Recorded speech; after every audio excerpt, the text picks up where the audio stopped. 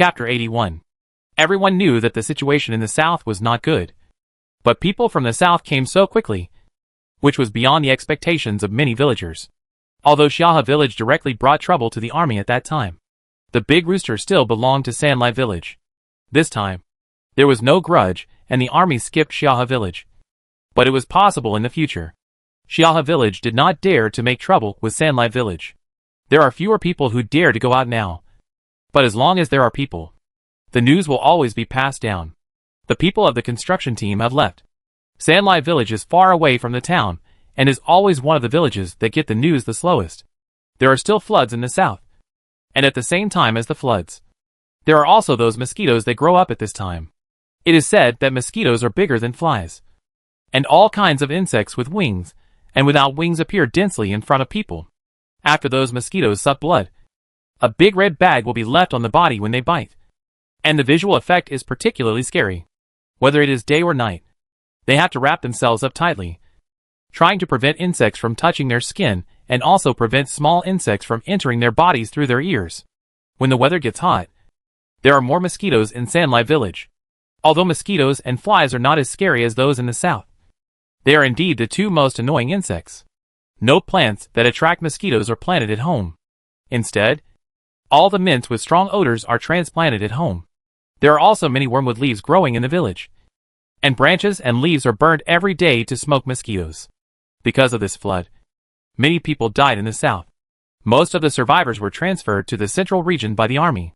They encountered many wild beasts on the way, and there were many casualties for both soldiers and ordinary people. After successfully arriving in the central region, how to solve the problem of food, clothing, housing and transportation for these people became a difficult problem that bothered the superiors. After the power problem, the city did not need so many people. So these people were sent to various rural areas by the army and stayed in batches in various places. Many people were sent away from their hometowns by the army. They did not bring enough food, and they ate a lot on the way. But most of them brought supplies that could help them survive. There are goods shipped from the south for sale in the rice field. Those who want to buy, hurry up. Huang Mingqing took the gong that he found from nowhere and shouted while knocking. Wen Zheng and Tuan Tuan were brightened when they heard it at home. They had planned to go to the town to buy some things to change their taste. But they did not expect people to come directly. Tuan Tuan, let's go buy something. There should be a lot of fresh food. Tuan Tuan's eyes lit up when he heard about fresh food.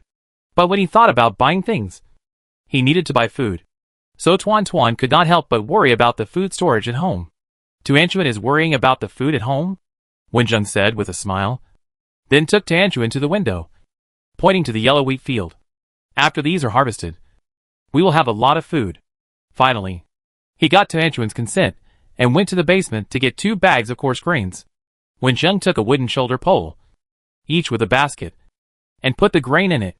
Wen Zheng put on a sunshade hat, just like an ordinary farmer. Tuanchuan climbed on Wen Zheng's hat, flapped his wings, and urged Wen Zheng to go out quickly to buy delicious food. The trees planted around the rice field blocked the sunlight. Several large trucks were parked under the shade of the trees. Several small stalls were set up next to them, and many villagers gathered there. Wen Zheng had good eyesight. Not many villagers came over. There were several soldiers in military uniforms standing there. The rest were young people wearing good luck logistics clothing. They all had simple flat heads and looked very energetic. These were the people under Hage. When Wen Zheng and the villagers went to Muyu town to buy supplies, they found Hage. But later the animals went crazy. Wen Zheng rarely went out and had not dealt with that group of people again. He only heard that Hage group became non-staff members of the company led by Captain Zhang. The soldiers stood aside and talked to the village chief, while those wearing good luck logistics were shouting loudly. Selling dried bananas? Selling dried mangoes? Selling dried pineapples? They are fragrant and sweet, and can also supplement vitamins ABCD. Selling ocean, white sea salt, kelp. It can prevent goiter. There are also dried shrimps. Frying a plate of them tastes so delicious. Preserved fruits. Delicious preserved fruits. Sweet and sour. Plastic film. Plastic film that can be used to grow vegetables in winter. Solar charging lamp. Solar charger. And matching large screen mobile phones with various movies, TV series, novels, and standalone games downloaded. It is definitely the best choice for you to kill boring time. In fact, there are more or less several kinds of fruit trees planted in the village. And there are also many fruit trees that will bloom in spring. When Zheng planted a few peach trees and pear trees outside the yard, those fruit trees grew very fast like other plants. Peach and pear blossoms bloomed very vigorously. However, the weather warmed up late in the spring, and the flowering time was even later. Now the flowers have withered a lot, but they have not had time to bear fruit. Some herbs that bear fruit in spring also grow very densely, but the villagers have not seen many fruits. At first, the villagers were eaten by mice, snakes, and birds left in the village. Later, some villagers transplanted some back home, but they did not produce many fruits under careful care. It has been a long time since I last ate fruit. Now, when I heard the names of these dried fruits, some people couldn't help swallowing their saliva. How do you sell these things? The prices are written on them. This is too expensive. Make it cheaper. The villagers habitually lowered the price. When Jin looked at the prices on the table, they all needed to be purchased with grain. This price was not cheap. But thinking about those southerners who relied on these things to survive here, it was acceptable. These soldiers followed, and there was no objection so far. This price must be officially acquiesced. These are all uniform prices. If you want to buy at a lower price, you need to go to Kaoshan town to buy. Many people from the south stay in Kaoshan town. One of the guys with a flat head explained the matter clearly. When this was said, the villagers were excited. While looking at these rare goods, they asked these young people about various details.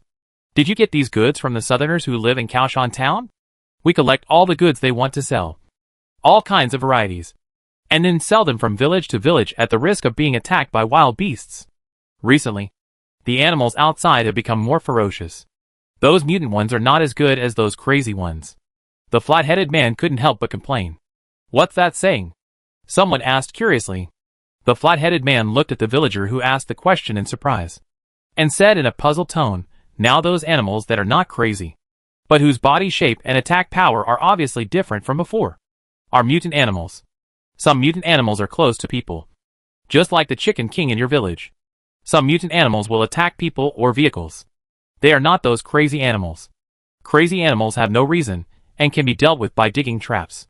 But those mutant animals seem to have improved their IQ a lot. If they can't beat them, they will run away. Sometimes they even hold grudges. This is called tricky. The flat-headed man finished speaking without taking a breath. The villager who asked the question just now wanted to say that the mutants in their village were quite peaceful, and few of them seemed to attack people. However, the flat-headed man had already answered other people's questions, so he swallowed the words he hadn't asked. At least according to the flat-headed man, it is a good thing for mutant animals to be peaceful. When Zheng stood not far away and heard their words clearly, he gently touched Tuan Tuan and raised his mouth slightly. Those mutant animals are smart. They all know that this is Tuan Tuan's territory. So how dare they make trouble? You all know that the Chicken King is from our village? An ant also heard the explanation of the little flathead. But she heard the word Chicken King and asked with a smile, with a proud expression on her face. Oh, Ant, others don't know. How can we not know?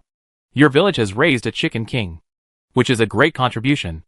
The flat-headed man raised his thumb while speaking. The Chicken King has a strong ability to make chickens and ducks obedient. Although the army requisitioned the Chicken King, it did not reveal which village the Chicken King came from, and also warned the people of Xiahe village who learned about this. We are all great contributors, so you can't sell it to us at a lower price. Andy is used to bargaining, and it is not her style not to bargain down the price when buying things. The flat-headed man next to him showed an extremely embarrassed expression when he heard this. One of them said, Auntie, we pulled the goods to your village first, because you are all great contributors, so we let you choose first. Now is the first batch with the most complete variety and the best quality. This is true. They were divided into several teams, and went to the villages under the jurisdiction of Kaoshan town in different directions. The Dongshan behind Sanlai village is further east, which is the scope of other villages. So the team responsible for Sanlai village first came to the location of Sanlai village, and then sold it according to the return journey. Let's put it this way.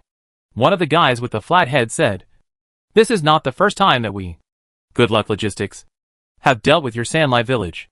We can give you a 10% discount on the price. Before the surrounding villagers could be happy, They heard the guys with the flat heads say, "Even after the discount, the money we earn is not enough to cover the cost of this trip. Can you give us some eggs laid by the roosters, so that we can report to our boss when we go back?" "The rooster is a rooster and can't lay eggs," a baby voice said. A little girl held in her parents' arms. Everyone couldn't help laughing when they heard this. Although the Rooster King has so many concubines, and those chickens lay a lot of eggs, when you shine a flashlight on the eggshell, you can't see any fertilized eggs that develop into chicks. Hens can lay eggs without roosters, but these eggs are not fertilized, so there is no way to hatch chicks. After a certain period of time, you can see whether the eggs are fertilized by shining light through the eggshell. After such a long time, there are only 5 eggs that can hatch chicks that may inherit the father's talent. Now they are all artificially hatching eggs. After the village chief explained it to them, he exchanged a small basket of eggs that could not be seen whether they were fertilized or not for a 10% discount.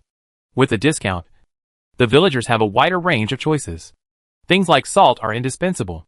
Some people with abundant food reserves will exchange some snacks for their children to try. Wen Zheng is the most representative one among them. He held Tianquan in his arms, pointed at something and said to Tianquan, "Do you want this?"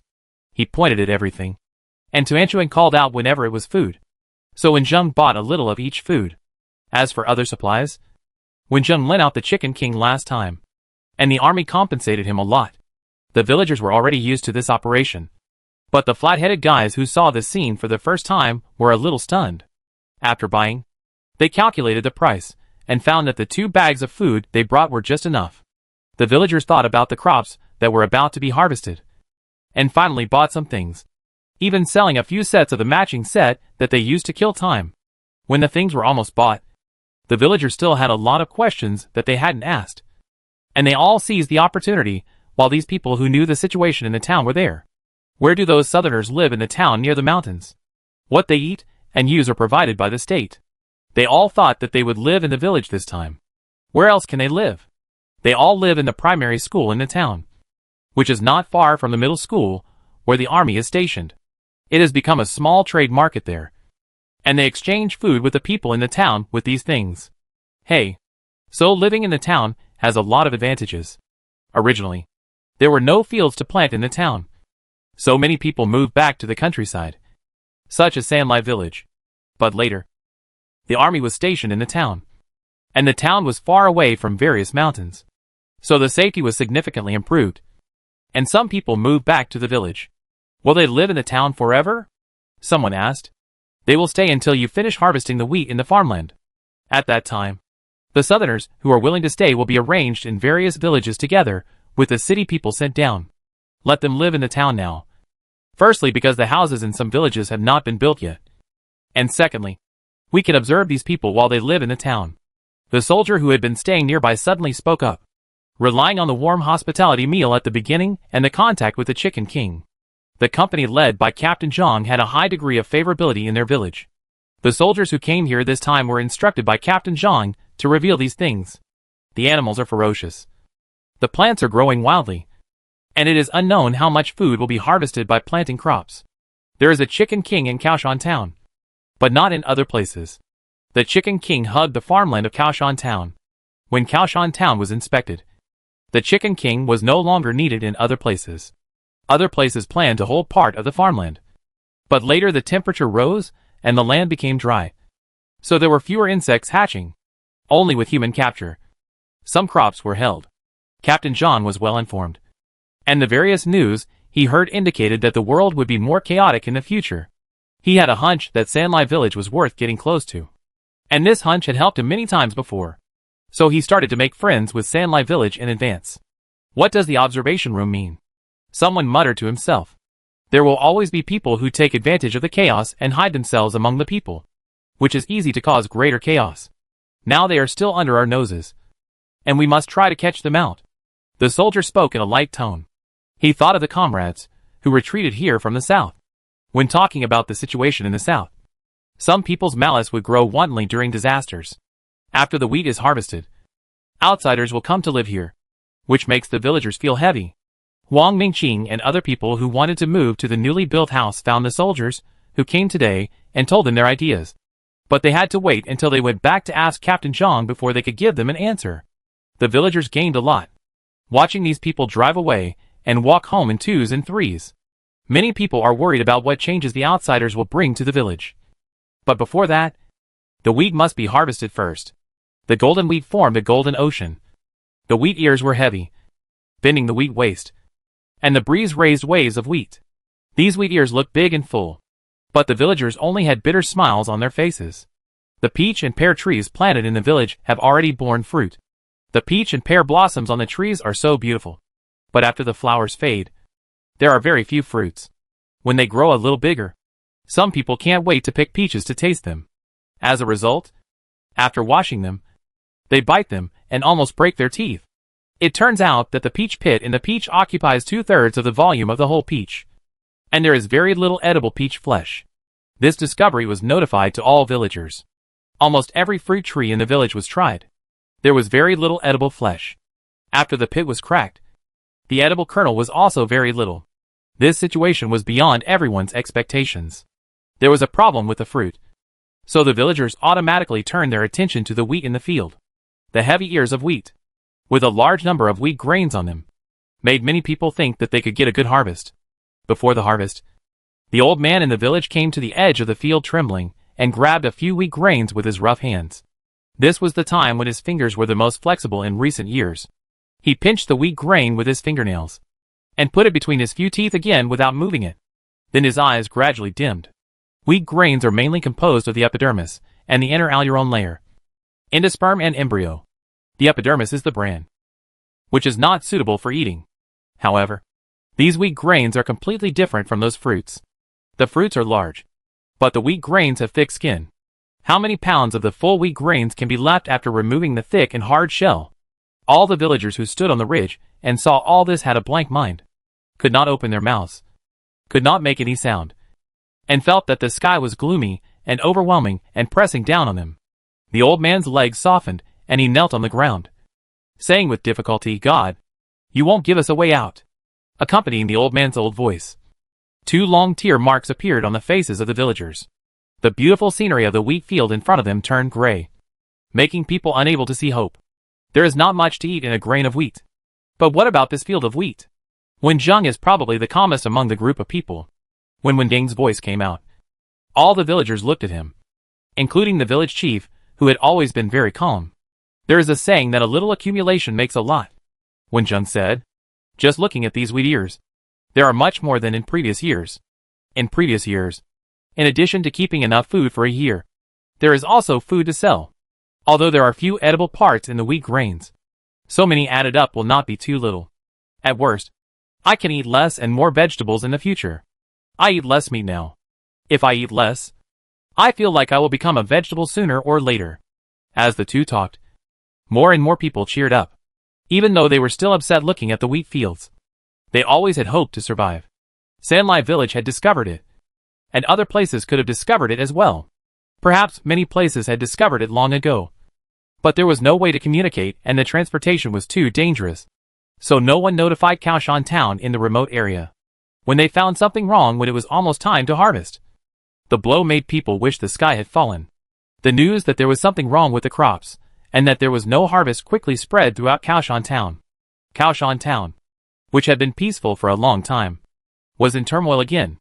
Even though the army quickly carried out the suppression, there were still many disturbances. This time, if anyone is sure that they have killed someone, they don't need to report it. Soldiers can execute them on the spot. The execution on the spot shocked some people.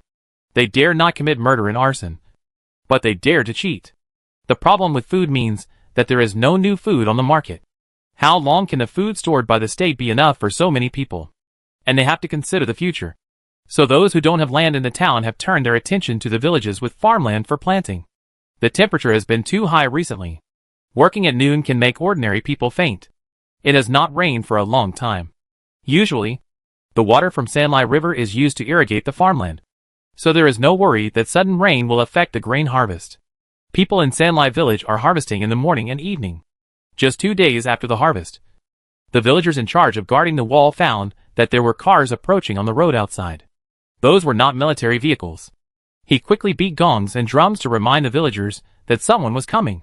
As a result, when the shabby and dented convoy drove in, They found that there was a big buffalo following behind the cars. And the people who stuck their heads out of the cars were originally villagers from the village. But they lived on the top. Many villagers who were busy in the fields came over, put the wooden boards on the dug canal, and let the 4 cars in from outside. The big buffalo had clear eyes. Before rushing to the ditch where the wooden boards had been pulled up and many traps were set, it suddenly stopped and wandered outside for a while. Suddenly, it felt a breath that frightened the buffalo. But there was also a breath that made the buffalo feel a little comfortable. The big buffalo turned and ran into the woods outside the village. Chapter 82. Few people paid attention to the big buffalo that disappeared in the woods. Their eyes were on the 4 cars that had just come in. Some of the people who came out of them were people who had walked to the town from Sanlai village. And the rest were their relatives after they formed new families. This time, all the people who came were old and young, with their families and relatives living in the village. Who could ask them to leave? So these people stayed in the village first. As for where to live, the village chief didn't care. They found someone to discuss it themselves. Anyway, they were not qualified to live in the newly built house. They all lived in the homes of relatives who were close to them. When the people from above came to divide the land, they were based on the number of people with Sanlai village registered permanent residents. The registered permanent residents of these families from Sanlai village had been moved away long ago. Whether they came back early or late, the purpose of these people returning to the village is self-evident. These people successfully settled down in the village. Not many villagers wanted to pay attention to them. They were all preparing various things and preparing to harvest wheat. That night, when Jung stood on the balcony and watched for a while, among those who came back from outside, there was a family that stood out. They ran back from the town, and their clothes were still high-end clothes from the past. A middle-aged aunt had gold jewelry on her hands and neck. The teenager they brought back was sulking and slamming the door at home. When Jung felt that it was a waste of his time to see this family, he went back and steamed a pot of steamed buns with flour, and paired it with a jam brought from the south. Compared with the hot sauce, it had a different flavor. After eating, he had a good sleep. He would go to harvest rice tomorrow. Farm tools are indispensable in rural areas. Some villagers hold sickles in their hands and bend over to harvest in the fields. Some carry poles to carry the wheat to the open space to dry. The elderly and children cook and bring water. Those who do not work are particularly eye-catching. The sun is too scorching at noon. The villagers take turns to watch the wheat. The rest go home for lunch and rest. Many villagers talk about the 4 new families at the dinner table. The current fields in the village are also allocated according to the existing registered residents in the village. When Jung is strong and healthy. On the contrary, he is the first family in the village to harvest the wheat. The students who want to come to help after harvesting their own field sigh that the teacher is worthy of being a teacher. After several days of busy work, the wheat was finally harvested. During the day, it was dried in the designated open space, and the villagers took turns patrolling. As a result, someone knocked on the door early the next morning after the wheat was harvested. Brother Wenjung. Brother Wenjung. Wang Ian knocked on the door and shouted. When Wenjung opened the door, he looked angry. The new family said that Yiming's goat hit his child. Now the family is making a fuss and confronting each other at the door of Yiming's house. Is it the family that Wang Yin brought back? Wenjung said, while stuffing preserved fruit into Tuan Tuan's mouth. It's his family. Brother Wenjung is really amazing. Wang Yin praised. Wenjing smiled and said, Tuan Tuan, let's go and watch the fun. He closed the door and went over with Wang Yin to take a look. After the snowstorm, Huang Yiming's family raised a few goats. Later, the animals mutated. Several goats either went crazy or were hit to death by crazy ones. In the end, only one goat was left and survived successfully. The animals that can survive now are not simple. The goat that stayed is much larger than a normal adult goat. It has long horns on its head. It has never attacked anyone. It is usually taken out to eat grass. But it is tied to a tree with a long chain. Huang Yan and Huang Yiming were originally of the same generation. Later, they became students of Wenjung and followed the big rooster out together. Now their relationship is better than that of brothers. Hearing that someone was arguing over Huang Yiming's side, Huang Yan saw some villagers rushing over. Some villagers went to call the village chief. And he, the eldest brother, ran over to call Wenjung, the teacher.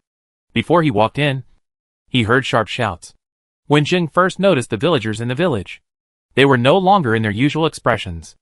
The eyes of the people who were making trouble were full of ridicule. This sheep has been raised for several months. Why did something happen when you came to the village? There are people like that in this world, who deliberately run in front of other people's cars, and pretend to be hit. Huang Yiming's eyes were almost red with anger. The ram behind him came over, and rubbed him slowly with his horns, as if to comfort him. Huang Yiming hugged his sheep and continued, God is blind, and should let such people go to hell sooner. When Zheng looked at the ram, and touched the feathers thoughtfully, Huang Yiming looked like he was furious, and his voice was gnashing his teeth. He was standing in front of the sheep, and glaring at the family fiercely. You rely on your numbers. The ant who had been crying was about to start a new round of noise attack. And the village chief had arrived. We just finished harvesting wheat. And everyone is tired, and wants to have a good rest. Why are you making trouble now? The words of the village chief were heard. And a path was made in the crowd. A villager laughed and said loudly, Some people who don't work are of course not tired. They are just too idle. The performance of this family was seen by everyone in the village. At least the two people who made trouble, especially the protected child, hardly did any work. Is this how your village treats guests? The auntie who made trouble pinched her waist and shouted. Her head shook while she spoke. And the gold earrings on her ears also shook a few times. With the intentional or unintentional boasting of this auntie, the whole village knew that she exchanged these gold ornaments from the southerners with the grain at home. But there was a problem with the grain, and the harvest was not good. So she hurried to Sanlai village and insisted that her family was not short of grain at all. And she came to help her in-laws harvest wheat. There are no guests in our village. The village chief was very rude. They were at most relatives, who had come to seek refuge.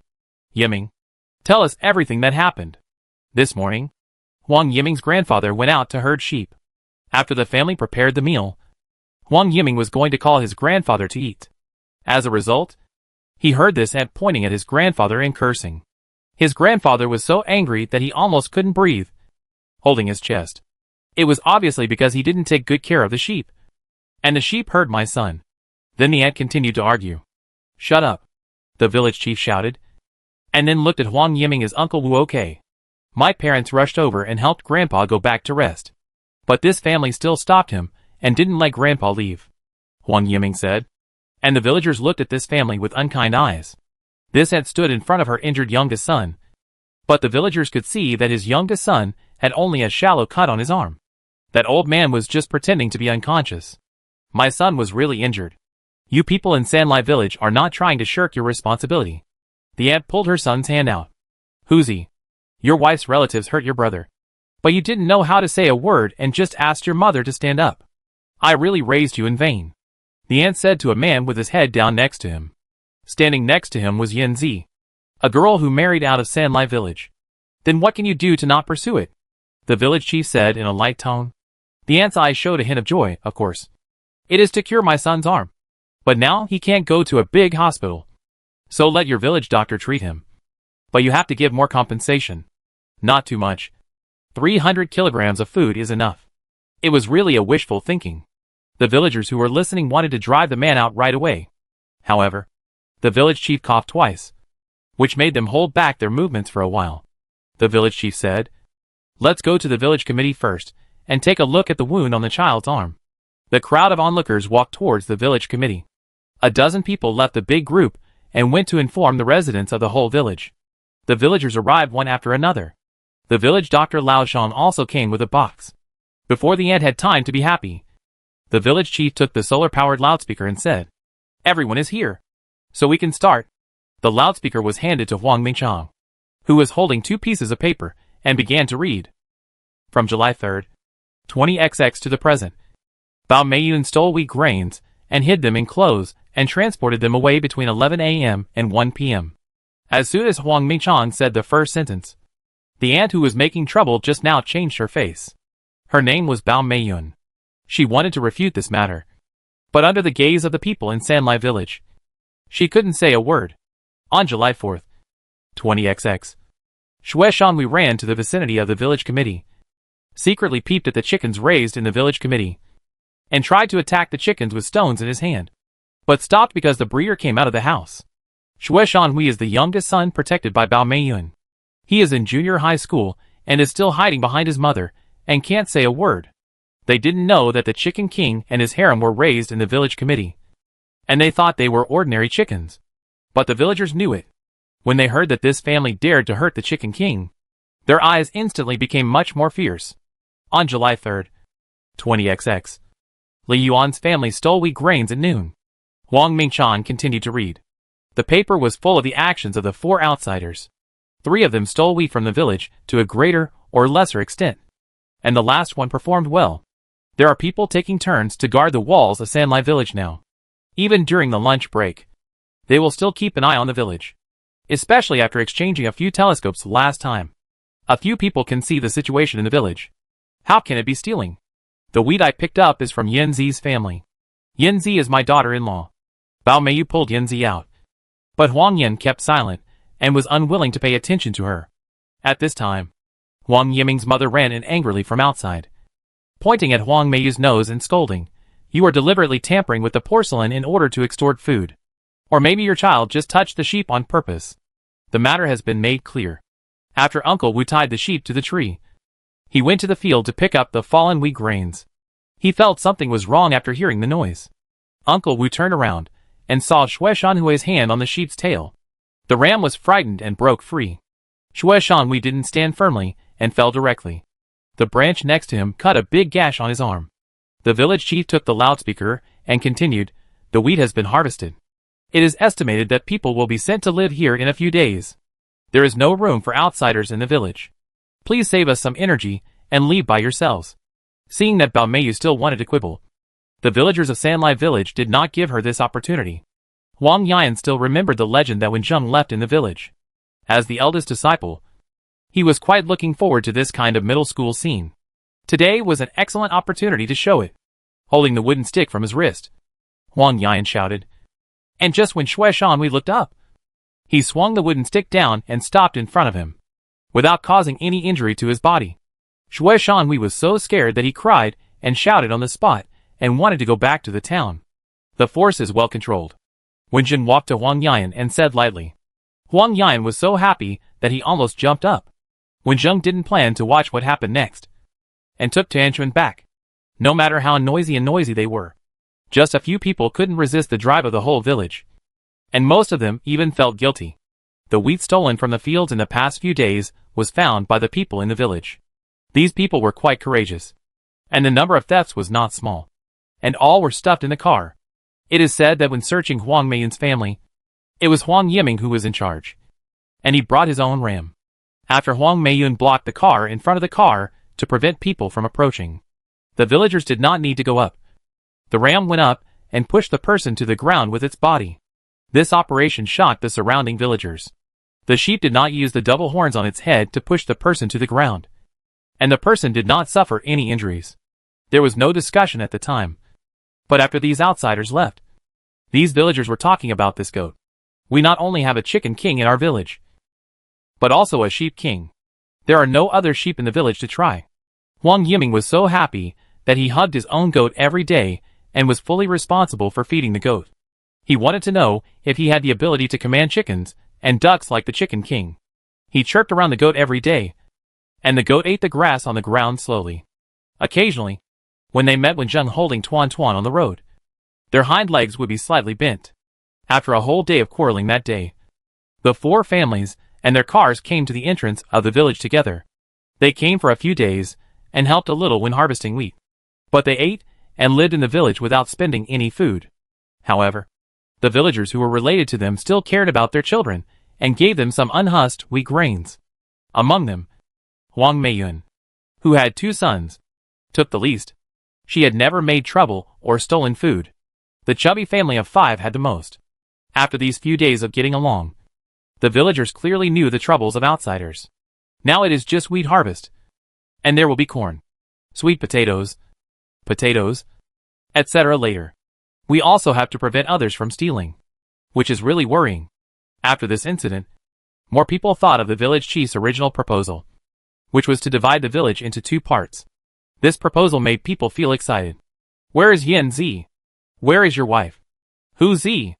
Before leaving, Huang Meiyun, who was the most likely to make trouble, shouted at the entrance of the village. She stayed in the village and didn't go with us. Who's Zi said? The family was making a fuss somewhere else. and the villagers realized that Yanzi didn't appear here. However, Yanzi was from their village. Seeing the village chief's appearance, it was obvious that he had known about this matter in advance, and the villagers had no objection. The family's family affairs were in turmoil, and the villagers watched the excitement with relish.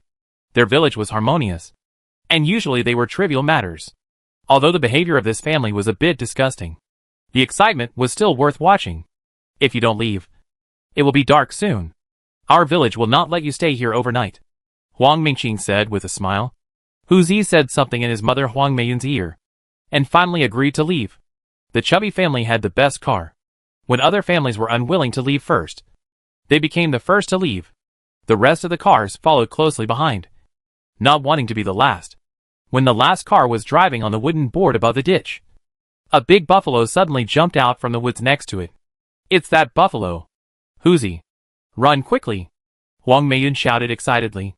Hu Zi stepped on the accelerator, and the car left quickly. Then they heard a collision. Huang Meiyun looked back and saw that the big buffalo did not chase their car, but stayed on the wooden board, looking at the people in Sanlai village. Hearing the noise behind, the 4 cars disappeared in an instant. Everyone in Sanlai village took up their weapons, and when Zhang and Tuanchuan, who was flying beside him, walked to the front, the big buffalo that when Zhang and Tuanchuan saw with their own eyes did not attack the wall, but knelt down directly. The villagers looked at each other, and when Zhang looked at the big buffalo thoughtfully, this was completely another big black snake. Go find a few iron chains. When Zhang ordered, several villagers left in a hurry, and soon ran back with 4 thick iron chains, which were used to tie up dogs in the past. But many dogs went crazy and died, so these iron chains were left. I'm going to let this big buffalo in. You can move away. When Zhang said so, the rest of the villagers were worried, and they were afraid that too many people would hinder Wen Zheng. So most of the villagers stayed away, and the most powerful students surrounded him with weapons. Under the watch of countless villagers, the big buffalo was released. It did not attack anyone, and even lowered its head obediently when Wen Zheng approached, allowing Wen Zheng to put the chain around its neck. The other 4 iron chains tied its 4 legs, and the other villagers watched curiously, looking at Wen Zheng with indescribable eyes. Where did this top master come from, and made this big buffalo obedient like this? Facing the questioning eyes of the villagers, Wen Zheng smiled. This buffalo should like the environment in our village and want to stay in the village, whether you believe it or not. Wen Zheng has this explanation. It was getting dark, and he tied the big buffalo in the yard of the village committee, and Wen Zheng was ready to go back. What if the cow attacks people at night? Don't we have chains? 1 chain is tied to 1 place. Wen Zheng went back after he finished speaking. Huang Yan followed Wen Zheng, wanting to ask him for advice. As soon as he reached the gate of Wen Ning's house, Huang Yan felt that he heard something. He looked up and saw that the teacher and Tuan Tuan had no reaction. He thought that he was too happy to hear it wrong. Oh my god!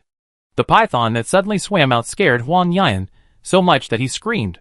He immediately rolled to the ground, picked up a branch and started to attack. Wen Zheng and Tuan Tuan hid aside and watched the 2 guys fight. Huang Yan thought that Wen Zheng did this to test his strength, but he felt a huge pressure to deal with a mutant black snake like a python with a wooden stick in his hand.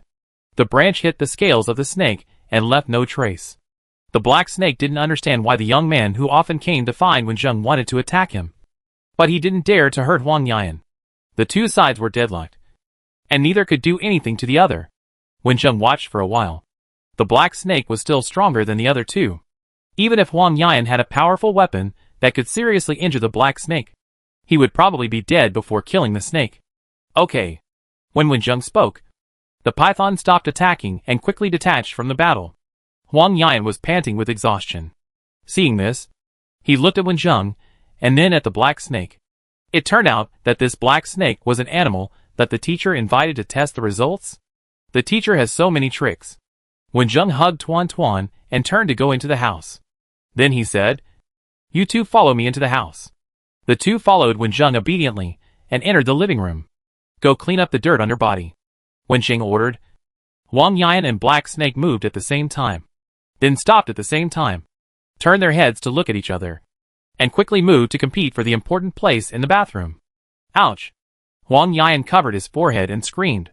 It turned out that his running speed was not as fast as Black Snake's. Not only did Black Snake occupy the sink first, but he couldn't stop and got stuck in the door. So stupid. Tuan Tuan laughed at the show. When the two finished cleaning, Wen Zheng came out with a pot of vegetables. Wang Yan hurried to the kitchen to help, and Black Snake stayed there, at a loss. Brother Wen Zheng, what's wrong with this snake? Sitting upright on the chair, Wang Yan asked carefully. Wen Zheng looked at the black snake looking at the food in the bowl, not knowing how to eat it. And Tuan Tuan was instructing him. So he smiled. This is Tuan Tuan's little brother. Pet. Student. Wang Yan was dumbfounded, and followed Wen Zheng's gaze to see the black snake, who was multitasking, trying hard to follow Tuan Tuan's instructions, rolling up the bowl with the tip of his tail, and then opening his mouth to pour the food in the bowl. The black snake was satisfied, but Wang Yan felt bad when he saw the black snake eating.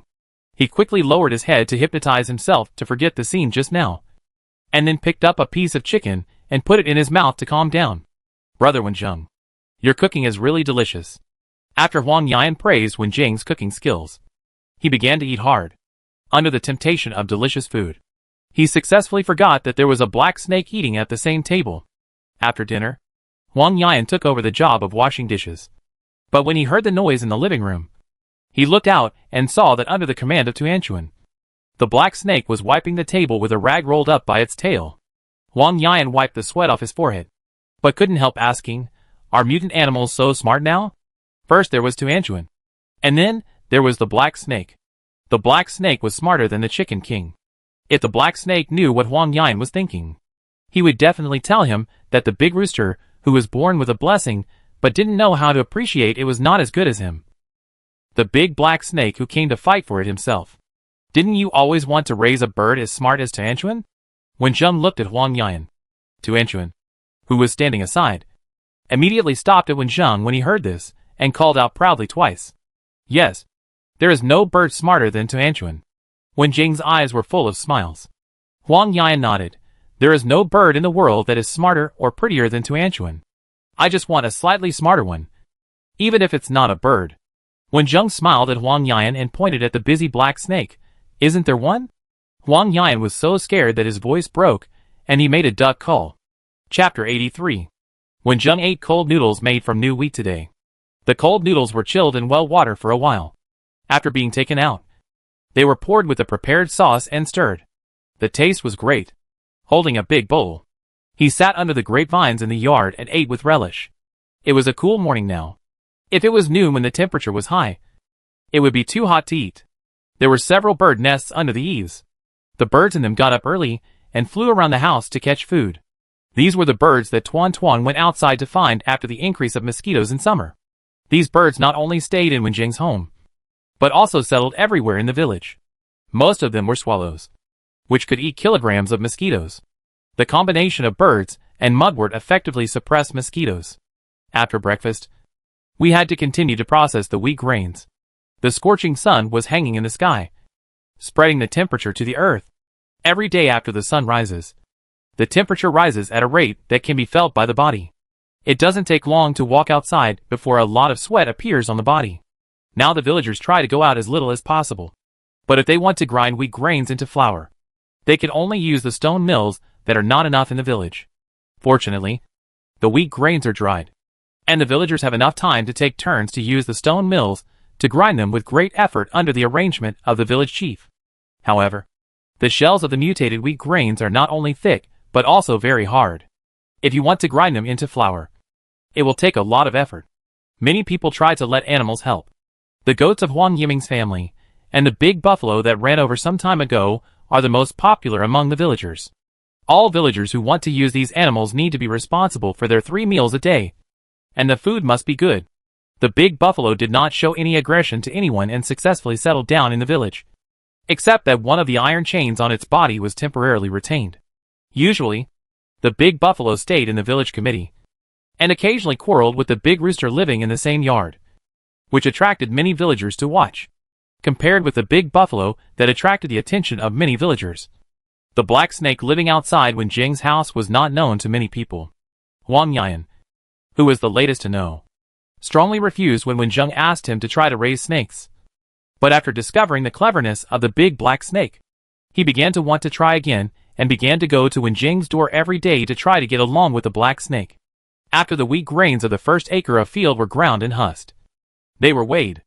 Even though the villagers expected it, they were still worried. In previous years, 1 acre of wheat could produce 800 to 900 kilograms of grain. This year, after removing the outer wheat husks, the weight was not even half. After the wheat had problems, the villagers thought of other plants planted in the village. Those wild ones grew vigorously. But the food crops, potatoes and corn, had some problems. The potatoes under the soil grew very small. The largest was only the size of an egg, and there were all kinds of wormholes on them. The same was true for corn, which grew tall and had long leaves and many corn cobs. But when the outer leaves were removed, the corn kernels on them were all shriveled. These plants seemed to grow vigorously, but they did not grow well in the places where they were mainly used for food. Wenjing felt that after the surrounding energy became violent, the growth of all organisms was affected. Some grew rapidly, and at the same time lost the growth of other parts. The wheat had just been harvested, and the villagers had not had time to harvest other crops. Thinking that they might grow a little bigger after a while, the wheat had not been ground halfway yet, and several trucks carrying people drove over on the road outside. Seeing the vehicles from the balcony, Wenjing and Tuanchuan went to the village committee together, led by Captain Zhang, followed by several soldiers with guns, and then more than 30 people who had just arrived with luggage, all of whom looked more vicissitudes. Compared with these people, the people of Sanlai village were in much better condition than them. Your village feels like a paradise. Captain Zhang said that the village felt very different from the outside. Captain Zhang is joking. It's too hot outside. Let's go to the yard to talk first. The village chief invited everyone to go into the house. Captain Zhang walked in front, and the others followed behind. As soon as they walked into the yard where the village committee was located, they noticed the big rooster and big buffalo raised in the yard. There were several exclamations behind them, and those who had just arrived crowded together, all looking at the big buffalo in horror. You actually caught this buffalo? Captain Zhang was very surprised. Someone had reported to them that there was a big buffalo on the road leading to Sanlai village, which would occasionally attack vehicles. Their army had been busy recently and had not had time to deal with it. On the way here today, they thought that they had not encountered it, but it turned out to have come to Sanlai village. The village chief smiled and did not say much, but raised his hand to invite them to go into the house first. At the same time, someone took out a covered bucket from the well, which contained boiled water that had become cold. Wenjing did not go in, but sat under the tree in the courtyard of the village committee, watching Tuanchuan teasing the big buffalo while listening to the conversation inside. It's better to live in the village. It's easy to get water from a well. Captain Zhang sighed. Most people in the town use tap water, and not many people dig wells. Many wells in the village have no water. They mainly rely on a few deep wells. You have water here, so you should harvest more grain. Captain Zhang said. Village chief, not much. The wheat husk is thicker than the wheat kernel, and potatoes and corn don't grow well. Captain Zhang, how much wheat can you harvest per acre? The village chief deliberately said less. After removing the husk, 1 acre of land is about 300 kilograms. Your place is good. It's better to have water. Captain Zhang was a little surprised, and then his tone was a little expectant. These are enough for you to eat, plus potatoes and corn. There will be surplus grain. The village chief listened to Captain Zhang's tone and felt something was wrong. So he asked, how is the grain harvest in other places? Captain Zhang shook his head, his tone heavy. I don't know about places farther away, but for several nearby towns, the yield has dropped a lot after encountering insect pests. Now there is water shortage and drought, and some people enter the village to steal. I heard that the average yield per mu of land is only more than 100 kilograms. Thanks to the Chicken King in our town, the damage during the insect plague was not serious, and the yield per mu was basically 200 kilograms. I thought your village should have a better harvest, but I didn't expect it to reach 300 kilograms. The villagers who heard this silently digested this fact. It turned out that their village's harvest was still good. Huang Mingchang couldn't help asking, had the scientists figured out why these things happened? I did receive some news. Recently, scientists have found that there is a very active element in our environment. It is this element that causes power and communication failures, affects animal and plant mutations, and has an unclear impact on us humans. Wenjing looked at the leaves above his head. There was a tall sycamore tree in the courtyard of the village committee. and its leaves completely block the sunlight. The active elements discovered by scientists are those energies that suddenly become violent. At first, every time he absorbed these energies, he would calm them down in advance, and then strengthen his physique. I don't feel that I have been affected. If only I could grow more hair on my head like those lush plants, Huang Mingqing said sadly while touching his head. Everyone looked at his head, and many people couldn't help laughing, and the atmosphere suddenly became much more relaxed. Seeing the bald spot on Huang Mingqing's head, Captain Zhang couldn't help but think of Wen Zheng, the owner of the big rooster. The last time he saw Wen Zheng, his intuition told him to make friends with Sanli Village. This time he came with the same mentality. Sitting behind him were the people who were going to move in. Some of them were actually residents of the town. One of them was the plump family that left last time. I didn't expect them to actually move in again. The rest looked unfamiliar, so they must be outsiders. Captain Zhang introduced them to the village chief. There were 9 families in total, with 32 people. 2 of them were from the town, and the remaining 6 were from the south. After the introduction, Captain Zhang said, "These people are all good.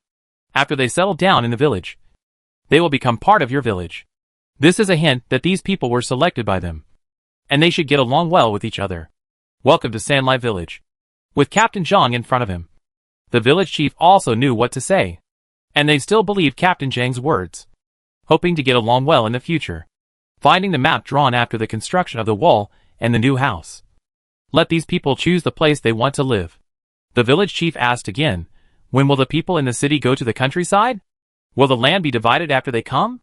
Captain Zhang was stunned and smiled bitterly. It is not certain that they can come down.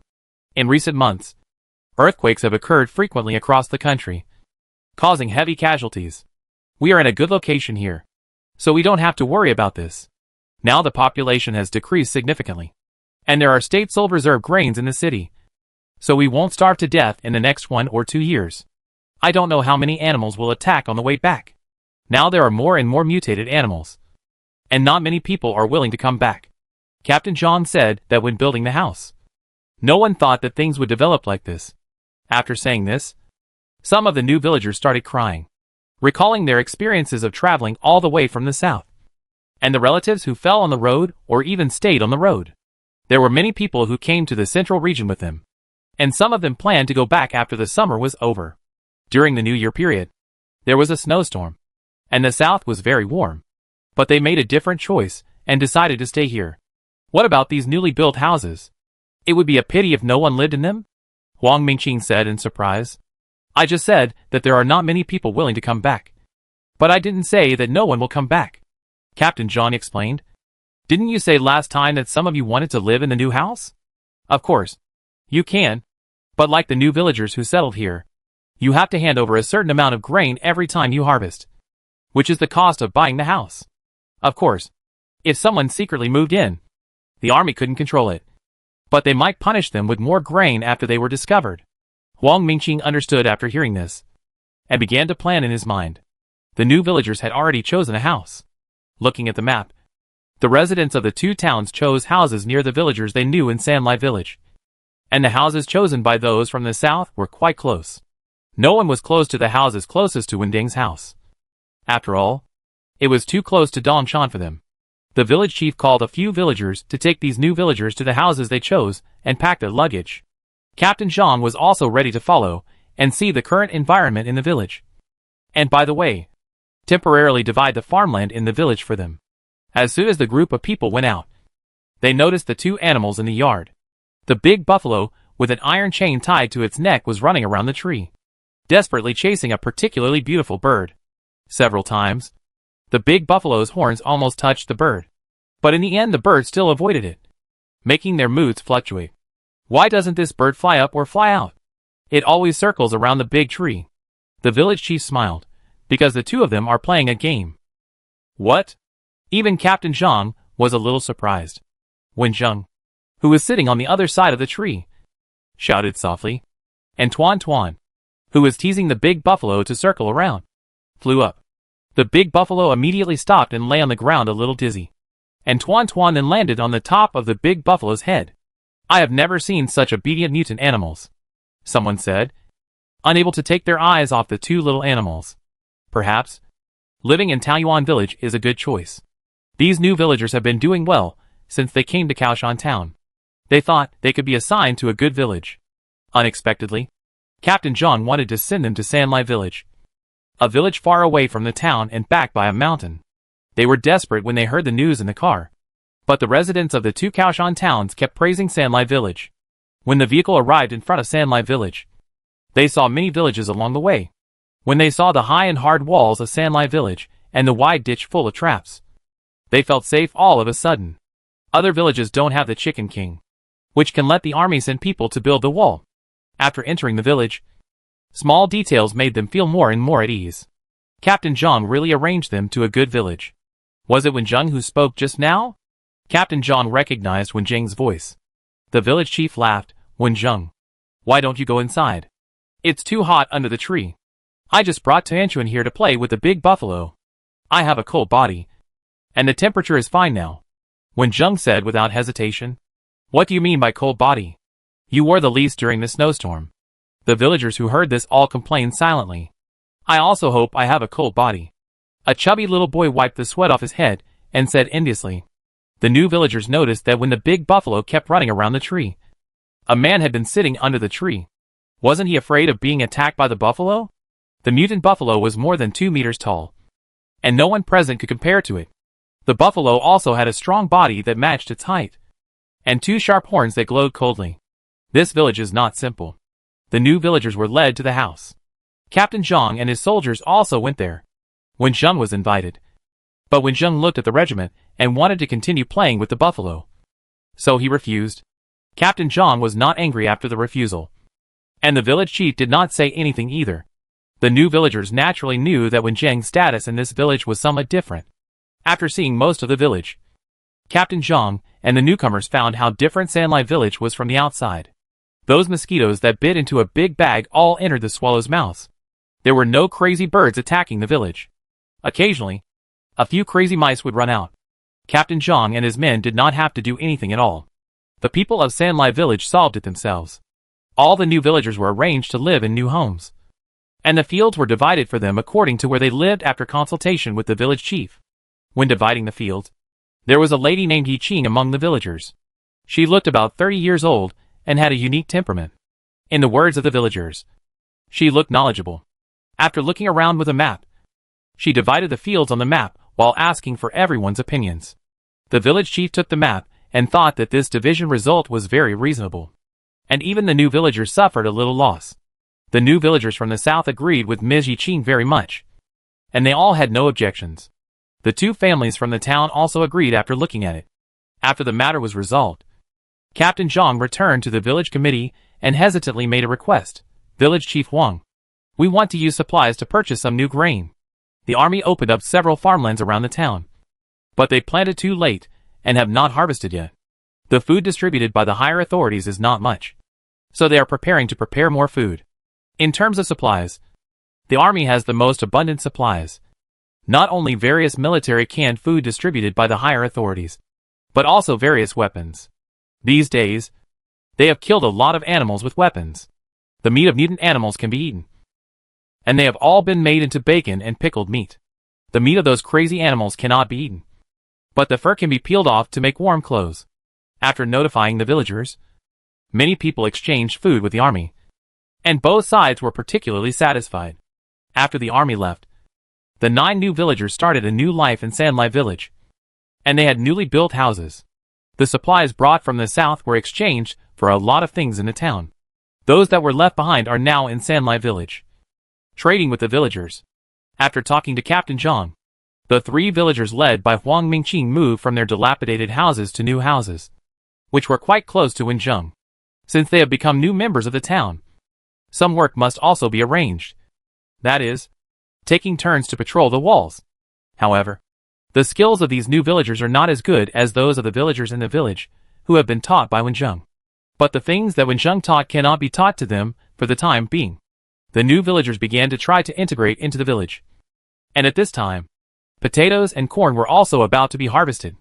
It has not rained for a long time, and the water in the well is getting less and less. It is better to harvest it early without water for irrigation. At present, The grain in the field was planted by the original villagers. They asked the new villagers to help harvest, and then distributed the grain to them in the form of daily wages, so that they could save some grain.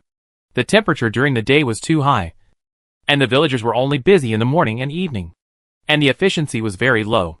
After more than half a month of busy work, all the grain was harvested. This period of time was enough for the villagers to realize how good the new villagers selected by Captain Zhang were. None of them had the problem of theft. Their original worries were in vain, and they were also more enthusiastic about these new villagers. Sister Qingqing, the grain yield in Sanlai village is a bit high. A girl who looked about 17 or 18 years old sat next to Yiqing and felt it. Isn't it good that our village has a high grain yield? Yiqing emphasized the tone of the 3 words our village. Now they are already among the villagers of Sanlai village. Of course. When it rains and there is water, we can plant crops. I hope it will get colder later this year. The young girl looked worried. A few months ago, I was hoping that it would stop raining. I didn't expect that after arriving here. I began to hope that it would rain earlier. Yiqing looked at the birds that stayed on the trees and said softly, "We are very lucky to be able to come to this village. We have food, shelter and clothes. What else do we have to worry about? Yes, they are really good people. I am weak and didn't harvest much corn. The food they gave is still of the highest standard." The girl continued, "Return the favor. We must protect our home in the future." Yiqing looked at the sky. "Ping Ping, let's eat together today. Go and call your parents over." Yiping nodded, and did not go out casually, but stood at the door and shouted. After a while, a family several dozen meters away heard the sound, and walked out of the door fully armed. The most curious thing when they came to the village was that this Sanlai village would not be some hidden martial arts village. Everyone's skills were so powerful. Time soon came to the beginning of August. It had not rained for more than 2 months. There was a lot of groundwater here, but several shallow wells could no longer pump water. The daily water in the village relied on several deep wells, and the river water in Sanlai. It was usually used for drinking, and the number of washing was minimized. Many plants dried up and died due to lack of water, but some plants were still alive. But they dropped a lot of leaves to reduce water consumption as much as possible. Dongshan, where Sanlai village is close to, also has many plants that survive on the groundwater accumulated in the mountain. The village chief even began to organize villagers to go to the mountain to find water sources before the water in the deep wells dried up. Countless people are looking forward to the arrival of rain. They look up at the sky, hoping to find a trace of dark clouds from it. And then, they get only disappointment. That night, when Zhang was sleeping at home, with a small fan still blowing, and then, he was awakened by a sudden sound. Listening carefully, it was the rumbling thunder from the sky. When he walked out of the door, it was dark outside, and the moon and stars were gone. Not long after, gusts of wind blew up, urging the leaves to rustle, and brought humid water vapor. The villagers all got up, stood in the yard and looked up at the dark sky, their eyes full of hope. Pa! Bean-sized raindrops hit the face. The hand was raised tremblingly, and touched the forehead. The feeling was indeed water. Pa! Bean-sized raindrops began to pour down, and there was no need to verify it again. It's raining! It's really raining! Countless voices rang from all directions, with carnival and excitement in the voices.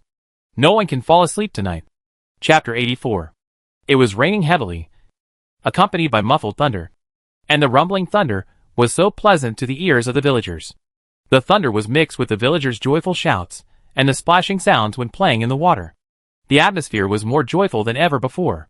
When Zhang and Tuan Tuan stood at the door, and watched the rain dripping from the eaves. After this rain, the current drought would be alleviated. The rain was getting heavier and heavier, and it did not stop all night. It was not until the next morning that the rain gradually subsided. The villagers were reluctant to wear tight clothes, and they were willing to go outside to feel the moist air outside. The happiest thing was that the rain came at the right time, and there was still time to plant a batch of crops with a relatively short growth period. However, the soil could only be turned after the rain stopped. The rainstorm came with people's cheers, but it was reluctant to leave for a long time. The Sanli River, which almost dried up in the drought, has returned to its original state. The defensive earth pits dug outside the wall are also filled with rainwater. Sanlai village is located on high ground. Several families living in low-lying areas and those with dilapidated houses have moved away these days. so they are not worried about being flooded. Earthworms that are almost as big as small snakes are rolling in the soil to loosen it. Many villagers are looking at the fields and planning what to plant. However, the villagers from the south, looking at a relatively low-lying field belonging to them, began to plan. So when the rain stopped, the villagers saw the new families busy doing something.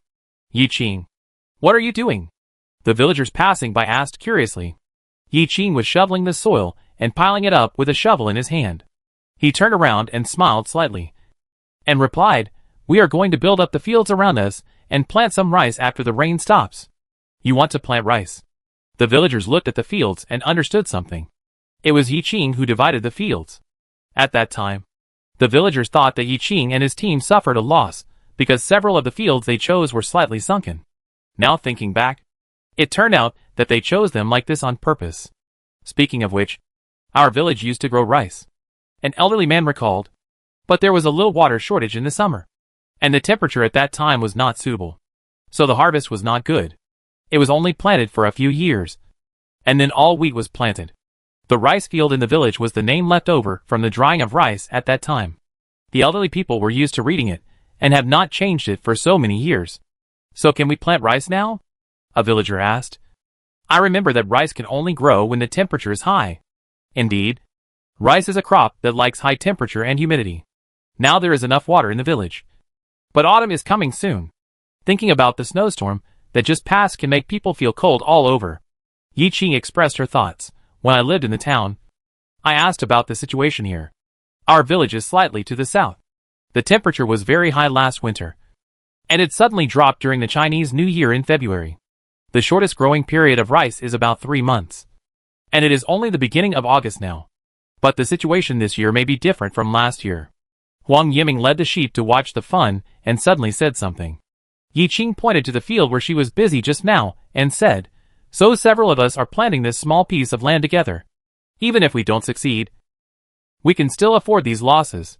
Yi Ping stood by and brushed her fine hair back with her hand, leaving a trace of dirt on her face, and said, "We rarely ate flour before. If we can really succeed, we can eat some rice. Kaohsiung town mainly grows wheat, and usually eats more noodles. In the past, supermarkets sold rice, but compared to noodles, the purchase was relatively small because locals rarely ate it.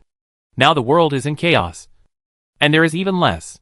These days, Yi Qing and others have exchanged almost no rice for food. These young people in Sanlai village, who are used to eating noodles, put yourself in their shoes and think about it. If they eat rice every day and can't taste the taste of noodles and steamed buns, they will not be happy." Everyone understood Yi Qing and his friend's choice. In the rainy days, they saw that they had transformed the fields and built a shed with branches and plastic sheets at the door of their house, and started to grow seedlings inside. The other villagers would also go to help them. When Zheng liked to eat both rice and noodles. When he first came to this world, he stockpiled food, and he stockpiled equal amounts of rice and noodles. He was not worried about whether he could grow them successfully. After thinking about it, he took to Anchuan to find Yi Qing's house. There was a lot of rice at home, but there was no rice that could be used as seeds. He used rice to exchange for high-quality rice seeds from Yi Qing and his friends, under the surprised eyes of the villagers. He also got a field to grow rice. When Zheng dared to do this, but the villagers did not want to take this risk. Only a few villagers were considering it. However, they didn't have time to think about it for a few days. The heavy rain that had been falling for several days showed no signs of stopping. When the villagers stayed at home, many domestic animals began to show unusual reactions. The big buffalo in the village committee mood called the breeder out and reminded him to untie the iron chain on his body. The big rooster crowed a few times in a low voice, asking the other hens accompanying him to stay in the chicken coop obediently. He himself held his head high and turned his head flexibly to observe the surrounding situation. What happened? The villagers in charge of today's feeding work were confused and felt a little bad. The big buffalo kept urging them to untie the iron chain and shouted to the village chief and others. In the yard, the big goat stopped eating grass, grabbed the corner of Huang Yiming's clothes, who was in a daze next to him, and dragged him into the house. Hey, Dashan, what are you doing? I'm going to fall." Huang Yiming staggered when he was pulled, and then heard the anxious cry of the big goat. He realized that something was wrong and immediately took the big goat back to the house. In Wending's house, Huang Yan was fighting with the big black snake in a friendly manner. The big black snake suddenly stopped moving, and Huang Yan fell directly to the ground. Tuanchuan made a few calls in one direction. Wenjing walked to the window, and also looked to the east. Why are you all looking to the east?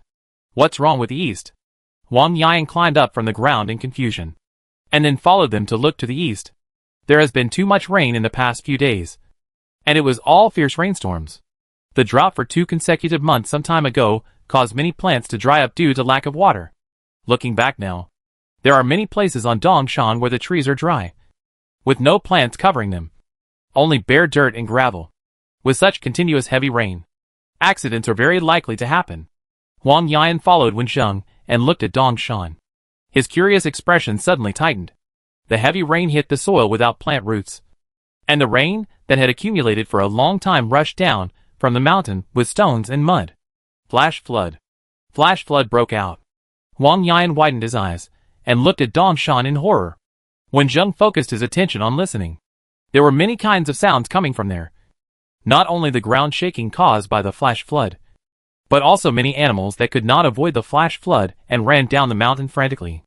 After his hearing improved, Huang Yan's screams became particularly piercing. Wenjing glanced at him lightly and said, Dongshan is not very steep, and the scale of the mountain torrent is not large. It will not cross the wall. What we need to worry about now is the animals that are avoiding the wall. Even crazy animals will run down the mountain because of their instincts when they feel natural disasters such as mountain torrents. At that time, the mud and sand will be hit by the flood, and they may be able to cross the wall. The sound of the mountain torrent sweeping the mud and sand became louder and louder. The villagers stayed at home and watched this scene. Some people even walked out of the house to run farther. At this time, Wenjing and his friends, who walked out of the door and headed east, were particularly eye-catching, especially when Wenjing was followed by a big snake. Those who were afraid of snakes quickly moved their eyes away when people who moved nearby wanted to come over to see the situation. Wenjing shouted, The mountain torrent will not cross the wall, but the animals on the mountain will run down. Stay at home with your weapons and pay attention to the ground. After hearing Wenjing's words, the villagers who trusted him particularly began to take action. Huang Mingqing left home, took a gong and started to convey Wenjing's words. He also found several villagers with more strong laborers and arranged them to the homes of several new villagers with weaker combat effectiveness. The mountain torrents will not cross the wall, but the animals on the mountain may enter the village. The villagers' nerves were tense, and they entered a state of alert. Some of them rushed to the east wall after arranging their families, including several mutant animals. Wenyang's face was solemn. Everyone knew that the current situation was not good. He quickly ran to the east wall and saw the villagers who were responsible for guarding the wall who had not run back in the face of the mountain torrents. Their faces instantly became much more relaxed. Wenjing is coming! One of the villagers saw it first and shouted out immediately, and the other villagers were immediately relieved. Of course they were afraid of such a powerful mountain torrent, but they were deeply conflicted about whether to retreat or continue to stand on duty here as arranged. According to the village regulations, they can retreat first when they encounter danger that they cannot resist and will endanger their lives. But there is a wall in front of them, so it is not the most dangerous time yet. Wenjing told them his speculation that the mountain torrent was actually very close to them, and now they can clearly see the power of this small mountain torrent.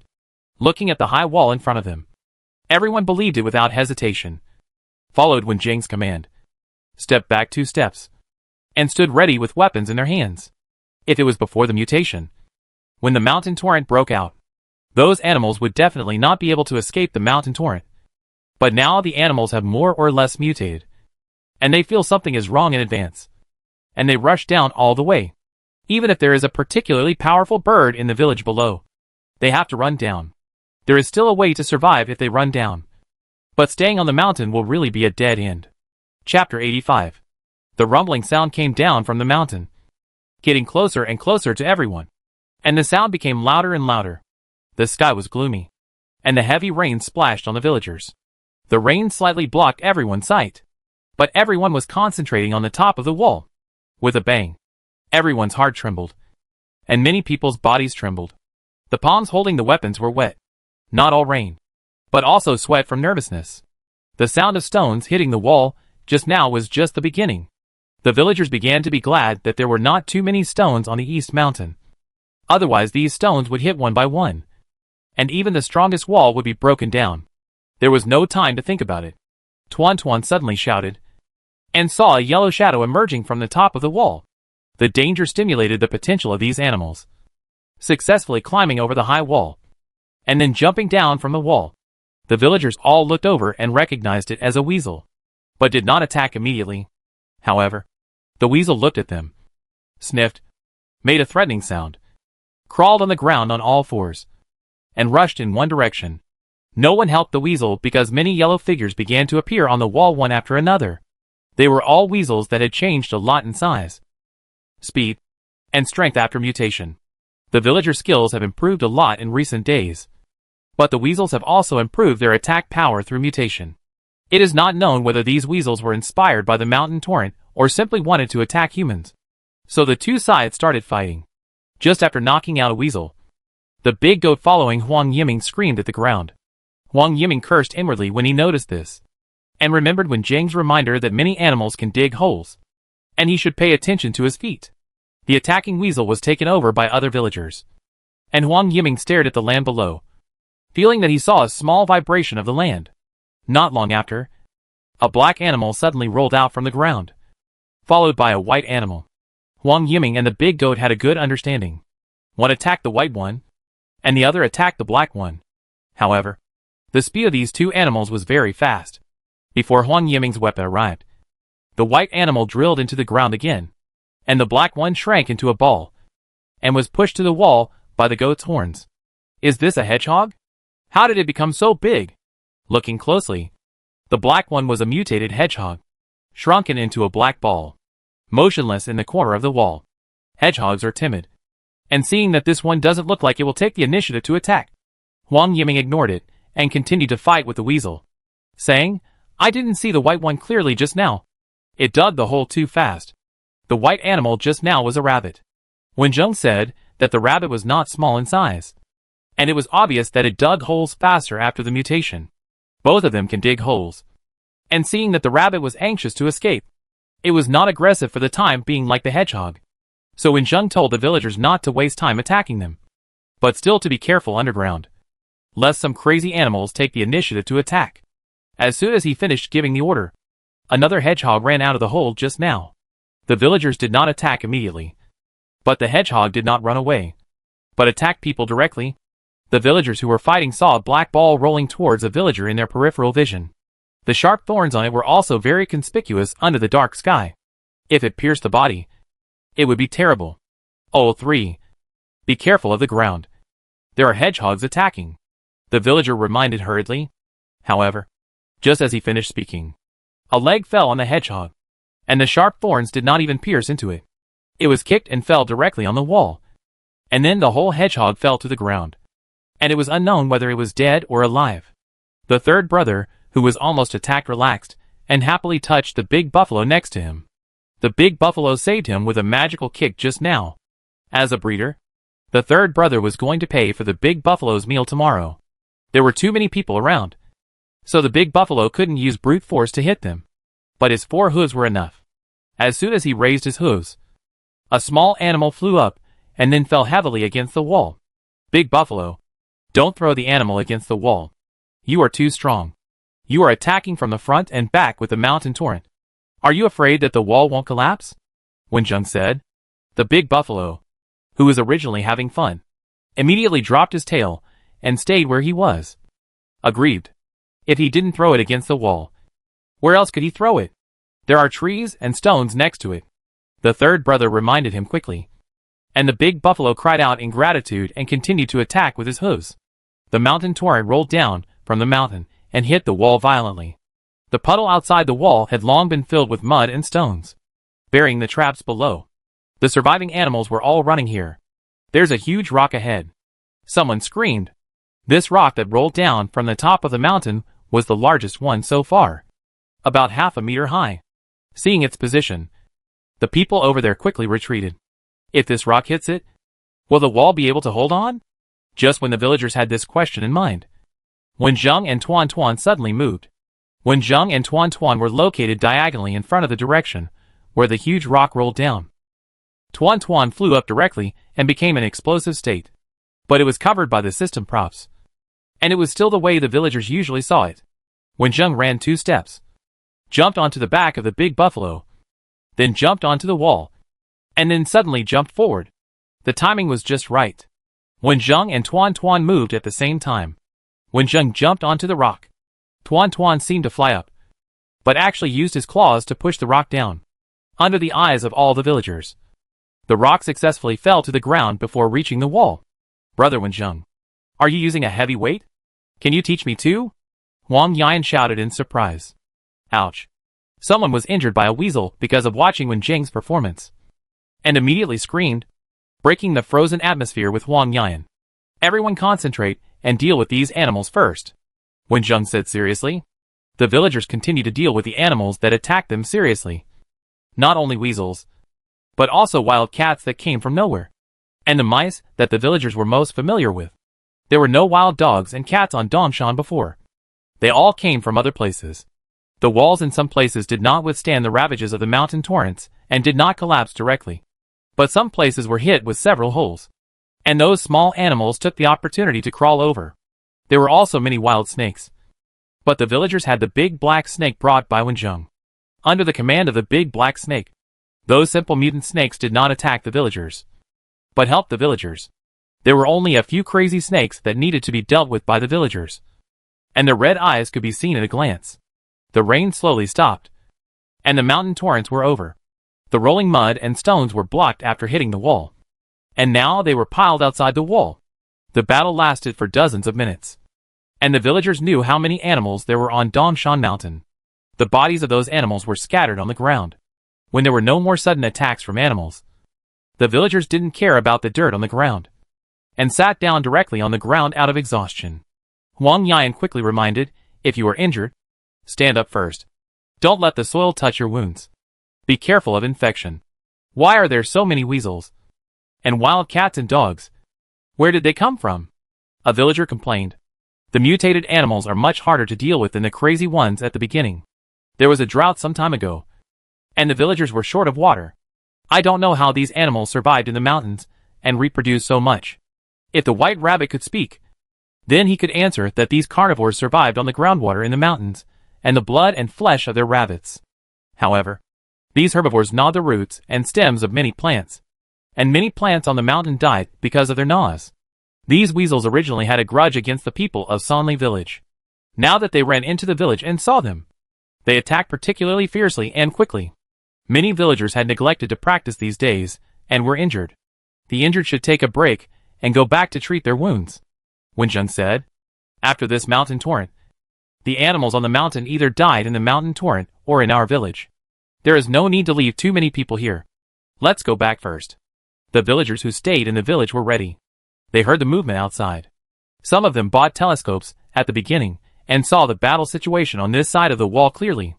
Clean clothes, boiled water, medicine for treating wounds, and began to prepare steaming meals to ensure that these heroes who protected the village would enjoy the best treatment when they returned. The battle was over. Wenjung took Tuan Tuan and some villagers who were not injured and still had strength to check the traces on the ground and find a way to plug those holes. These animals were able to run in because they must have dug holes under the walls and puddles. If these pits are not blocked early, some animals will run in, and even the ground will sink. There are also damaged walls that need to be repaired. Fortunately, when the construction team came to build the house, the village asked them for some materials, which were easily repaired after being mixed with cement. The soil outside the wall must also be cleaned up as soon as possible, and the puddles outside the wall that were buried as a protective belt all cost the villagers a lot of effort and time. After the mountain torrents, the weather became clear. With enough rain, the land can be cultivated, but everyone is busy taking care of the wounded and repairing defensive buildings, so there is no time to deal with the fields. There was a lot of water in the fields, except for the few fields where rice was to be planted. The ridges of the other fields were dug up. After the defense buildings were repaired and the water was almost dry, they started to plant the fields. The villagers who were not injured began to repair the defense buildings in order to complete it as soon as possible. The mutant animals in the village took on new tasks at everyone's request. Not only the big buffalo and the ram, but also the animals with obvious mutations now have very strong strength. As long as they have enough strength, they can help plow the land. So the big black snake Entuan, as well as the 2 dogs and a cat raised in the village, all got this hard work. Chapter 86. The heavy rain caused landslides. Sanlai village survived the disaster with high walls and the villagers' well-trained skills. Not only did they have to clean up the dead animals and the collapsed soil, but they also had to find the rabbits and hedgehogs that they had let go of at the time. If they left these small animals that could dig the soil alone, they didn't know what the consequences would be. The military convoy came again. They came to clean up the animals and count the number of people affected. Several villages were hit by mountain torrents. The simply built walls were crushed by stones, and the animals that ran down the mountain killed and injured many villagers. The location of Kaoshan town happened to be in a large basin, where a lot of accumulated water gathered. But there was no danger of being crushed by mountain torrents. Sanlai village had a good relationship with Captain Zhang and got the most real situation from him. This mountain torrent and the animal attacks caused by it caused many casualties, most of which were children and the elderly, who were poor in attack and defense. In addition, a lot of food was found and eaten by animals that ran into the village at this time. The food was not enough to eat, and now the food shortage was even more serious. After seeing the death list from Captain Zhang, many villagers were silent and their faces turned gray. There were names of their relatives living in other places. Yan Zi, who stayed in the village, saw her husband's name on it. Tears flowed down her face, and she fainted immediately. The villagers nearby quickly moved Yan Zi to the bed, and several aunts sat beside her to comfort her and asked her to take care of the baby in her belly. This was the only pregnant woman in the whole village. At that time, she followed her husband's family back to the village. But her mother-in-law and her brother stole in the village and were driven out. Her husband thought that he was worried about his mother and brother and returned to the town together. But she stayed in the village because she was found to be pregnant. Now the child has not been born yet, and the child's father has passed away. Yunzi's parents burst into tears, worried and relieved. The same was true for other sad villagers, with deep scars in their hearts. Even a few soldiers with young faces had crystal tears in their eyes. During this period, many of their companions also sacrificed their lives to protect the people. Since the mutation began, they should get used to this cruel era. Their village is peaceful. But after looking at the statistics of Captain Zhang, the situation in other villages is very miserable. The living must always live. The old life will pass away, and new life will come into this world. After knowing the situation outside, it is simply the best that only a dozen people in Sanlai village were injured. After counting this information, Captain Zhang and his team looked at the orderly Sanlai village and the mutant animals helping them, and felt that being a villager in Sanlai village was quite good. However, they had the responsibility to protect all the residents of Kaoshan town, and they could not leave the central location of Kaoshan town. Before leaving, Captain Zhang left some materials suitable for building walls for Sanlai village.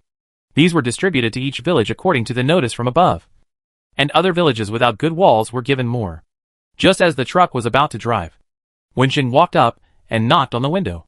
Captain Zhang opened the window and was about to ask Wenxing what was going on when a book hit him. "What is this?" "It's a bit exaggerated to call it a book. It's just a notebook that students usually use." Captain Zhang opened it and saw various little people making gestures inside, with some small words below. "Martial arts secret book," Wenxing said lightly. During these days of getting along, he was sure that Captain Zhang and the soldiers he led were very upright and tried their best to protect the people of Kaoshan town. Captain Zhang thought of Wenxing's skills and the good martial arts value of the villagers in Sanlai village, and muttered to himself, "Is it true? Of course, it won't be as good as me, but it's still good for strengthening the body." Wenxing said seriously, "I hope you can give it to someone who is qualified to learn." Captain Zhang agreed and left the village under the gaze of the villagers. Wenxing turned around to talk to the village chief. Some villagers wanted to ask questions, but were stopped. Their current skills were all taught by Wenxing. Now it's not their turn to ask who Wenxing wants to teach. Besides, Captain Zhang is a good person. Only when they are good can they protect more people. The man being dragged had a flickering look in his eyes, and he looked back at the truck that was no longer visible. After Wenxing finished speaking, the village chief looked at the new families and said, "They are now part of our village. I have come into contact with them these days, and they are indeed good. I have no objection to teaching them. But, can you not teach them in person? Now Huang Yan, Huang Yiming, Lao San, and Huang Yunyun are all in trouble. So it's okay to let them teach. Wen Zheng said the name of his proud student. What Wen Zheng taught his students was a combination of the fighting skills learned in the deserted island survival world and the cultivation method.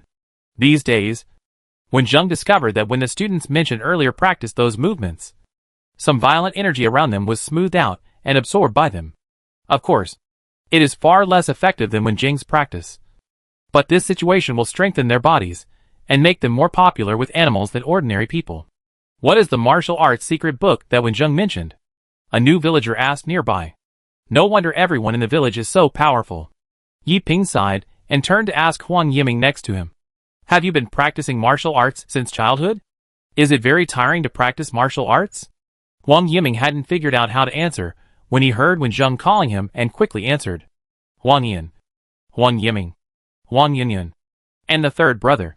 The four of you are responsible for teaching them to learn. Wen Zheng said simply and clearly, pointing to the families gathered together. And everyone knew the meaning of Wen Zheng's words. Yi Ping jumped up on the spot. Can we learn martial arts too? The sound of surprise was so loud that it attracted the attention of everyone around. She blushed belatedly and hid behind her sister Yi Qing. The villagers also had no objections, and even those who had some small thoughts did not show it. After arranging things, Wen Zheng was ready to go back.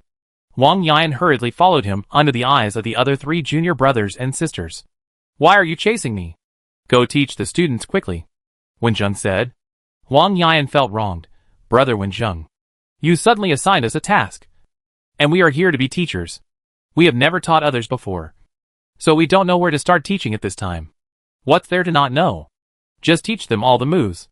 Wen Zheng looked up at Huang Yan and kicked him away. You said you don't know before I even started teaching. If you still can't learn after you try, I'll teach you again. Huang Yan, who was kicked, stayed where he was and ran back helplessly. After Wen Zheng returned, he was busy in the kitchen, while Tuanchuan was playing happily outside. This time, it was Tuanchuan who worked hard to draw the martial arts secret book given to Captain Zhang. Tuanchuan held a small charcoal pencil wrapped in wood in his mouth, and his drawings were better than Wen Zheng's hand drawings. Students have started to teach students.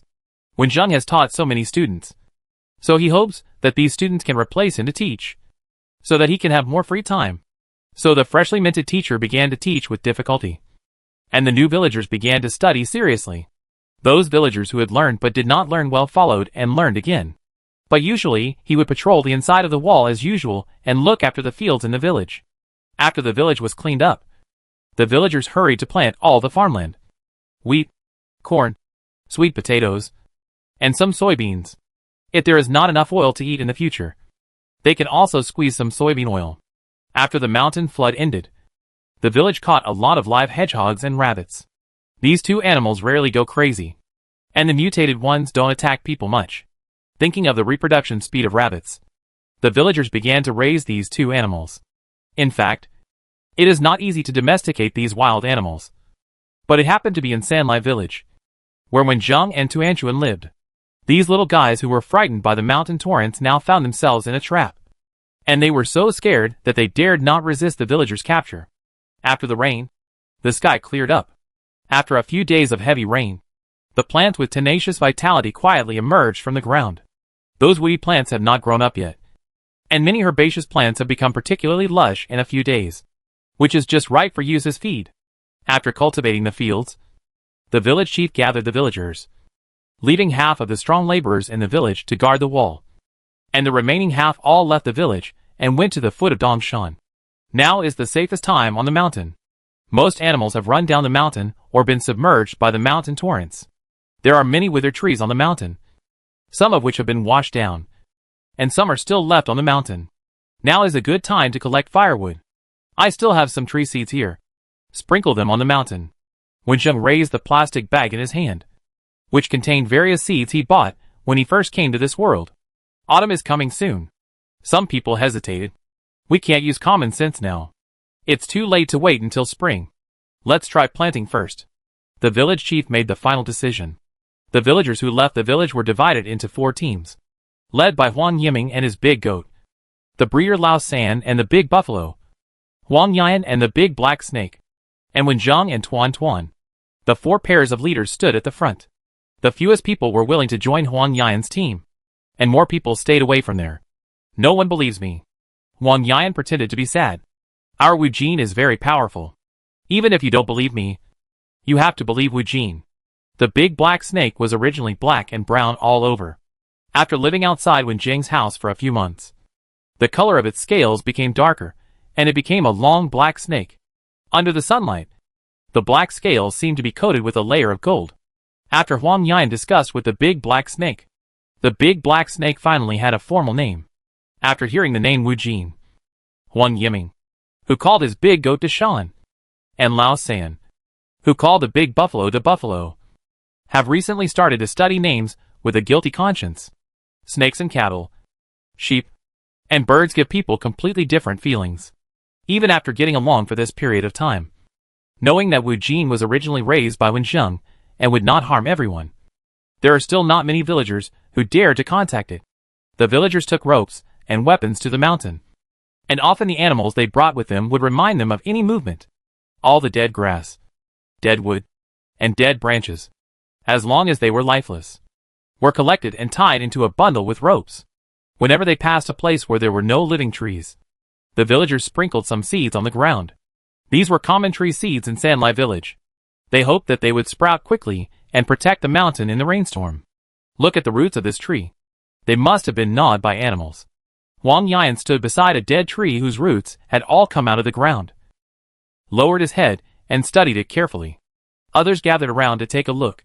Experienced people thought it might have been gnawed by rabbits. They can dig holes and may gnaw on tree roots when there is a lack of water. The villagers concluded that there were many reasons for the flash flood. In the future, they can't always hide in the village. If there is still drought next summer, they will catch some animals that can dig holes in the mountains to reduce the probability of flash floods. While everyone was busy, time passed quickly.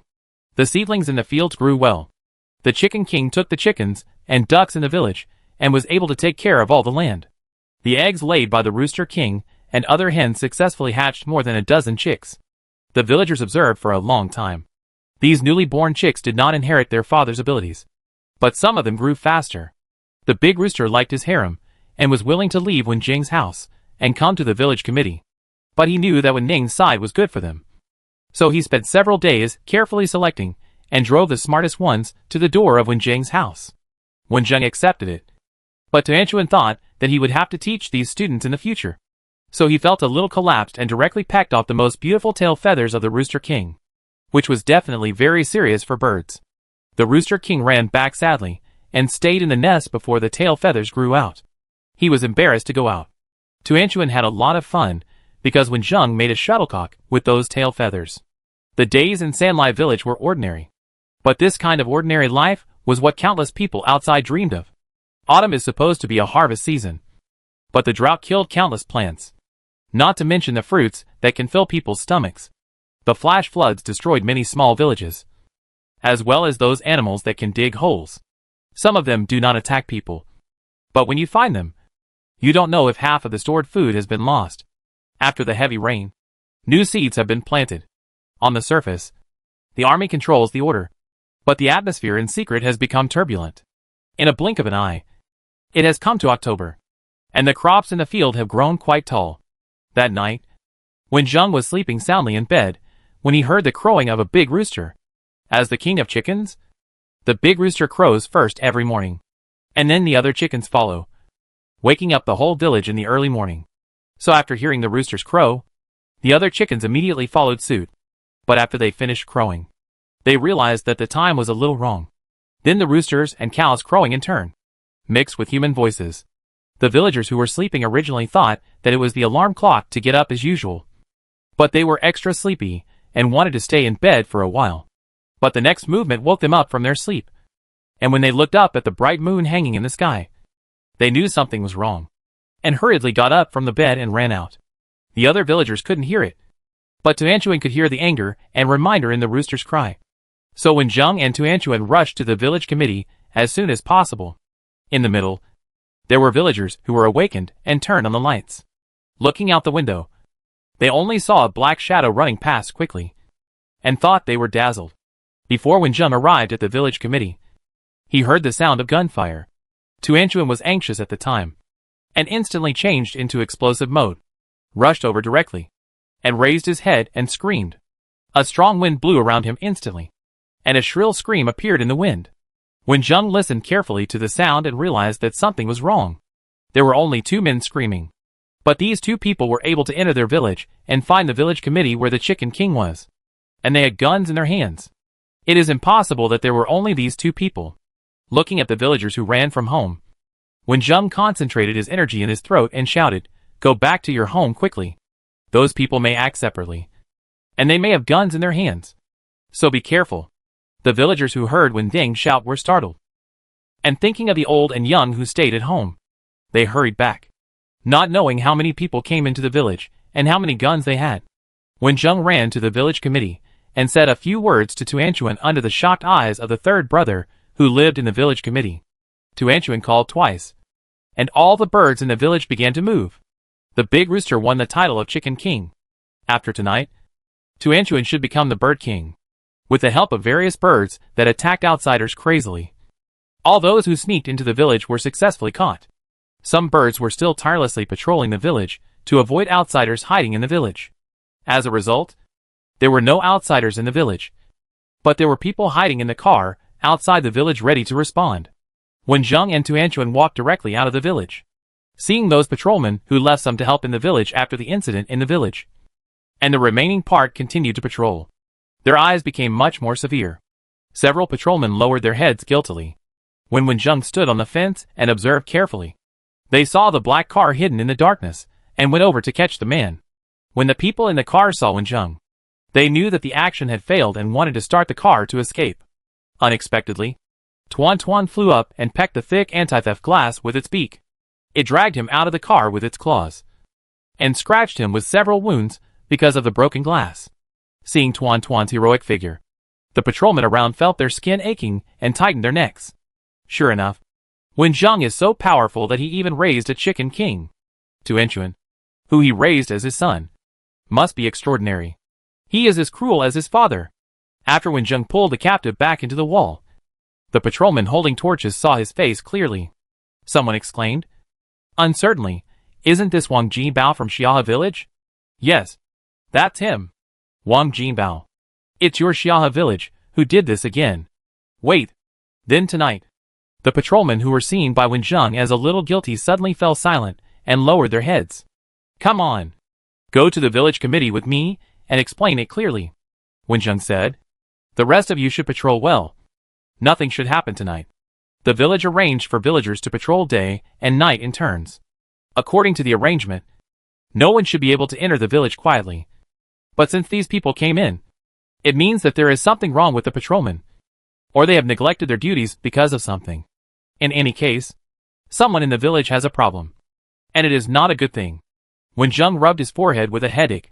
With so many people in the village, it was not surprising that such a thing happened, but it was a bit too annoying. The village committee was brightly lit, and many villagers were holding torches. A total of more than a dozen people were pressed into the courtyard of the village committee, and several corpses were placed. Wenjung took a quick look and found that they were all unfamiliar people.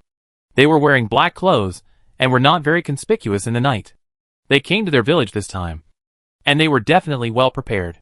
The village chief stood in the middle with a serious face. When he heard the sound, he immediately looked up and saw Wenjung dragging a person in his hand, followed by a patrolman from the village, and his eyes narrowed. Wenjung threw Wang Jinbao from Wuxia village out directly. He fell to the ground and screamed when he touched his wound. But the villagers watching did not react at all, and even their eyes were full of hatred. "How are the casualties in the village?" Wenjung asked. If the injuries were too serious, he would consider whether to exchange a bottle of healing potion from the system store. As he spoke, Wenjung walked to the side and checked the situation of the big water buffalo and the big rooster, thanks to their size. But they were still facing the murderer with a gun, and I don't know if they were injured. The big rooster was fine, but he had lost a lot of feathers. He was squatting sadly in the chicken coop. There was a lot of blood in the chicken coop, and several of the big rooster's concubines were lying miserably on the ground. The third brother was taking care of the big water buffalo, holding the ointment in his hand, and applying it to his leg with a distressed look on his face. It was a wound pierced by a bullet. After Wenjung asked about the casualties, the village chief opened his mouth, but hadn't answered yet, and the villagers next to him started crying. Some even ran over and punched and kicked the thieves. What happened? If they are seriously injured, send them to the town as soon as possible. There are military doctors and better medical conditions in the company. Wenjung asked again. The village chief suddenly got excited. Yes. We can send the patients to the town. Let's go to Captain Zhang and others for help. After a busy period, Wenjung learned that 3 villagers died, and 2 were seriously injured this time. If it was just a fight, the villagers would never have such heavy casualties. But they had guns in their hands, and planted their plan to lure the tiger away from the mountain. Wenjung and Huang Mingqing took a few people, and drove the seriously injured villagers to the town first. Tuanchuan stayed in the village, and those people were interrogated by the village chief first.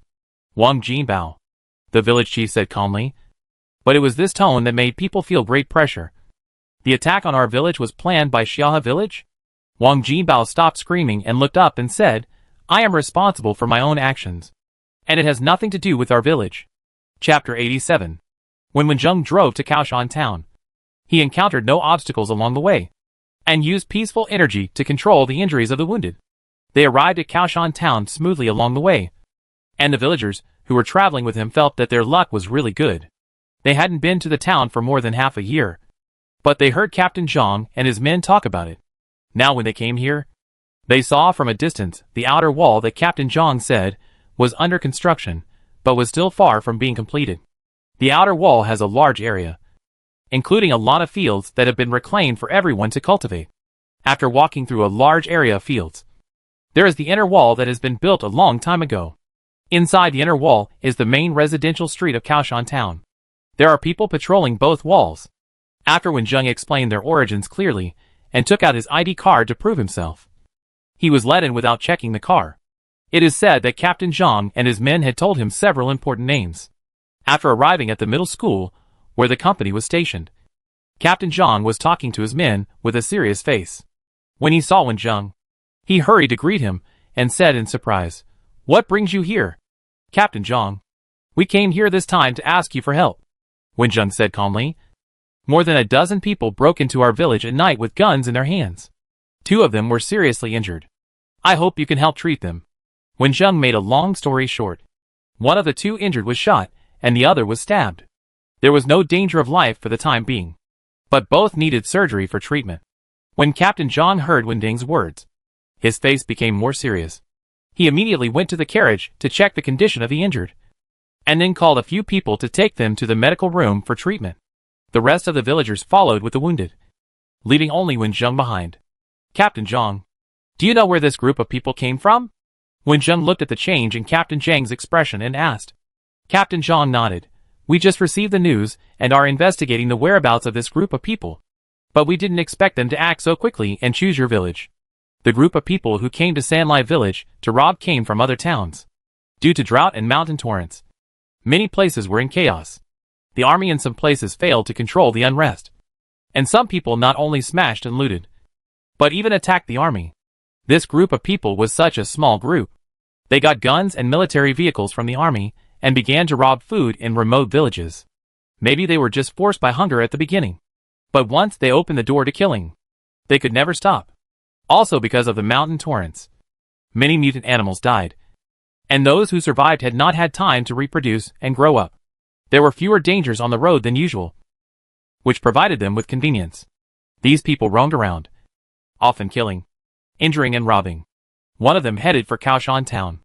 Along the way, some old members died, but new members joined, often relying on the new members to cooperate with each other and take the opportunity to rob. When the operation was over and the news of success was received, the villagers who came with them brought food here, accompanied the wounded who could not move temporarily, and Wenjung drove back to Sanlai village by himself, accompanied by Captain Zhang and his soldiers. Now the order in Kaoshan town is not chaotic, and the people caught still have to be handed over to the army for handling. After returning to the village, The villagers who stayed in the village committee made way for the fully armed soldiers to get off the car. As soon as Wenjung got off the car, Tuan, who stayed in the village, threw himself into his arms. As soon as he took 2 steps forward with Tuan in his arms, an old lady in her 80s, who was trembling and supported by someone, asked in an old voice, "Wenjung, how is my eldest son now?" Walking quickly to the old lady, Wenjung raised his voice, "Third old lady, your eldest son is fine. Both of them are fine. They just need to recuperate in the town for a few days before they can come back. The military doctors in the army are very good, so don't worry." The third old lady's tears immediately flowed down, and she kept muttering, "That's good. That's good." After muttering, she knelt down directly at the position where Captain Zhang said she was, and was about to kowtow when she was helped up by Captain Zhang. Captain Zhang looked a little ashamed, holding the old lady with both hands. "Old lady, we didn't protect you well. How can we accept your gratitude?" Seeing the sad look of the third old lady, and then looking at the family of the third old lady, the eldest son of the third old lady was the one who was shot and rescued. The eldest daughter-in-law had red and swollen eyes, and the eldest grandson Huang Mingqiao had a wound on his hand, which had been bandaged.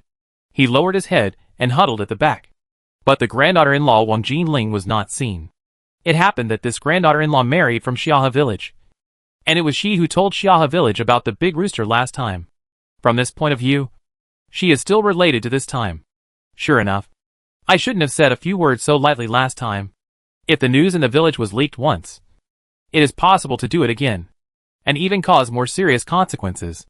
Walking into the village committee, the dozen people lying in the yard all had bruises on their faces, with no good flesh on their faces, and many wounds pecked by birds, and the exposed skin was bumpy. But none of the people around felt that it was too much. But they felt that it was not enough to vent their anger. Some people wanted to kill them with their own hands. The village chief had almost finished the interrogation and told the whole story. This Wang Jinbao was a new member of this group of people, and he was also the younger brother of the granddaughter-in-law of the third old lady, Wang Jinling. Last time, this Wang Jinling told Xiahe village about the big rooster, and was later scolded by the village chief in front of the villagers, so that she didn't go out for a long time. But Sanlai village and Xiahe village are close, so there is no reason to stop Wang Jinling from communicating with her natal family. So she has helped her natal family many times since the drought. But with her husband's family watching, she didn't send too much each time.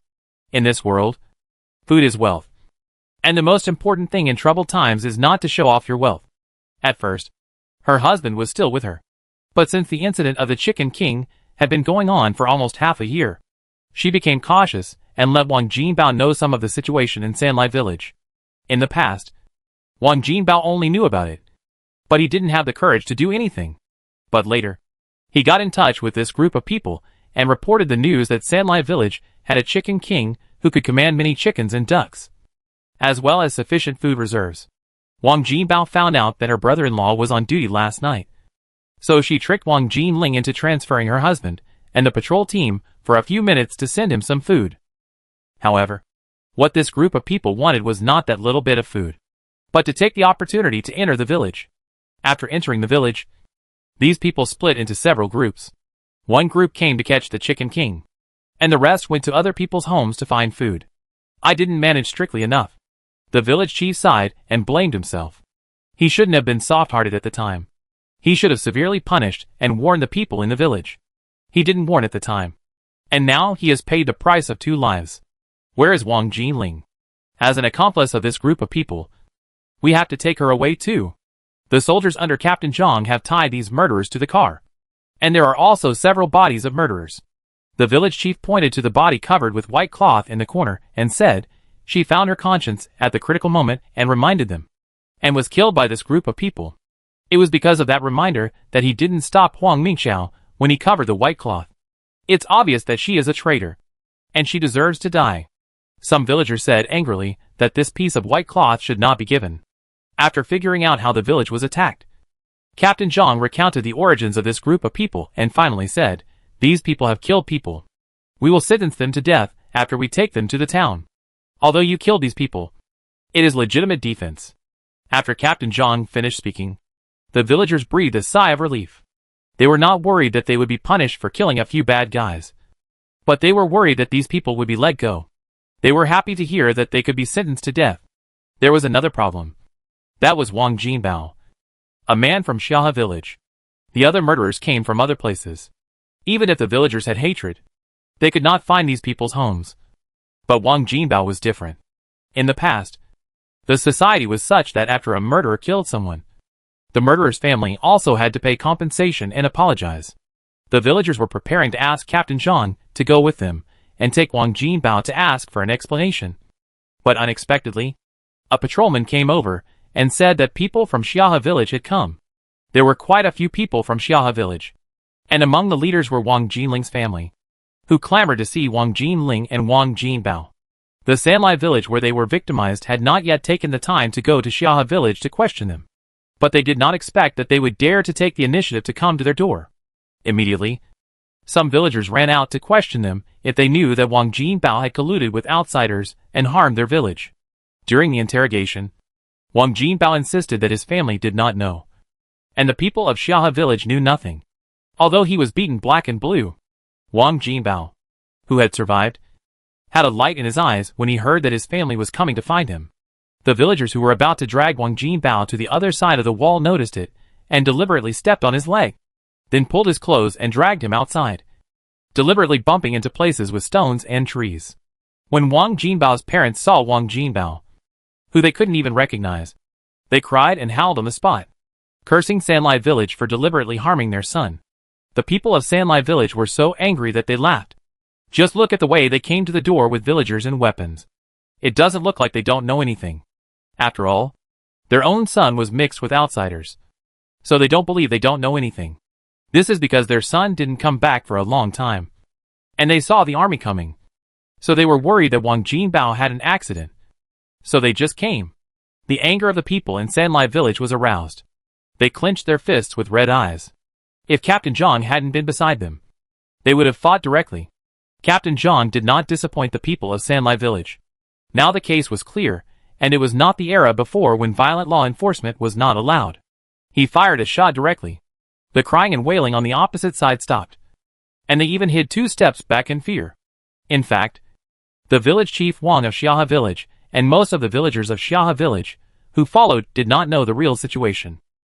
Wang Jinbao's parents turned black and white in front of them, saying that Wang Jinbao came to find his sister Wang Jinling and had not returned home.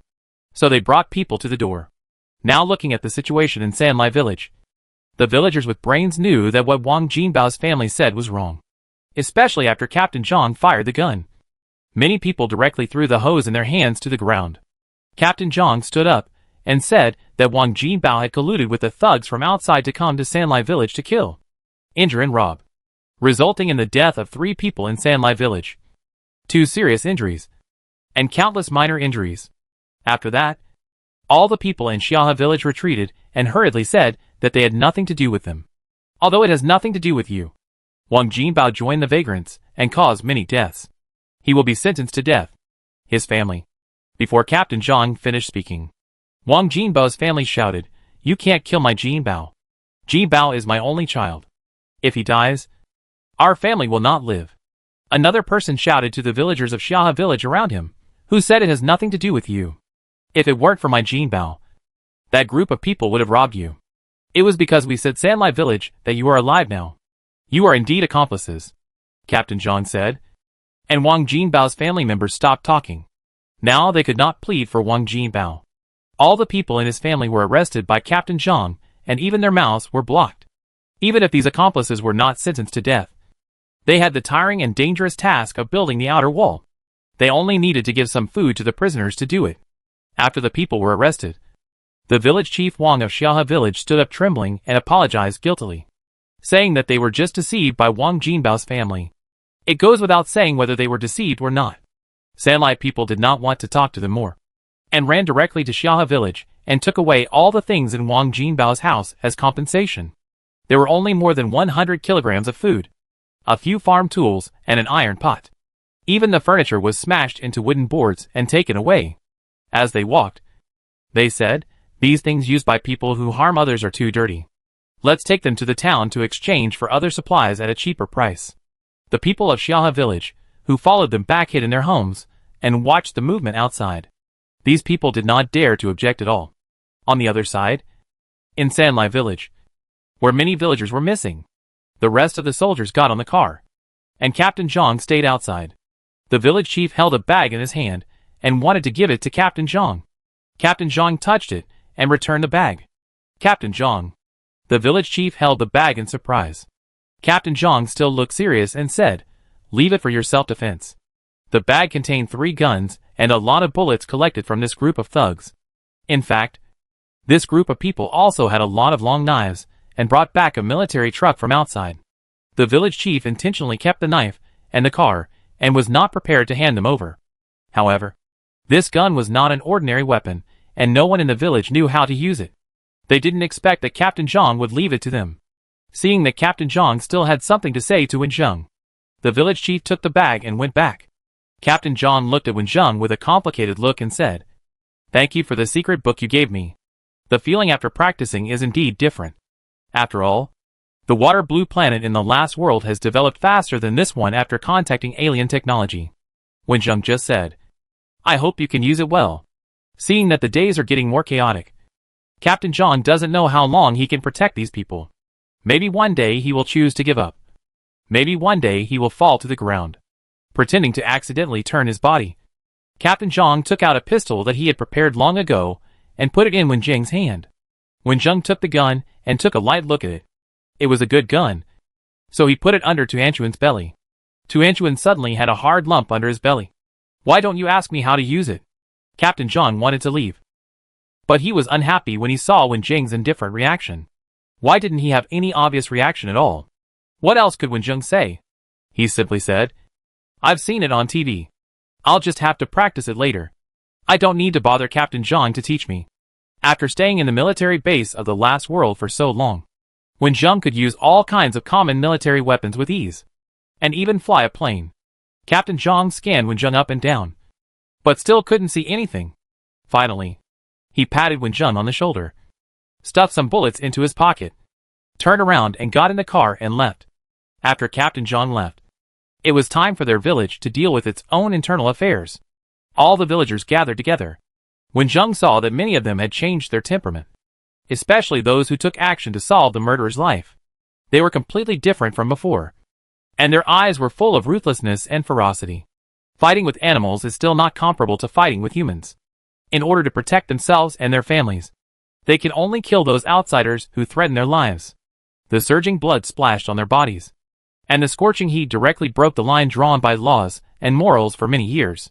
In this chaotic world, they were forced to cross over, and they also took the initiative to cross over for the people they wanted to protect.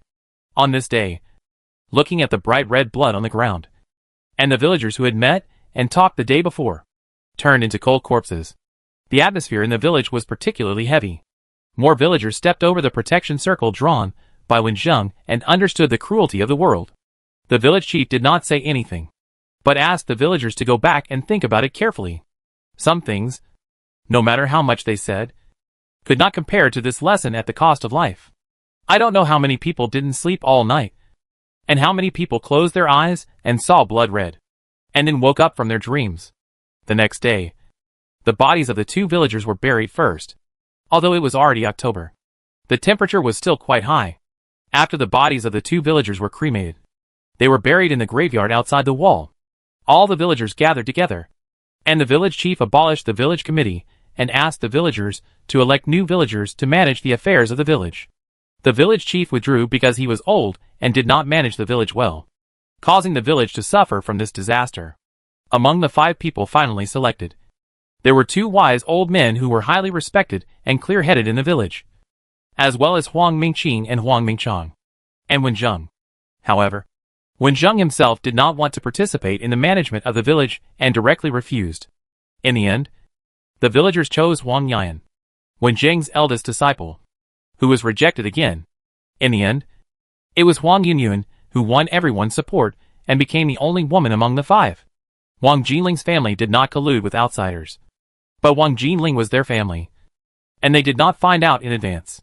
And Huang Michao, who was in charge of patrolling that night, took several patrolling personnel with the same team and left the wall, so that people took advantage of the opportunity to enter. Huang Mingchao's family was fined 1,000 kilograms of grain by the village. And only the 3 old ladies stayed in the family and lived in his second son's house. The eldest son's family was driven out of the village. But relying on the relationship between Captain Zhang and Sanlai village, the family was able to settle down in the town, not be bullied, and take care of the seriously injured father, who was still receiving treatment at Captain Zhang's place. After all, their family colluded with outsiders and was the culprit.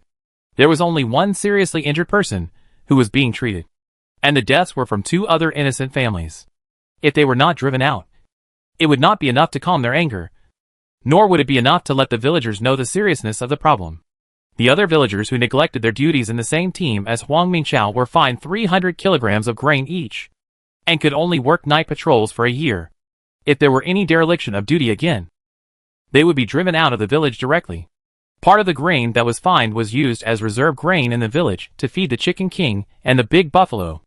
At the same time, when some villagers were short of grain, they could take over the feeding work and receive grain. The remaining grain was given to the families of the dead and seriously injured villagers. They were all strong laborers in the front, and they would have to work harder to grow grain in the future. At the same time, the village once again set rules. If there are still people who do things like eating from the inside and colluding with outsiders to enter the village in the future, those who do such things will be taken to the army or simply executed by the village. Other villagers who did not participate but did not find anything wrong will be punished with food and driven out of the village.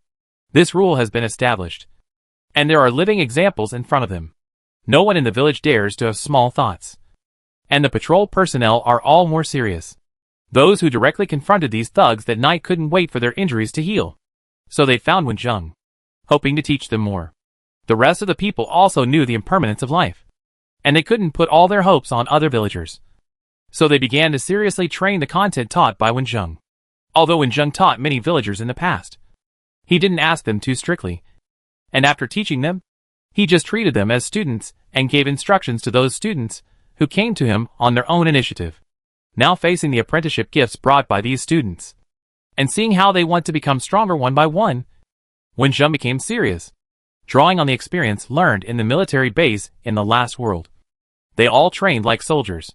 Wenjung also taught them how to use guns, but because there were not enough bullets, they had to learn how to use them first, and they could not practice their accuracy for the time being. Time passed slowly, and by the time the villagers had healed their wounds, it was already the end of the year, and the crops grown in the village could be harvested. Chapter 88. The temperature this winter has not dropped. Crops, like other plants, have grown faster. Under the right temperature, the villagers have successfully harvested another round of grain. This time, after the grain was harvested, the villagers did not dare to plant crops again, but planted vegetables in the fields. The harvested grain was slowly processed, and some beans were planted and processed into various foods, so that the villagers could taste some new flavors. During this period, Captain Zhang came several times with his men. He did not borrow the Chicken King, but took away the 2 Chicken King sons raised by Wenjung. This time, the reward was a lot of bullets. If they were used sparingly, the villagers could practice their aim. The villagers of Sanlai village all knew that the situation outside was not good. Some places took advantage of natural disasters and beast disasters to fish in troubled waters. Many weaker armies were destroyed, allowing some privately established organizations to have hot weapons and equipment. After the last incident, the village's defense became tighter. This place is a little far from the town. In the past few months, they encountered a group of people who wanted to rob. They didn't even break through the wall, and they were all captured by the people of Sanlai village. These villagers were at most slightly injured, and they were cured after applying some herbal medicine for a while. When we sent this group away, we passed by Xiahe village and found that something was wrong with their village.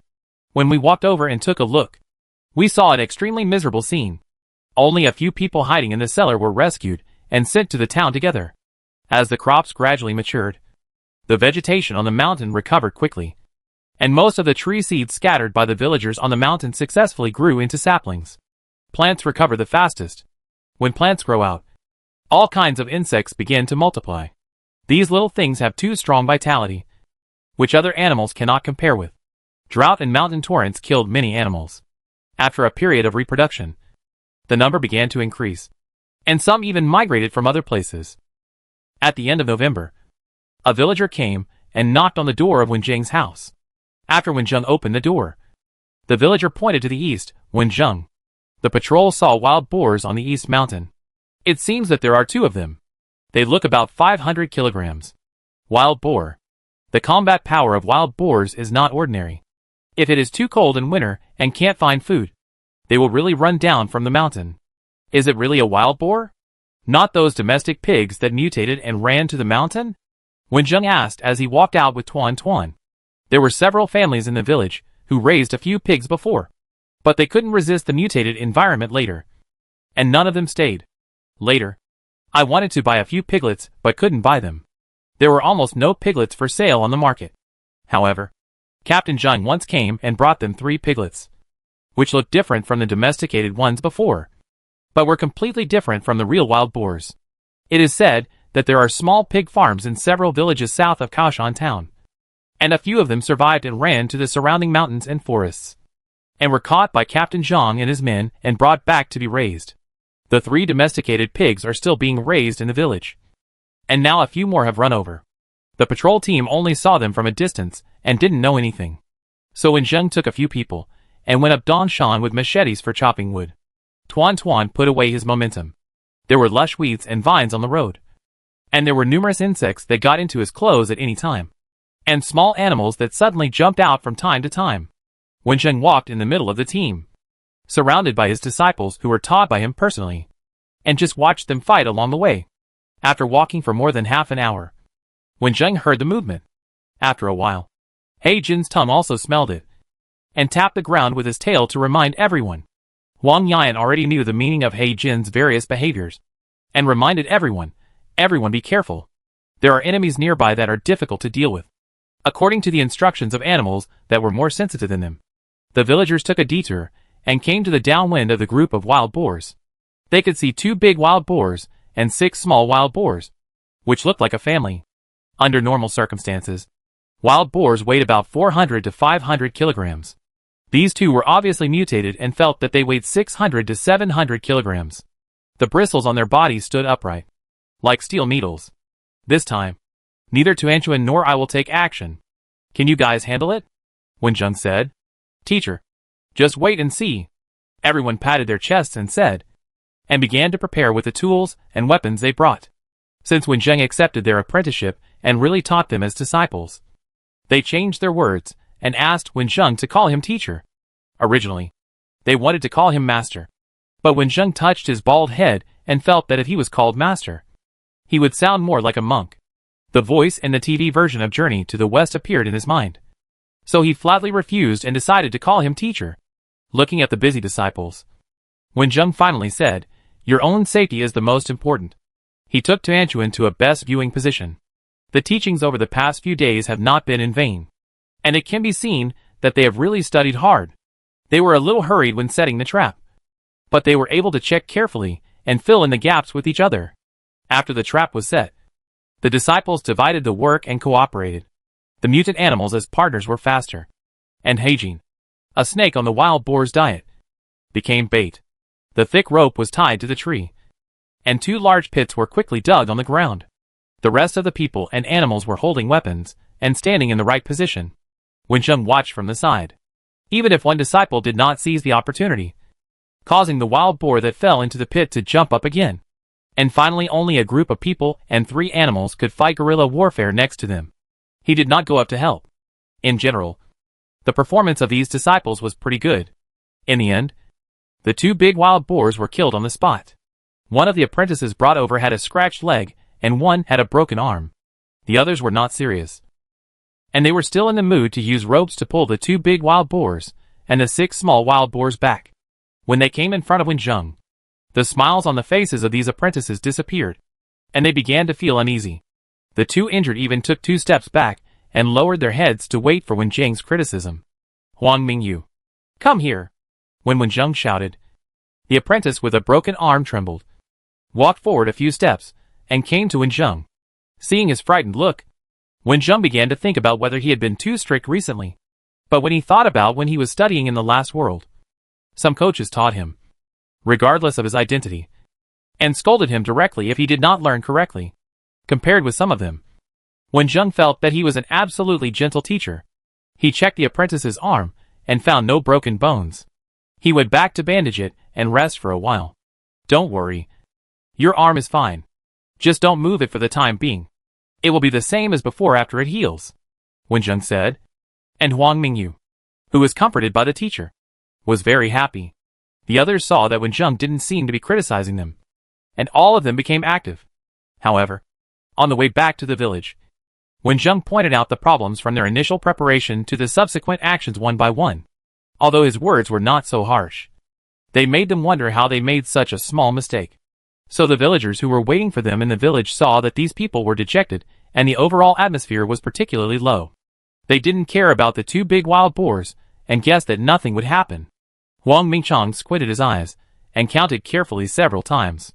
He found that no one was missing, and his heart was relieved. Finally, he found Huang Mingyu, who seemed to be the most seriously injured, and asked, Mingyu, your arm? It's just broken. It will be fine after it is connected. It's just broken. It's okay. Brother Mingchang. What do you mean by this? You think my injury is not serious enough, right? That's not what I mean. I just saw that you were too depressed and couldn't help thinking about the bad side. Huang Mingchang hurriedly explained. Huang Mingyu didn't want to talk about the fact that they were criticized by the teacher along the way. So he immediately decided to change the subject. We killed two big wild boars, so we can have more food. As soon as this was said, more villagers gathered around and discussed excitedly. I will be the one to kill the pigs. I used to kill all the pigs raised by my family. My skills are definitely the best in our village. Old 8. I don't agree with you. There are two pigs. Let's compete this time to see who is the best at killing pigs. Sister Shuhong, you are good at cooking. You will be the chef and I will help you. I will go back and tell them to boil more hot water. The villagers now eat less meat. The chickens and ducks they raise are used to eat insects. They occasionally eat hedgehogs and rabbits raised after mountain floods. This fresh meat is eaten once or twice a week. This time, two big wild boars were killed. In this doomsday where there is not much meat to eat, all the villagers are greedy. At least one wild boar is eaten by the whole village. The remaining one is distributed to everyone according to work. The villagers are busy killing pigs, washing vegetables, cleaning tables and chairs, and treating wounds. The village doctor, Lao Li, was not very good at setting bones. So Wen Zheng did it himself. And his movements were so impressive that many people watched. The wild boar was discovered in the morning, and they went to the mountain in the morning. It was not until the afternoon that the meat was cooked to a chewable state. At this time, all the villagers were already hungry, and they looked at the pot eagerly, ready to eat at any time. Aunt Shuhong, who was in charge of the cooking and had the best cooking skills, lifted the lid of the big pot. The fragrance wafted out and rushed straight to everyone's sense of smell, seizing their minds. It's time to eat.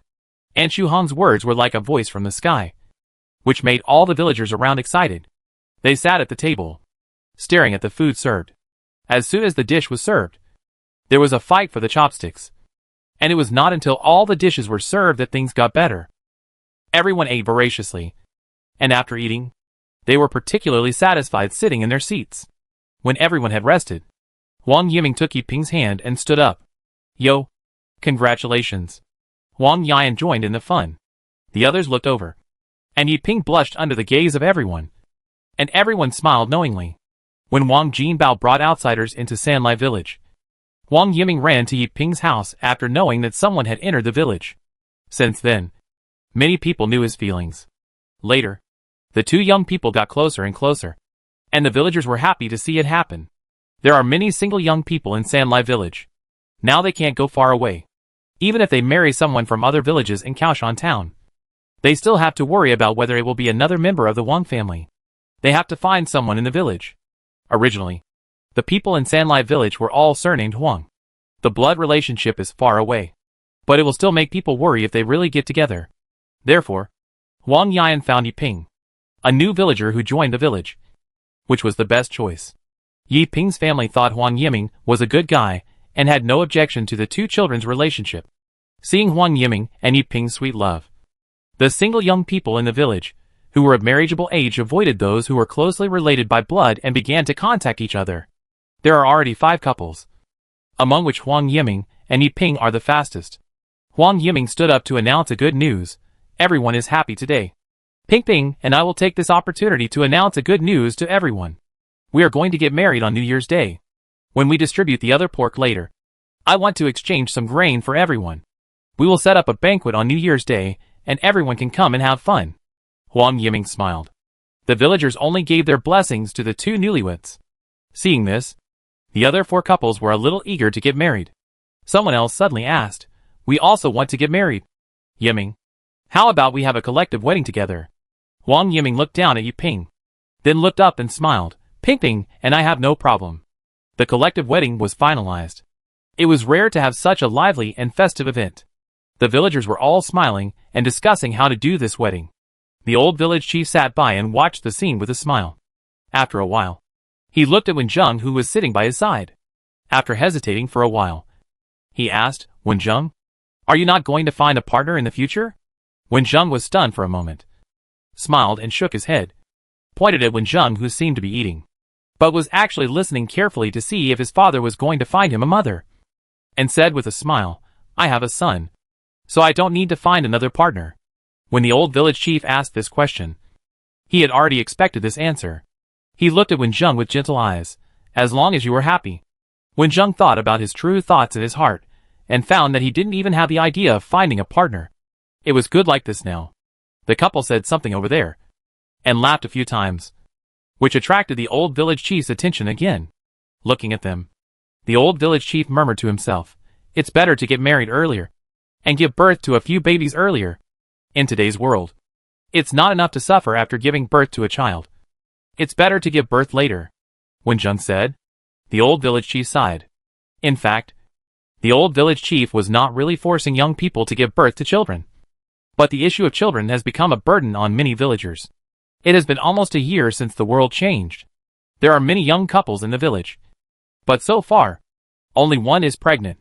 At the same time, the villagers noticed the situation of animals. Chickens and ducks lay eggs normally every day, but almost none of them are successfully fertilized eggs, which means that chicks and ducklings cannot be hatched. So now if there are any chicken and duck eggs, they will be kept for a period of time.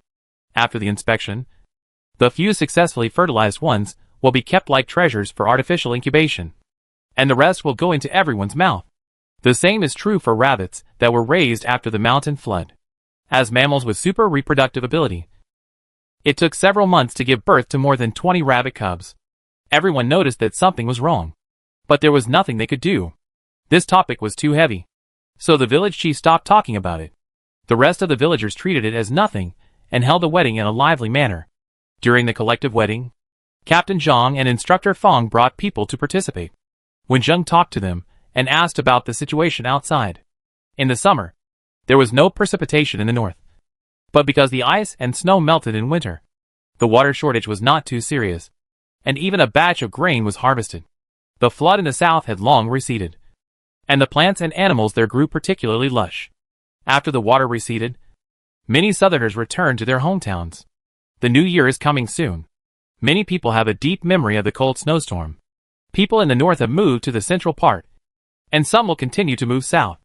And people in the central part heard that when the snowstorm occurred at the beginning of the year, there was only a little snow in the south, and many people were also preparing to go there.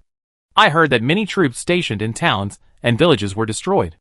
I heard that some of the reserve food in the city was lost because of natural disasters, such as earthquakes and man-made disasters. I heard that several military bases were preparing to establish a safe zone based on their garrisons. After the communication problem, there was less and less communication with the outside world. Captain Zhang and his men had not left Kaoshan town for a long time. Everything they knew was hearsay. When Wenjung asked, they told him everything. Not only Wenjung, but many villagers nearby listened very seriously. There were no entertainment activities, and they listened to these with relish. The wedding was held smoothly. After these weddings, the relationship between the people in the village became closer. The elders in the village have new worries. Now that the suitable ones have all been married, should the single men and women find a partner in the village? Where should they find one? In fact, Wenjung said that there is no need to worry about these things. Just wait a few more years. If humans really can't survive in this sudden change world, then why worry about reproduction? If they can survive, They will find a balance after a few years, and they won't stay in the village forever. Many people thought that it would snow on the first day of the new year like last year. But half a month before the new year, snowflakes began to fall in the sky. The first snow didn't last long and stopped after half an hour. But it kicked off the cold winter. The temperature dropped from more than 20 degrees to a few degrees. More than a week later, when Zheng and Tuanchuan were eating homemade spicy hot pot at home, when they heard something falling quickly from the sky. As soon as they went out, they saw hailstones about the size of ping-pong balls falling from the sky and hitting the trees planted in the yard. Looking up at the sky, there were still thousands of hailstones falling from it. Tuanchuan, go and remind the people who are still outside. After when Zheng finished speaking, Tuanchuan flew out. And when Zheng ran into the house and drove out his big car, while honking to remind the villagers, he went to the other side of the wall to pick up the patrolman. There was no shelter on the other side of the wall. Tuanchuan's agility allowed him to avoid the large number of hailstones, and he made a fast-paced chirping sound from his mouth. It was the melody of the song and also an agreement with the villagers. All the villagers who heard the sound quickly covered their heads with something and ran back quickly. Those who stayed at home looked outside anxiously, and some even took protective gear to go out to pick up people. The falling hailstones became bigger and bigger, just as when Zheng had expected. At first, they were the size of ping-pong balls, and later they became the size of eggs, duck eggs, and goose eggs. Tuanchuan saw a hailstone bigger than a fist, which was about to hit a villager. A gust of wind passed by, and the hailstone shifted its position and passed by his shoulder. When Zheng drove the car carefully avoiding the big hailstones coming from the front, the patrolman in the car, listening to the banging sound of the car being hit by hailstones and the dents on the roof, were all terrified and kept thanking Wen Zheng for coming to pick them up. After sending the people in the car to the nearest sturdy house, Wen Zheng drove the empty car to other walled areas to continue picking up people. At this time, there were already several vehicles in the village. Be careful. Wen Zheng patrolled and turned the steering wheel, avoiding a hailstone as big as a basketball. Wang Yan, who was sitting in the driver's seat, said in horror, "Is this still hail?"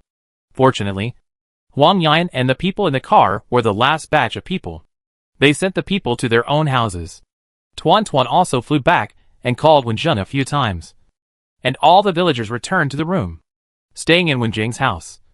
Several villagers felt a little uncomfortable. They all looked at the hail outside the window. The house was smashed and made a rumbling sound. Many trees outside were broken, which made people feel particularly distressed. Wang Yan was the one who came to the village the most times. He was in the best condition among these people. He also saw the things on the table. Map? Wang Yan picked up the map on the table that was clearly marked, and even had several routes drawn out, and shouted in surprise, "Teacher, are you leaving the village?" Wen Zheng took a look. "I am planning to leave the village in a while, and see what is happening outside." The people in the room looked at each other, and Wen Zheng said this calmly. But they couldn't be so calm. Why did they panic when they heard that Wen Zheng was leaving the town? Wang Yan thought about it for a long time. But there was no reason for Wen Zheng to stay for so many days. Thanks to Wen Zheng, the people in the village can live so well. Otherwise their village might be the same as Xiahe village. Now Wen Zheng wants to go to other places to have a look, and they can't stop him, but also fully support him. Now the snow is too heavy, and the road is not easy to walk. It's better to wait until the snow melts in spring, Wang Yan said. Wen Zheng smiled. I plan to leave after the new year. I will be back in a few months at most. The house and the fields are still here. Chapter 89. Wen Zheng originally planned to leave the village after the new year. But last year there was only a snowstorm. But this year there were hailstorms from time to time. And there was an earthquake in some nearby province. Sanlai village felt 2 weak tremors within a month. It was because of various natural disasters and the villagers' persuasion that Wen Zheng postponed his travel plan until the snowstorm was over. This year's winter temperature was lower and lasted longer. A lot of hail fell on the day of the spring festival. Only Wen Zheng and Tuanchuan had a good spring festival. After the spring festival, the temperature showed no signs of rising, but continued to drop. At first, it was enough to cover with a thick quilt and burn a hot fire next to it. Later, people could still feel the coldness entering the house under the quilt, and a big fire had to be burned from morning to night. The cold restricted the actions of various creatures. No one patrolled the wall throughout the cold winter. At most, They used binoculars to look at the situation outside. In this situation, almost no one can move outside, and even animals can't stand it, and try to run to the warm village. Sanlai village accepted several mutant animals this winter. After entering the village, they did not actively attack humans, so they were accepted by the villagers with caution. These powerful mutant animals are more resistant to cold than humans, except for those that need to hibernate. Now Wu Jin, who is being raised by Huang Yan, began to hibernate after the first snow fell. He always curled up by the stove wrapped in a quilt, which made people worry about whether there would be a fire. Seeing that a corner of the quilt was about to be burned by the fire, Huang Yan quickly pulled back the black gold, who was unconsciously approaching the brazier. Ouch! Heijin's body is too cold. Like an ice cube. Huang Yan's hand touched Heijin's exposed head, and he shivered directly, and quickly put it on the fire to warm it up. Heijin is the freezing point in winter, which is his racial characteristic. But think about it. It must be cool in summer. Another single boy was covered with a quilt, revealing his two hands, and was flipping the frozen hard cakes on the fire. A large aluminum pot was placed on another stove, and the water had boiled and white smoke was coming out. A young man in the room looked across. The teacher hugs Tuan Tuan every day, and Tuan Tuan has so many feathers, so he should be very warm. The temperature has reached a new low in recent days. After discussion, the villagers were divided into groups, and more than a dozen people were squeezed into one room to reduce the loss of temperature and the consumption of dry firewood. Seeing that the wind and snow have not stopped yet, it is better to save the dry firewood as much as possible. Several mutant animals in the village were assigned to different places. In the room, there was only the cold Heijin and Tuan Tuan who they could not touch. They were particularly envious of those who had cows and sheep. When Young, who was sitting opposite, held Tuan Tuan in his arms, he raised his eyebrows when he heard this. He was not afraid of this degree of coldness after practicing for so long. But what this person said was also true. Tuan Tuan was not afraid of this temperature either. Like a small stove. When Zheng looked down at Tuan Tuan, who was listening to them carefully, and then lifted Tuan Tuan up and said with a smile, "As long as Tuan Tuan agrees, anyone can hold him." "Teacher, are you serious?" This group of people had long wanted to hold and touch Tuan Tuan, especially those with the bright and moving feathers. Now they finally had the chance. Even if Tuan Tuan was as cold as Heijin, they would try it. "Tuanchuan, it's warm here. The air is good here. I have pork jerky." Huang Yan, who spoke last, obviously knew Tuanchuan's attributes very well. When he heard the word rabbit jerky, Tuanchuan looked at Huang Yan's position and was obviously interested. He took out a small bag of rabbit jerky made by Jingxin from his pocket with pain. Everyone saw the sesame and chili seeds on the red jerky, and many people couldn't help swallowing their saliva. Huang Yan opened the bag, and Tuanchuan knew it was the work of the third ant without any hesitation. He left Wen Jing's arms without any hesitation and flew to Huang Yan's legs. When he landed on his legs, Huang Yan's face showed obvious surprise. Tuanchuan is really getting hot. No wonder the teacher hugs Tuanchuan every day. Tuanchuan was particularly satisfied after tasting the jerky, and silently adjusted his body temperature to be a qualified heater. Huang Yan only felt that after hugging Tuanchuan, the coldness was completely away from him, and he felt that this small bag of rabbit jerky was really worth it, and he was reluctant to let go after hugging it. "Is it really that warm? Tuan Tuan, can you let me touch it?" The others all wanted to be favored by Tuan Tuan. But when Zheng, who was abandoned by Tuan Tuan, took on the task of making dinner alone, he took out 5 small bags of spicy soup, stirred them with an appropriate amount of cold water, and added them to the pot of boiling water. Then he added sweet potato vermicelli made in summer, dried wild vegetables, and chopped pork shreds to the pot, and finally sprinkled 10% chili powder on it, and a pot of fragrant spicy soup was ready. Everyone held a large bowl that was not insulated, and after filling it up, they held it with both hands, lowered their heads and drank a mouthful, which was fragrant and spicy. The baked flatbread can be eaten directly or soaked in soup, with smooth vermicelli, refreshing dried vegetables, and tender shredded meat. The taste buds and stomach are satisfied, and everyone feels warm. This extremely low temperature only lasted for 5 days. During these 5 days, the Tuanchuan brand stove was fought over by everyone. After the snacks in the pocket were used up, some people thought of new tricks to please Tuanchuan according to the habits of birds. So, in the next few days, the room was full of praise for Tuanchuan's feathers. Some people who were not good at Chinese deeply regretted not studying hard at that time. In fact, if someone counted, they would find that everyone had the same number of times to please Tuanchuan. And Tuanchuan was completely impartial, sleeping when the temperature was higher during the day and trying to stay awake at night. Everyone squeezed together to spend the most difficult days. The temperature was not so low, and the days that followed were much better, when 80% of the stored dry firewood was used up, no matter how economical it was. The stored meat was eaten up, and the snow finally stopped. There was no snow for 3 consecutive days, and the sky was exceptionally clear, which meant that they had successfully survived this year's snowstorm. The villagers looked at the snow outside the window and celebrated that they had welcomed spring again. The temperature rose, the snow melted, and when Zheng and Tuan drove out of the village under the gaze of many villagers, starting their long-delayed journey, all the villagers stood at the entrance of the village, watching the car that when Zheng and Tuan were riding and getting farther and farther away, and no one looked away. Huang Mingqing expressed everyone's thoughts. When Zheng is the pillar of our village, it's really a bit uncomfortable to leave now. Yes, when Zheng and Tuan were there, I felt that I didn't have to be afraid of anything. After they left, I felt a little less confident, looking at the car that was no longer visible. All the villagers hoped that when Zheng and Tuan would have a smooth journey and return safely as soon as possible. Everyone go back. Huang Mingqiang was the first to retract his gaze and shouted, "We still have to go to Sanli River to cut ice today." The villagers heard and retracted their minds.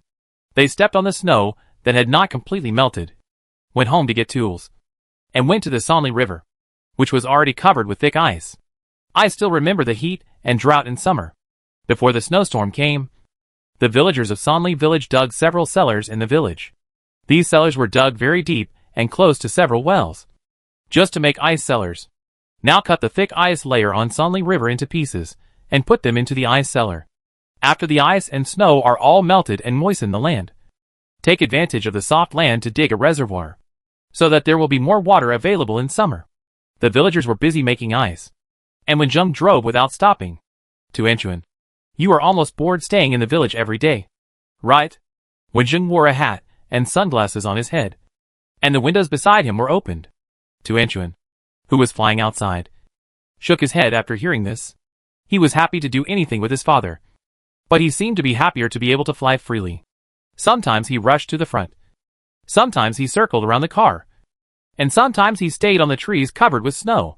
Seeing Tuanchuan, a bird that had just been out of the cage, so happy, when Zheng felt more and more that his decision was correct.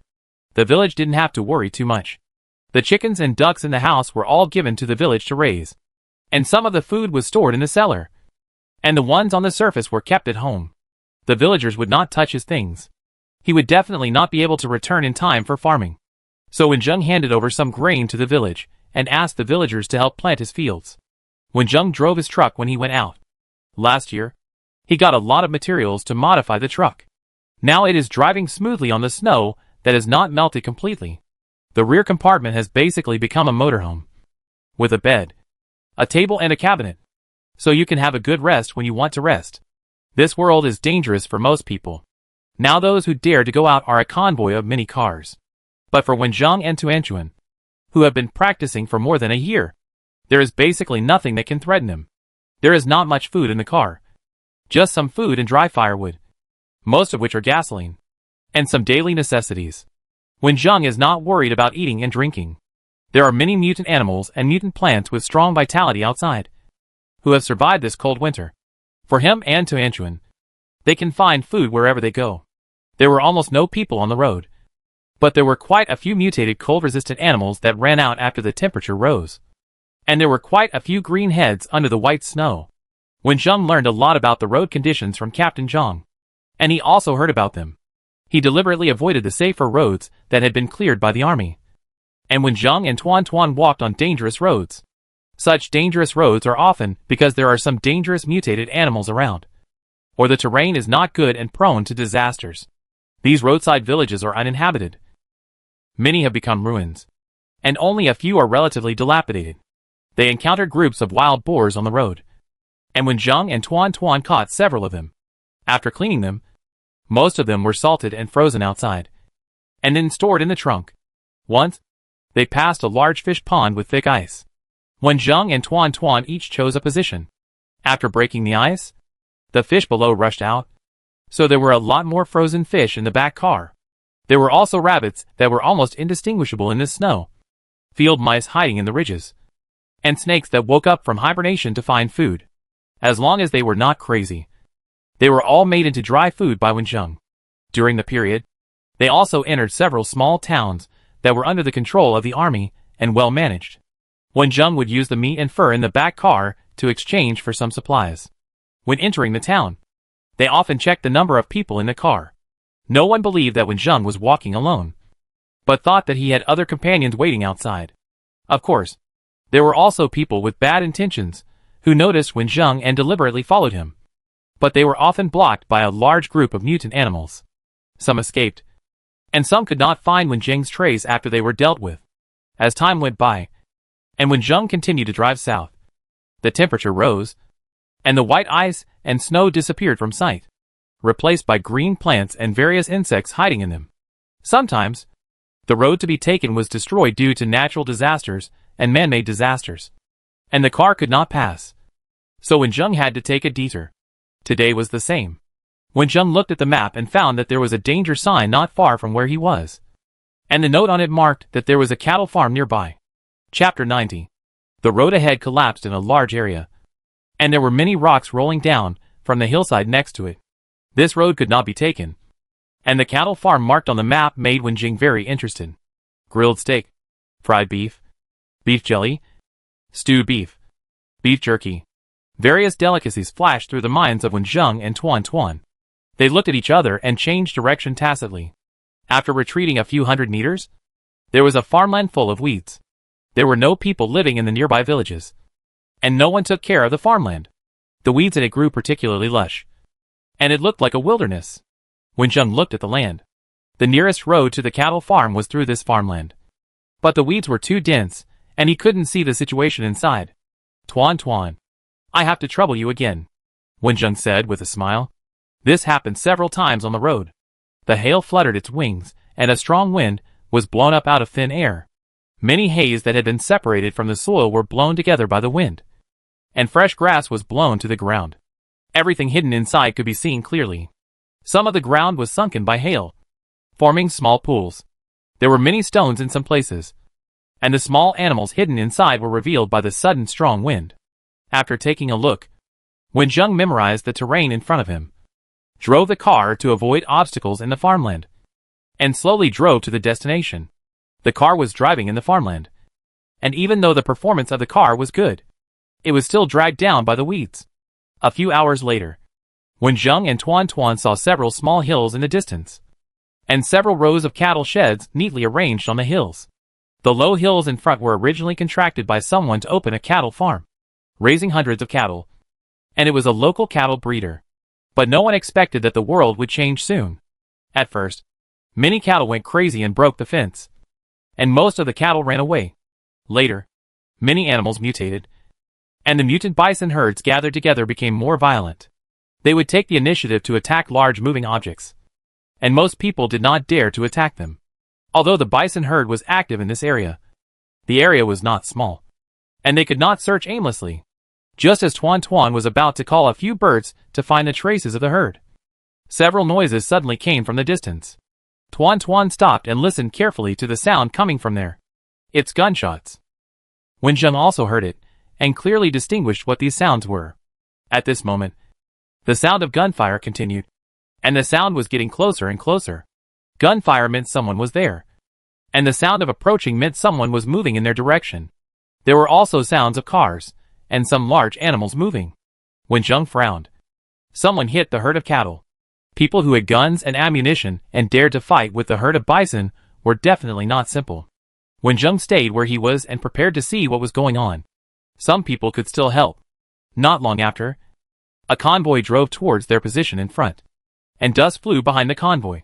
With the eyesight of Wenjing and Tuan Tuan, they could clearly see many large bison covered by dust behind the convoy. The mutated bison were more than 2 meters tall, with a lot of mud on their fur, making them particularly hard. Their 4 legs kept moving, and bullets could break their skin but get stuck in their flesh. As long as the injuries were not fatal, the bison, stimulated by the pain, would chase and attack the convoy crazily. After finally killing one, another soon took its place. These bison were about to catch up with the convoy, and even showed a posture of surrounding the convoy. Dozens or hundreds of bison, running as if there were thousands of troops. The ground was shaking constantly. Someone stuck his head out of the window of the convoy, holding a gun to attack the bison behind. And suddenly a horn stuck out of the front of the vehicle. Brothers in front, drive quickly. The enemy will arrive at the battlefield in 5 seconds. To Anchuan, get ready. With this reminder, Wenjung was going to help them. Wenjung turned over and jumped onto the roof of the car, and a gun appeared in his hand. After 2 consecutive gunshots, the eyes of the first few big bison were hit, and only 2 bloody holes were left. After Wenjung finished speaking, Tuan Tuan raised his head and roared, and spread his gorgeous wings to fly across the sky. Ordinary people could only see colorful shadows, and came to the front of the big bison with bullets. Tuan Tuan passed under the big bison with his body raised, and his sharp claws easily scratched the hard belly of the bison. Finally, he pulled the tail of the bison and made the whole cow raise its body, allowing Wenjung's bullet to pass through the neck without skin protection. Several cows fell to the ground like this, and there was no breath. After Tuan Tuan made a cry, the bison herd stopped attacking one after another, and moved anxiously, wanting to escape as soon as possible. But it seemed that they wanted to continue attacking, and the convoy continued to attack. However, Wenjung and Tuanchuan killed several big bison in succession at a speed that no one in the bison herd or the caravan could have imagined. The herd heard the sound of their companions falling to the ground, and they all took 2 steps back, turned around quickly and ran away. Many people in the caravan were dumbfounded, watching the bison fleeing at a speed faster than when they were chasing them. Some were busy attacking the bison and didn't notice what happened. They spoke in a light tone. Am I hallucinating? How come I see all these cows running away? Why are you poking me? The man was patted on the shoulder by his companion. He followed his companion's instructions, and saw that several tall and strong male buffaloes chasing their car were lying on their backs on the ground, with blood flowing from their eyes and necks. The man took a deep breath. These bison were running fast, and there was dust all around them. It was particularly difficult to aim at the eyes. This man's shooting skills were amazing. What is even more eye-catching is the perfectly cut cowhide. The hide of this bison can withstand bullets, even if the belly is a little soft. It is not so easy to cut. It is definitely not from their team. The man glanced forward and saw Wenjung and Tuan Tuan flying next to him. Where did this big guy come from? Just looking at his temperament, he is extraordinary. Everyone in the team looked at Wenjung and Tuan Tuan flying next to him with admiration. Those eyes showed shock and love for him. Who doesn't want a mutant beast with strong attack power and tacit cooperation? Brother, thank you very much. Otherwise we would have suffered heavy casualties this time. Someone smiled and got off the car to chat with Wenjung. The man had dark skin, a perfect tone of voice, and looked a little older than a year ago. Yes, Wenjung had met this man once. Wenjung smiled. Brother He? I don't need to say much to thank you. If it weren't for Brother He's help last spring, our village couldn't buy so many high-quality supplies even if we went to Mu Town. Oh, it turns out that we are fellow villagers. This is true fate, Brother He said with surprise, trying to search for someone who might be this master in his mind. Just call me Lao He. Meeting an old friend in a foreign land is one of the 4 great joys in life. I bought a few bottles of good wine in the south this time. Let's have a few sips later. The man's face was a little sallow, and he looked ordinary, but he couldn't remember who he was.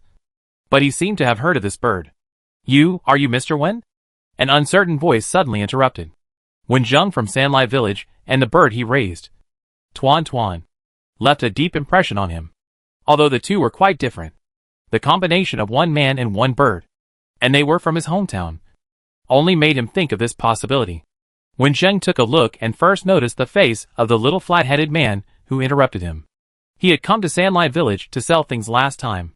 Then his eyes stayed on the big loudspeaker in the little flat-headed man's hand. It seemed that he was a gamer before the end of the world. The little flat-headed man's voice was quite low, and he was a little unsure of his guess. But Wenjung noticed that the two people looked at Tuan Tuan without greed, so he nodded and admitted his identity. When Lao He heard the word one, He remembered that this person was Wenjung from Sanlai village. He was surprised and said, "It turns out to be Brother Wenjung. I have heard of your name for a long time. I have been busy for a year, and have not found a chance to meet you. It is really great that he knows someone. Even if he doesn't know this strong man, he has to find a reason to get to know him. Not to mention that he has some friendship with him. Of course, he has to build a good relationship." Lao He did not publicize that Wenjung was from Sanlai village, and reminded Xiao Pingtu to shut up. He just said that Wenjung was someone he knew before. The living bison ran away without a trace, and the ground was full of freshly baked bison corpses. These large bison weighed 1,000 or 2,000 pounds each, and it was difficult to pull them away even with a car. All the uninjured people began to separate on the spot. The surrounding area was the territory of the bison herd. It seemed that the bison herd would not dare to come back in a short time, so they could rest here temporarily. With a specially made skinning knife in hand, he stepped on the belly of the bison and used all his strength to cut the skin. Then he used the knife to cut the meat. As soon as the knife went in, it was caught by the meat, making it extremely difficult to move. Look at the big guy next to him.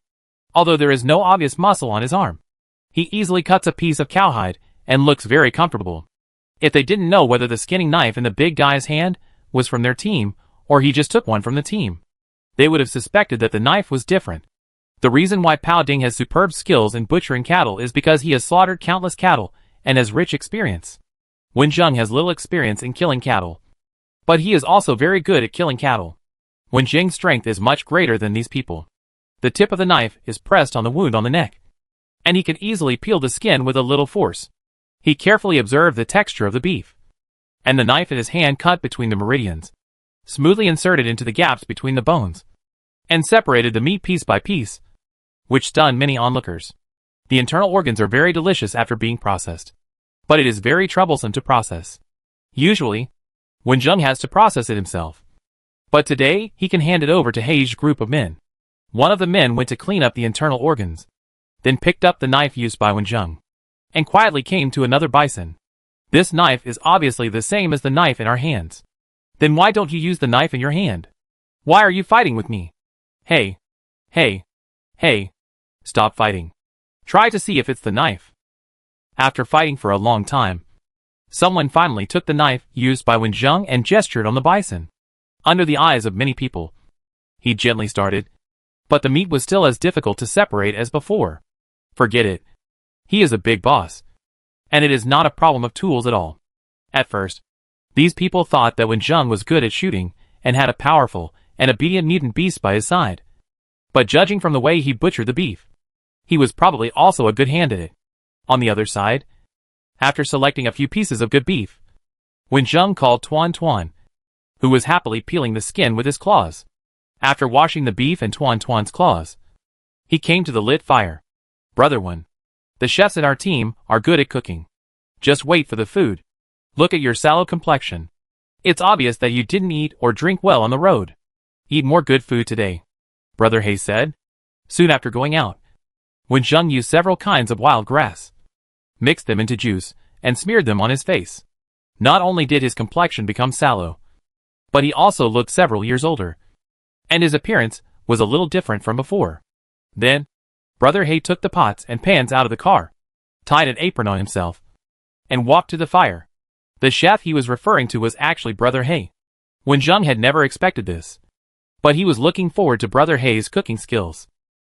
Chapter 91. Although He looks big and strong, he is very skillful in cooking. The brothers beside him are all very excited. He is a great chef. Wenjung was a little curious about He. The villager said that He was the leader of several nearby towns and villages. Later, he joined the logistics industry and became very successful. But they never heard that he was a great chef. More than a dozen bison were processed. The tired brothers cleaned themselves up and gathered by the fire, staring at the pots on the fire. The folding table was placed on the flat grass. Everyone held wooden bowls and chopsticks and looked at the large pots of dishes on the table. After He finished cooking the last dish, he took off his apron, ran to his car seat, and took out 2 bottles of good wine that were precious before the end of the world. "Let's have a drink." Wenjung didn't have a drinking addiction, but he could drink a few sips if he wanted to, so he nodded indifferently. As soon as the lid of the wine was opened, the strong aroma of wine came to the face. Hayes poured a glass first. "Brother, thanks to your help this time. This glass of wine is for you first." After saying that, he drank it all in one gulp. After a few glasses of wine, Hayes opened his mouth and pushed the stir-fried beef on the table, recommending, "Brother, come and try my cooking skills." In those martial arts novels in the past, the heroes all drank and ate beef in big mouthfuls. This beef and wine are a perfect match. The beef was cut into thin slices according to the meat grain. During the stir-frying process, it was simply thickened. The bright sauce was evenly coated on the meat slices, and it was also served with brightly colored green and red peppers. Wen Zheng first put a lot of beef into Tuan Tuan's bowl and then tasted it himself. After the beef was added, the sauce wrapped around it dripped down and quickly put it into his mouth. The beef was tender and the sauce was rich. After eating the meat, take a sip of wine. The taste is simply amazing. Wen Zheng gave Hayes a thumbs up and praised, "Brother, you have good skills, comparable to a chef." Hayes was very proud after receiving the praise. Blushing, "My ancestors had a royal chef, and I have practiced knife skills since I was a child. Unfortunately, the old man died early, and this knife skill was not used for cooking, but for fighting with people. At that time, I really didn't expect that the world would become like this. I might as well be a chef. Can a chef live in this world? I think you, Hayes, have seized the opportunity. And now your family business is not small." Wen Zheng picked up a piece of braised beef tongue, which was soft, glutinous and fragrant, and gave Tuan Tuan some. "This little family business is nothing. It was earned by my brothers with their lives. And yet, someone still wants to take advantage of it." Hayes drank several cups in a row. His face was a little red, and he chattered a lot under the influence of alcohol. Wen Zheng ate and listened. Even Tuan Tuan rarely heard news stories, and looked up at Hayes in the gaps between eating. Last year's snowstorm kicked off the disaster, and many people said that the end of the world was coming. It was chaotic for a while at the beginning, and then the country sent troops to manage it. On the surface, it temporarily restored peace, and Hayes got in touch with the army. He took this opportunity to travel around and do freight business. Hayes took most of his brothers to the south before the new year. After spending the winter there and buying goods, he set off to return to his hometown in the central part of the country. It takes us several months to go back and forth. At least a few brothers leave on the way every time. We also have to maintain good relations with the forces passing by. Even so, we are often tricked by others. This time, we were almost buried." Brother Hay couldn't help but raise his voice when he said this. After hearing this, the brothers sitting at other tables cursed when they thought of the difficulties along the way. Wen Zheng picked up the beef skewers roasted on the fire and gave a few to Tuan Tuan. Then he took a handful and ate slowly while listening to the people scolding. They were chased by this large group of bison and were tricked. Although this group of bison has strong attack power, they also represent warm fur that can be used to make clothes, edible meat and bones, and hard horns that can be used to make weapons. This is a batch of precious materials. Some forces paid attention to this group of bison. Brother Hay and his men got the news that someone was going to take action. It happened that they had helped that group of forces, so they wanted to follow behind and have a sip of soup. It turned out that this group of people deliberately let them follow. After arriving near the bison herd, the convoy where Hayes and his friends were was cannon fodder to attract the attention of the bison herd. Wen Zheng knew very well that although he saved Hayes and his brothers, there were still many ungrateful people in this world, so he had to be vigilant. However, based on the performance of Good Luck Logistics in Kaoshan Town, Wen Zheng had a good impression of him. If this group of people did not have any bad intentions later, perhaps they could establish a good relationship in the future. Wen Zheng, who was concentrating on listening to gossip, did not notice that Tuan Tuan, who was eating many dishes, lowered his head to drink water, but found that the water in the water cup was empty. With a turn of his eyes, he gave up the kettle not far away and quietly came to Wen Zheng's wine glass. The taste of white wine is particularly mellow for some people, but it is not delicious for Tuan Tuan.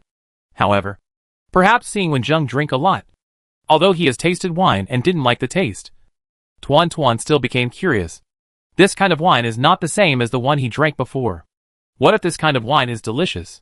After carefully observing the left and right, Tuan Tuan quietly took a sip. It's not delicious. Tuan Tuan smacked his lips and lowered his head to take another sip. Why would Dad drink such a bad thing?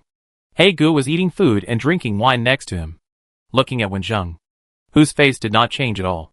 His evaluation of Wenjung in his heart was higher again. It was worth the adventure to make friends with these two big guys. Brother, you saved our lives this time.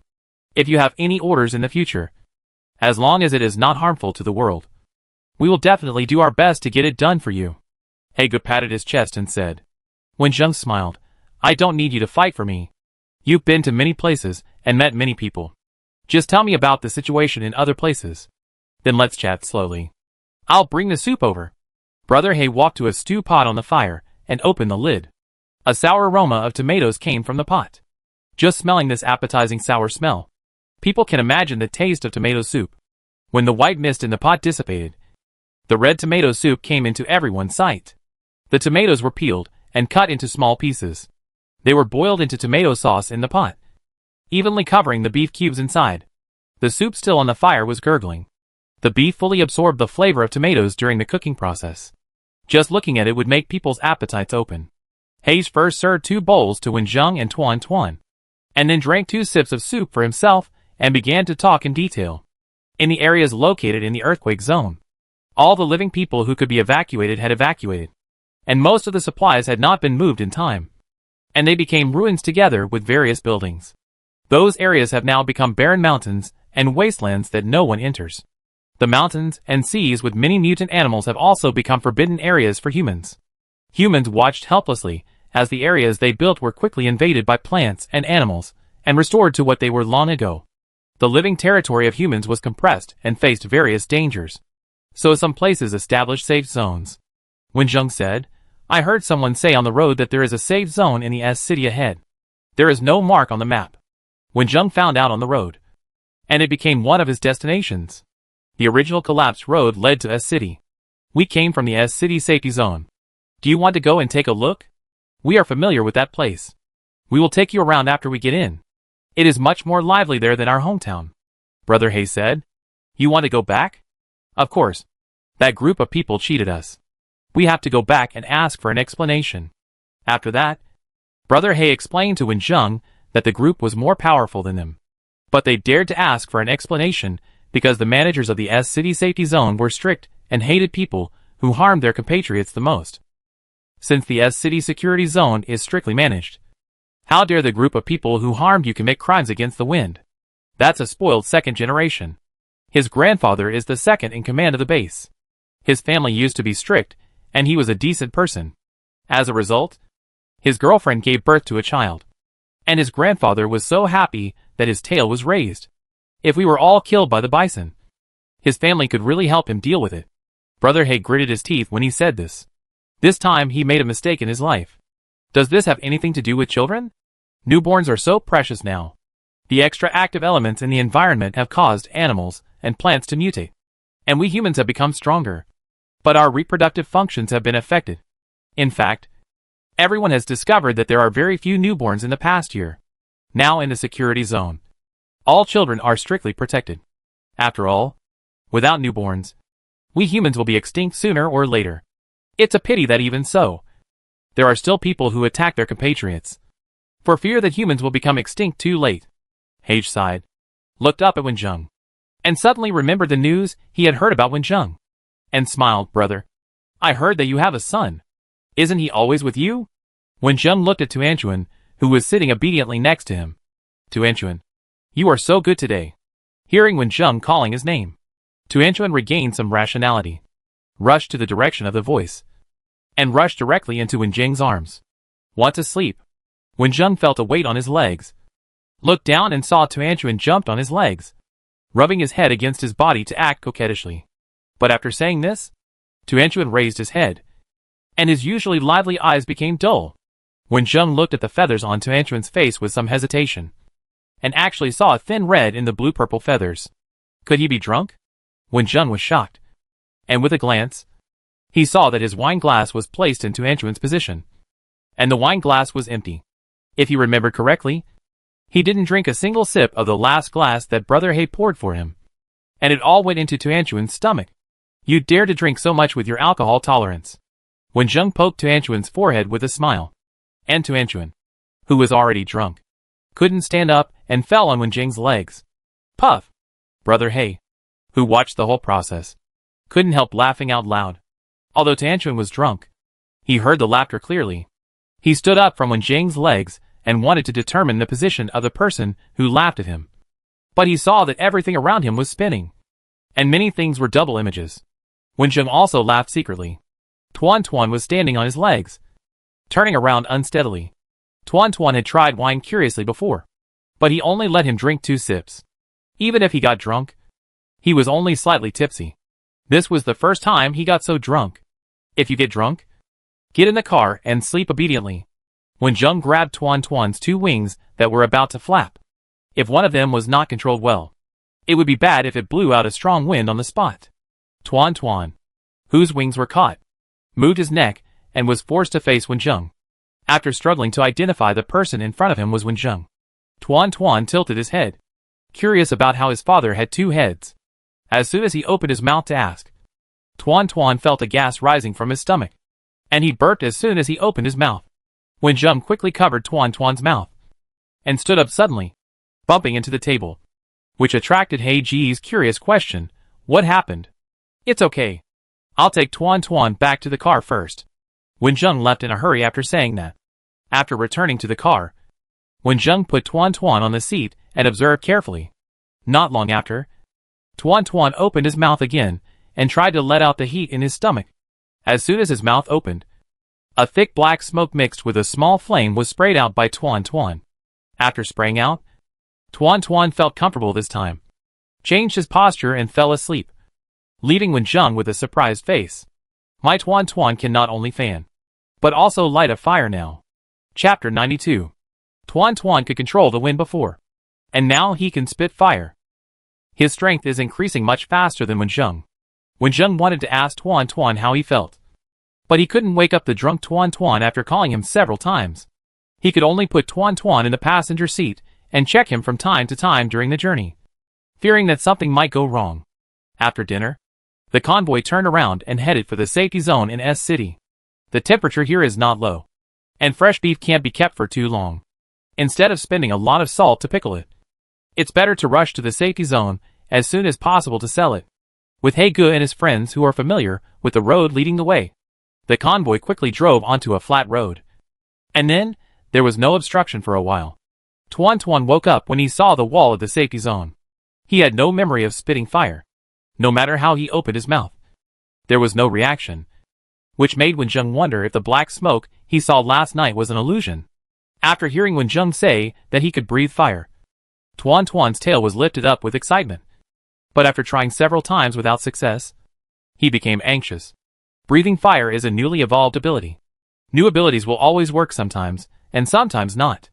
After practicing for a while, you can slowly master it.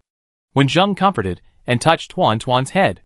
Tuan felt itchy on the top of his head and rubbed it on Wenjing's palm a few times. Tuan's strength improvement gave Wenjing a sense of urgency. The Yangtze River's back waves pushed the front waves, and he couldn't fall too far behind his son. He needed to find some new means of attack. There are suitable things for Wenjing in the system store, but this kind of knowledge-related things are more expensive than props, and Wenjing's current points are not enough. Wenjing went out this time just to try to complete the hidden mission that can earn points. Sitting in the driver's seat, Tianquan's eyes did not fall on the road ahead, but stayed on Brother He's car. I don't know what he was thinking in his little head. The safety zone of S City has high walls and wide moats. It is also a structure of inner and outer cities. The crops in the farmland are more lush than those in the village. Many people are inside, working hard to clean up weeds. The houses in the inner city are of the same height. There are pillars on the roofs, supporting the transparent steel plates above, which become a protective cover for the entire safety zone. The insect plague here is much more serious than ours, especially the mosquitoes in summer. They are overwhelming and become black clouds. It hurts and itches when they bite people. Some people are born to be loved by mosquitoes. It is said that some people are surrounded by mosquitoes all over their bodies. When the mosquitoes leave, all the blood in their bodies can be sucked dry. Brother He frowned and said that because of this, they have to leave before the summer comes. There are also grasshoppers, scorpions, centipedes, spiders, flies, and other insects with or without legs, wings, and wings have all grown larger here. You have to drive when you go out. Otherwise you have to wear thick clothes to cover your whole body. If you walk in the grass, it won't take long for the whole body to be crawling with insects. The flat-headed Xiao Mao, who recognized Wen Zheng, continued to introduce. When he said this, He Ge looked at Tianquan. It stands to reason that the bloody smell of fresh beef will attract more insects. On the way back to the safe zone, no insects flew to the car. The only variable is Wen Zheng and his bird son Tianquan. Sanlai village has a chicken king who can command chickens and ducks. It seems understandable that this bird named Tuan Tuan can scare away insects. Thinking of this, Brother He reminded Wen Zheng, this place has been troubled by insect plagues for a long time. If they know about the chicken king that can be used to deal with insects, they will definitely spend a lot of money to buy it. Or take other measures. Are there no mutant animals with the ability of the chicken king here? Wen Zheng asked doubtfully, gently stroking Tuan Tuan's feathers. I heard that there is a blackbird that can command other birds, but it likes to attack humans. The army spent a lot of effort to kill it. Brother He sighed. While talking, their vehicles arrived at the gate to the inner city of the safe zone. Anyone who settles here needs to pay a certain amount of food to obtain the qualification to live and become a resident of the safe zone. The safe zone will allocate houses and fields to them according to their labor. And there are usually troops to protect them. Brother He introduced. It sounds good to live in the safe zone. But these residents need to pay a certain amount of food every month. After paying, the remaining food can only sustain their survival. If they want to have good living conditions, these residents can't just farm. Some residents with skills will participate in the work provided by the safe zone. And some will leave the safe zone to search for supplies, or complete the tasks issued by the safe zone. Those who don't want to settle here are also welcome in the city safety zone. But they need to pay supplies as a stay fee. Soldiers holding guns on both sides of the heavy iron gate check people in and out. The detailed information of the outside population will be registered. And when they come out, they will pay a small stay fee according to the length of stay. Wen Zheng mixed with He's brothers, and after completing the registration, he successfully entered the new city. The process in the middle was very smooth. Only when registering to Anchuan, the registrar asked a few more questions. Under Wen Zheng's explanation, Tuanchuan's identity became a mutated parrot. Tuanchuan's brilliant colors are particularly eye-catching no matter where they are. Wen Zheng can exchange for props to cover up the color. But Tuanchuan is born to like his beautiful feathers. Wen Zheng is unwilling to wrong his son. Anyway, the two of them have nothing to fear now. There is a trading market in the safe zone. The money in the past has lost its effectiveness. The hard currency now is food.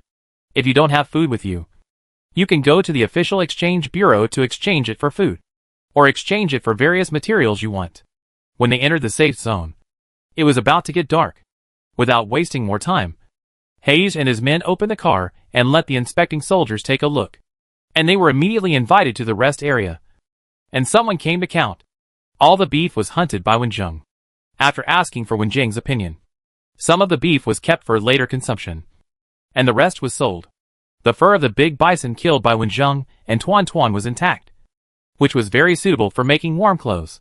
The tendons and horns could be used to make weapons or tools. So the tendons and horns were kept. And the relatively intact parts of the cowhide were also kept. Some cows were shot several times by He Ge and his men, and there were many holes on the cowhide.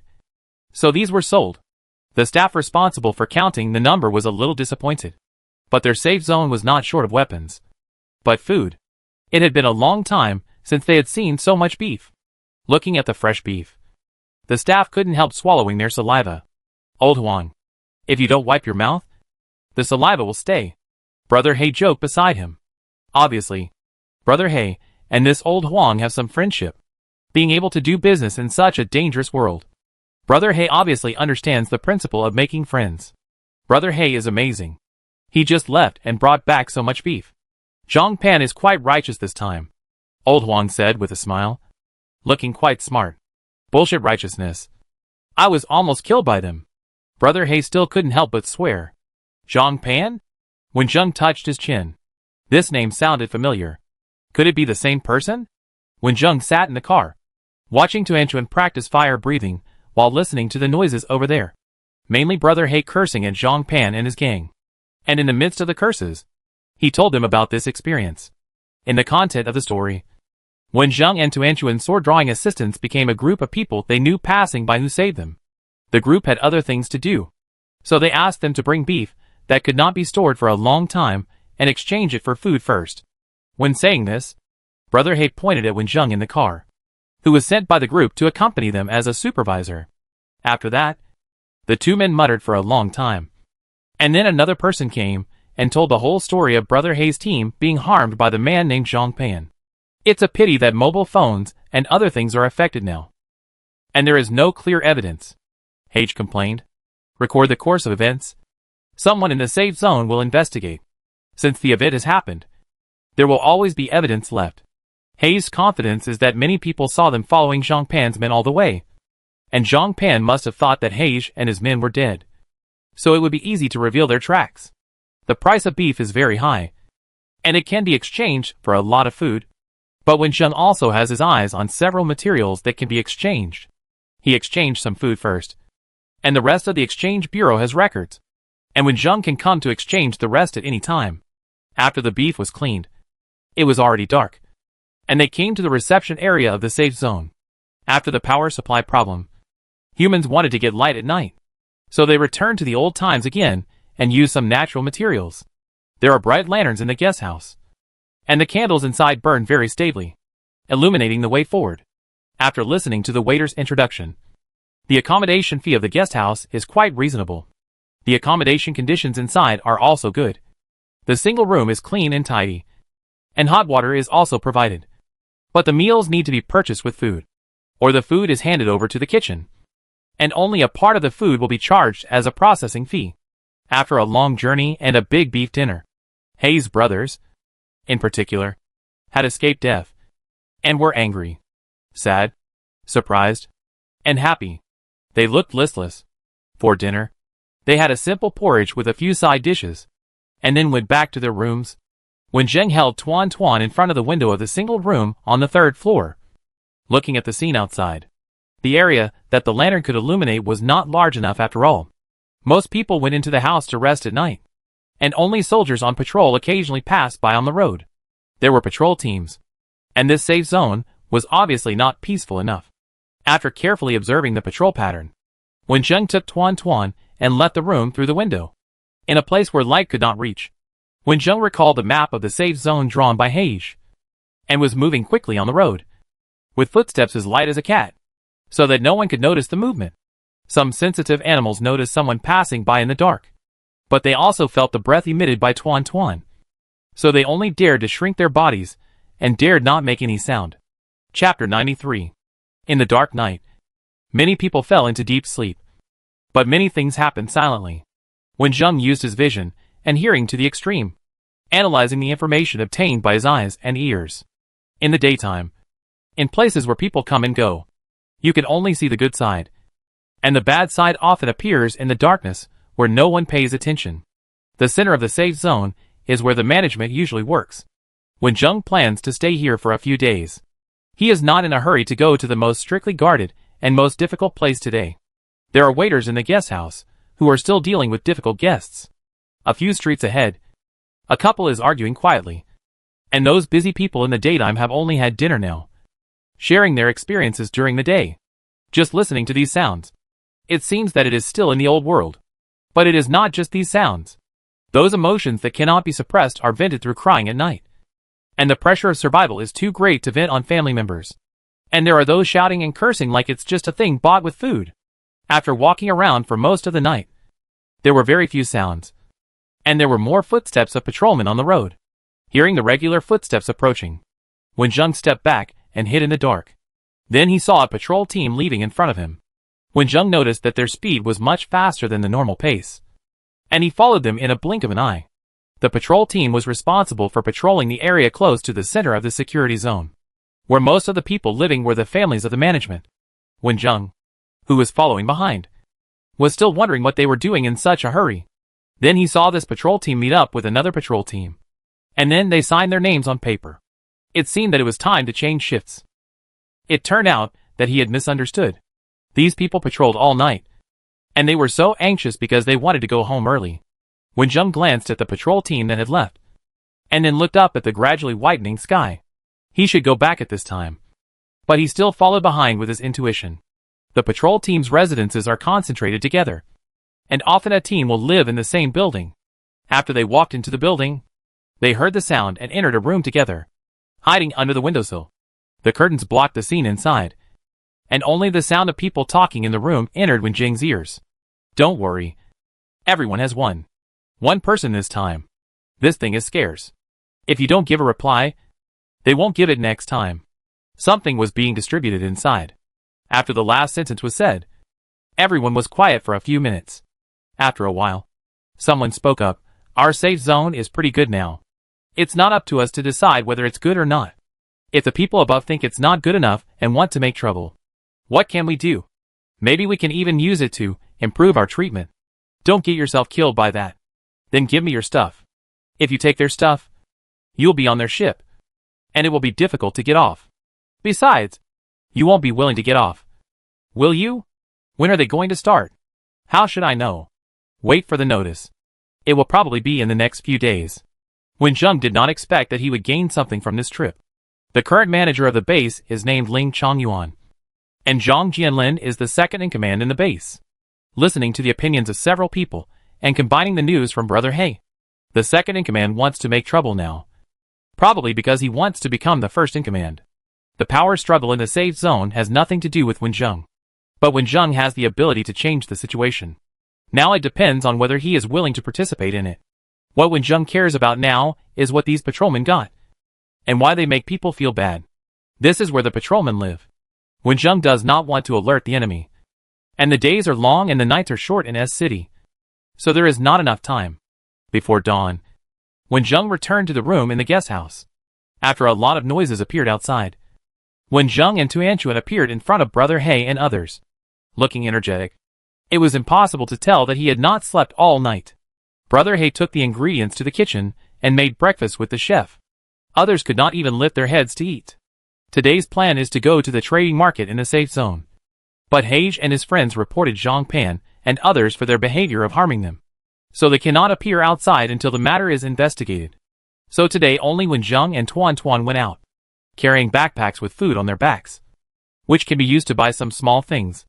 If the price is expensive or the quantity is large, you can ask people to come to the guest house or go to the exchange office to trade.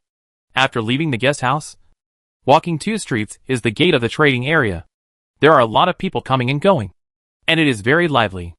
After all, it is the largest safe zone in the surrounding provinces.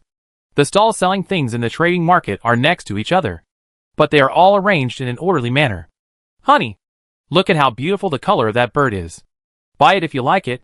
The sound of 2 conversations entered Wenjing's ears in the noisy environment. Wenjing looked down at Tuan, who was curiously looking around, and a playful smile appeared on the corner of his mouth. Could it be that his Tuan was a blue-faced troublemaker? In front. How much is your bird? Amid a shrill call, Wenjing walked in the trading market without stopping. After all, he didn't sell birds, and the voice was definitely not calling him. However, he could feel that the person who called was running towards him. Wenjing felt the flow of air and turned to the sunflower seed stall next to him. The person who ran over had already stretched out his hand, but could only miss Wenjing's shoulder. And the footsteps that could not stop for the time being stepped on a piece of banana peel on the ground. There was a click, followed by a scream. Wenjing showed a confused expression, turned around and saw someone splitting in the street, and his pants were torn because of the overly intense movement. What are you doing? A group of people rushed over and surrounded Wenjing and Tuan. A few others came out and helped the man who was doing the splits. The injured man's face was red, and I don't know if it was because he lost face in the street. Wenjing stood in the center of the crowd, facing the gun pointed at him without any fear, and looked at these people one by one. It's really a narrow road for enemies. This group of people were wearing neat uniforms.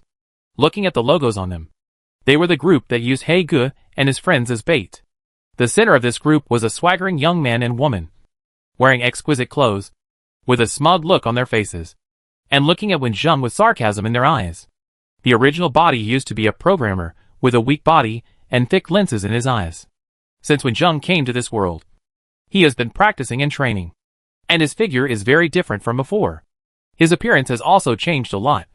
Not to mention that he has used herbal juice to change his appearance. They did not recognize Wenjing. But Wenjing still remembered them. They were clearly Zhang Pan and Tao Yu, who disgusted the original owner.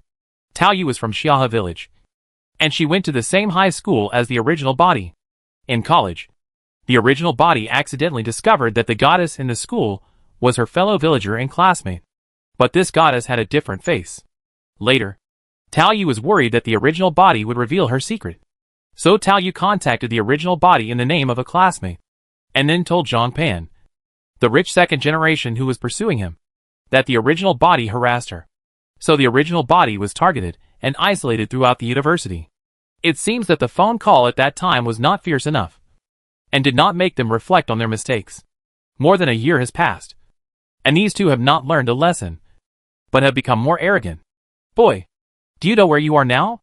A little guy with a pointed face and monkey cheeks stood up and said, I know. S City Safety Zone. Wenjing said calmly. This sounded too much like the words of a villain in a TV series. If he was a woman, someone should come out to save the beauty at this time. But he was not the heroine. And the ones who came to save people were not heroes, but the supervision team in the market. When the supervision team with guns and bulletproof shields came, the crowd surrounding Wenjing dispersed, and the guns were also put away. But their eyes were all staring at Wenjing fiercely. If it were an ordinary person, they would have been timid. No fighting is allowed in the trading market. The captain of the supervisory team at the front said with a serious face. Looking at the situation here, only one person was injured, and it didn't look like a serious injury. The captain of the supervisory team signaled everyone to put down their guns, but the shield was still in front of him. Looking at Wenjing and said, Sir, please tell us what happened just now. I just came to the trading market to stroll around, and suddenly heard a scream. So I turned around to see the excitement. And then I was surrounded by a group of people. Wenjing said, Nonsense. If it weren't for you, my brother wouldn't be like this. Ah? This person slipped on a banana peel. Wenjing pointed to the crushed banana peel on the road. Everyone around is watching. Don't spit blood. The vendors who knew Zhang Pan's gang were all worried for Wenjing. Even if they saw Zhang Pan's men fall down, and they were unlucky to step on a banana peel. Zhang Pan's gang was not a reasonable person. The patrol captain looked at the crowd around him, and turned to Zhang Pan and others, asking, Please send a representative to state what happened just now. Before Xiao Luo could speak again, Zhang Pan stopped him. He saw what happened just now. The boy holding the bird did nothing wrong. But there were many people around, and the boy from the Ling family came over. Yesterday, my grandfather asked him to behave himself, so he temporarily bypassed this boy and had to deal with him in a few days. So Zhang Pan smiled and said, My brother is also worried about his brother. In fact, it was a misunderstanding. I won't waste the time of the second young Master Ling. After Zhang Pan finished speaking, he hugged Tao Yu and left with a group of men, seemingly in a cool manner. Young Master Ling. It seems to be someone from the Ling family. Wenjing lowered his presence and hid in the crowd.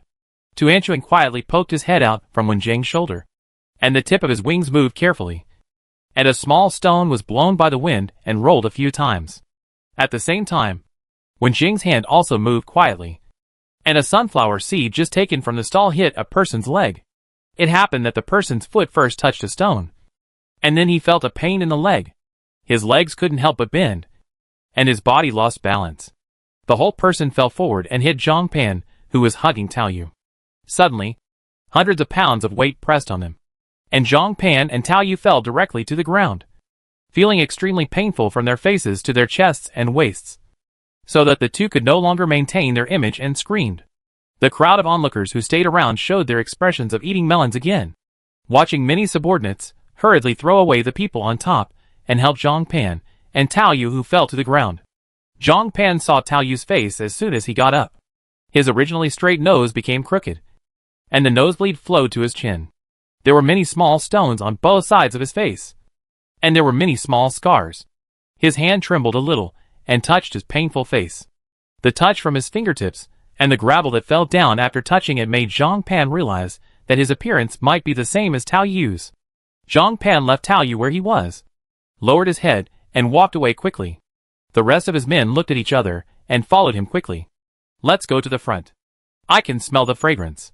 Wenjing walked easily, ignoring the commotion behind him. The good mood of going out shopping was not ruined by this group of people. Wenjung smiled and walked towards the place where the fragrance came from. Chapter 94. Following the scent, Wenjung found a snack street in the trading area, or it could be more appropriately called the insect street. The charcoal stove was steaming hot, and wooden trays were placed in front of each stall, with neatly strung insects on bamboo sticks. Most insects don't look nice, especially when eaten, which requires even more courage. When you really muster up the courage to try a bite, most people will exclaim that it smells really good. When Wenjung traveled in the real world, he had eaten a full insect banquet, and he didn't feel uncomfortable after coming to this insect street. Tuan Tuan, as a bird, would not refuse insects, and the two began to pick them with great interest.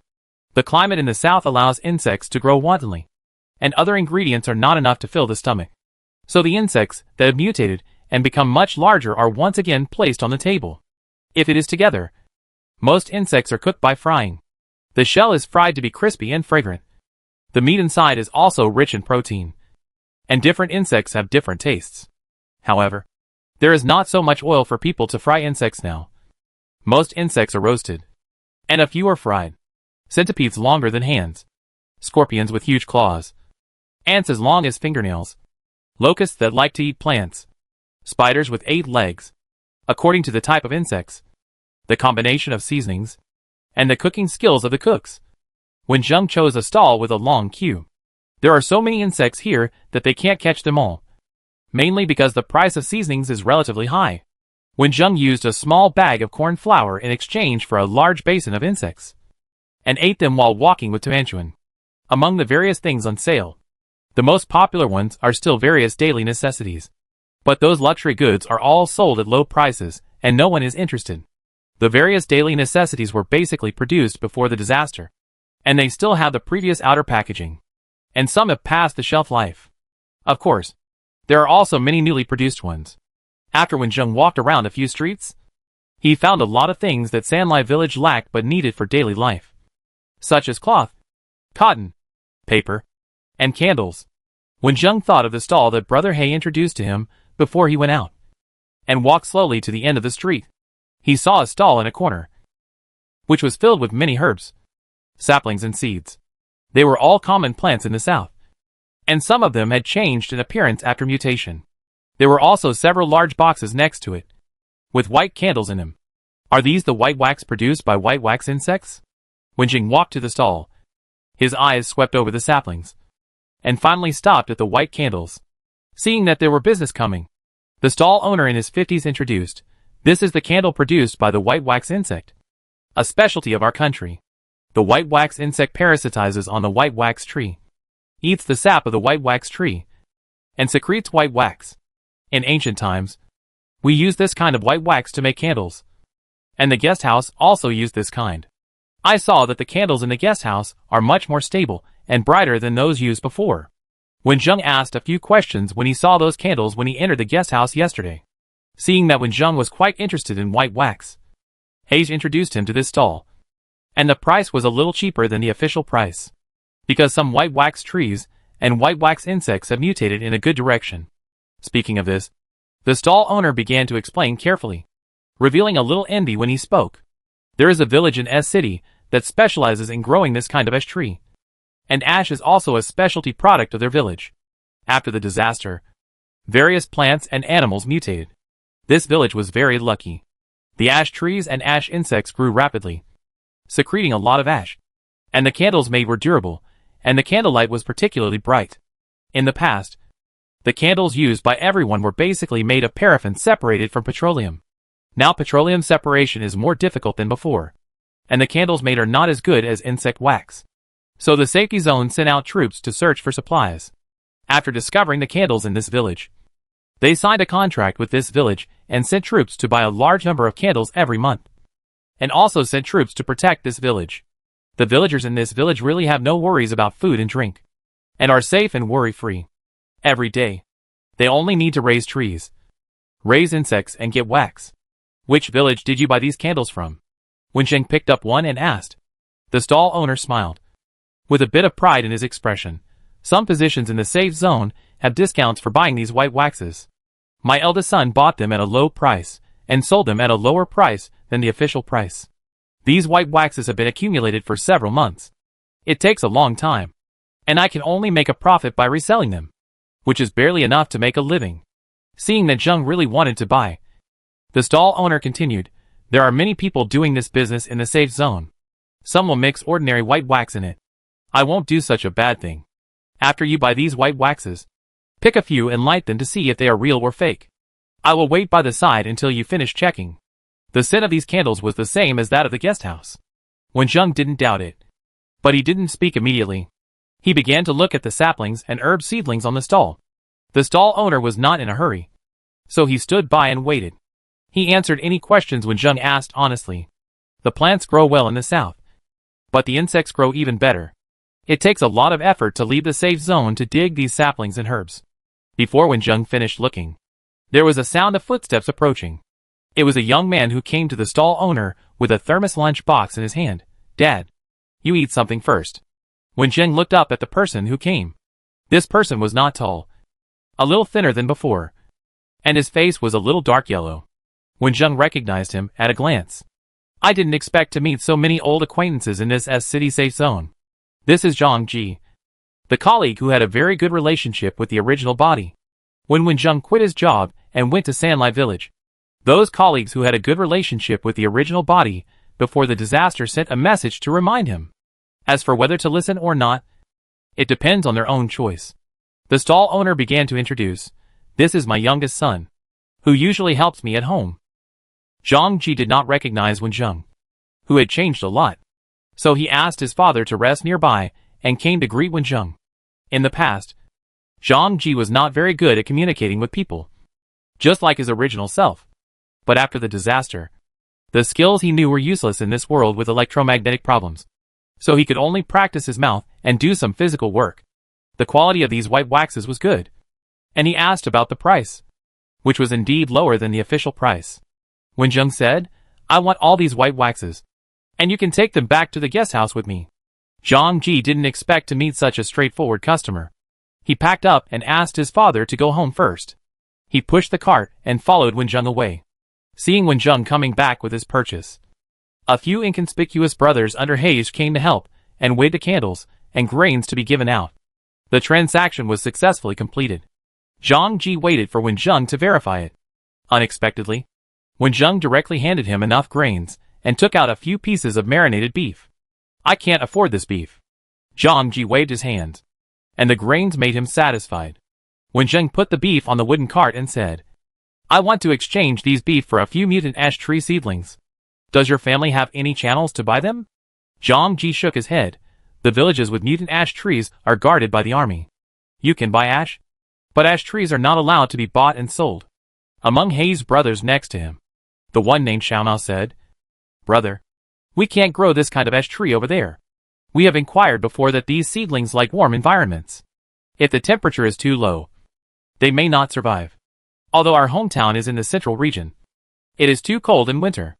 I guess they will freeze to death after a few snowfalls.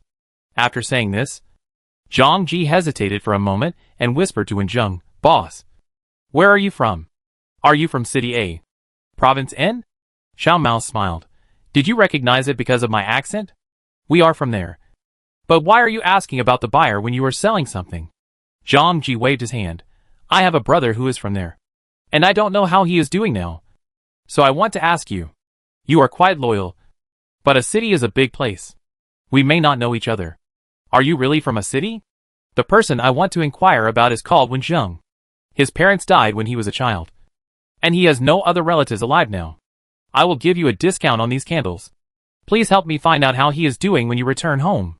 How come this name and description sound like Wen Boss? Xiaomao looked at Wen Zheng, who was calm, and asked, Why are you asking about him? Wen Zheng is my brother. He helped me a lot in the past. He doesn't have many relatives and friends. I am worried about his current situation. If he has any difficulties, I may be able to help him. If it weren't for Wen Zheng's reminder at that time, his family would not have such a stable life now.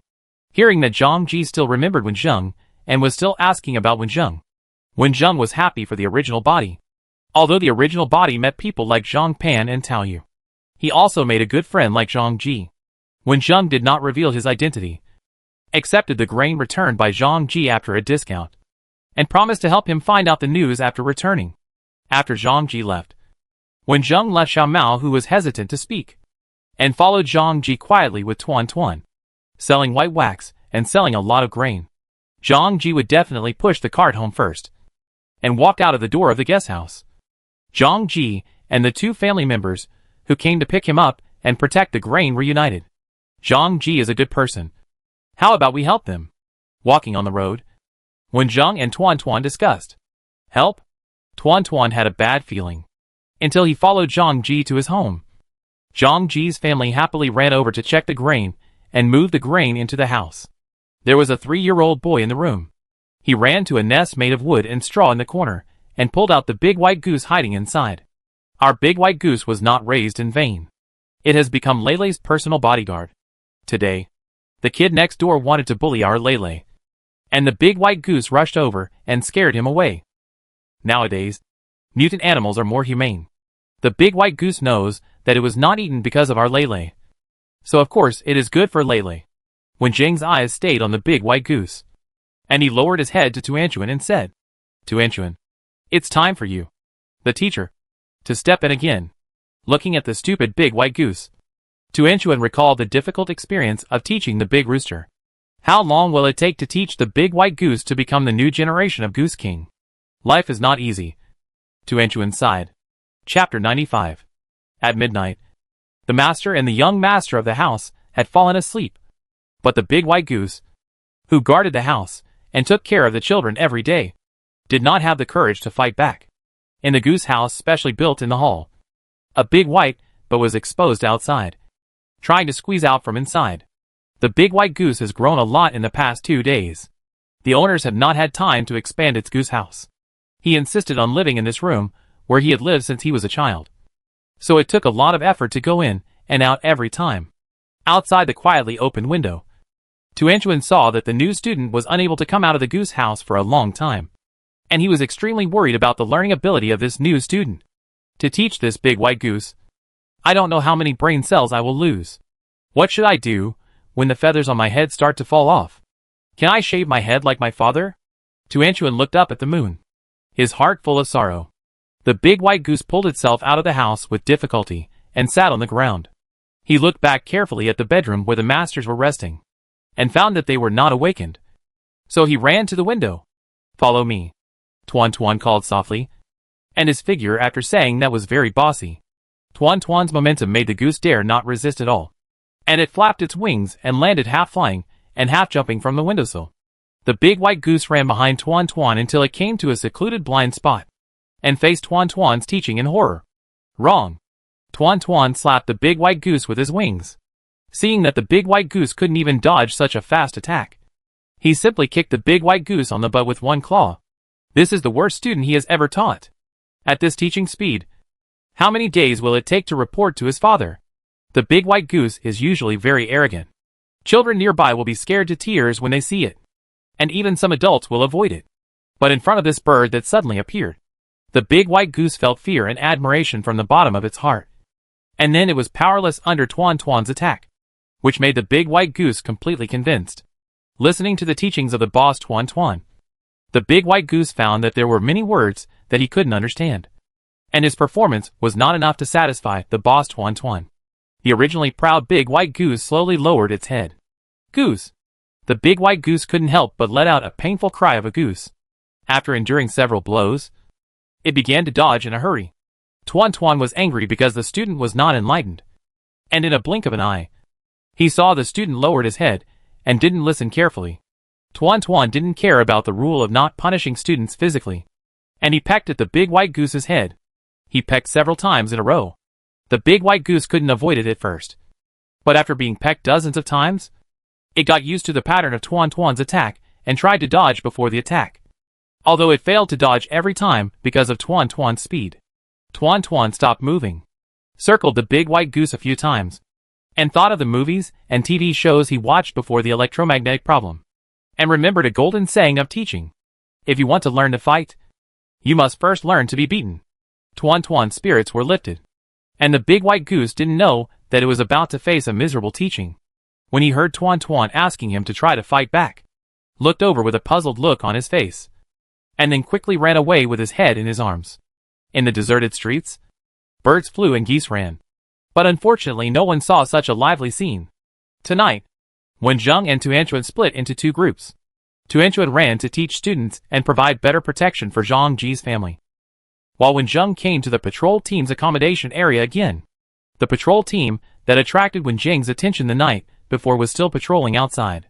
Wen Zheng successfully entered their room and searched every corner carefully. Hearing that these people couldn't wait to find that kind of thing yesterday, Wen Zheng was mentally prepared to find it in the house. If he really couldn't find it, he would hide in the house to see if the patrol team would distribute it again after returning. As Wen Zheng expected, there was no gain in these rooms. However, after staying in here for a long time, Wen Zheng felt that there was a unique smell in these rooms, which was not very pleasing. Hearing the footsteps of someone coming back, Wen Zheng hid in the window and slept. This time, the curtains and windows were tampered by Wen Zheng. Even if the people inside searched the room vigilantly before taking out the things, they did not block Wen Zheng's eyes. The captain of the patrol team took out a rolled-up white cloth from his sleeve, and then pulled out a bamboo tube as thick as an ordinary pencil from the white cloth. The team members around him took one each with excitement. Some put the things in their pockets, and some drank it on the spot. The captain looked at these people with a smile and said, "These are all good things developed in our safety zone laboratory." Ling Chongyuan has been reluctant to announce them. Only District Chief Zhang insisted that these things should be announced to everyone to enhance the strength of our safety zone. After persuading them for a few more words, the captain did not say anything more, but asked everyone to rest early. The bamboo tubes that had not been drunk were placed tightly, and those that had been drunk were not destroyed in a hurry. Wen Zheng moved his hand, and the remaining liquid in the bamboo tubes turned into small water drops and gathered on his hand. Wen Zheng did not dare to try this kind of thing with unknown effect, and there was no instrument on hand that could be used for detection. So Wen Zheng opened the system panel and found the recycling function. The recycling function of the system will recycle some special items from the players and convert them into points. Wen Zheng exchanged a lot of points with this function in the last world. After coming to this world, Wen Zheng tried to recycle those mutant animals and plants. But after choosing to recycle, several kilograms of mutant animals and plants could only be exchanged for 0.001 points. Why bother so much? Wen Zheng chose to give up the idea of recycling to get points, putting these water drops on the recycling interface. The points that can be exchanged are compared with several kilograms of mutant animals and plants, which have a few more zeros, but they are zeros before and after the decimal point. Wen Zheng chose to confirm. Of course not to earn those few points, but because this recycling function also comes with an identification function. All items recycled by the system will be immediately put on the system store, with detailed descriptions of the products. After reading the introduction of the water droplets, Wen Zheng frowned. These liquids contain elements extracted from animals and plants that are beneficial to biological evolution, but they also contain some addictive ingredients, which reduces the value of this medicine. Addictive. These three words can make people have many bad associations. If it is true that Zhang Jianlin had people use this drug in order to win over people, then he really deserves to die. It was almost dawn. Wen Zheng rushed back to the guest house, and Tuanchuan had just returned from the Big White Goose. Hage knocked on Wen Zheng's door and called them downstairs for breakfast. After the door was opened, seeing Wen Zheng with an ugly face and Tuanchuan with a depressed look, Hayes and his brothers were shocked. What happened? I have never seen them look like this. What happened last night? There was no time to satisfy other people's curiosity. Wen Zheng and Tuanchuan were exhausted for different reasons and wanted to finish the matter quickly. After finishing breakfast quickly, while Hage and others were confused, Wen Zheng and Tuanchuan put away their bad emotions and left the guest house on the pretext of going out shopping. The feeling of the safety zone during the day and at night is different. Wen Zheng walked on the road holding Tuan Tuan, looking left and right, occasionally stopping to buy something at the stalls, and chatting casually, with a curious look on his face. Walking from the guest house to the office buildings in the center of the safety zone, Wen Zheng listened to the chatter of passers-by and pretended to be curious to ask about the news of several managers of the safety zone, saying that he wanted to see the big shots. In the daytime, he inquired about the news that the public knew, acting as a curious tourist from outside. And at night, He avoided the tight defense and eavesdropped on some people's hidden secrets. As when Zhang conducted an investigation, it was confirmed that Zhang Jianlin used addictive drugs to control others to work for him. When Zhang was so angry that he dug out more than half of his hidden forces and found several warehouses where Zhang Jianlin stored hot weapons. On the fourth night of the investigation, when Zhang heard the conversation between Zhang Jianlin and Zhang Pan, Zhang Jianlin still liked his grandson Zhang Pan, who gave him his first great-grandson. He warned Zhang Pan to stay out of trouble recently and asked him to stay at home to look after the children for the next week. It seems that the time for Zhang Jianlin to take action is not far away, and the time to deal with Zhang Jianlin is not far away. In the past few days, when Zhang bought some materials and tried to mix a special drink that is pure natural and pollution-free, the color, aroma, and taste are enough to be mistaken for the real thing. He directly used this drink to exchange a bamboo tube of medicine from a patrol member. When Zhang placed the medicine and the paper with the side effects of the medicine on the table of Ling Chongyuan, the director of the safety zone, and carefully observed Ling Chongyuan's expression and subsequent behavior to determine that he was not aware of the medicine. According to Ling Chongyuan's phone call, the Academy of Sciences in the safety zone did develop a medicine, but that medicine did not have much effect, let alone addictiveness. They suspected that it was made by Zhang Jianlin's people, since Ling Chongyuan had nothing to do with this matter. When Zhang gave Ling Chongyuan the plans of Zhang Jianlin that he had collected these days, when Yang, who had been busy for several days, returned to the guest house and prepared to have a good rest for a few days. After when Zhang rested for 2 days, Tuanchuan finally let the big white goose go out. He came back with a bag full of goose feathers and threw the goose feathers to Wen Zhang. Tuanchuan went straight into the bed. Bang bang bang. Late at night, Wen Zhang, who had finally fallen asleep, was awakened by the particularly loud gunshots in the silent night. Tuanchuan, who was exhausted from teaching the big white goose, was disturbed by the gunshots and stood up from the nest angrily. A red feather suddenly stood up on his head. It's okay, Tuanchuan. You continue to sleep. I'll go check the situation. Wen Zhang got up from the bed, pressed down the feathers on Tuanchuan's head, quickly put on some clothes, and came to the window. After waking up, there was no pajamas at all. Tuanchuan felt that the anger he had faced with the big white goose these days surged up in his heart, and he just wanted to find a way to vent his anger. The temperature at night was relatively low, and a thin layer of fog formed on the window. Wen Zhang pushed open the window and looked outside. The rooms around were extremely quiet, even if they heard gunshots. Ordinary people did not dare to go out and participate. The gunshots did not stop, but became more frequent. There were panicked footsteps on the streets in the distance. This was the patrol personnel rushing to the place where the gunshots were heard. Tuanchuan flew to Wen Zhang's side. There was no sleepiness in his eyes. Instead, he stared at the outside, and his whole body revealed a breath of eagerness. As early as when Wen Zhang discovered that Zhang Jianlin used addictive drugs to control others to help him fight for power and profit, the outcome of this battle had already been determined. Ling Chongyuan received Wen Zhang's reminder that if he still lost to Zhang Jianlin, he would not be able to establish the safe zone. From this point of view, it doesn't matter whether Wen Zhang participates in this battle or not. But Tuan seems to want to go. Let's go and see the excitement. Wen Zhang tried to bring it up, and Tuan's eyes suddenly brightened and gave the answer. The Zhang family, who still thought they had a sure win, didn't know that their plan had been clearly grasped by the enemy, and the two people who were rushing over would make them lose faster. Chapter 96. When Zhang and Tuan quickly rushed to the place where the riot occurred, which was also the center of the safe zone, a little close to the east. According to Wen Zhang's recent investigation, there was a part of the safe zone's arsenal there.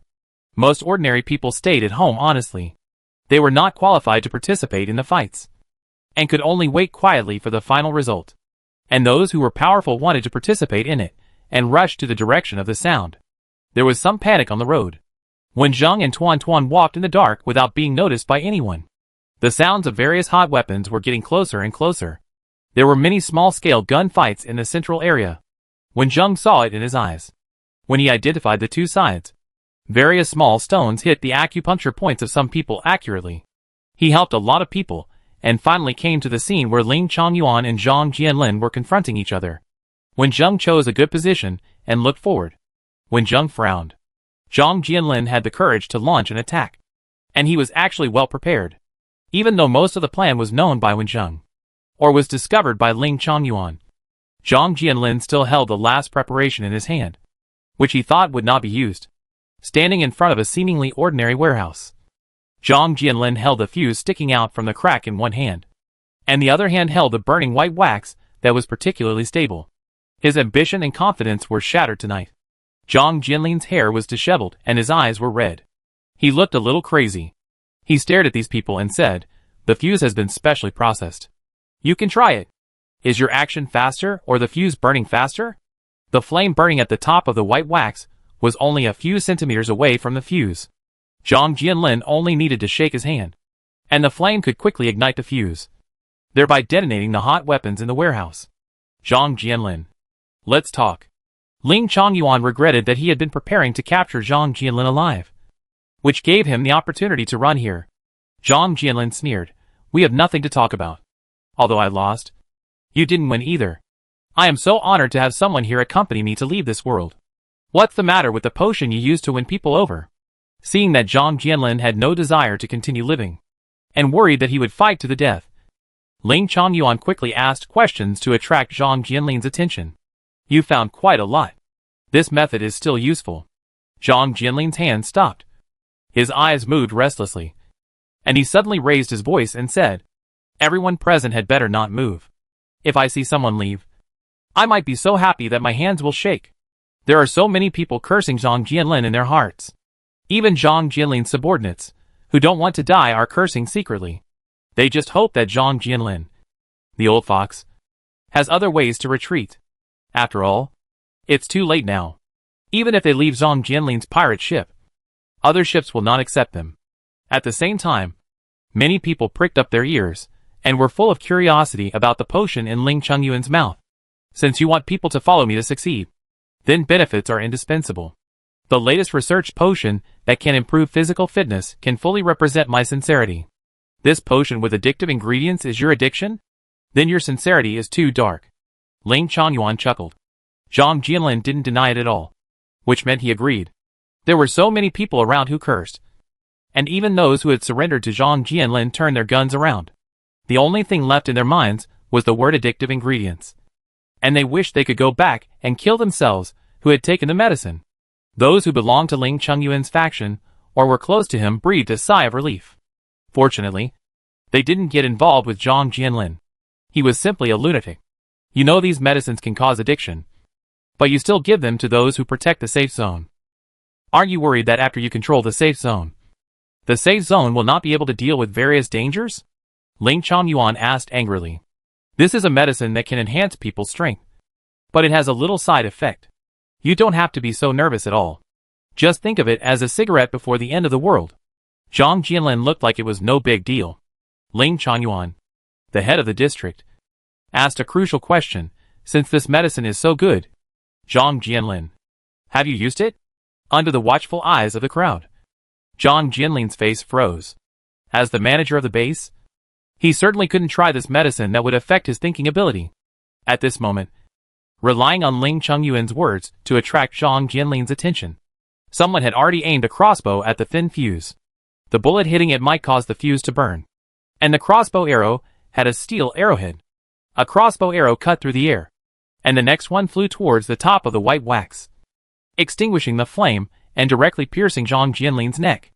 Zhang Jianlin fell on his back on the ground, with blood flowing out of the wound on his neck, and his eyes, unwilling to close, stared at the bright moon in the sky. After Zhang Jianlin's death, few of his men continued to resist, and they were even anxious about what the ingredients in the potion were.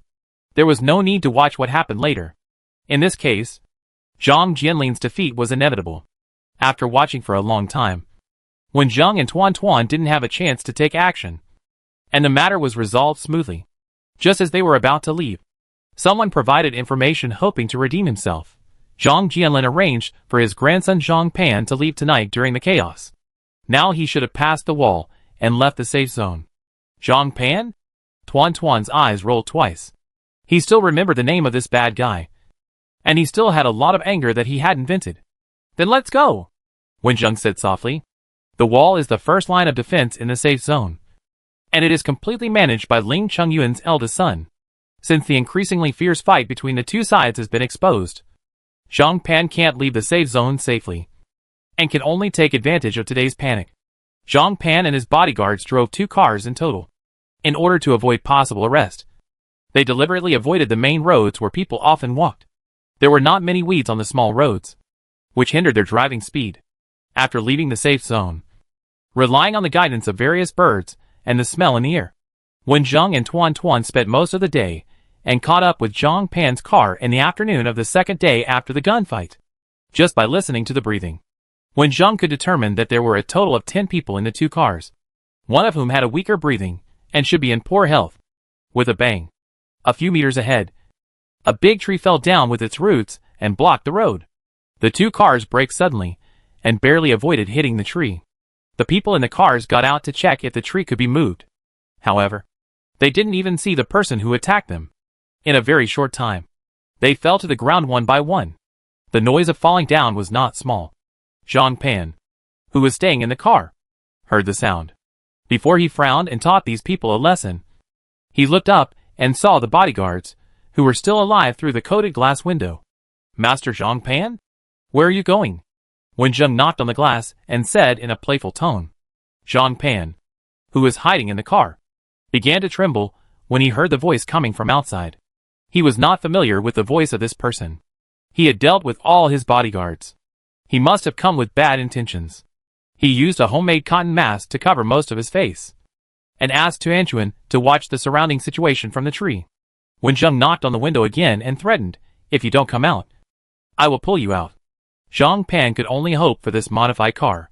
He hid in the car and refused to go out.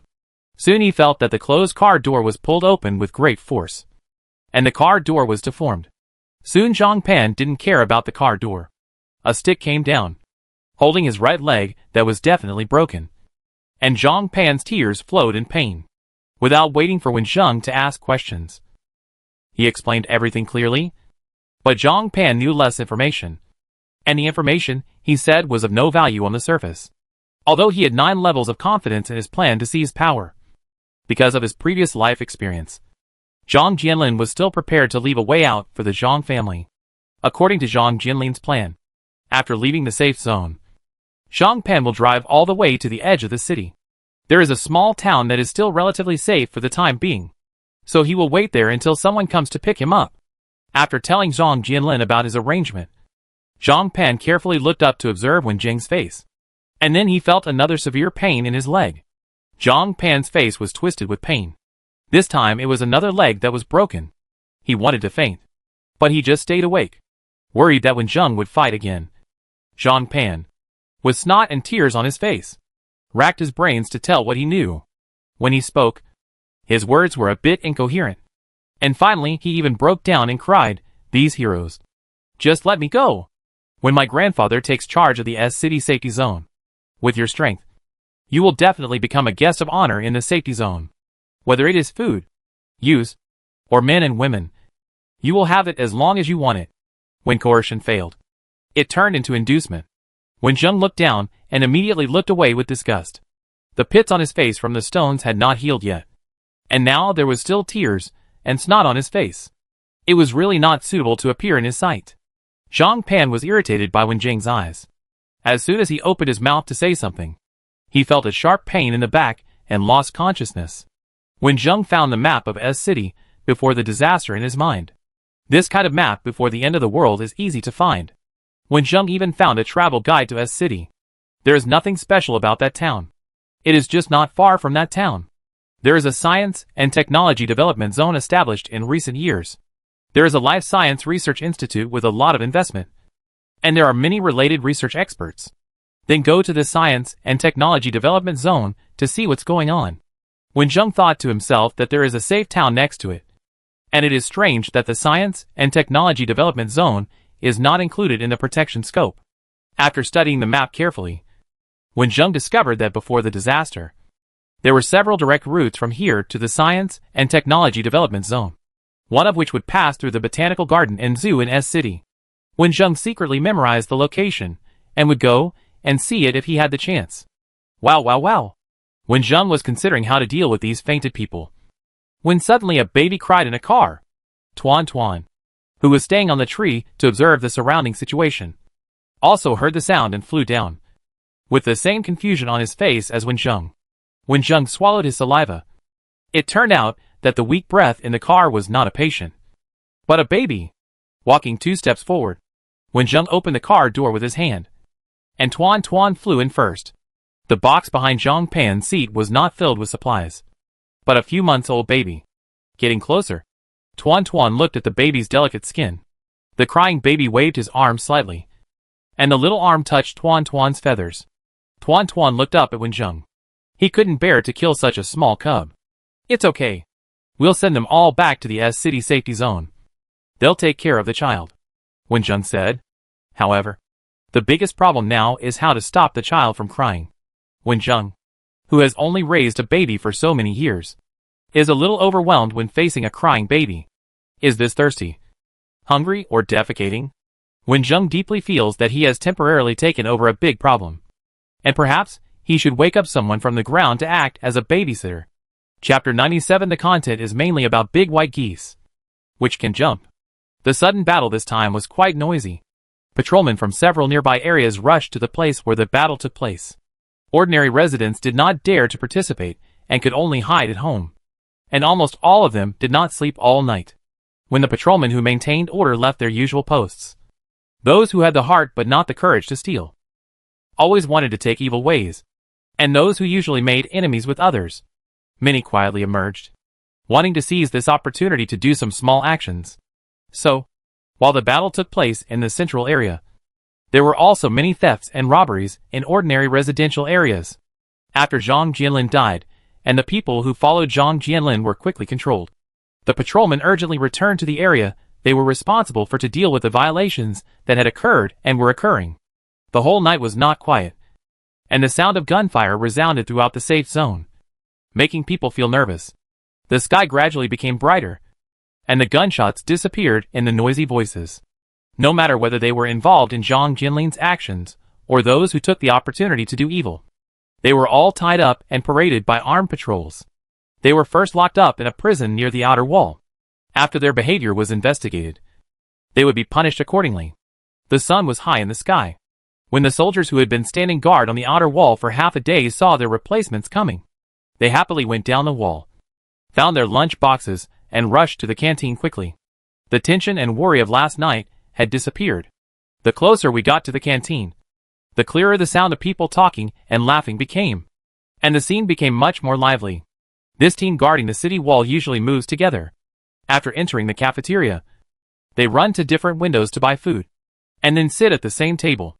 They were originally ordinary people. They were incorporated into the team to collect the city wall after the safe zone was established. There was no rule that they could not talk during meals. Have you heard about what happened in the West District last night? Someone next to him suddenly spoke up, with a mysterious tone, which made many people around look over. The man's expression was even more obvious that he had big news. After attracting enough attention, the man slowly said, "The protagonist of the story I'm talking about is the #1 in the poultry industry, the famous big white goose that is not easy to mess with." Everyone around listened with their ears erect. They thought it was a story about someone taking the opportunity to steal and rob, but they didn't expect that the protagonist was a big white goose, and their curiosity was instantly aroused. In particular, many people have personally experienced and witnessed the attack power of the big white goose, and at least have heard of the reputation of the big white goose. It is said that this big white goose is invincible among all poultry. Cats and dogs avoid it, and even people will inevitably be scared when they see it. I am the kind of person who will avoid it from a distance when I see it. It is not that I am timid, but I was chased by a big white goose for hundreds of meters when I was a child, which left a serious psychological trauma. Recalling the experience of being chased, the person who spoke still looked scared.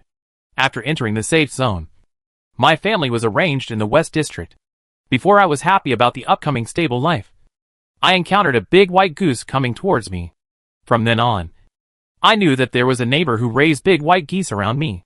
It's all tears if I talk too much. Every time I go home or go out, I have to check clearly where the big white goose is. The family that raises geese lives next to my house. Last night, I went back for a rare time. When I was concentrating on listening to the noise outside, I suddenly heard a few miserable cries. I ran to the window and saw 5 people with weapons on the road not far away, and a big white goose that was majestic in the moonlight. The man stopped after saying this, picked up the chopstick slowly, and wanted to eat a few bites of rice first. "Oh, this big white goose is fighting against these thieves? From what you said, the big white goose won? That shouldn't be the case. Didn't you hear there were 5 people? These people are not stupid enough to not take weapons and still fail to hit a big white goose. They can just grab the goose's neck and throw it away. What if this is a big white goose that is mutated and has greatly increased its strength? It should have been discovered long ago and would not be unknown. What's there to argue about? Let's continue listening and we'll know." Everyone looked in the same direction, and the storyteller was still eating crazily with his lunch box in his arms. So, the brother sitting opposite him reached out and took the lunch box in his arms, knocked on the table and said, "I don't want to leave you in suspense like you do. Finish the story first and then eat." The young man whose lunch box was robbed was not angry. He coughed a few times and continued to tell the story. "This big white goose is a little bigger than the ordinary big white goose before. Judging from its appearance, the degree of mutation is not big, but all its mutation points have been used in fighting. You didn't see the scene last night. It was a completely crushing battle, whether flying forward or upward. The big white goose can fly several meters with a flap of its wings, and there is basically no possibility of catching its neck. The beak with sharp teeth is sharper than a knife, and it specifically pecks at vulnerable positions, and then twists after pecking. After flying high, it directly faces the face, flaps its wings twice, and when the wings move away, it is swollen like a pig's head. And the claws? A scratch will leave a bloody mark, and a kick will make the whole person lie on the ground." In the end, the 5 people did not dare to resist at all, and they couldn't even run. In the end, they threw down their weapons and knelt down to surrender, crying and wailing for the big white goose to let them go. One goose fights 5 evils, and has since won the title of Goose King. The man became more and more excited as he told the story, and even his voice became louder, attracting more listeners. The story was about to end, but it attracted many listeners' doubts, thinking that the story was a bit too exaggerated. But there were still many people living in the West District around, who spoke out to verify that this matter was true. Instantly, everyone began to discuss more enthusiastically. Is that big white goose really that powerful? Then why has no one discovered it for so long? Before the apocalypse, I couldn't beat the big white goose. After the apocalypse, I became stronger and received training, but I still couldn't beat the big white goose. It's a pity that it's just a goose. It's useless. Who said it's useless? If other birds come to eat food in the future, we can try to release the big white goose. Also, I heard from a passing merchant that there are mutated chickens in the central region that can catch insects with other chickens and avoid crops in the field. Is it true? If this big white goose can also have such ability, we can worship it in our safe zone. The family that raises geese is really lucky." Zhang Ji also felt that his family was very lucky. Last night, his father went to see his eldest brother and did not come back at night. He was the only adult man at home, and everyone was waiting patiently in the living room. When he heard the noise outside, the big white goose held by his nephew suddenly became energetic, ran to the bedroom window, and pushed the thief back a few steps with one wing, and fell in the yard. What happened afterwards was completely beyond Zhang Ji's thinking ability. When did his big white goose become so powerful? That night, the big white goose, with its owners, followed the patrol personnel who came to check the situation and came to the central area for walking inspection. As for the thieves, their appearance was so miserable that it was hard to look directly at them. Zhang Ji was waiting anxiously outside the inspection room. The rest of the family, old and young, were arranged to go to the lounge. There is no specific inspection method for mutant animals at present. We only check the attack power of the big white goose, and the results were encouraging. The next step is to test the effect of the big white goose on other poultry, and whether it can be used for insect control. The leaders attached great importance to the big white goose. They directly sent Ling Chongyuan's eldest son to lead the team, bringing Zhang Ji and the big white goose to the outer farmland. There are also chicken farms, duck farms, goose farms, and other livestock farms next to them. The crops themselves have reduced production, and the safe zone is also facing problems caused by insect swarms and bird flocks. Insects harm crops in the fields, and birds will eat crops while preying on insects. further causing food production reduction. The area of farmland is too large to be strictly protected, and the pesticides were somewhat effective at the beginning, but later they were completely useless. People need to work on the farmland all the time. Some of the insects caught from the ground are made into feed for livestock, and some are food for everyone. The insects in the food street all come from here, but even so, they can't catch all the insects. Now everyone puts their hopes on the big white goose. Even if it can only play a little role, it is still a credit. The big white goose walked to several poultry farms with a heroic spirit, flew directly in, and fought with the poultry inside. Dust and feathers flew together, and chickens, ducks and geese screamed.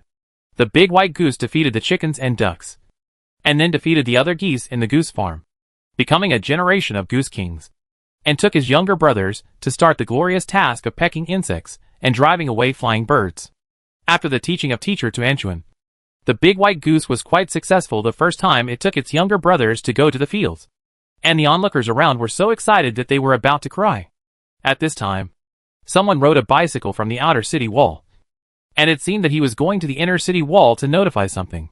So Captain Ling took people to see the situation of the outer city wall. As soon as I walked to the outer city wall, I heard the laughter of children. I saw Zhang Pan and his bodyguards, who escaped last night, were tied up. These people were all injured. There was also a good vehicle outside the city wall. None of these people died, but after waking up, no one saw the face of the person who knocked them out. Even Zhang Pan only saw his face blocked, and the picture he drew did not look like him. In any case, Zhang Pan was caught, but his child was still a baby, so it was a headache to arrange it. After successfully throwing all the bags out, when Zhang drove the car not far from the outer city wall and left the car, when the car with Zhang Pan and others was found to be wrong, when Zhang climbed over the wall. After returning, Hayes and the others tacitly did not ask Wen Zheng where he went. Wen Zheng had made arrangements. The grain for selling beef had not been spent yet.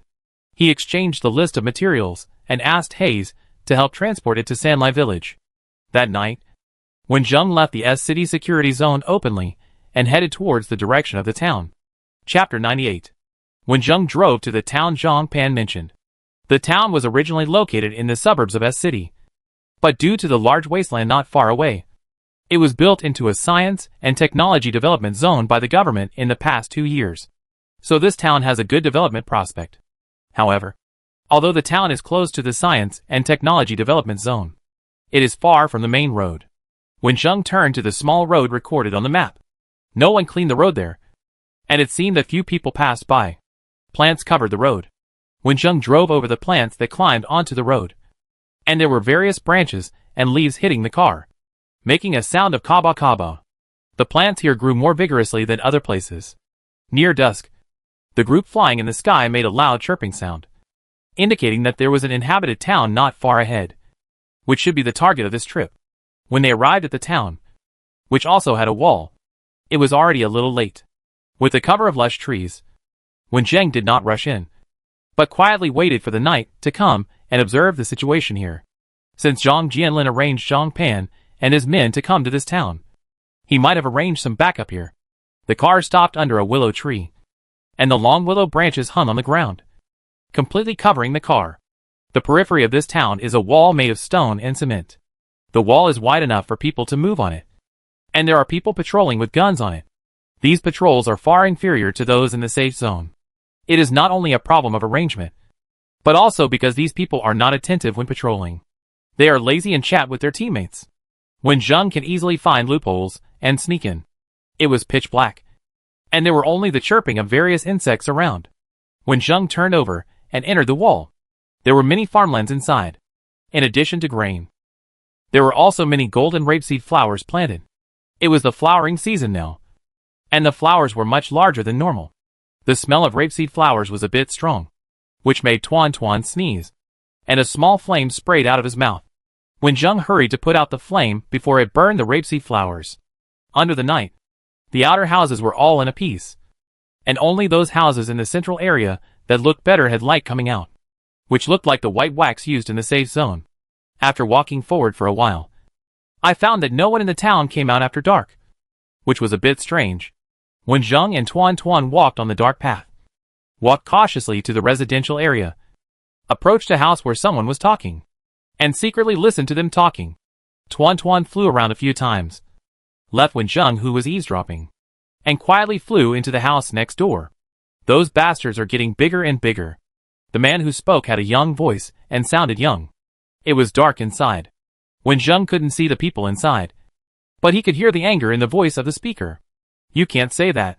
At the beginning, the gang of thugs took guns and killed several nearby villages. The blood formed a thick layer on the ground. If Mr. Huang hadn't led people to drive away the thugs and was afraid that we would be retaliated, so he stayed here to protect us, we wouldn't have the life we have now, and we would have died long ago. The man who said this had a somewhat old voice. Yes, they saved us and protected the town. But it's been almost a year, and we have done enough. The best house was given to them to live in. The best daily necessities were sent to them, and the best food was sent to them every day. Whatever they wanted, we gave them. That was a life-saving favor. Even if they wanted our lives, it would not be too much. I would rather they took our lives. We worked hard and risked our lives to raise bees and collect honey. But they took it all away after one visit. And the food they wanted to take away. We caught insects and weeds every day, bought seeds and harvested. And they could take 70% of it. They couldn't eat all the food. But we still had to work on an empty stomach. And the man surnamed Huang. He was obviously over 40 years old. But he still looked at the girls in the village with lust every day. And now he still. The young man couldn't continue. The voice of a middle-aged woman sounded, in the past. Those people would look for someone who was willing to be with you. But now they have found Hui Hui. Mr. Huang's eyes were not right when he looked at Hui Hui before. In recent days, he has been sending people to Hui Hui's house. I'm afraid he can't hold it back. The middle-aged man sighed.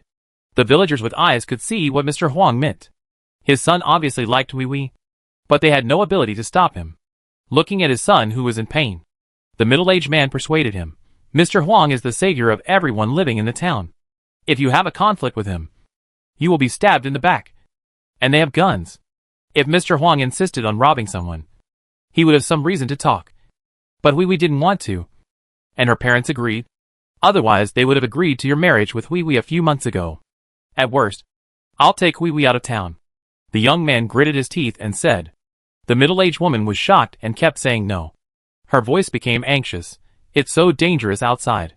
Those who went out didn't come back alive. You can't go out. At least you can keep a life in the village. Your brother is gone. If you leave again, we will both die. There was silence in the house for a long time. Soon the young man's voice appeared again, with a bit of despair in his voice. The surname Huang and his men are not good people at all. Those murderers kill people with hard knives. But they kill people with soft knives. And they are disgusting with the name of lifesavers. Don't say it. I'm grateful to be able to survive in this world. No matter what. They are protecting us. The middle-aged man said sternly. You can only say this once at home. Mr. Huang has been here with his men for almost a year. Many people know what kind of people they are. But in this year, they really protected the safety of this town. No one had the face to resist. If they resisted and people left, the town would be unprotected. And those who did not resist would beat and scold them to death. After this discussion, no more sound came from the room. As quiet as death. After listening to this conversation, Wen Zheng learned a little about the situation in this town. After the group led by Mr. Huang saved these townspeople, they relied on their status as lifesavers and the force of guns to bully the town. Listening to the words inside, Wen Zheng guessed that perhaps the group led by Mr. Huang was sent by Zhang Jianlin. And even worse, there were thugs who came here to kill, injure and rob, and were driven away by Mr. Huang and his men, which might be self-directed and self-acted. It is possible that Zhang Jianlin could use addicted drugs to fight for power. Wen Zheng was just about to call to Anchuan to go to the houses in the center to take a look, when he waited for the extremely excited Anchuan to fly back with a large leaf in his mouth. Wen Zheng reached out and took the leaf, which was covered with yellow slurry. He lowered his head and smelled it. And there was a sweet smell. Thinking of the young people in the room who mentioned beekeeping and honey collection, he thought of what this thing was. How did you get all the honey out?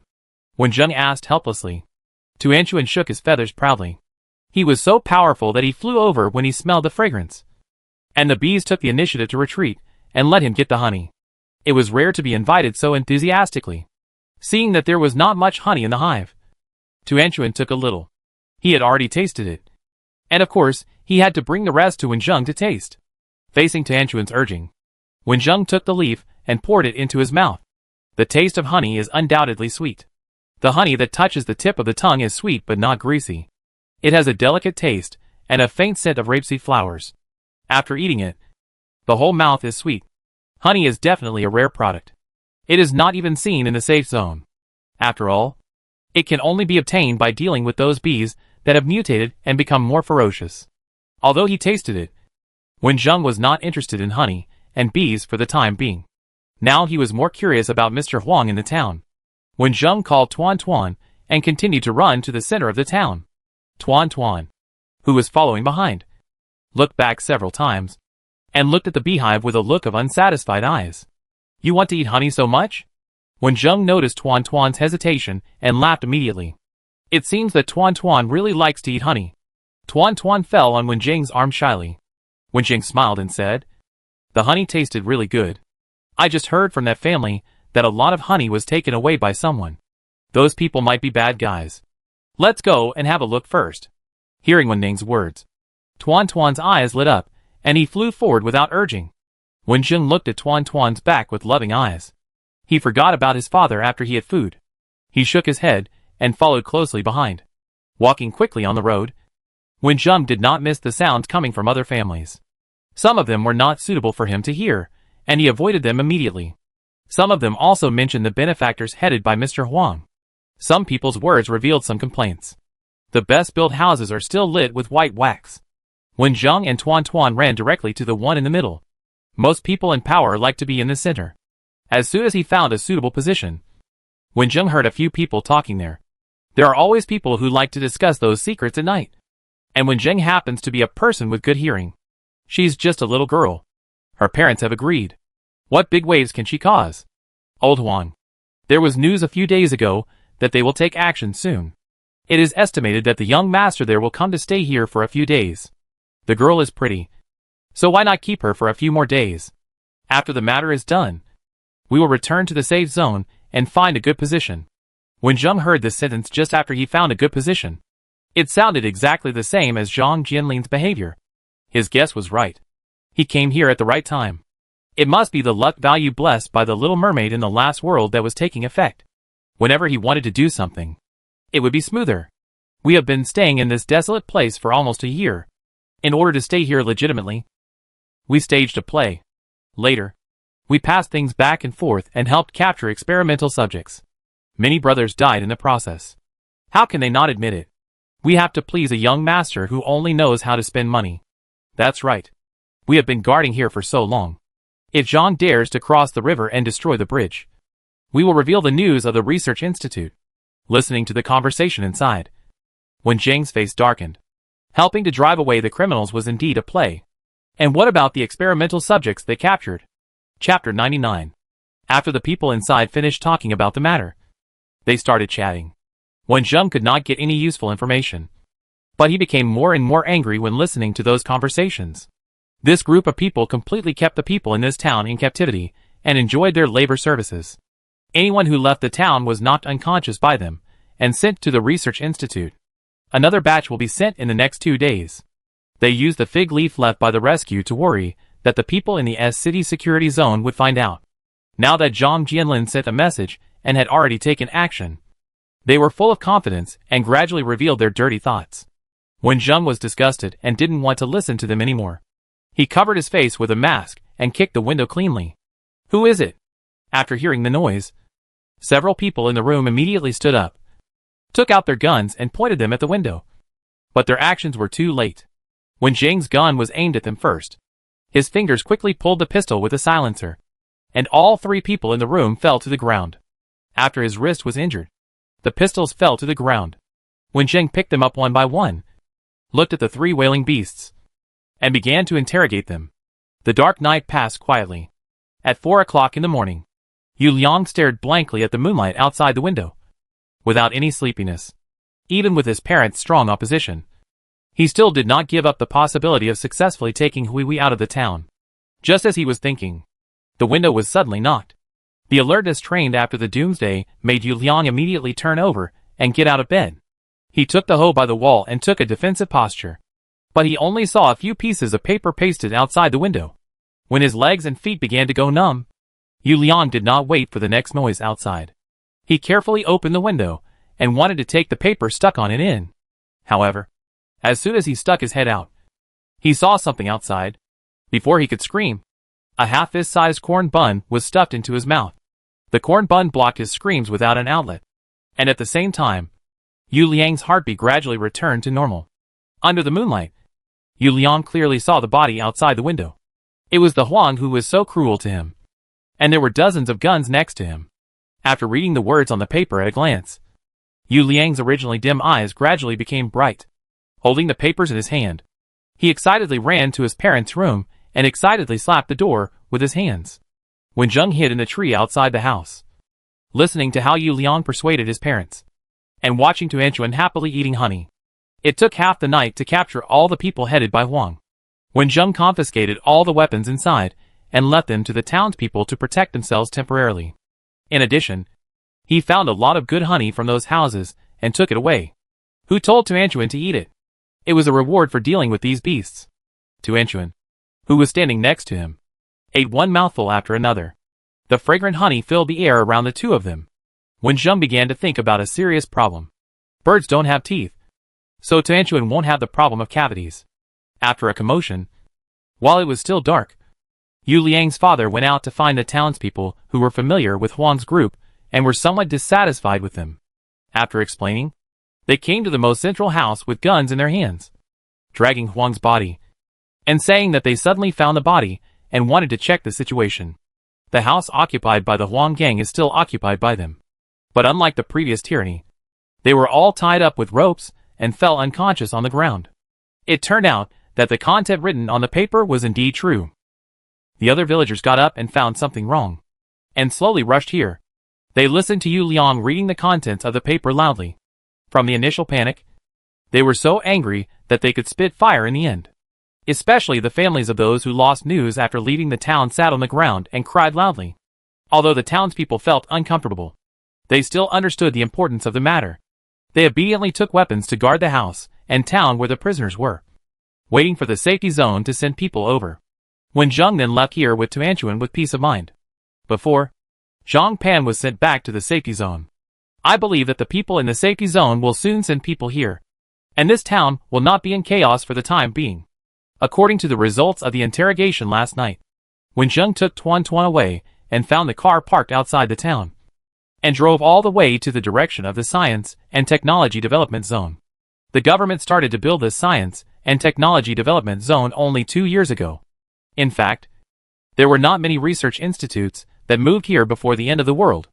Among them, there were several biological-related research institutes, and they were equipped with a lot of research equipment. The beginning of the end of the world was a heavy snowfall on New Year's Day. Almost everyone went home for the new year. The researchers in the research institute now were sent by Zhang Jianlin after the end of the world, hiding the car in a secret place. When Zheng found the telescope in the car and climbed up a tall tree to observe the situation ahead. The area of the Science and Technology Development Zone is not small, and the buildings inside are relatively safe. In the southernmost building, a figure with a gun appeared. There are still large tracts of undeveloped wasteland in the south of the park, so biological research institutes are arranged there, and those who study plants can plant materials in the wasteland. When Zheng carefully set out to the south, and ran to the tree from time to time to observe the situation there, with the help of a telescope, when Zheng saw that the fields to the south of him were planted with large tracts of green plants, although they were much larger than normal. According to their appearance, those plants should be tobacco. Perhaps this is the raw material containing addictive drugs. The nicotine in tobacco can easily make people dependent, but the effect of nicotine on the body is slow, and it is not banned from sale. As an economic crop, tobacco is a plant that often becomes a research topic. When Zheng guessed that perhaps there were plant researchers who planted tobacco in these fields before the end of the world. Later, when the end of the world came, some of the tobacco mutated and became more addictive, and was later used by the people sent by Zhang Jianlin. Just relying on guesses is not enough. When Zheng changed his appearance and body shape, covered his face with a mask to avoid patrol personnel, and sneaked into the building quietly, there is no need to worry about monitoring if the power is not restored. Wen Zheng can hear footsteps from a long distance and avoid them in advance. Wen Zheng climbed the outer wall of the building, his feet resting on the windowsills, observing the situation in the room. There was no problem with the top 2 floors, but looking through the glass on the next floor, you can see various plants in these rooms. Those plants can be recognized in their original appearance, but they have all undergone obvious mutations. The latest extracted medicine should have a stronger effect on improving physical fitness. A voice came from the room in front. Wen Zheng walked to the window carefully and saw 3 people in white coats and 6 guards with guns standing inside.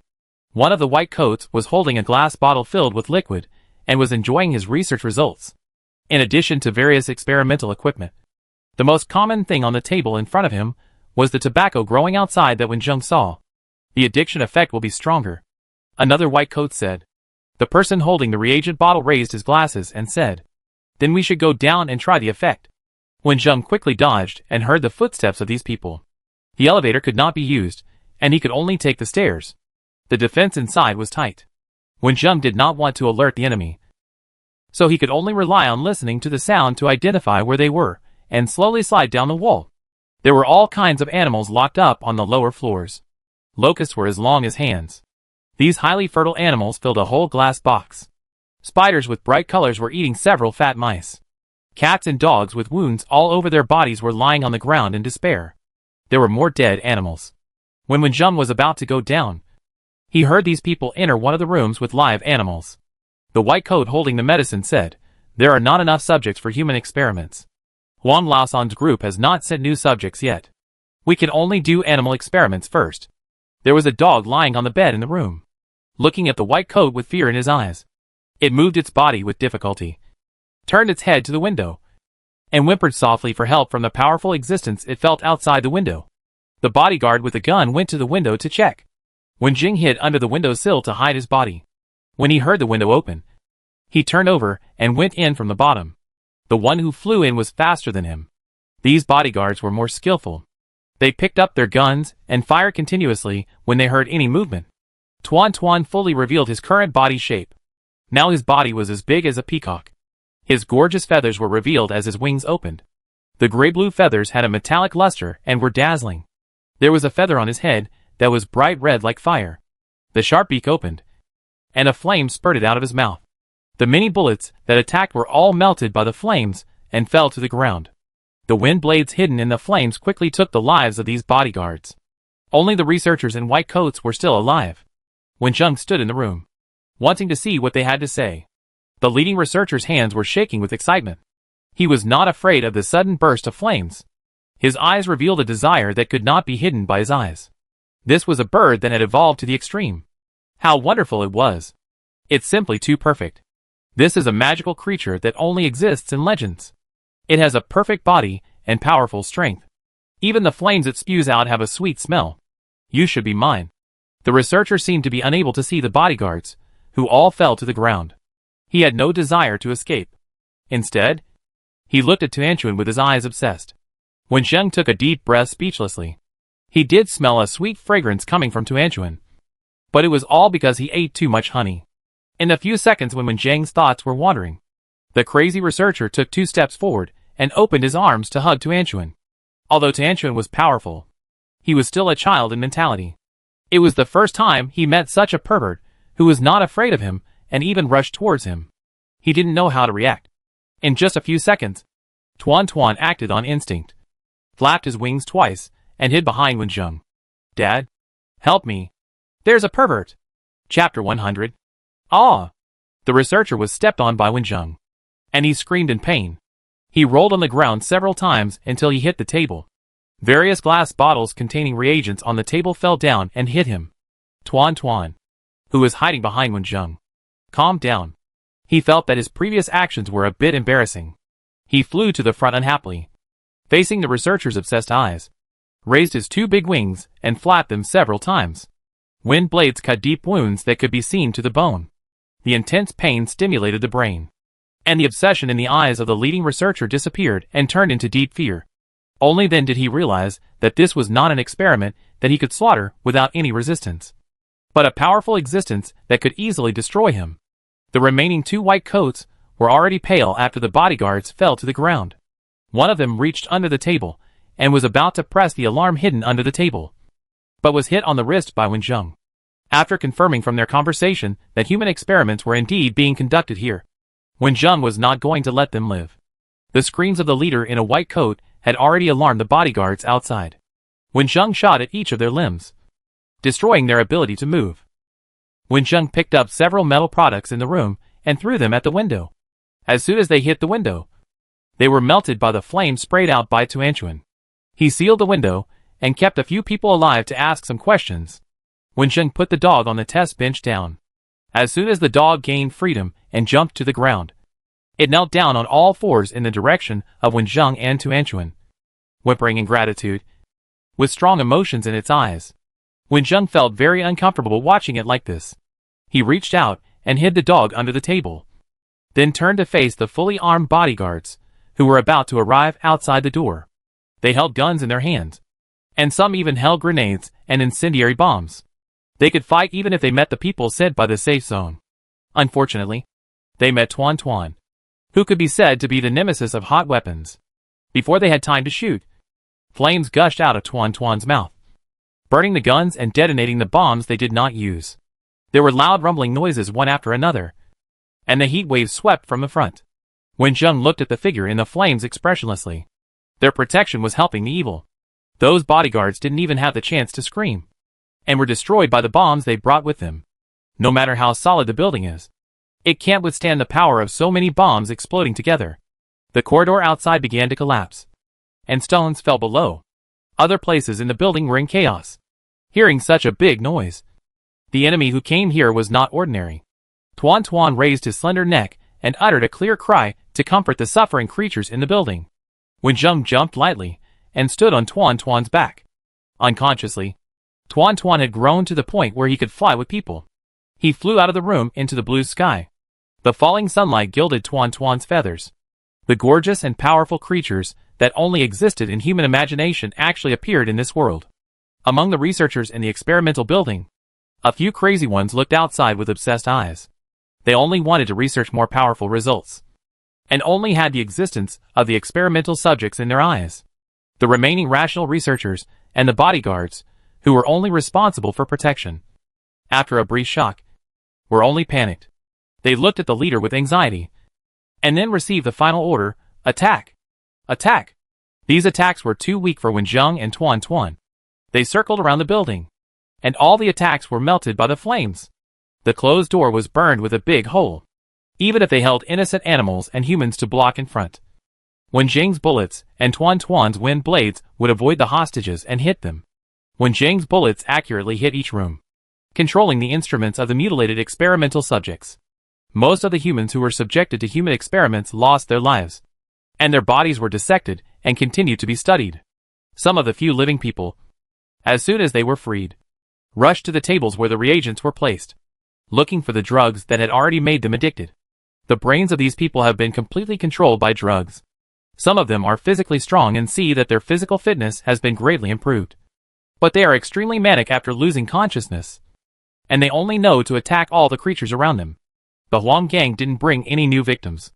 The victims in this building had been kidnapped for a while, and had all been tortured. There were no living people who could think normally. Animals were easily captured by these bodyguards in the surrounding area. After regaining their freedom, many of the newly captured animals quickly fled here, and some quietly hid in safe places, seizing the opportunity to attack the researchers who brought them pain. Looking at the miserable conditions of the victims in each room, Wenjing's heart became heavier and heavier. This place was discovered too late, and there was no room for attack. After Tuan entered the explosive state, he sensed the emotions of those animals. The pain and hatred made Tuan's blood boil, and the flames kept spraying out. The wings kept swinging out wind blades, and the flapping of the wings also made him fly higher and higher. Woof woof woof. Woof woof woof. A sharp dog barking came from the ground. Wenjing, who was standing on Tuan's back, looked down and saw the puppy with a particularly sensitive sense running desperately on the ground, trying to tell them something. Wenjing narrowed his eyes and observed the ground carefully. Pulling Tuan's feathers, Tuan, don't fly up. These scums probably dug a tunnel. Knowing that their research might be hit once it was discovered, this group of people would definitely prepare a way to escape. However, this group of people did not consider that their behavior was also hated by the animals. The mutated animals after the apocalypse have improved their IQ to some extent. The dog with a keen sense of smell walked in front, and found the underground passage they escaped from. The entrance was blocked by the fleeing people. Wenjung jumped off Tuan Tuan's back. Before he could check the situation, 2 injured pangolins ran out from the corner next to him. After just a few dozen seconds, the dark hole was exposed to everyone's sight. Without reliable digging tools, the underground passage was not particularly large. It seemed that only people were allowed to walk in it with their backs bent. Considering the efficiency of human excavation, Wenjung felt that this passage would not be particularly long. He squatted down and looked at the creatures around him, and asked softly, "Do you feel which direction they are moving?" Many animals with sensitive senses lay on the ground, and quickly pointed out the direction for Wenjung in their own way. Wenjung closed his eyes, and clearly felt the energy fluctuations emitted by those people moving underground. Following the direction pointed out by the animals, Wenjing opened his eyes, and praised the small animals, then whispered a few words of advice. The passage was narrow, and if they chased after them, it would limit the performance of Wenjung and Tuan Tuan. And Tuan Tuan's explosion time was almost up. Wenjung said a few words to Tuan Tuan, and Tuan Tuan nodded and left the building, flying to the tobacco field outside. The flames swept the thriving mutant tobacco, and at the same time, a strong wind was raised to control the flames to the tobacco farther away, and also prevented the flames from burning other plants and causing fires. Wenjung, who stayed in front of the escape passage, exchanged a special attractant from the system. This attractant would attract various poisons, but it would completely lose its effectiveness after one day. When attacking just now, Wenjung noticed that the experimental subjects captured by these people also included various poisonous animals, including extremely poisonous snakes, toads, spiders, centipedes, scorpions, etc., and even used them on the victims. This time, it was just right for them to taste the effectiveness of these poisons they caught. Wenjung took out 2 attractants wrapped in special shells, and told the 2 pangolins, whose IQs had obviously improved, to hold the attractants in their mouths and go into the soil. Wenjung stayed aside, closed his eyes, and sensed the energy fluctuations they emitted to determine their location. The researchers who lacked physical exercise slowed down their escape, and were soon caught up by the 2 pangolins. The pangolins moving above their heads ran in front of them, and dug 2 holes at the top of the escape passage. When these people ran under the 2 holes, one end of the attractant shell was squeezed, and the liquid attractant was squeezed out drop by drop, dripping from the small hole onto these people. Something dripped on my head. A researcher touched his forehead with his hand, and looked up at the thick soil on top of his head. He always had a bad premonition. The embarrassed bodyguard behind him urged, "It's just water in the soil. What's the fuss? Hurry up and move forward. If you don't move, you will block others behind you. The narrow passage can only allow one person to walk. If there is a slow person in the middle, it will delay the speed of the people behind." The researchers who lack training certainly can't compare with these bodyguards. The bodyguards behind are already dissatisfied with these researchers, who slowed down the speed. The researcher felt the muzzle of the gun against his back, and could only ignore the bad premonition and continue to stumble forward. The underground passage was dark. Only the people at the front and back ends held lanterns in their hands to illuminate the road. No one noticed the 2 small holes on the top of their heads, even if they felt liquid dripping on their bodies. They only thought it was water drops. The bodyguard captain, who had a keen ear, noticed something was wrong, waved his hand to stop the team, listened carefully to the sound coming from behind, and asked others, "Did you hear any sound behind?" One of the researchers said in panic, "Could it be that the bird and the man caught up with us?" "Impossible. I buried mines under the ground. If they catch up with us, the mines will blow them to death. No sound of mine explosion has been heard so far. It seems that they haven't caught up with us. I seem to hear some sound too." The bodyguard at the end of the team looked at the road they came from, stretched the lantern in his hand forward. The bright white candlelight illuminated the passage, and the thing that caused the sound crawled over and appeared in his eyes. "It's just a spider." Before he finished speaking, the bodyguard was so frightened that his expression twisted. How could it be just a spider? People can detonate mines. So what about these small animals? Chapter 101. Wenjung sensed that the energy in those who escaped was rapidly dissipating, and eventually they lost their lives. Those poisonous creatures that crawled into the passage continued to stay below because of the attraction of the attractant. Hidden task: destroy the mutant tobacco in S City has been completed. And 5,000 points have been obtained. The long-lost prompt sound of the completion of the hidden task appeared in his mind. This time, he actually obtained 5,000 points, which was beyond Wen Zheng's expectations. Compared with the previous world, it was completely 10 times more. Although this amount of points is not much for Wen Zheng, who still has more than 100,000 points. The source of points mainly depends on the system's recycling system. Unfortunately, in this world, Wen Zheng has not found any high-value items. The task of destroying tobacco has been completed. And Tuan, who has left the outbreak state, flew back from outside. After practicing for a long time, he no longer fainted immediately after the outbreak. Now he is just a little weak. After flying to Wen Zheng's side, he fell into Wen Zheng's arms and looked at the animals around Wen Zheng. After rubbing Tuanchuan's little head, Wen Zheng lowered his head and said a few words to Tuanchuan, looking at the animals while he spoke. Even though the IQ of these mutant animals has improved a lot, it is still not as easy for Wen Zheng to communicate with them as it is for Tuanchuan. Without the momentum of the outbreak, these animals all remembered Tuanchuan's heroic appearance during the outbreak. Especially Tuanchuan was the bird of grace who saved them from the sea of suffering. All these animals looked at Tuanchuan with grateful eyes, which made Tuanchuan feel a little embarrassed. He pushed towards Wen Zheng's chest and spoke to them in an extremely gentle voice. If the rooster and the goose were present, they would definitely burst into tears. Teacher Tuanchuan had never been so gentle to them. The mutant tobacco had been dealt with, but the building that had been hit by many bombs and was about to collapse still needed to be dealt with. Under Tuanchuan's cry, the animals surrounding them quickly split into two teams. All the animals that were unwell left the building obediently. Those who had just been caught and had not been hurt followed Wen Zheng to help. With the help of the animals, Wen Zheng also spent several tens of minutes to knock out the surviving victims and transport them outside the building. Thanks to his fast speed, the building collapsed a few minutes after these people were transported out. Various huge noises were accompanied by dust flying, and the movement was heard far away. Hidden mission solving the crisis in City S has been completed, and 5,000 points have been obtained. On the road not far from the Science and Technology Development Zone, a convoy composed entirely of military vehicles was driving fast. The sound reached here, and the car in the front held out a red flag, and the cars behind stopped. The co-pilot took out a telescope and climbed onto the roof to observe the situation ahead. Oh my God! Captain! A building collapsed in front. A young man was amazed. How strong was the attack? It even collapsed the building. Captain Ling, who was sitting in the driver's seat, frowned and said in a deep voice, "Come back. Everyone is on alert. Speed up. This is a convoy from the S City Security Zone. They have been rushing here day and night with almost no rest. It seems that they are still one step behind the mysterious group. I don't know what the current battle situation is."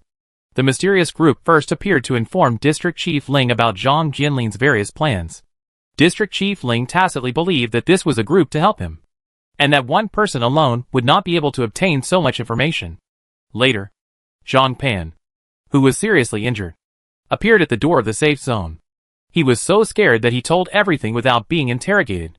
Even though Zhang Pan only saw a person wearing a mask, the safe zone still believed that this was a group and hurriedly sent a team led by District Chief Ling's eldest son to the town Zhang Pan had confessed.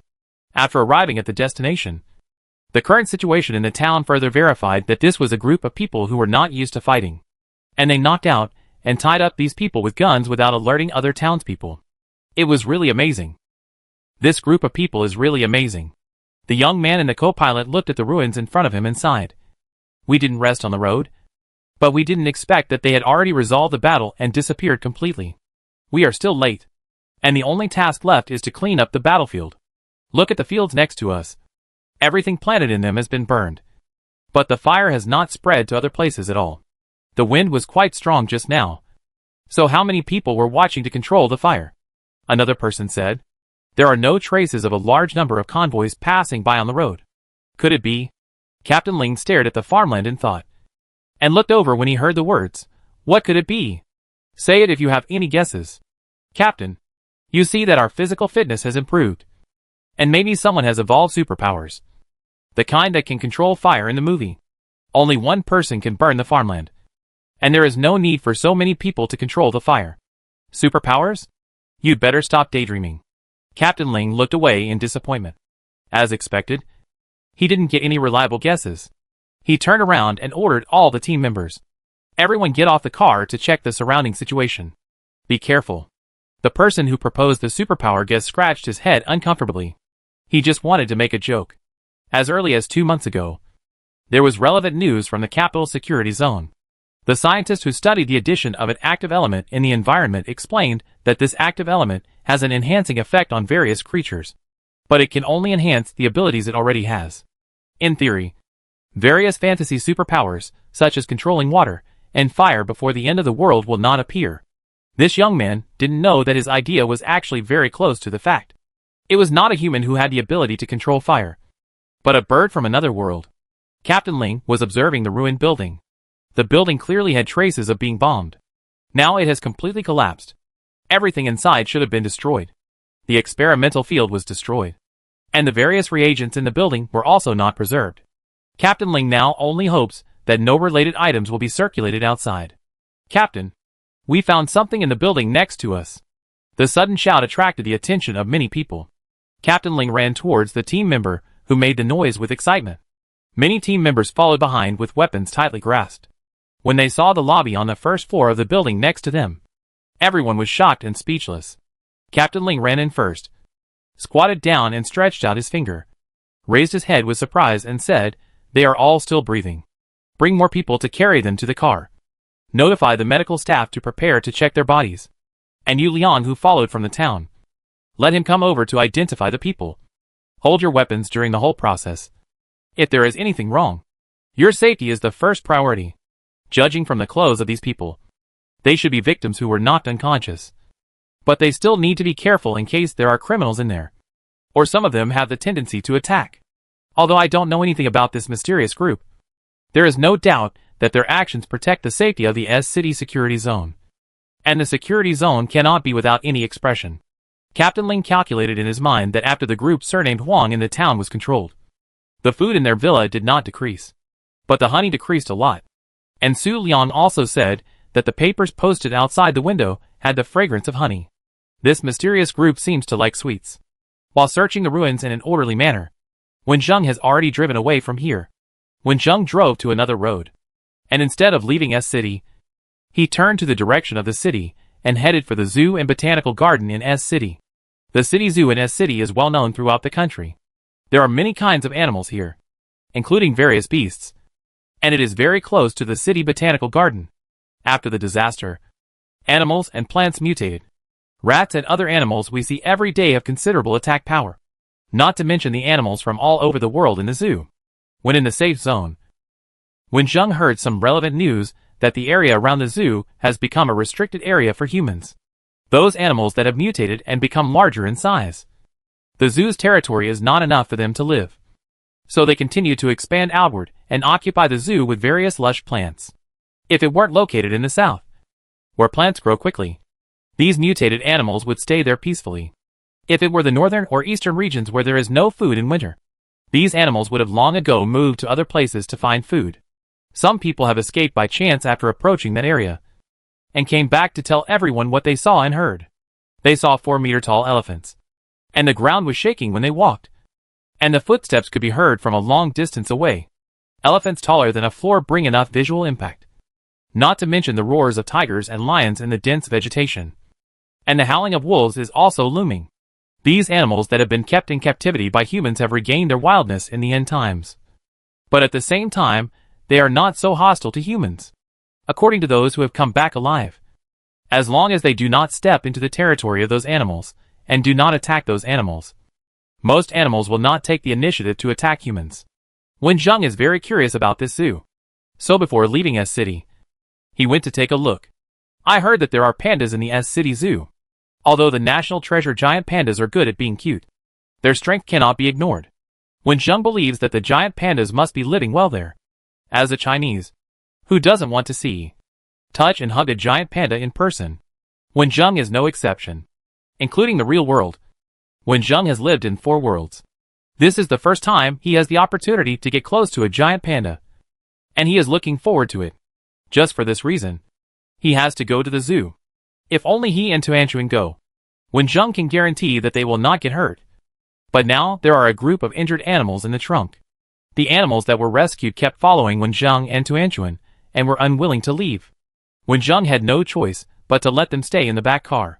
Tuanchuan was not jealous, and was sleeping in the passenger seat.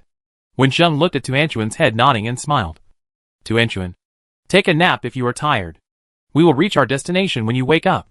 Tuanchuan moved his wings slightly, and tilted his head to think carefully. Now his strength has been greatly reduced. If he encounters danger, he will definitely not be able to protect his father. He should rest and recover his strength first. After Tuanchuan decided to rest, the suppressed sleepiness surged into his head, and he soon fell asleep. Tuanchuan, who was sleeping soundly, didn't know that his father only had one animal in his mind now. This animal had no gorgeous feathers, only black and white colors, and would become a strong rival to snatch his father's attention. Chapter 102.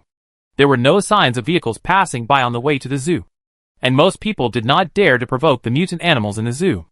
The weeds on both sides of the road were not cleaned up, and they were almost more than 1 person tall. Some of the long grass leaves were black, and only by looking carefully could you see that the black ones were insects lying on them. Wenjung rushed from that small town to the Science and Technology Development Zone in the morning. After finishing the laboratory building for human experiments, he left in a hurry to avoid being discovered by the people sent by the safe zone. He had no time to rest all day. The plants on the road slowed down the speed of the car, seeing the beautiful sunset on the horizon. And just halfway to the zoo, Wenjung stopped the car and prepared to have dinner to appease his hungry stomach. Considering the situation of carrying a bunch of injured small animals, Wenjung did not consider fresh meat, and prepared to make some simple food without fragrance to avoid attracting other beasts. The animal world is all about the survival of the fittest. After the end of the world, many animals have mutated and gained wisdom. But the number of such mutant animals with wisdom is relatively rare. When Wenjung and Tuan were catching food on the road, they would ignore these intelligent and human animals. Of course, these smart animals would often stay away from them when they felt that they were different.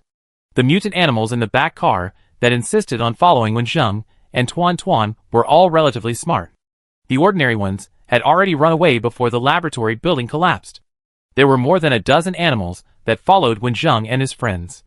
Most of them were common cats, dogs, birds, etc., and a small number were small wild animals, all of which had some injuries on their bodies.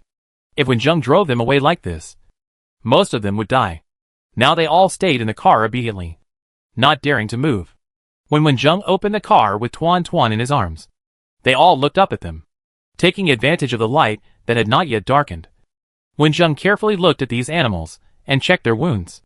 Wenjung stopped once on the road, checked the wounds of these small animals, found the herbs and gauze prepared in the back car, cleaned their wounds, and bandaged them. After the inspection, the greyhound ran to the front. In a short time, it became the leader of the group of animals. It wagged its tail and whined at Wenjung, and the other animals followed with a cry of gratitude. Wenjung could not understand what they said, but he could feel their intentions. After seeing humans who fought for power and profit by any means, seeing these animals again, I felt that they were particularly cute. Let the animals stay obediently by the side and have a good rest. Wenjung went to the specially modified kitchen in the back car, took out rice, dried meat, and other ingredients from the cabinet, and prepared to start cooking.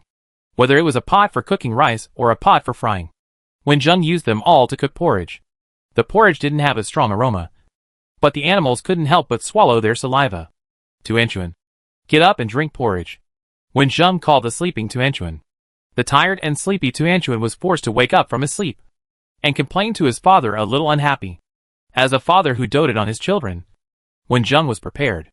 Tuanchuan, who was half asleep and half awake, struggled hard between the two choices of waking up and continuing to sleep. Suddenly, a fragrance rushed into his nose, pulling him towards the awake side, and he couldn't help but open his mouth. A small spoon entered Tuan's mouth, and the contents of the spoon flowed down with gravity, and the sweet taste swept over his tongue. This sweetness also had a unique fragrance, which instantly sobered Tuan, a sweet lover. When he saw the small bowl in Wenjung's hand, Tuan's eyes lit up. The wooden bamboo bowl contained white porridge made of rice, and sweet honey and golden osmanthus were added to the white porridge, which made the taste and appearance of this bowl of porridge even better. Tuan Tuan had been conquered by the taste that had just entered his mouth. But he was so tired that he didn't even want to move his head. So he kept asking Wen Zheng for help. Wen Zheng picked up the spoon in his hand and put it in the bowl again. While feeding his weak son, he said, "When I was cleaning up just now, I found that among the honey taken away from Mr. Huang, there was a small ceramic jar filled with osmanthus honey. So I cooked a pot of osmanthus honey porridge. These little guys eat meat porridge. Many of you are injured. Eat more to recuperate." The last sentence was said by Wen Zheng to the little guys. They all lowered their heads and ate voraciously. They only raised their heads when Wen Zheng mentioned them. After drinking the osmanthus honey porridge in the bowl, Tuan Tuan, who was satisfied, obediently let Wen Zheng wipe his mouth clean, and then adjusted to a comfortable position in Wen Zheng's arms and fell asleep again. When the greyhound saw the scene, envy appeared in his eyes. He moved his body and ran to the corner, patting his front legs under his mouth. No one or animals found that he was crying secretly in the corner, and his tiny whimper contained deep sadness and nostalgia. As night fell, the animals fell asleep. In the early morning, Tuanchuan was the first to wake up. He moved his wings and stretched his body, then ran to Wen Zheng's side and gently flapped his wings at Wen Zheng. Yesterday, Wen Zheng woke Tuanchuan up, but today it was Tuanchuan who woke Wen Zheng up. However, Wen Zheng who woke up had no osmanthus honey porridge to drink. Without waking up the other small animals in the carriage, Wen Zheng and Tuanchuan quietly opened the door of the carriage and sat on the roof waiting for the rising sun. Standing on the roof and looking at the surrounding scenery, all the plants are growing rapidly now. Wen Zheng can see the tall trees in the distance from a distance. It's like a forest, completely covering the buildings. Wen Zheng compared the approximate location, which should be the location of the city botanical garden. The distance between the city zoo and the botanical garden is not far. And there was once news that monkeys in the zoo escaped to the botanical garden. According to the direction Wen Zheng came from, he is now closer to the botanical garden. After sitting cross-legged and getting into the training posture, Wen Zheng turned his head to look at Tuan Tuan next to him, and felt something was wrong, and his heart suddenly rose. He closed his eyes, and carefully felt Tuan Tuan's current situation. The violent energy became quiet after approaching Tuan Tuan within a meter.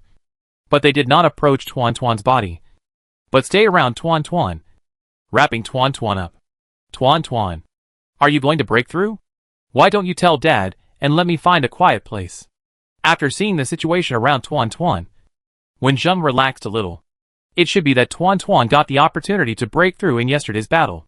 At present, Tuanchuan's condition is not bad. But Wen Zheng becomes more nervous than before after thinking carefully.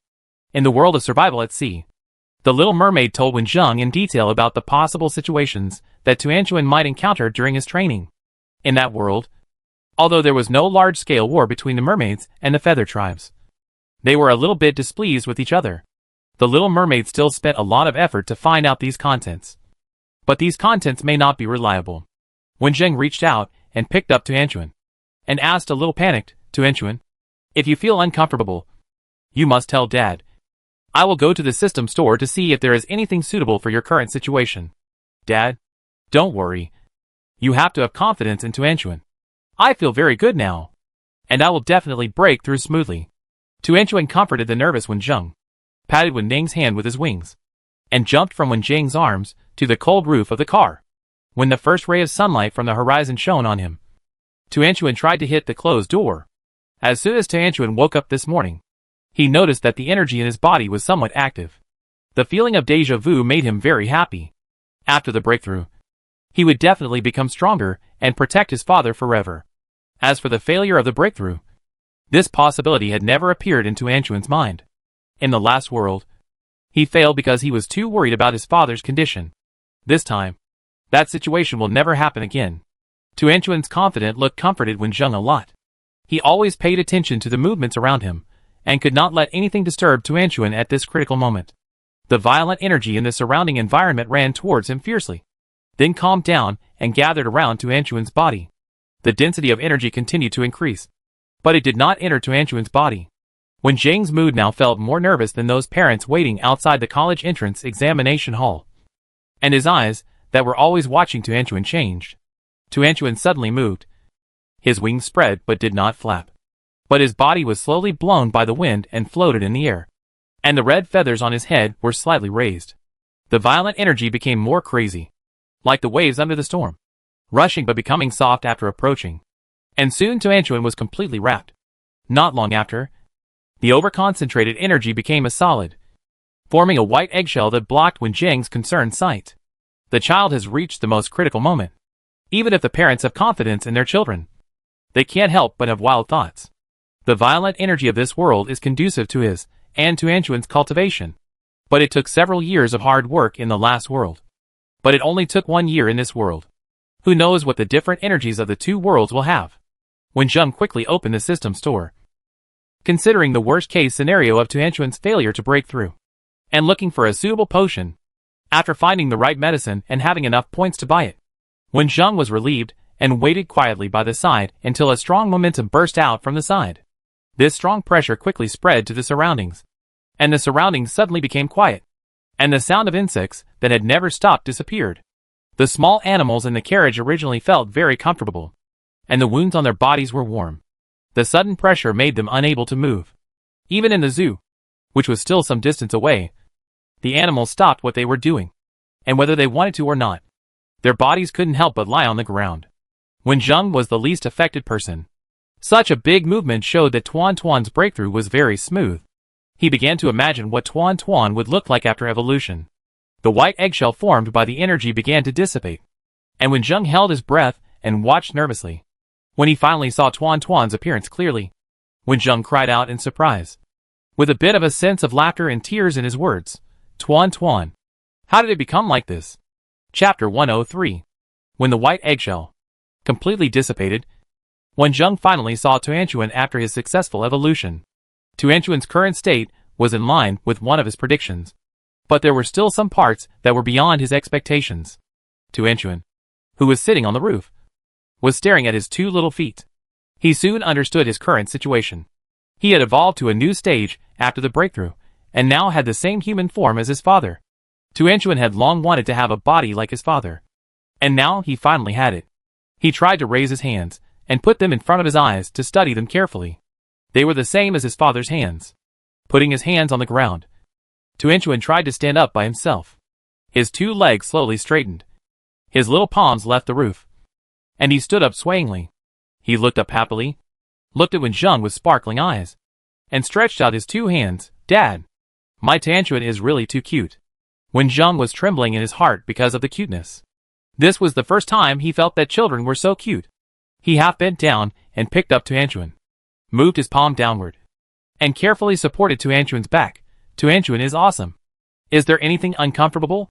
No. Tuanchuan had just turned into a human form, and was not very fluent in speaking.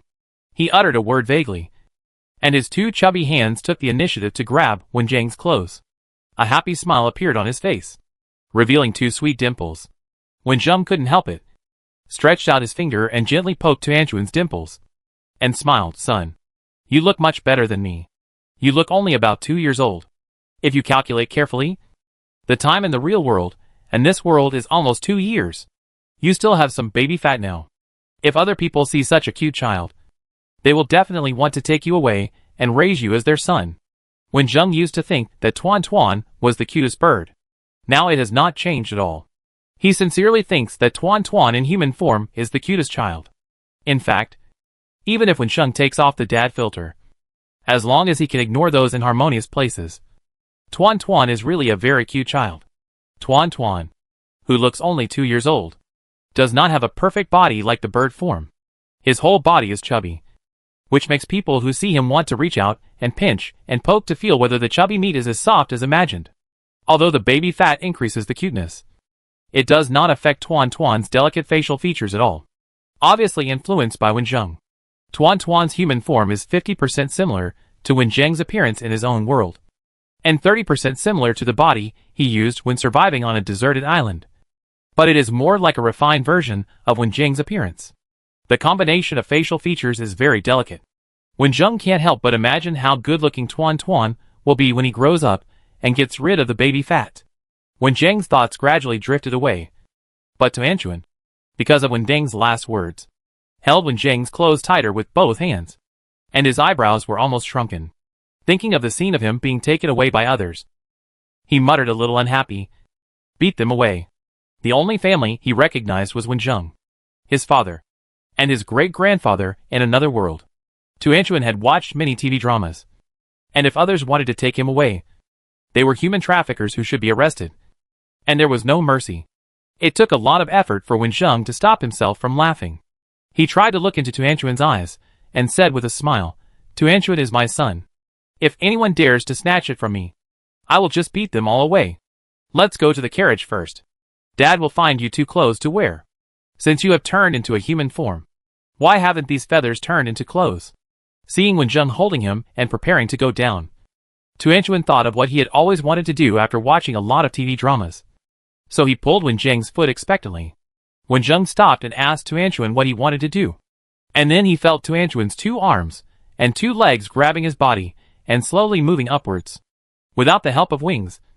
Tuanchuan, who made such a move for the first time, moved a little slowly, which made Wen Zheng worriedly protect him with his hands, and put his hands under Tuanchuan's feet for him to use. Finally, Tuan successfully rode on Wen Zheng's neck, holding Wen Zheng's head with both hands, and his 2 short legs were placed on his shoulders and kept swinging. After turning into a human form, his pleasant voice still rang out, Dad, let's go! Then you have to sit firmly on it. Wen Zheng smiled and slowly came down from the roof. Unlike the 2 happy father and son, the small animals in the carriage were still lying on the ground. It was that the strong pressure had gone away. The small animals, who had endured the pressure, had no strength in their bodies and could not move. The carriage was opened by Wen Zheng, and the small animals inside did not look up at the person who came, but collectively trembled twice in fear. This feeling, it was the strong pressure that made them unable to have any idea of resistance. Are you all right? Why are you lying on the ground without moving? Wen Zheng asked curiously. As a father that Tuanchuan deeply recognized, the aura emanating from the evolved Tuanchuan had no effect on him. The animals relaxed a lot after hearing the familiar voice. Greyhound is an ordinary pastoral dog, but its strength is the strongest among these animals. He spent all the strength he had accumulated with great difficulty, looked up at the 2 people outside the car with their backs to the sun, and then took a deep breath with his nose in surprise. If his eyes were fine, it was Wen Zheng, the benefactor, who was carrying a human child outside. If his sense of smell was fine, the child's smell was exactly the same as Tuanchuan's. Wen Zheng didn't care whether these animals could understand or not, and said to them, Tuanchuan just broke through and turned into a human form. I don't know if you can still recognize it. Tuanchuan, who was staying on Wen Zheng's neck, tilted his neck to think for a while, and tried to open his mouth and said, Tuanchuan, your boss. After practice, Tuanchuan became more and more proficient in speaking human language. And speaking like this, he inexplicably felt like a big boss. Some animals couldn't understand Wen Zheng's words, but when it came to Tuanchuan, even though he was speaking human language, the animals understood what he meant. Greyhound felt relieved and lowered his head to recover with the other animals. Seeing that the little animals were all fine, Wen Zheng turned his attention back to Tuanchuan. After so long, Tuanchuan hadn't put on clothes and was still a naked kid. In the large rear compartment, the wooden bed closest to the front of the car was where Wen Zheng and Tuanchuan usually slept. It was covered with a thick cotton quilt, which was particularly soft to lie on. Usually, there was only him and Tuanchuan, and Wen Zheng did not prepare extra quilts. So the ground next to the wooden bed was covered with thick cowhide, and the little animals rested on it. Putting Tuanchuan on the wooden bed, Wen Zheng covered Tuanchuan with a thin quilt and said, I'll find you some clothes. Tuanchuan, you can play on the bed by yourself. Just as Wen Zheng was looking for clothes, Tuanchuan, who was put on the bed by Wen Zheng, stood up, swaying his 2 chubby legs, and wanted to walk to the mirror to see what he looked like now. He must look very similar to his father, and he will be as beautiful as a bird. Tuanchuan firmly believed in this idea. When he walked to the mirror and saw his appearance, Tuanchuan's eyes widened in shock, and the curious expression on his face froze instantly, and gradually turned into frustration. When Wen Zheng found 2 cotton clothes, he planned to make them smaller for emergency, and then look for special children's clothes. He turned around with the clothes and wanted to ask Tuanchuan's opinion. When he turned around, he saw Tuanchuan sitting on the bed with his head down.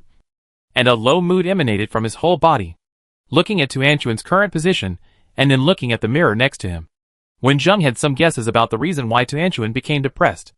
Wenjung put the clothes in the corner of the bed, turned around and took out a transparent glass jar from the food cabinet, which contained amber osmanthus honey. He gently put 2 spoons of it into the glass, added warm drinking water, and then inserted a bamboo straw. Wenjung came to Tuanchuan with the cup. "What's wrong? You could almost hang a soy sauce bottle on your mouth." Wenjung laughed and joked. This was the words his parents used to tease him when he was a child.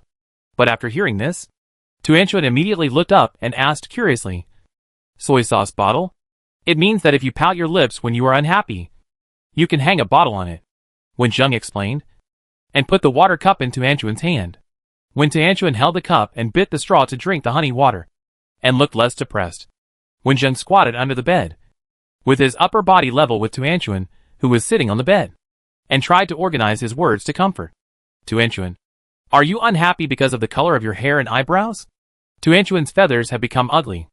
Tuanchuan released the straw in his mouth, and his mouth did not pout this time, but deflated.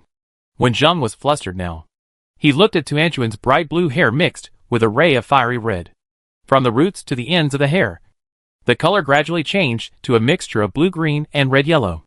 Then Wenjung's eyes moved down and saw Tuanchuan's eyebrows, which were also blue-gray.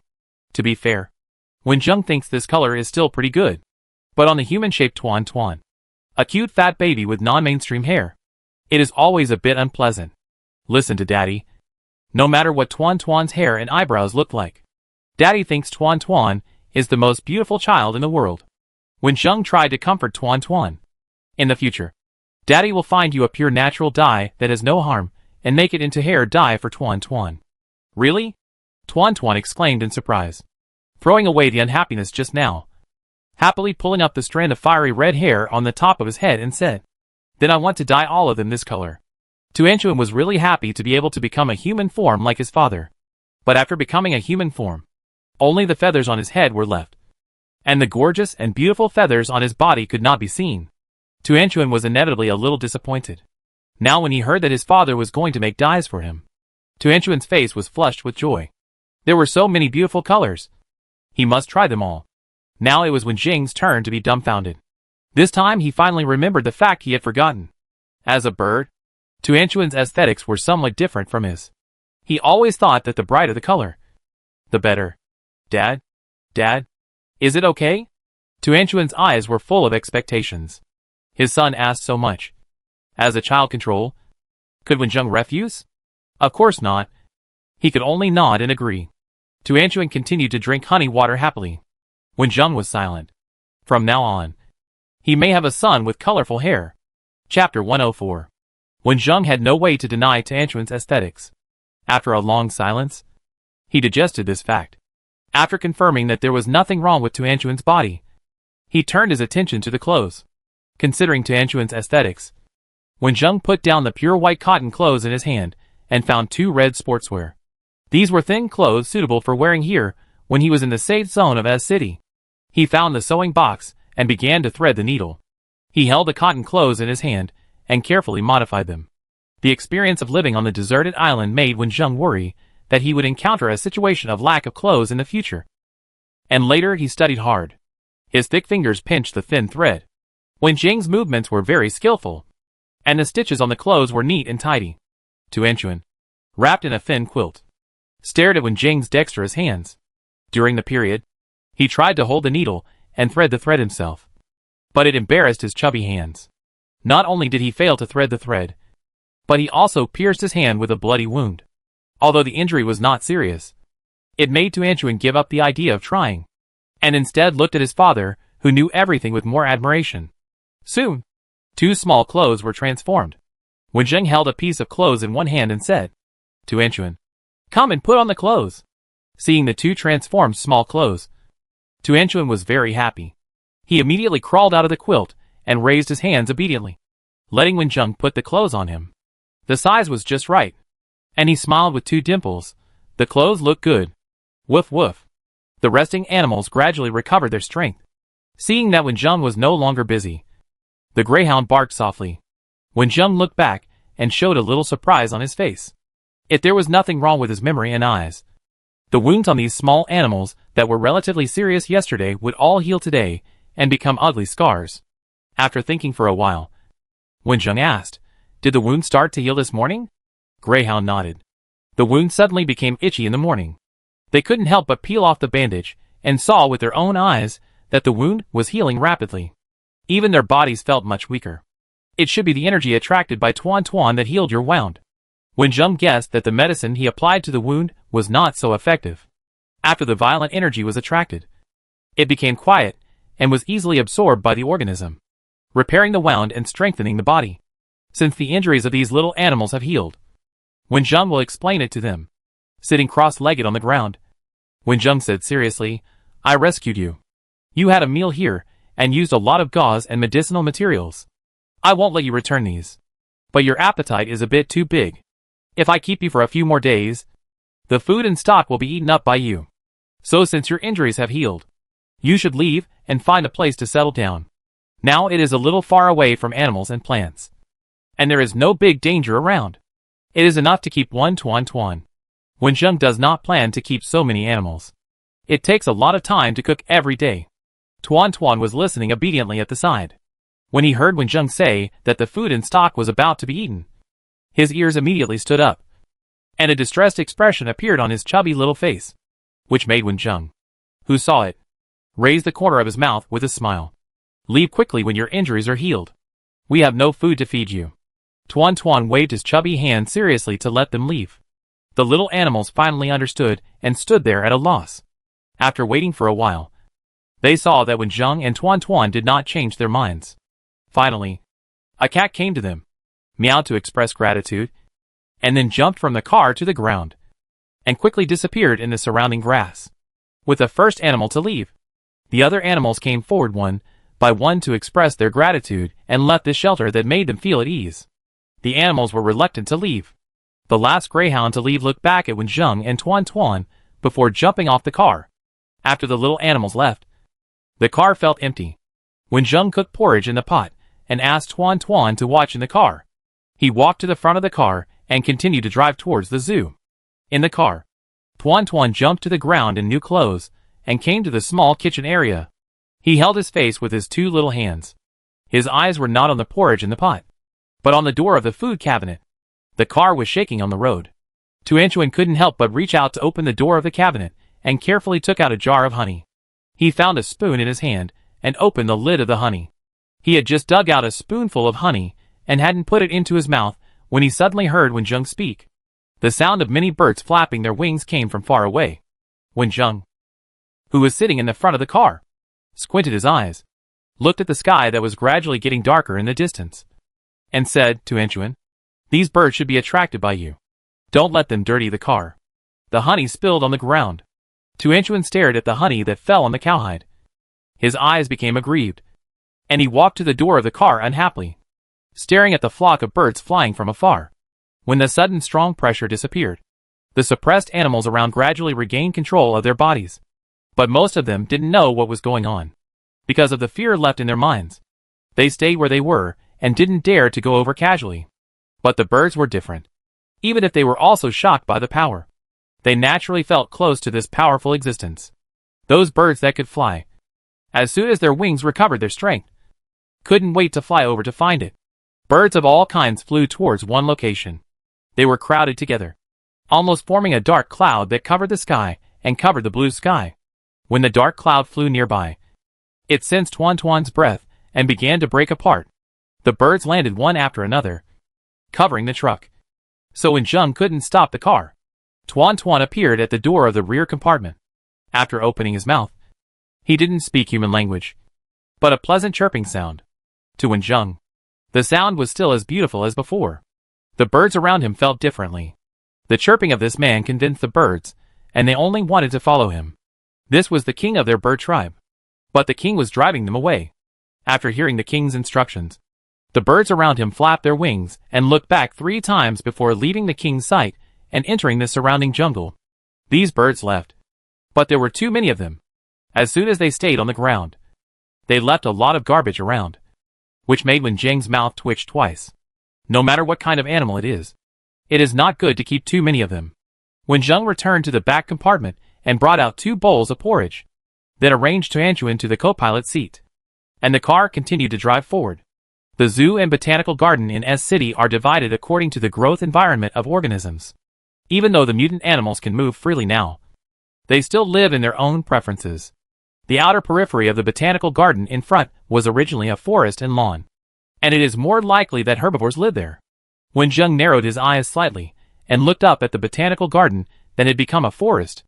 The climbing roses were blooming beautifully, and the sun penetrated the leaves, casting golden light. Let's take a look in the afternoon. Tuanchuan. Wenjung drove the car to the wall covered by plants, got out of the car with Tuanchuan, who looked curious, and stepped lightly on the ground, and his body jumped onto the wall like a feather, even with a Tuanchuan riding on his neck. Wenjung's steps jumping on the branches were still very relaxed. There were many herbivores living in the deep grass below. Before he walked for a long time, Wenjung saw a black and white body. It was not the panda he expected, but a zebra with black and white stripes. At this moment, Wenjung and Tuanchuan's faces changed at the same time. They looked at the periphery of the botanical garden, where there was a lot of noise.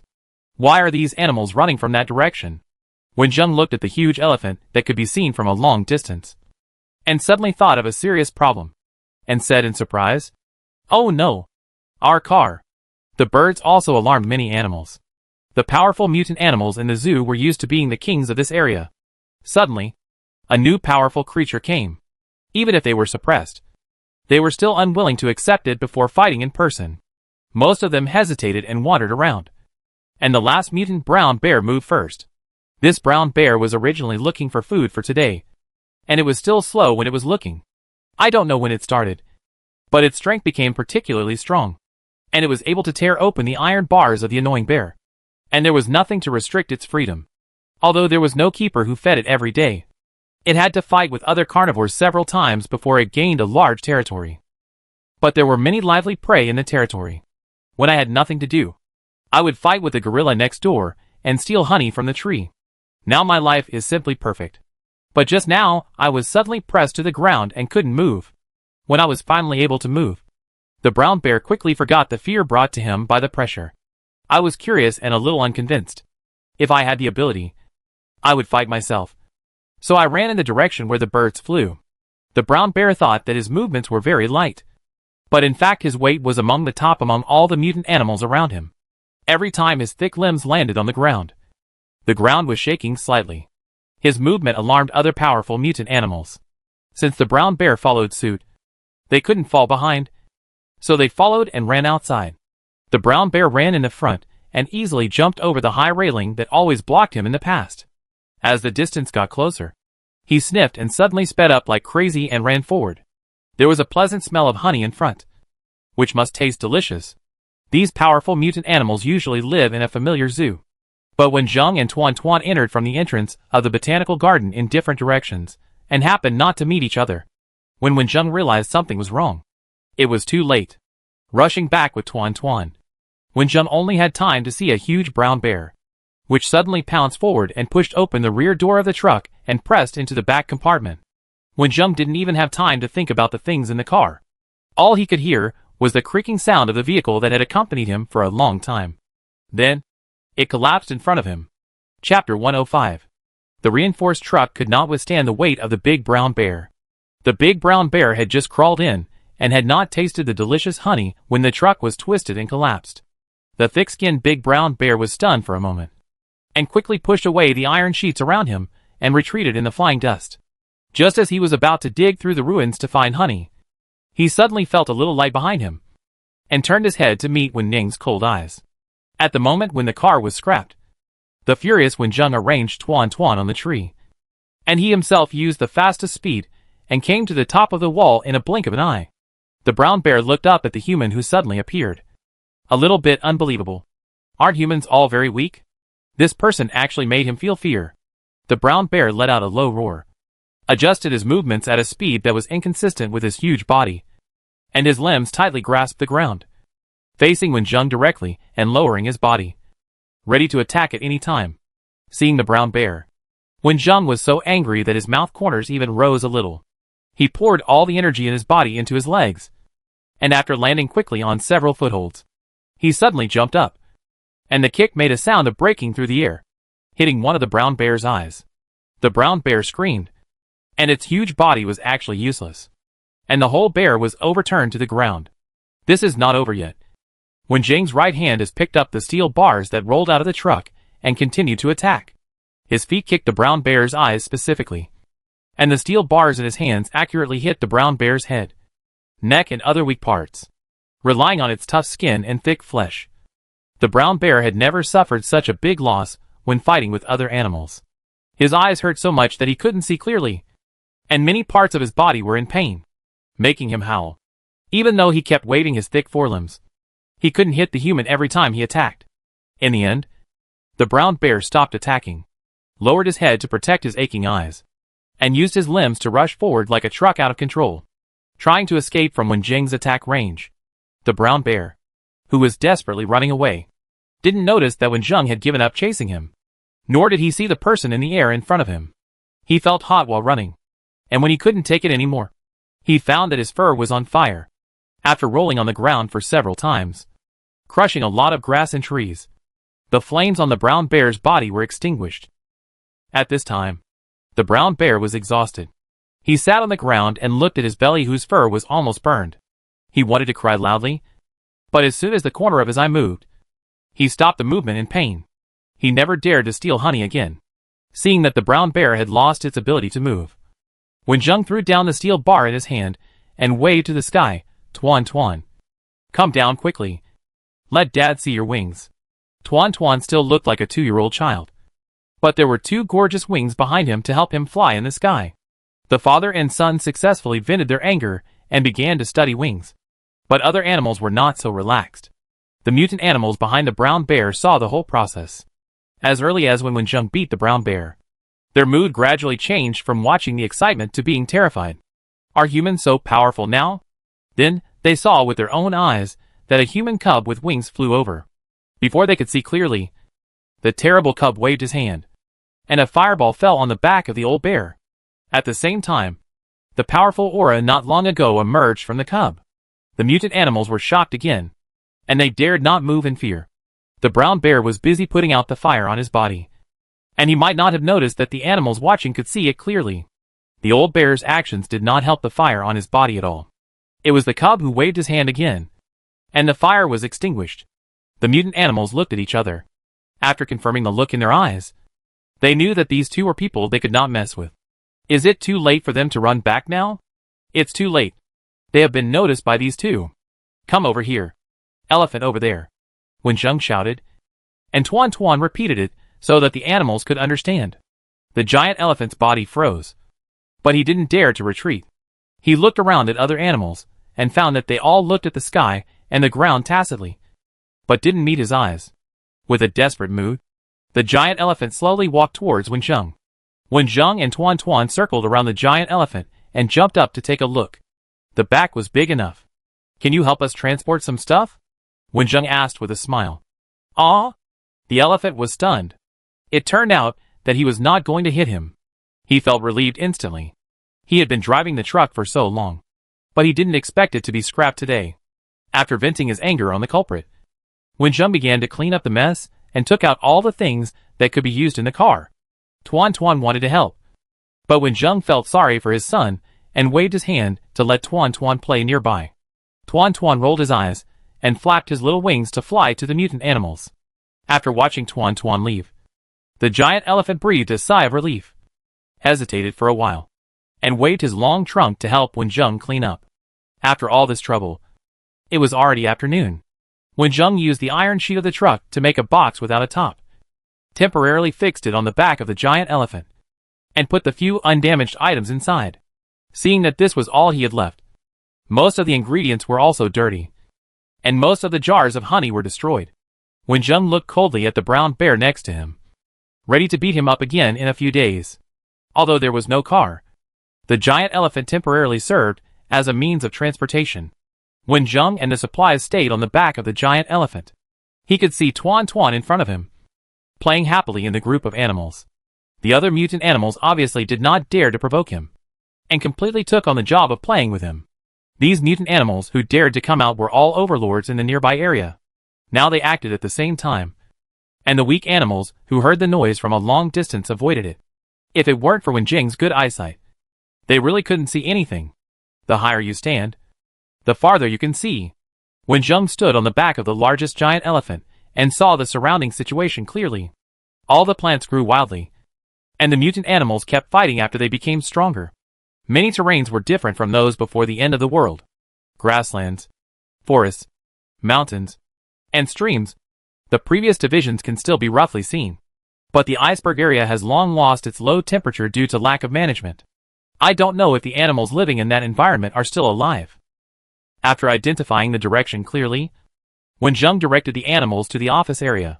The walls of the office area were already covered with green plants, and one building had even collapsed.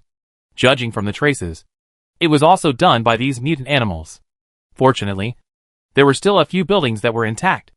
Wenjing arrived at the gate early, and the locks on it were already rusty. With the help of the giant elephant, Wenjing moved the things into the building. The building, which had been uninhabited for a long time, was covered with dust, and there was an unpleasant smell after entering. Wenjing checked the entire building carefully. The situation inside was fine, except for some small insects. Tuan, who had a pleasant exchange with the animals, flew back from outside, jumped into Wenjing's arms, and then retracted his wings, talking about the information he learned from these mutant animals. Dad, only one monkey is the smartest, and the other animals are stupid and can't remember anything. The monkey said that there was a very heavy snow, and then the breeder didn't go to feed them. They could only find food by themselves, but there was a wire mesh blocking them. At that time, many monkeys starved to death until he broke the wire mesh and survived. Tuan felt a little heavy, and he felt very uncomfortable after listening to the monkey. Being locked up and having nothing to eat is particularly terrifying. But with him, he and his father would never be trapped in the cage, and a fire could burn the cage. With Tianquan's help in getting information, Wenjing finally learned about the situation in the zoo from the perspective of the animals.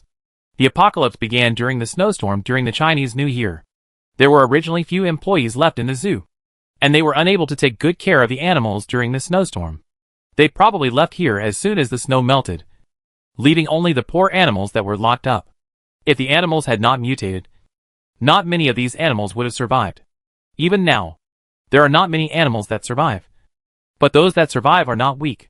Dad, what are we going to eat today? I'm hungry, Tianquan said pitifully, holding his stomach. Seeing his son was hungry, Wenjing wanted to start cooking immediately. But many of the ingredients were scrapped along with the truck, so he had to go out and look for them. Come on, Tianquan, let's go find something to eat. Wenjing had just finished speaking when he heard a noise outside the house. Tianquan, who was originally in Wenjing's arms, became energetic when he heard the sound and climbed onto Wenjing's neck neatly. Dad, let's go and have a look. Is this a sheep? There was an animal with white hair that had been bitten to death at the door. Tianquan was a little unrecognizable as to what species it was. Wenjing recognized it at a glance. This is an alpaca. He glanced around and saw the figure that could not be blocked by the big tree. It was the brown bear that was beaten by Wenjing and burned by Tianquan. It was scared when it saw Wenjing coming and made a flattering low growl. Did you bring this alpaca? Wenjing finally gave the brown bear that destroyed his truck a good look. The brown bear's hind legs stomped on the branches on the ground anxiously. The powerful animals could do nothing but stay in their own territories and do not interfere with each other. But the arrival of Wenjing and Tuan suddenly broke this situation. The miserable state of the old bear was right in front of them, and these smart animals all felt a sense of crisis. However, although their IQs had improved, they did not improve much. In the end, the monkey came up with an idea and asked the old bear to take the prey to apologize. The brown bear's two eyes were swollen a lot, and the hair on its body was almost burned. It looked a little pitiful, and it looked like it was admitting its mistakes obediently, which made Wenjing's anger subside a lot. Turning away from the brown bear, Wenjing took Tuan back to the alpaca, touched his chin and thought carefully whether this alpaca was delicious. Chapter 106. Wenjing and Tuan temporarily lived in the office building. Those mutant animals dared not provoke them. There were still many animals in the zoo whose IQ had not been improved. which could be used as their food. Since we were in the end of the world, we could not be particular about what animals could be eaten, and what could not be eaten. On the first night after arriving here, when Zheng and Tuan Tuan tasted the taste of alpaca meat, most of the kitchen utensils were also destroyed. When Zheng could only make a fire, skewer the alpaca meat, roast it on the fire, sprinkle it with the surviving seasoning, and it was fragrant. The taste of alpaca meat skewers was a bit similar to that of lamb skewers. Fresh and delicious, crispy and smooth, and especially delicious. With this delicious meal, the brown bear escaped several beatings without knowing it. The means of transportation was destroyed. So when Zheng was busy checking the situation of the zoo and botanical garden in the first 2 days of living in the zoo, hoping to find a usable vehicle, facts have proved that when Zheng was too naive, these huge mutant animals would fight at any time. If when Zheng had come a few days later, the house would have collapsed. After 2 days of searching, he only found the wreckage of various cars. When Zheng returned to the accommodation with a tired spirit, halfway through the journey, he heard Tuan Tuan's command. He looked up and saw Tuan Tuan flying in the sky, commanding the animals to do something. When Zheng became curious and walked in that direction, Tuan Tuan had been hanging out with these mutant animals for the past 2 days, and had fought with some of them, winning every time. Tuan Tuan flew high above and noticed when Zheng coming over, and shouted to him, "Dad, there are a lot of bamboo rice growing here." Bamboo rice? When Zheng realized that there was a bamboo forest around Tuanchuan. Tuanchuan had not been playing and fighting for the past 2 days, but was looking for delicious food. Today, he suddenly saw bamboo rice in the bamboo. Recalling his life on the deserted island with his father, he immediately asked the animals to help him pick it up. When Zheng also thought of his life on the deserted island, so he hurried over to join in the fun. He was amused when he got closer to Tuanchuan. It's really too difficult for them to pick bamboo rice. The giant animals could knock down the strong and decaying bamboo with a wave of their hands and a lift of their legs. If it were before the end of the world, they would definitely be suitable for doing jobs like cutting trees. It is extremely difficult to ask them to pick bamboo rice now. The brown bear stumbled in the bamboo forest and broke a few bamboos, but was helpless with the tiny bamboo rice. Tigers, lions, rhinos, etc. are all like this. Their palms are not suitable for doing these delicate jobs at all. In stark contrast to them, several animals have already had a slow harvest. The elephant rolled up its trunk and piled up the bamboo leaves with bamboo rice. The monkeys scurried around on them flexibly. The kangaroos jumped on the ground and picked up the bamboo rice that fell on the leaves. Tuan Tuan fell from midair into Wenjing's arms, and its 2 wings automatically retracted into his shoulder blades. He said puzzledly, "I didn't make things difficult for them." Wenjing smiled and rubbed Tuan Tuan's head, and glanced at the bamboo forest again. The powerful mutant animals in the zoo were all here. When his eyes touched the back of the animal hidden on the other side of the tree, Wenjing's sight froze, and even the hand that was rubbing Tuan Tuan's head stopped unconsciously, and asked, "What animal is that? Why didn't I see it 2 days ago?" Tuan Tuan looked over and said a little unhappy, "That guy is being lazy again." After that, Tuan Tuan spread his wings and flew over, stopping in the air above the animal, and said angrily, "You lazy bear! You are not moving, and you are eating." The animal was obviously very scared of Tuan Tuan, and its body trembled violently. A half-eaten bamboo shoot fell to the ground and rolled a few times. And then when Zheng saw a black and white bear coming out from behind the tree, when Zheng stared at the animal in amazement and blinked in disbelief. It really is a giant panda. I have been in the zoo for more than 2 days, and have not seen a giant panda. When Zheng was busy and worried that the giant pandas in the zoo did not survive, so he did not dare to look for it. Now it really appeared in front of him. When Zheng's eyes were fixed on the giant panda, and he didn't even notice Tuan Tuan coming back. Tuan Tuan said, "Dad, this bear is very lazy. He stays in his territory every day and never comes out. Other animals don't like him. After arriving at the bamboo forest today, they told me that there is another bear here and asked me to call him out to lose weight." Tuan Tuan, "Have you seen pandas on TV before?" When Zheng asked, but his eyes were still fixed on the giant panda. "I didn't have the opportunity to touch pandas before. Even when I went to the zoo, I watched them from afar through the glass. I spent more time raising pandas online. Now that I have the opportunity to touch pandas in person." When Zheng is a little excited, Tuan Tuan thought about it seriously and shook his head to deny it. He is now particularly confused. Isn't this just a bear with ugly fur? Why does Dad look so excited? This is not an ordinary bear. It's a giant panda. Wenjung explained the special status of giant pandas in detail, and expressed his love for them in his words, without noticing that Tianquan's mood was gradually getting worse. Tianquan felt that he had encountered an unprecedented strong enemy, and even the little mermaid did not give him such great pressure. At this time, Wenjung suddenly moved, pulled Tianquan, who was flying beside him, down, and placed him on his neck, and said excitedly, "Come on, Tianquan. Dad will take you to see the pandas." When Wenjung was a child, he wanted his parents to take him to the zoo to see the giant pandas. The agreement that had been made long ago was delayed again and again because of his busy schedule. Later, the person who promised to take him left, and Wenjung never mentioned it again. He just went back occasionally and thought that when he had children, he would take the children to see the giant pandas. Since joining the disaster survival game, Wenjung no longer considered the issue of marriage and having children. He didn't know how long he could live, and maybe he wouldn't pass the next world, so he didn't delay others. Anyway, he hadn't been tempted in the past 20 years. But the world is so wonderful. Wenjung wanted to raise a pet to accompany him, because he was too lonely on the deserted island. However, Tianquan's intelligence improved.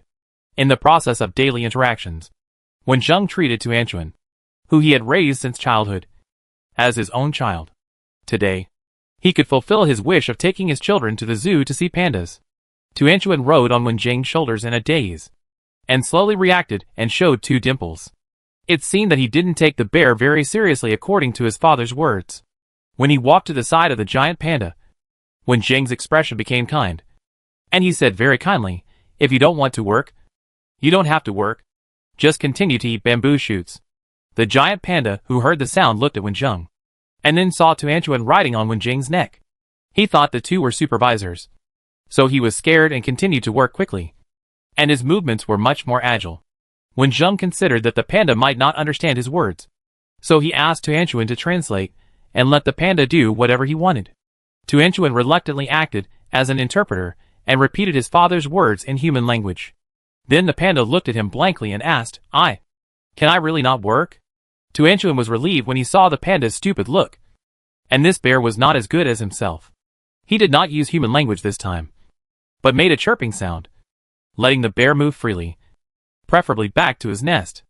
After hearing Tianquan's words, the giant panda immediately threw away the withered and unpalatable bamboo in his hand, crawled 2 steps to the side, and picked up the fresh bamboo shoots that had just been thrown on the ground. He was too tired to work, so he ate a few bites of bamboo shoots before going back. Wenjung looked at the giant panda eating bamboo kindly, and felt his hands itchy. He couldn't wait to try to rub and touch the panda. Just as Tianquan was about to attract his father's attention, he heard the monkeys cry. He still spread his wings to see what was going on. "Boss Tianquan, I picked up a basket of bamboo rice." The monkey grabbed the extremely elastic bamboo and swung to Tianquan. After reporting his work, he whispered to comfort Tianquan, "Boss Tianquan, this black and white bear is just thick-skinned. If it weren't for being immobile and liking to eat bamboo, we would have driven him away long ago. How can this lazy bear compare to you, Boss Tianquan? Yes, this bear is not good-looking at all, and it is completely incomparable to me," Tianquan told himself. Even if a child is particularly favored by his parents, when the parents express their love for another child, the child will start to worry about gains and losses, and always be vigilant not to let the parents be snatched away. This is the case with Tianquan. Now his little head is full of thoughts about what to do if his father wants to have another son. Seeing Tianquan's appearance, the monkey grabbed the bamboo and left with satisfaction.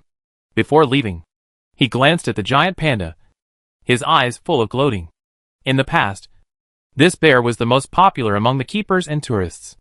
I really don't know how he was loved by humans. Moreover, they have been running around with Tianquan for the past few days. But this bear has easily won the love of Tianquan's father by hiding in the territory and doing nothing. This is too annoying for the monkey. After listening to the monkey, Tianquan, who was full of confidence, took the basket of bamboo rice and went to find his father. Tianquan looked at the distance in disbelief. Wenjung was now beside the giant panda, rubbing its head with his hands, exuding a happy mood, patting the head has always been a privilege only for him. Full of grievances surged into Tuan Tuan's heart, and even the frequency of flapping his wings slowed down. He felt that this zoo was not good at all, and it would be better to return to Sandlight Village earlier. Dad didn't care why he left. While he was busy getting bamboo rice, he had already run to another little friend and happily rubbed his fur and played with him. Could it be that Dad really wanted to find him a younger brother? Even if he wanted to find a younger brother, he couldn't find this big bear. This bear only had black and white fur, which was neither smooth nor waterproof. How could it compare to his gorgeous feathers? Tuan Tuan was about to explode, staring indignantly at Wen Jing's hands that kept moving on the giant panda's head. Chapter 107. Wen Zheng excitedly enjoyed the pleasure of petting the panda, and Tuan Tuan flew to the side with a bamboo basket of rice. Feeling Tuan Tuan coming, Wen Zheng didn't even raise his head, and said directly, "Tuan Tuan, come closer to see the giant panda." Tuan Tuan squinted his eyes and looked at the giant panda below, trying to figure out why his father liked this bear. But this bear is not much different from a brown bear. The only special thing is the fur color, which is black and white. After Wen Zheng finished speaking, Tuan Tuan didn't move for a long time, and the giant panda in front of him didn't continue to eat bamboo shoots. He tried to shrink as much as possible, and it was obviously a little scared. At this time, Wen Zheng felt something was wrong. He looked up at Tuan Tuan and saw Tuan Tuan flying in the air with a downward corner of his mouth. His eyes were unwilling to make contact with him. It was obvious that he was unhappy. Wen Zheng unconsciously retracted his hand on the panda's fur and smiled at Tuan Tuan with a guilty conscience. The giant panda seized the opportunity to roll itself into a ball and rolled away from the Shira field. He just wanted to finish eating the bamboo shoots, but he didn't expect to be targeted. It's better to leave first. He was still observing Tuanchuan carefully. He saw the giant panda running for its life from the corner of his eye. Wen Zheng felt a little regretful. He hadn't petted a panda yet, but he didn't dare to stop the panda. What if Tuanchuan was unhappy and burned the panda? This is a national treasure. I can't let it suffer such an unprovoked disaster because of me. Reaching out and taking the bamboo basket that Tuanchuan was holding, Wen Zheng reached in and fiddled with it twice, and said to Tuanchuan flatteringly, "Tuanchuan, what do you want to eat today? Eat these bamboo rice as the staple food. You have to choose what dishes you want to eat. Dad will make you whatever you want to eat." Seeing that Tuanchuan did not answer, Wen Zheng continued, "How about using bamboo rice to steam rice? Just like we did on the deserted island. There are also a few bottles of honey in plastic bottles, which can be used to brush on the barbecue. How about we catch alpaca meat?" Listening to the frequency of Tuanchuan's wings flapping decreasing, slowly lowering the altitude, and gradually coming to Wen Jing's shoulder. Wen Zheng smiled when he saw this, put the bamboo basket on his elbow, reached out to hold Tuanchuan down, pressed on his shoulder, jumped on the spot and moved faster on the branches, and smiled, "Let's go. Let's go find something to eat." In the open space cleared by Wen Zheng in front of the office building, Wen Zheng was dealing with a huge ostrich, and further ahead was a newly made wooden rice pounder, where a monkey was pounding bamboo rice. On the way to find food, Wen Zheng finally coaxed Tuanchuan and learned from him the role of this monkey. No wonder, he is the smartest of all the animals in the zoo, and can also sow discord. So Wen Zheng brought the monkey over to do hard labor. "If you can move faster and shell all the bamboo rice, I will reduce the punishment for your sowing discord," Wen Zheng said calmly, but scared the monkey and threw away the stick. This meant that he would still be punished after finishing the bamboo rice. The monkey jumped on the ground a few times anxiously, and finally made up his mind and ran to Wen Zheng to chatter. Wen Zheng looked at the monkey and shouted anxiously, and after a while, he pointed at the rice pounding machine and said, "I don't understand what you are saying. Wait for Tuanchuan to come back and talk to him. Now you have to continue pounding rice." The monkey's body froze while he was gesturing, and then both shoulders drooped. He turned around and looked back every few steps on the way back.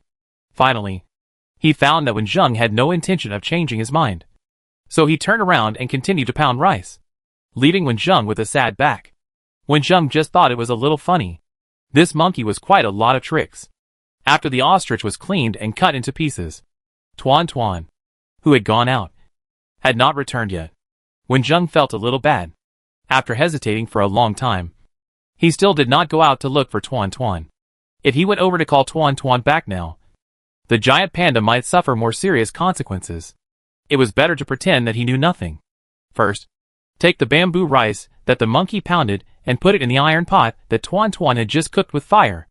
Then Wenjung picked out a few pieces of fresh and tender ostrich meat for preliminary pickling. After hearing the movement, Wenjung looked up immediately. Tuan Tuan is back. Let me see what fruits have been picked. Then the monkey hurriedly came up and spoke to Tuan Tuan with his hands and feet dancing. Dad, the monkey said that he brewed some wine and wanted to bring it to us. Tuan Tuan's expression was a little confused, but he still told Wenjung truthfully. Wenjung was a little surprised. You brewed the wine with other monkeys? Could it be monkey wine? This monkey is the monkey king in the zoo, and it has protected many monkeys that survived after the end of the world. Now with the permission of Wenjung and Tuan Tuan, he ran back to his own monkey mountain away from the bamboo rice that had not been pounded yet. Tuan Tuan, come quickly and try the ostrich meat, which has two flavors, sweet and spicy. Wenjung hurriedly called Tuan Tuan to come down to eat. The monkey moved very fast, but it took a long time to bring the wine back. Wenjung was a little anxious. Suddenly, he smelled a strange fragrance, which made him unable to eat even the ostrich meat. He looked expectantly in the direction of the fragrance. He didn't have to wait too long. The monkey came with a gourd in his hand, pulling the vines on the tree, and other mutant animals followed behind him. Even animals couldn't refuse the fragrance of this exquisite wine. Wenjung looked at the monkey with a high opinion. It was nothing to survive here with ordinary strength. It was not easy to brew good wine and store it well without telling these animals. If these animals had known that the monkey brewed good wine, one of them would definitely tell Tuan Tuan. The monkey quickly swung over and stuffed the gourd into Wenjung's hand. He turned his head and looked at the animals behind him proudly. If he had the ability, he would just ask Tuan Tuan for it. Wenjung couldn't wait to open the gourd, took a deep breath, and exclaimed, "The monkey wine is really well deserved. The fragrance alone is extraordinary. I have heard of the name of monkey wine for a long time, but I have never tasted it." Wenjung shook the gourd twice and poured the golden monkey wine into his mouth. Good wine. Wenjung's eyes were full of admiration. The wine was cool and sweet, with the fragrance of various fruits naturally fermented. It was fragrant after taking a sip. Dad, Tuan Tuan wants to drink too. Tuan Tuan, who was standing next to him, couldn't hold back and said while holding Wenjung's arm, "Should Tuan Tuan drink?" Wenjung recalled the last time Tuan Tuan drank, although Tuan Tuan spit fire at that time. It might be because Tuan Tuan was not familiar with the power of fire and couldn't control it. Now that he has evolved successfully, it shouldn't happen again. So, Wenjung still couldn't resist Tuan Tuan's pleading eyes and poured some monkey wine in front of Tuan Tuan. Tuan Tuan still remembered the taste of the wine, but the wine brought by the monkey was a little different, with a sweet fruity aroma, imitating Wenjung's drinking. Tuan Tuan came up to ask, and then drank the wine in the cup in one gulp. "It tastes good?" Tuan Tuan's eyes sparkled, and he put the wine glass in front of Wenjung and said, "Dad, I want to drink this monkey wine. Children can't drink so much wine. Dad will pour you a little more. You have to drink it slowly. Okay?" Wenjung was still a little worried. He reminded him in his mouth, and poured 3 small sips into it with his hands. He then put a few pieces of roasted ostrich meat on Tuan Tuan's plate and advised, "Eat 2 pieces of meat before drinking. It will taste better." Wenjung tried hard to prevent Tuan Tuan from getting drunk, and heard several swallowing sounds from the surroundings. When he looked up, the mutant animals were looking at this place with envy. Seizing this opportunity, Wenjung tried to find the giant panda among them to see the current situation. As a result, he didn't see it after searching for a long time. Wenjung just thought it didn't come. So Wenjung waved his hand to drive the animals away. "If you are hungry, go find something to eat. You have such a big appetite. I will probably be exhausted if I grill meat for you." The animals did not understand what Wenjung said, but they understood his gestures, so they could only leave reluctantly. The animals dispersed one after another. Wenjung looked up again and inadvertently saw 2 figures not far away. "Why are there 2 black bears?"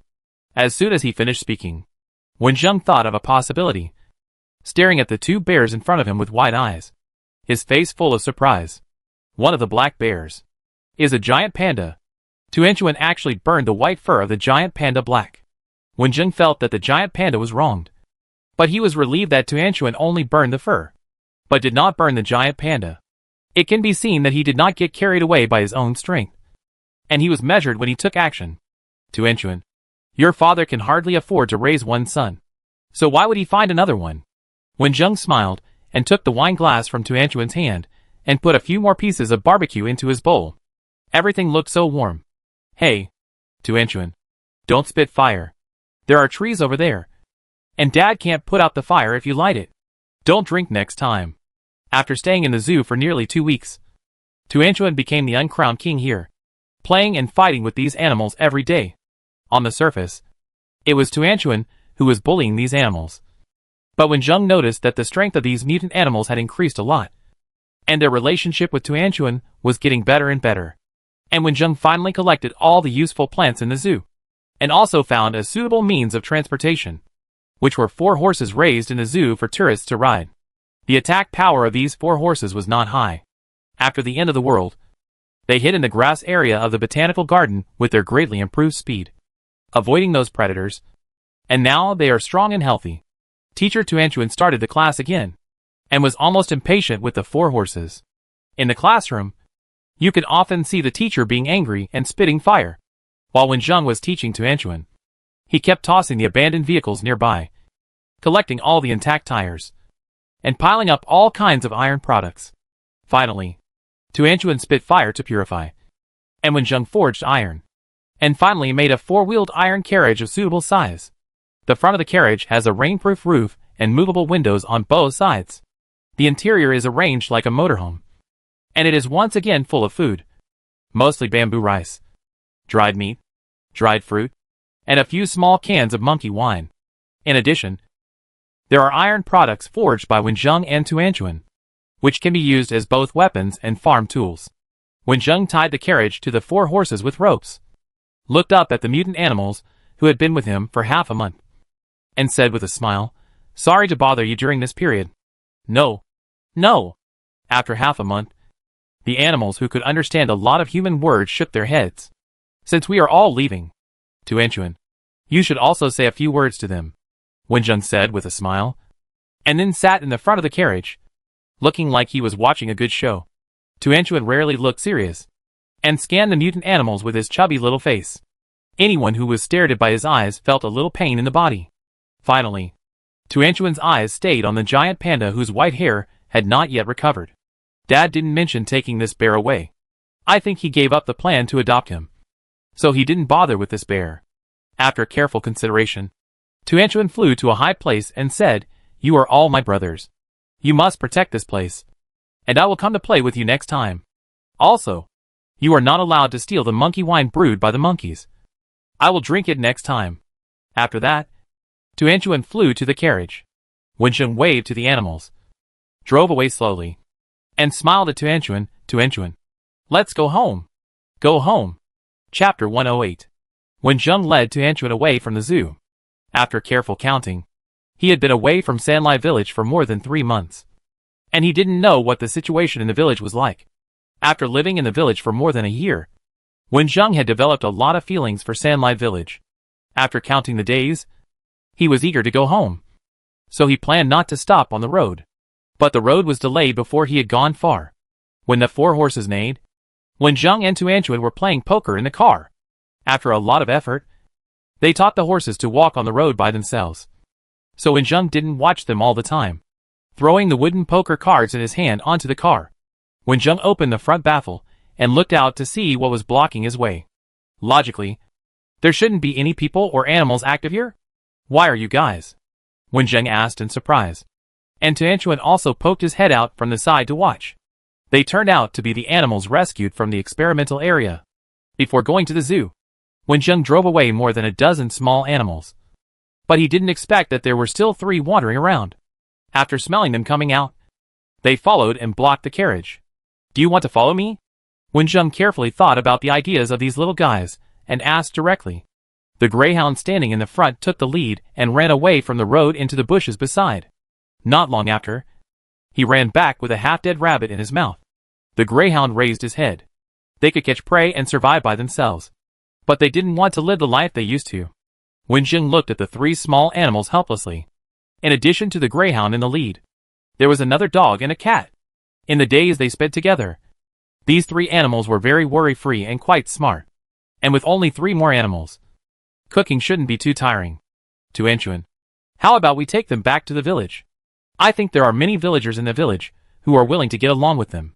Wenjing thought about it and remembered the villagers in Sanlai village. The big rooster, the big buffalo, and the happy life of Heijin's python. In fact, taking these 3 little animals back would be good for them and the villagers. Tu Anchuan looked at the 3 little animals and had no objection. So Wenjing made it clear to them, you can follow me. And when you return to the village, you can live in the village. The people in the village are pretty good. No one will hurt you. And maybe they will rush to please you.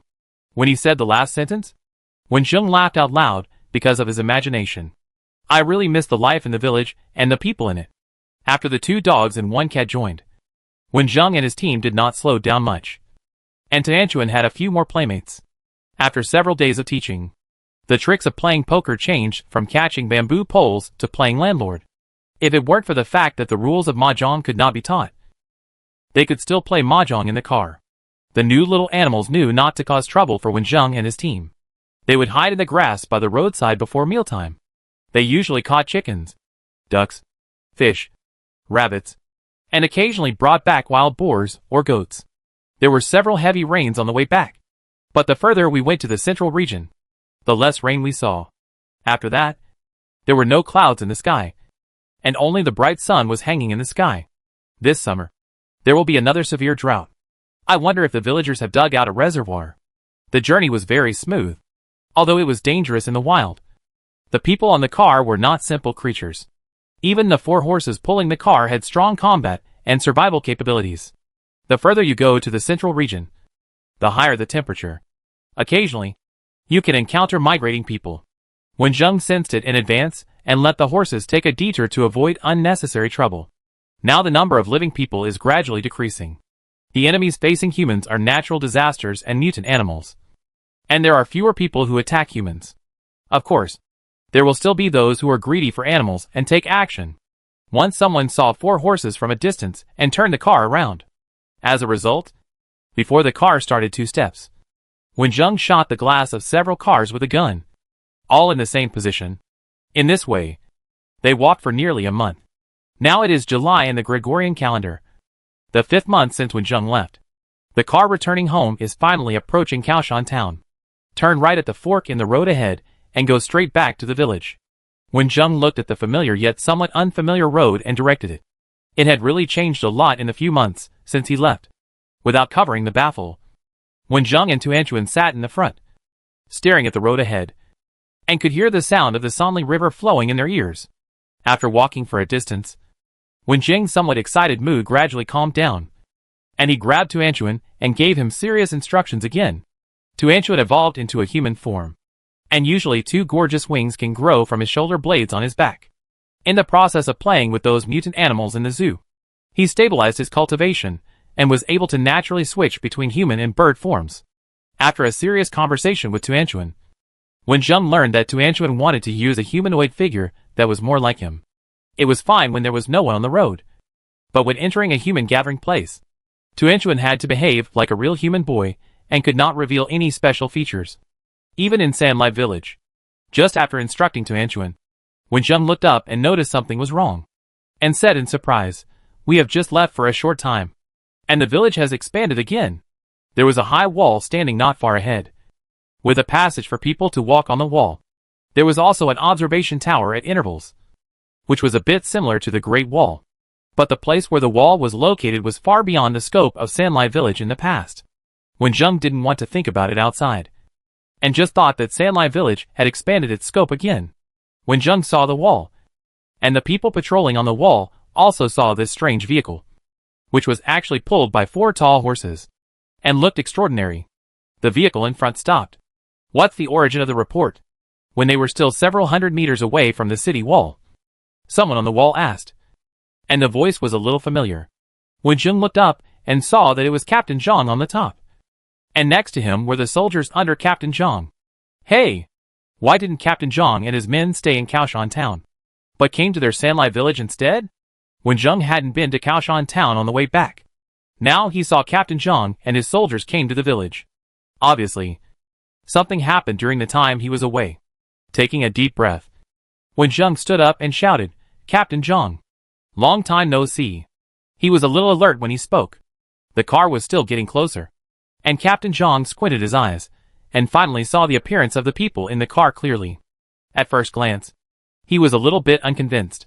He rubbed his eyes and asked his companions, "This is Zheng? Am I seeing things right?" The soldier next to him happened to have seen Zheng before. He took a closer look and gave a positive answer. He said in surprise, "It is Zheng." Captain Zhang immediately laughed and quickly directed the team, "Hurry up and put the wooden board down to let Zheng in. 2 more people will go to the village to announce the good news. The villagers will be very happy if they know it." The long wooden board fell from the city wall and was placed on the deep pit filled with traps at the bottom of the pit. Zheng directed the horses to pull the cart onto the wooden board and then ran down. Captain Zhang was already waiting for him downstairs. His darker face couldn't hide his joy. And as soon as the car stopped, he patted Zheng on the shoulder. "Good boy. You are finally back. The villagers have been talking about you every day these days. Now they can finally rest assured." There were still many patrol team members on the wall. All of them were soldiers under Captain Zhang. Some had never seen Zheng, but they had all heard of him. And now they were looking down curiously. Some were looking at the 4 horses, thinking in amazement. It was really worthy of Zheng. Just to make the 4 mutant horses obediently pull his cart was a great skill. Captain Zhang's words meant that nothing serious had happened in the village. So Zheng was completely relieved and smiled happily. "I didn't expect to be delayed outside for so long. Are you all okay these days? Captain Zhang, why did you stay here with your men? And what's the matter with this newly built wall? It's hard to explain in a few words." Captain Zhang sighed.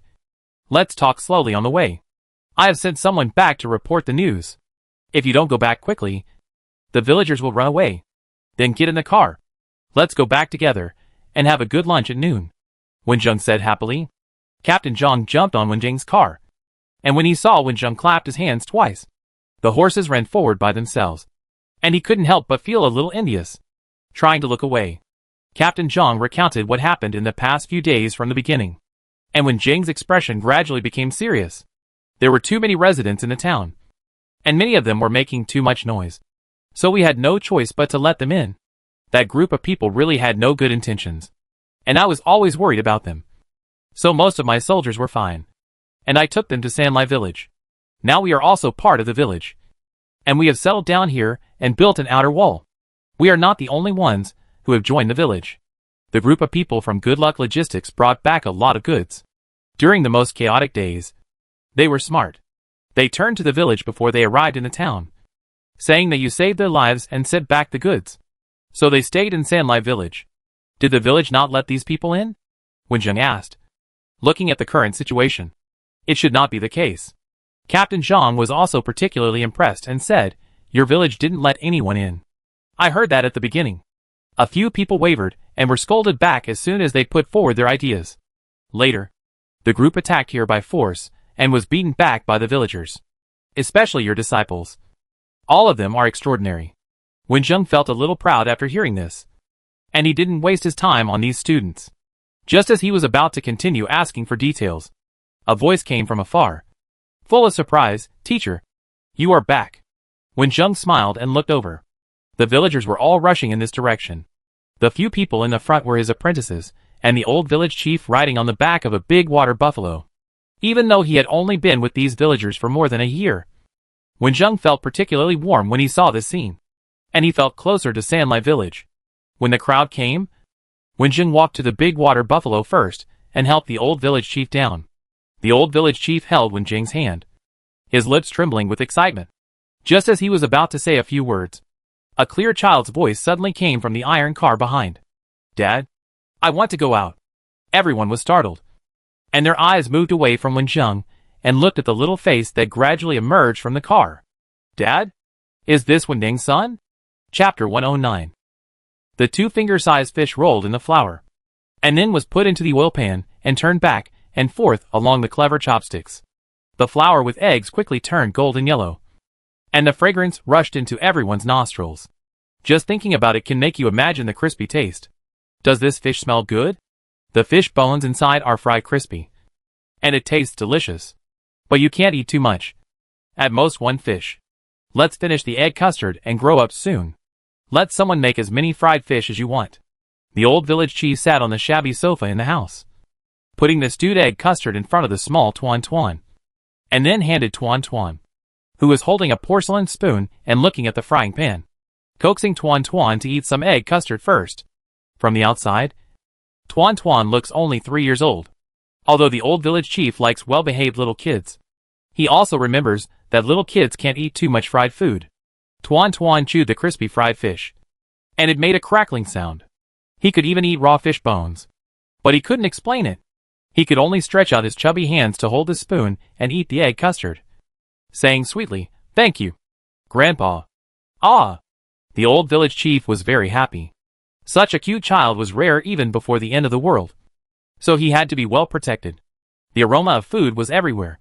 The house was originally full of people, but in the end, it was so crowded that it was impossible to walk. A few people drove out the villagers who were watching the fun, leaving only a few in the house.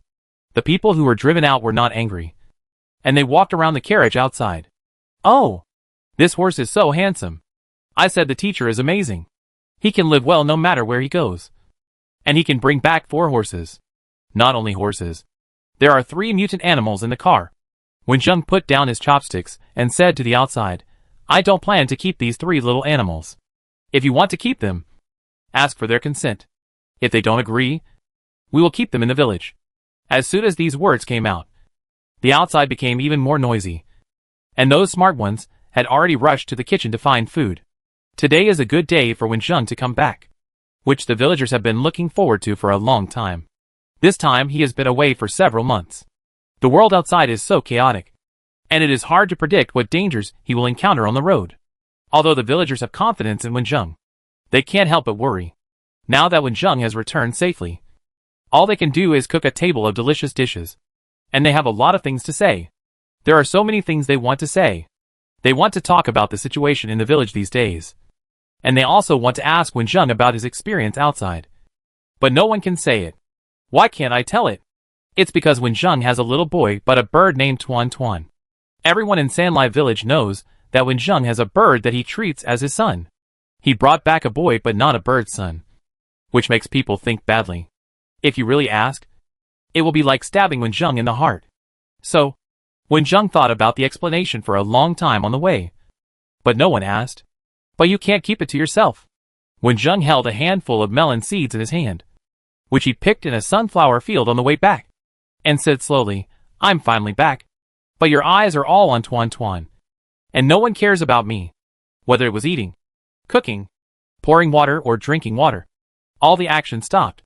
Finally, the old village chief asked with a trembling voice, "Tuanchuan?" "Yes. Isn't this Tuanchuan?" Wenjung pointed at Tuanchuan, who was eating the egg custard obediently. Tuanchuan just looked up and smiled sweetly at everyone. The old village chief looked back and forth between Wenjung and Tuanchuan, then sighed deeply, patted Wending's shoulder with his aging hand, and said, "Wenjung, you can't do this. Tuanchuan is not with you now. I know you are sad, but you can't give this little kid this name." Wenjung was just about to explain himself when he heard the old village chief say this. After careful consideration, he realized that this was a misunderstanding, that he was so sad after Tuanchuan left that he deliberately found a child with the same name.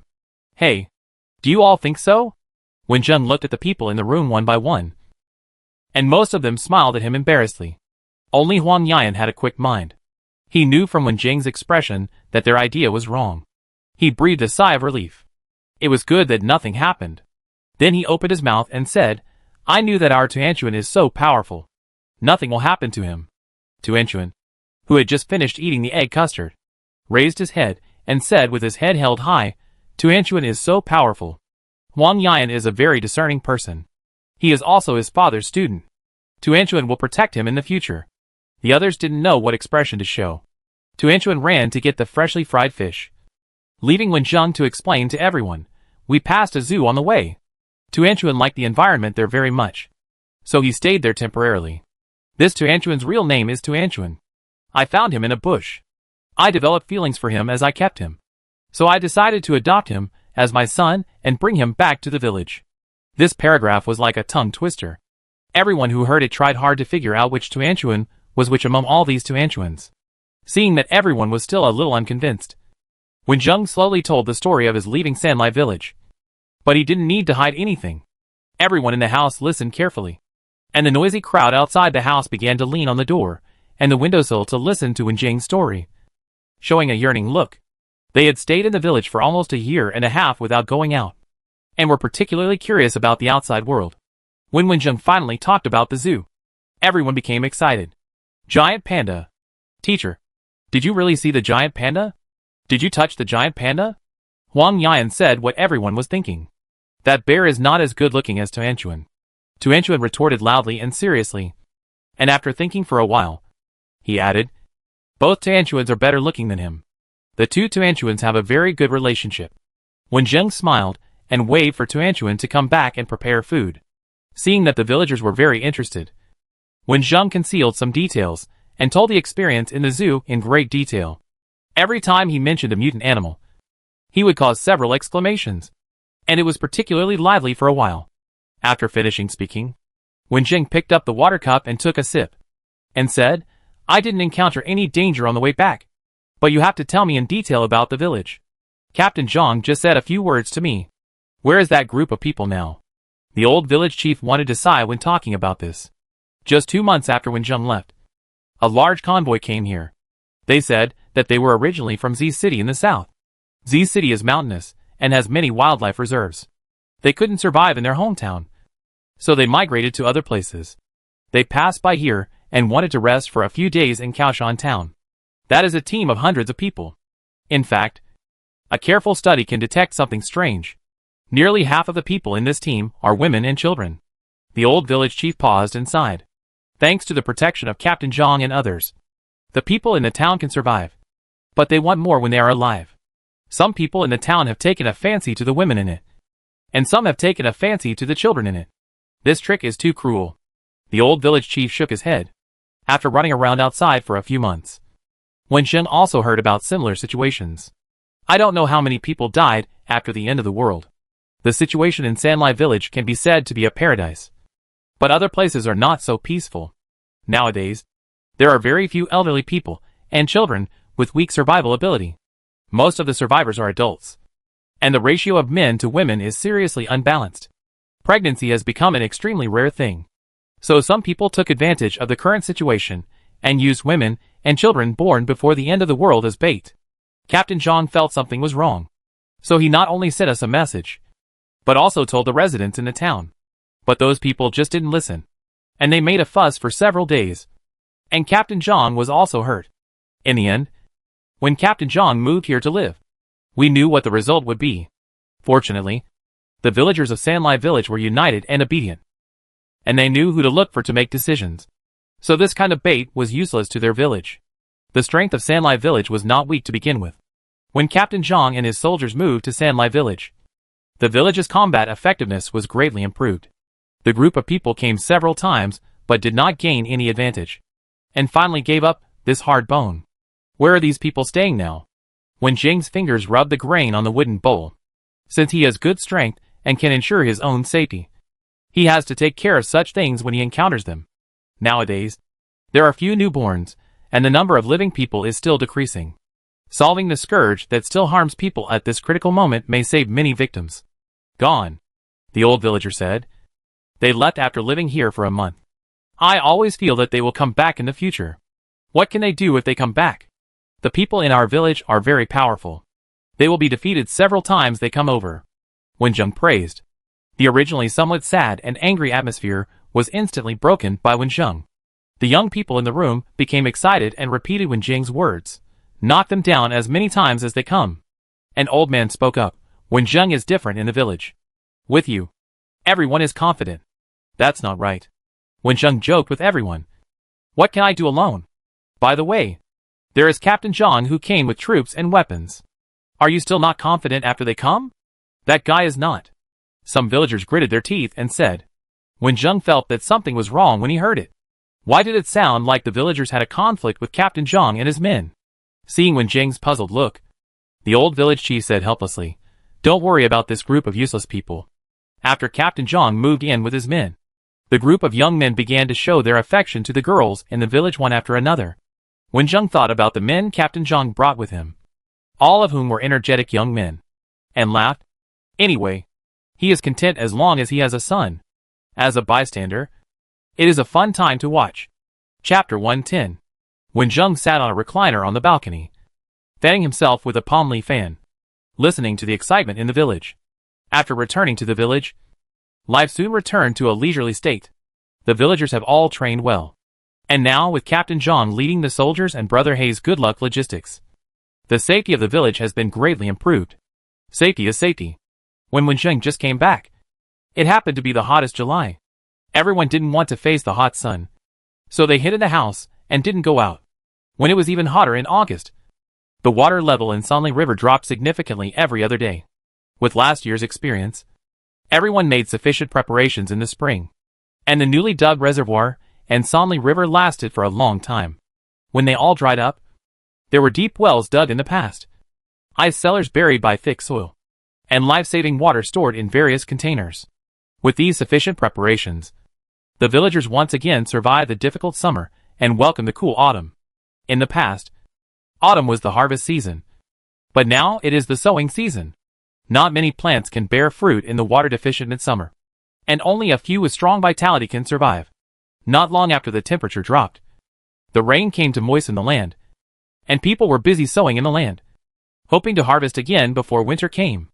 Wenjung and Tuan Tuan were the only two people, due to their great contributions to the village. They were allocated a lot of good fields, but they still became the first family in the village to finish sowing, who let Wenjung have apprentices. Several apprentices insisted on coming to help, planting the teacher's land first, and then busying themselves. So the other adults were busy in the fields, and only Wenjung was idle on the balcony listening to the excitement. It's true that within the range of Wenjung's hearing, he could see several big dramas, which was perfect for killing time. The young and strong villagers were sowing in the fields, and many men did not forget to show themselves while working, hoping to get the attention of their ideal partners. The women in the village, who are currently single, have now become popular. However, the pursuit is the pursuit, and the competitors are all their own people who have shared hardships. They will not and dare not cause conflicts because of this reason. Therefore, all the men rely on their real abilities to avoid the hearts of their ideal partners. The women are particularly straightforward. They have lived together in the same village for a long time. They know whether they like it or not. If they don't like it, they will refuse it clearly. If they like it, they will make it clear. If they meet a man they like, they will also take the initiative to pursue him. The other villagers who did not participate all took a blessing attitude and occasionally made a few jokes. But there are more men than women in the village, just like outside, especially the soldiers brought by Captain Zhang. All of them are men, which seriously lowers the ratio of men to women in the village. The residents of this village are more or less related by blood, which alone limits the choice. And the result is that Captain Zhang's group will definitely have more beauties. Many people in the village are worried that after the village has digested the internal needs, they will have to go out and find partners for these young men. The fields are busy, and the village committee is also quite lively. Wenjung is not going to raise the 4 horses and 3 small animals he brought back by himself, because they all have big appetites, and he doesn't have the time to raise them. So these mutant animals were raised by the village. If someone got the consent of one of the animals, they could take it home to raise. So there was never a shortage of people in the village committee. Wenjung paid attention to the situation of these animals. The 4 horses lived well in the zoo, but the 3 small animals that followed Wenjung back had some psychological trauma and were more difficult to get along with. After the care of the villagers, most of the new mutant animals were relaxed, and only the greyhound did not get close to anyone. The mutant animals that were originally in the village were all calm old animals. They did not show any jealousy and took on the work of protecting the children. Before Wenjung left the village, there was only one pregnant woman in the village, who gave birth to a girl safely, a newborn after the end of the world. There is also a pregnant woman in the village who was discovered last week. Now she is being carefully taken care of by the villagers, with those children under the age of 6. It must be because of the changes in the world, or it may be because they have practiced the movements taught by Wenjung since childhood. These children are extremely healthy and much better than those of the same age before the end of the world. Therefore, children over the age of 6 have to exercise well every day, and learn cultural knowledge taught by teachers selected by the village, although it is the end of the world. They should also learn the history of this planet and this country. And they have less time to play every day. Children under the age of 6 are the freest. And Tuanchuan, who looks more than 3 years old, is also among these children. Tuanchuan used to be a bird and had no contact with many villagers. After being able to transform into a human form, he became the darling of the whole village with his smart behavior, cute appearance, and the identity of Wenjiang's son. Finally, he relied on his own charm to make those children obey him. After all, Tuanchuan can make all mutant animals listen to him. All the children looked at Tuanchuan with admiration, and some even wanted to learn from Tuanchuan and asked their parents to dye their hair in color. But they were cruelly rejected by their parents. Under Wenjiang's persuasion, Tuanchuan finally agreed to dye his eyebrows black with harmless natural dyes, and temporarily dyed them black on the day he returned to the village. But after staying in the village for a few days, he dyed his hair bright colors. The villagers couldn't stand it but couldn't control it. Wenjiang didn't listen at all and let the children do it. Wenjiang's children couldn't be controlled, but his own children could be controlled.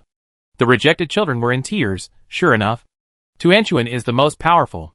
When they become powerful, they must dye their hair this beautiful, without the knowledge of adults. The children in Sanlai village have a common dream. A dream of having a shamat hairstyle. Not far from where the children were playing, the elderly in the village were enjoying the coolness under the shade of the trees.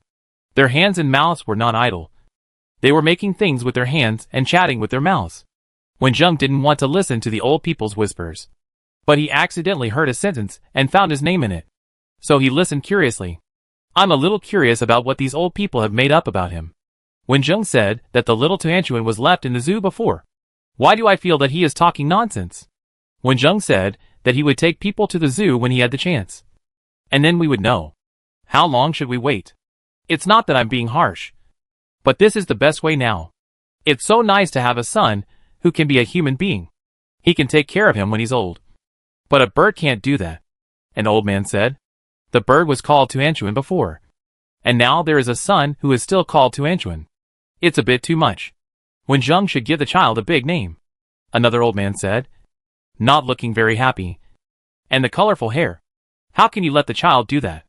Most of the old people in the village have never left the province, and they all have some traditional ideas. They must have children to take care of them in their old age.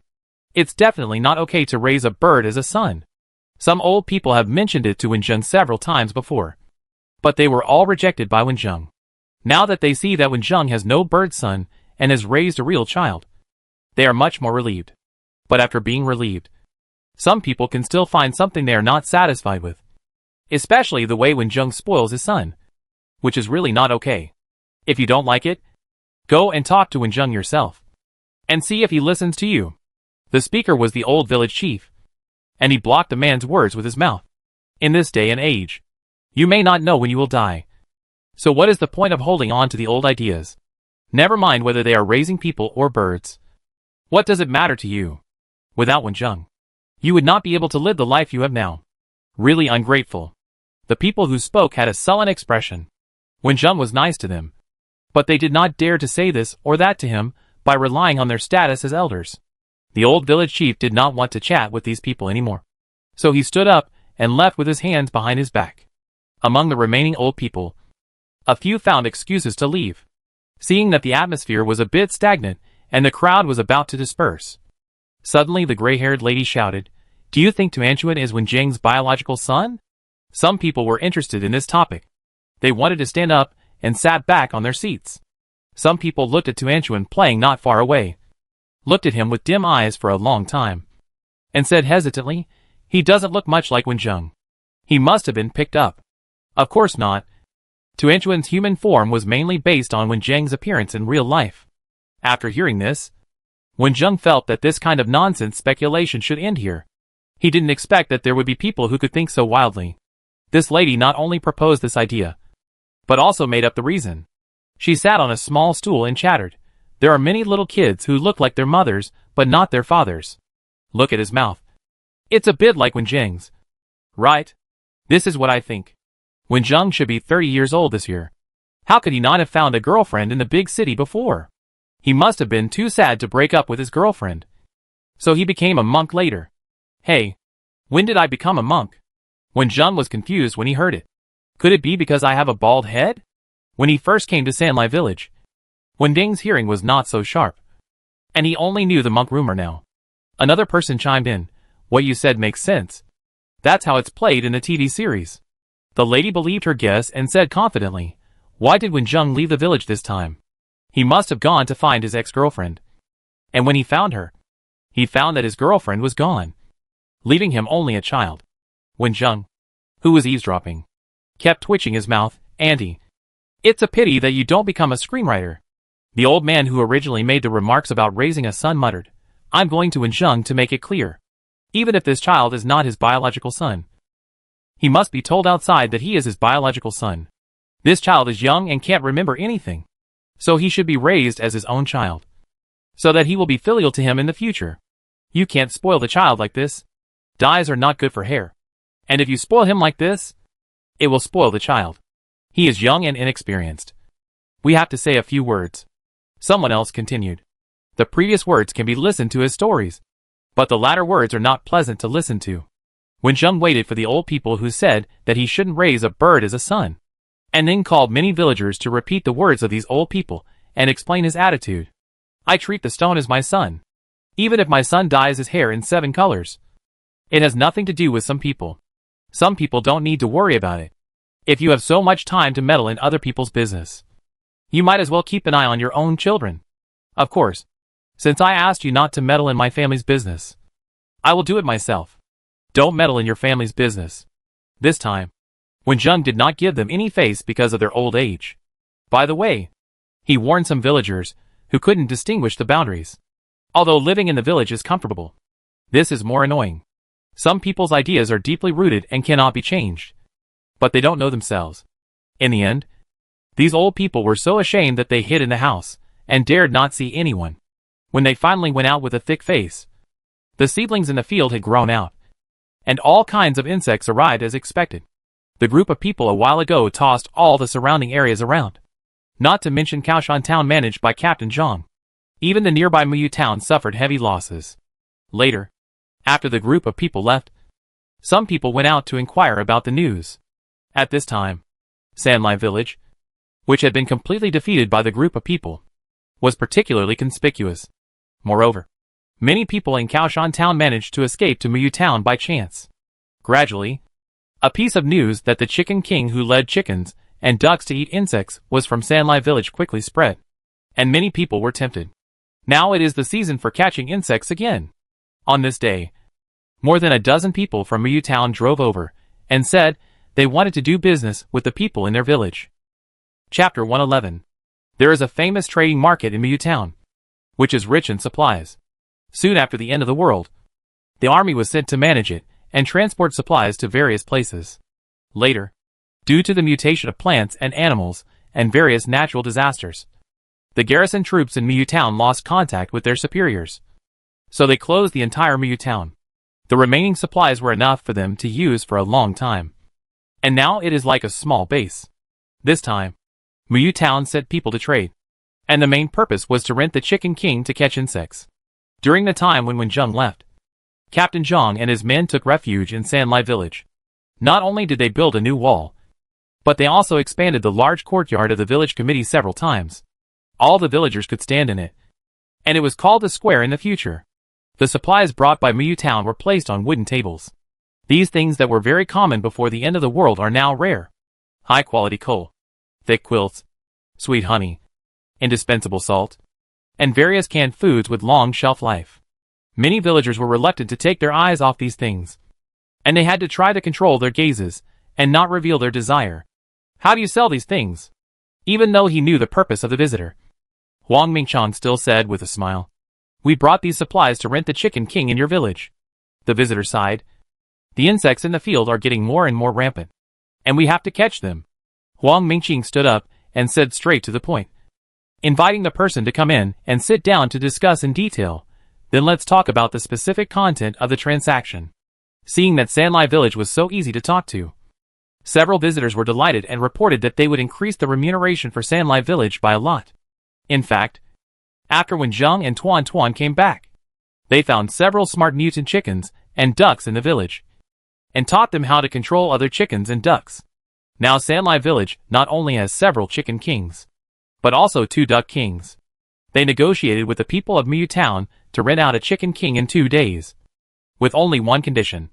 That is, they had to send someone from their village to accompany it. The transaction between the two sides went very smoothly, and the visitors from Miyu town left happily. The materials were moved to the warehouse in the village, and the villagers' daily work was recorded as work points, which could be used to purchase personal property in the village. When Zhang's contribution to the village is self-evident. He did not have to do any work and would receive work points every day. He exchanged work points for several bottles of honey, which became Tuan's treasure when he returned that day. Many people exchanged their work points for something, and then the whole village gathered in the square to listen to the village announcement. This time, the Chicken King was rented out and needed someone to accompany him. Many villagers thought that Captain Zhang and his men would lead the group, but they didn't expect the village to notify everyone to sign up. The world is getting more and more dangerous now, not only from those animals, but also from many people with ulterior motives. We can't hide in the village forever. So this time I hope everyone will sign up for the mission to Miyu town, and join Brother Hei's caravan in the future to see the world outside. Huang Mingchong said, standing on the high platform. People who like to stay at home and don't go out rarely come into contact with the complex society. And sometimes they will be simpler. Staying in a harmonious village will also have the same effect. The village can never be without contact with the outside world. Even people with a sharp mind have to go through some things and accumulate some experience. After when Zheng mentioned this matter, the village management discussed this decision. There are also things that must be emphasized. Huang Mingchong continued, since going out will definitely be dangerous. Anyone who chooses to go out must be mentally prepared to encounter fatal dangers. Before signing up, you must also get the consent of your family, and then sign up. After being selected, go to the side and press your fingerprints. After the latter part of the words came out, the people below had different ideas. Many young people were willing to go out, but a few people were still worried about encountering danger outside. The final result was much better than when Zheng and his team expected. After a brief discussion with their families, there were actually quite a few people who signed up. More than a dozen people were selected from them and asked them to prepare in the next 2 days. 2 days later, with the farewell of the villagers, the team left the village with the Chicken King and headed for Miyu town. Not only this team, but also 2 teams were organized in the village. One team was led by Captain Zhang and his team to cut branches on the mountain, and the other team was led by Brother Hei and his team to go to a human gathering place not far away to trade resources. The people who stayed in the village were also very busy, except for the patrol team guarding the wall. The rest of the villagers woke up every morning, cleaned the weeds in the field, asked the chickens and ducks to catch insects, and then started their own work. The village built an earthen kiln to burn tree branches into charcoal for winter use. After almost 2 years, a lot of porcelain bowls and plates were consumed. So the village also built an earthen kiln to burn pottery. In addition to being busy with these 2 earthen kilns, the villagers are also busy making paper. Soft paper is really a great invention. The toilet paper stockpiled before the end of the world is almost used up. Too much is consumed from buying from outside. Anyway, there is no shortage of plants now. So find some plants with long wood fibers for continuous experimentation. It doesn't need to be very good, as long as it is not hard. But the people in Sanlai village have never made paper. They have seen it on TV and the internet before, and have long forgotten the manufacturing process. So when Zheng became busy again, and became the paper-making instructor in the village, when he was in the deserted island world, because of his experience on the deserted island, when Zheng specially found someone to teach him various techniques of paper-making. Hearing when Zheng's orderly guidance, the villagers carefully followed the steps he taught. When the yellowish but soft enough paper appeared in front of everyone, when Zheng's prestige in the village rose a lot, after a lot of soft paper with less consumption materials was produced, when Zheng instructed people to make harder paper. These are for everyone to write and learn. Even in the end of the world, knowledge and culture must be passed on. Time passed quickly. Before winter came, the villagers stopped hiding in the village. Most of the young and strong villagers went out to several nearby places where humans survived to trade. The few who did not go out did not have any trouble in the village. As long as they worked hard in the village, it would be fine. Each time they went out, it would take at least half a month to go back and forth, and at most 1 month. There were many dangers when they went out. Some people were jealous of Sanlai village. which had the Chicken King, and ambushed them in secret. Fortunately, the village had told them that the most important thing when encountering such danger is their own safety. In the end, they used the Chicken King to restrict the ambushers. The team of villagers returned to the village by chance, but some were killed and some were injured. This ambush made all the people in Sanlai village very angry. In the past, Sanlai village gave those who knew the base the impression that it was strong and not good. This incident made Sanlai village show its strong offensive power. Dozens of cars drove away from Sanlai village, followed the clues to find the ambush forces, and went directly to the base camp of those people to fight hard. The people sent by Sanlai village were all sharpshooters. The bullets and the guns could hit wherever they pointed. They were all very agile, and never lost in close combat. What was even more terrifying was the mutant animals they brought with them. Those powerful mutant animals were particularly close to them, and obeyed their commands. The mutant buffalo hit the wall with one collision and easily broke through their defense. And the black and gold python could also summon other snakes around. It was not until their territory became a community cave that those people realized how many snakes there were around their base, and how powerful the enemy they had provoked was. This was the first time that Sanlai village truly demonstrated their strength. Other forces sent people to peek at the entire battle scene. They were terrified and very curious about how the people in Sanlai village felt now. No need to ask, because if you ask, you will regret it. Why did I provoke this group of evil stars? Soon, the reputation of Sanlai village quickly spread to most of the human settlements in the province, and gradually spread to other provinces. This battle made Sanlai village famous. After that, when they went to trade with other places, others knew their origins and their attitudes towards them were different. This change made them happy, but also made them feel pressured. Only when they were strong would no one attack them. A few months passed in a flash, and soon it was the end of the year. According to the situation in previous years, when there was still half a month before winter, Wen Zheng had a list in his hand. These are the young people who performed best during this period. If you have no objection, I will call them over, Huang Mingchong said outside, seeing Wen Zheng looking at the list without saying a word. The old village chief sitting next to him said a few words. Those old guys are a bit unpleasant, but the young people in his family are still good. Wen Zheng laughed. Am I such a petty person? Let them all come over first. In this list, there is the grandson of one of the old men who offended Wen Zheng because of his son's related argument some time ago. In fact, after staying outside for a few months, Wen Zheng realized a fact. Life outside cannot be compared with that in the village. Living in the village is much more comfortable. The bed in the house is more comfortable than the car. Tuanchuan has friends to play with, and he doesn't have to cook for those mutant animals, especially when he doesn't want to cook. Every family in the village welcomes him to eat, and those apprentices will bring him a portion of fresh food at home. Life is not perfect, and there may be other things that make people upset in other places. Those old people dare not interfere in Wen Zheng's affairs anymore. Wen Zheng also saw that the young men of that family performed well, and he would not disqualify him just because of that little thing. 20 young people were called, including the original residents of Sanlai village, the soldiers led by Captain Zhang, and the people of Good Luck Logistics. Now they are all from the same village, and they are all treated equally. Wen Zheng said slowly, this year's winter is about to come. I plan to go to the south again, and visit Tuanchuan at the S-City Zoo. This time, I will not only go by myself, but also bring some people. You have performed the best during this period, and you have the priority to register. Chapter 112. 2 people in 1 car, including Tuanchuan. There are 22 people in total, and a total of 11 cars are driving on the road. In order to save gasoline as much as possible, 2 cars are pulled by 2 horses. One of the carriages is of course for Wen Zheng and Tuanchuan, and the other carriage is taken by other people in turn. The car carries the supplies needed for the road. Huang Yan, who is going out, also brought He Jin with him. He Jin is responsible for looking after a Chicken King and a Duck King, ready to exchange for some supplies. This time, there are more people, so it is a little inconvenient for Wen Zheng and Tuanchuan. Of course, there are also advantages. Cooking becomes someone else's job, and the road is lively and not too boring. The topic that these people like to talk about most is not the S-City base, but the S-City Zoo. Everyone is imagining the scene of petting a giant panda with their own hands. Wen Zheng has been there before, and he is more familiar with the road conditions. Unlike the first time he went out, he always took the scrapped road. He only entered 2 official bases, so the time to the destination will be greatly reduced.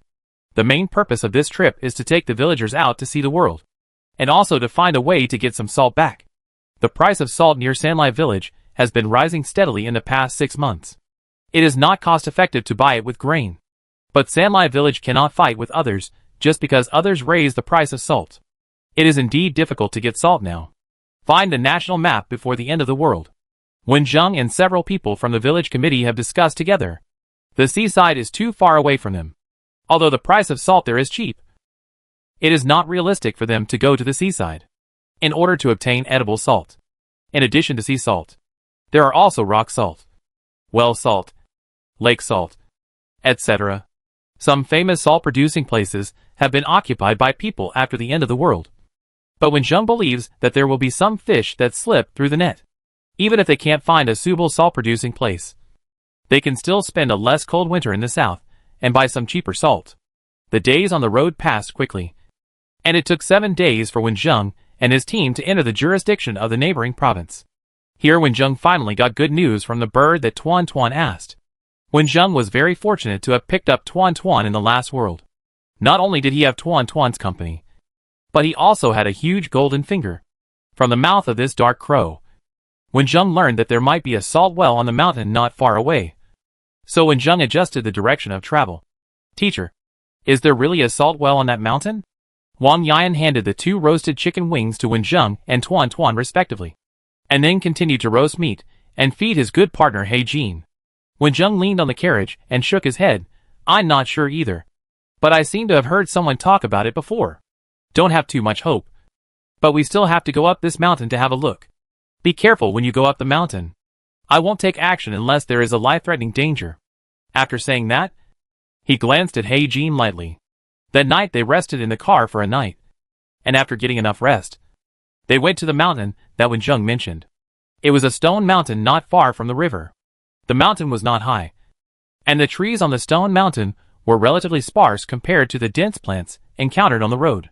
You can see the dilapidated houses on the top of the mountain, but no one is seen moving on it. There are many tenacious wild grasses growing out of the cracks in the rocks. If there are salt wells here, there should be people who go up to occupy this area. Selling salt alone can support many people. Someone in the team said his guess, and landed steadily on the hillside, using stones to block his heels to gain leverage. Wen Zheng smiled mysteriously. Maybe it's because this mountain is too dangerous. Even if you know there are salt wells on it, you can't go up the mountain. If they don't pay attention, they will suffer a great loss. Wen Zheng supported Tuan Tuan sitting on his shoulders, waved and called He Jin to his side, and said, don't use animal companions to open the way. He Jin will follow me and walk behind. Be careful when going up the mountain. Even though Wen Zheng reminded them several times, the first few people successfully climbed halfway up the mountain and couldn't help but relax their vigilance. Danger happened to come at this time. A slender black snake quietly emerged from the cracks in the stones next to it. It swam almost without any sound, and swam quietly to one person's feet. The training over the past few days was effective. The man sensed the threat coming to him, and he looked down sharply, and saw that the pointed and slender black snake had already exposed its fangs. He moved his feet, and the long stick in his hand accurately hit the snake 7 inches, and at the same time warned, there are snakes in these stone cracks. Everyone be careful. The others noticed the sudden change and immediately jumped onto the large rocks around, staring closely at the narrow stone cracks.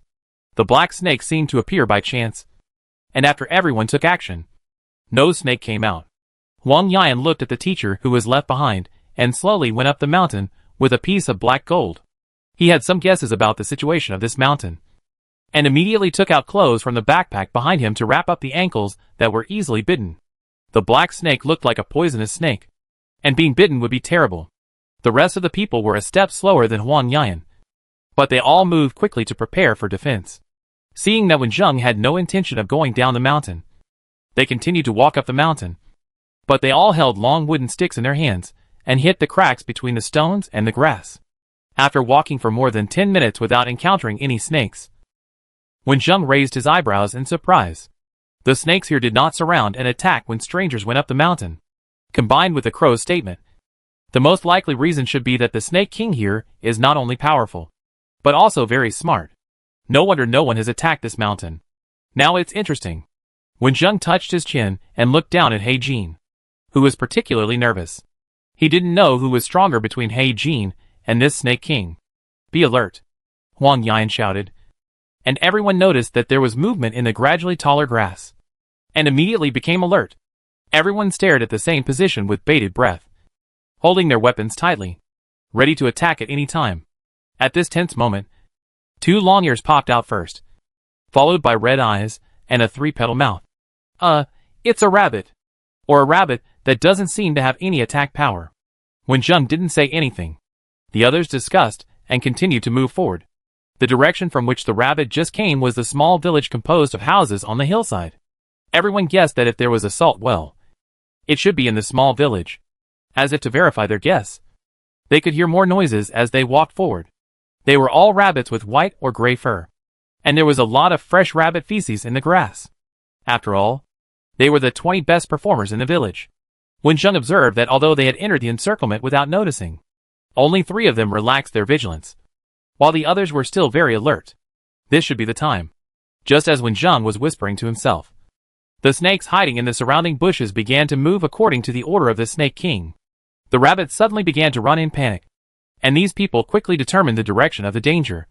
But unfortunately, there were only grass and stones around, and there were sounds in that direction. Huang Yan took out the flying claw that Wenjung brought back to the village from his backpack, saying that it was bought from outside. But in fact it was cast by Wenjung and Tuan Tuan together. The iron claw was matched with a long rope, and Huang Yan skillfully swung the iron claw out, and the claw hooked on the branch of a tree in the distance. However, there were only 5 sets of iron claws in total, and with so many people, it was too late to leave. Countless snakes surrounded them from all directions. These snakes were of different colors and sizes, and most of them were poisonous snakes, which made people terrified. They only had pistols that could only fire 1 bullet at a time. Although they had weapons in their hands and clothes on their bodies, they were useless when so many snakes rushed up. Seeing that all the snakes had come out, before the snakes were about to surround them, Wenjung grabbed He Jin's tail and threw him into the encirclement. He Jin fell to the ground and spit out his snake tongue, and the snakes around him stopped moving. He Jin is awesome. Huang Yan, who escaped from the encirclement with his iron claws, cheered for He Jin. The next second, the snakes began to stir. The snakes near the village took the initiative to move out a path, under the tree where Huang Yan was staying. The Snake King of the same color as the green grass finally moved, revealing a body that was no less than He Jin's. Fuck! Huang Yan couldn't help but swear, standing on the branch. He couldn't stop being scared. He didn't notice that there was a giant snake under the tree. If it weren't for He Jin and the teacher, they would definitely die if they came up this mountain. The pride that had been rising wildly during this period was suppressed. The Snake King that appeared in front of everyone was a beautiful green, but few people cared about its color. Under the respectful welcome of the snakes, the green snake moved through the grass at a slow but extremely fast speed. The momentum of despising the world made Huang Yan sigh in his heart that He Jin lost in this aspect. Soon the Snake King came to He Jin, and Huang Yan's heart was lifted instantly. After such a long time of getting along, He Jin has become his extremely important companion. The Snake King is not going to fight with He Jin in this state. Can He Jin win? Huang Yan cast a look of help to Wenjung. Wenjung did not take action for the time being. When he and Tuanchuan went up the mountain, they restrained their momentum. But now they did not restrain themselves at all. This Snake King was so smart that he would not take the risk of angering them. Under the gaze of more than 20 people and countless snakes, the Snake King circled He Jin for several circles, as if evaluating something. He Jin stayed where he was, propped up his upper body, and looked like he was holding his head high and chest out. Such a development made the human crowd watching confused. Soon they knew it. The Snake King gave orders to the snake group, and some of the snakes in the snake group began to move away, and the remaining snakes made a gap. Not long after, the rabbits driven by the snake group and fleeing in panic entered the encirclement of the snake group. After smelling the breath of the Snake King, they instantly collapsed to the ground and dared not move. Are these rabbits kept in captivity by these snakes? Someone said in disbelief. Some animals are really spirits now. Then the person who was talking was diverted, and the Snake King swam to the collapsed rabbits, as if he was carefully selecting them, and finally circled the best-looking rabbit with his tail, and returned to Heijin's side again. Heijin's tail quietly rose up and slowly moved forward. The black tail with gold patterns and the emerald green tail slowly touched each other and wrapped a poor rabbit together. Huang Yan was about to collapse when he saw the scene, and shouted in doubt, "What are they doing?" Chapter 113. The humans watching were stunned, but the two snakes inside were not embarrassed at all. After Heijin caught the rabbit with his tail, he followed the Snake King and slid into the bushes in the distance. When their figures disappeared from everyone's sight, the many snakes surrounding them scattered and lost interest in the few living people standing here. What's going on? Could it be that because we are Heijin's maternal family, the snake group accepted us? Someone said in astonishment. Huang Yan had not yet recovered from this series of events. Hearing this, he spoke angrily. What maternal family? Our Heijin is a male snake. Is that green snake male or female? How do I know? After Huang Yan shouted this, the people around him looked at each other, until when Zheng said, that green snake king is a female snake. Now everyone was relieved. Some people were in the mood to joke. Heijin has married a beautiful woman. But I am still a single dog. Stop being naughty. Let's go to the village to check the situation first, Wen Zheng said, and took Tuan Tuan to the village first. Huang Yan jumped down from the tree, retracted the iron claw rope and said, I saw a lot of well racks in the tree, which looked like salt wells, but I don't know if they can still produce brine. After a few minutes of seriousness, Huang Yan became depressed again after saying this. In front of him, Heijin was tricked away by another snake with a rabbit. Could it be the mentality of marrying a daughter? Pooh. No matter what, Heijin should marry the Green Snake King, and he should prepare the betrothal gift from today. Walking in the middle of the team, Huang Yan's face kept changing. Even when he approached the mouth of the salt well, he was still absent-minded and let other companions go up to check. Green algae grew on the stone surrounding the well mouth. The pavilion built on the salt well was dilapidated. The iron pipes that transported brine to the salt stove were rusted, and many were broken. There were snakes wrapped around the intact ones. When he saw them approaching, he didn't even move his body and completely ignored them. When Zheng walked forward and drew a bucket of water from the salt well, after seeing it clearly, he showed a satisfied smile. The water here was not drinkable, but it was brine that could make salt. Others also realized this fact. If this place was built as a stronghold of the village, they would not need to use food to buy salt in the future. Everyone was very happy. Only Huang Yan was still out of state. The person standing next to Huang Yan patted his shoulder and said, Yan, don't worry about it. According to the current new things, Heijin is obviously going to be a live-in son-in-law. Everyone, in groups of 2, check the situation in the village separately, and pay attention to what is left in these houses. Also, although these snakes will not attack everyone, you should still be more vigilant and shout for help if anything unexpected happens. When Zheng said that according to the grouping when they took the car, everyone tacitly chose the direction to act. When Zheng and Tuanchuan first carefully observed the salt well and the surrounding facilities. This is a small workshop-style salt field with a salt well inside, a matching salt stove not far away, and a salt drying field next to it. When Zheng walked to the door of the brick house, where the salt stove was placed, there was still a lot of dry firewood and wooden benches used for burning firewood.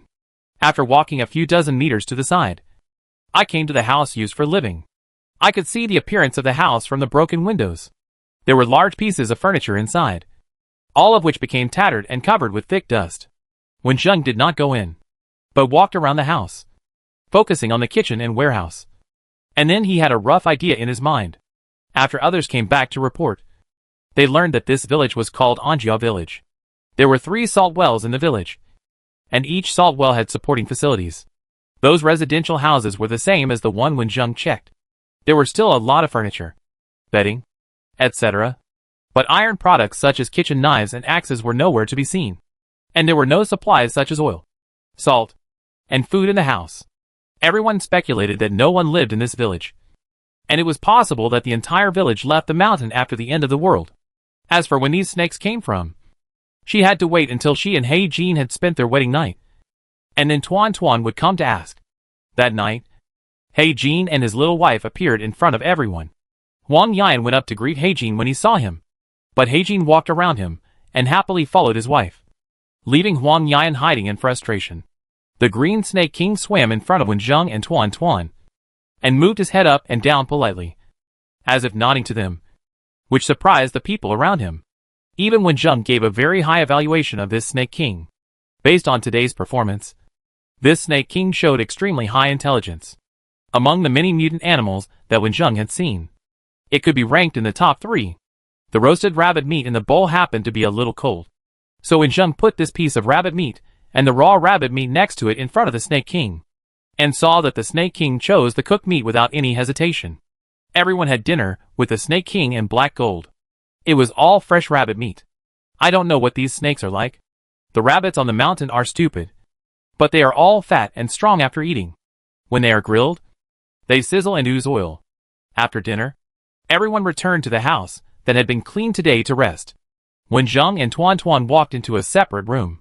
The Green Snake King and Black Gold followed into the room together, with Tuan Tuan as a translator. Wen Zheng finally understood the situation of the Snake King. The Snake King only had vague memories of life before the end of the world, but she remembered that she had been raised by someone and was named Jade. After the end of the world, she began to understand a lot of things. Her body began to grow, and the fangs that were originally pulled out gradually grew out. Later, someone wanted her snake, and the person who raised her was beaten to death. After she bit the bad guy, she escaped by luck and lived in the deep mountains and forests, until Bu felt that her strength had become stronger, and it was boring to stay in the deep mountains and old forests all day. She left the old nest where she had lived for a long time, collected a lot of snake brothers on the way, and finally chose to settle down on this mountain.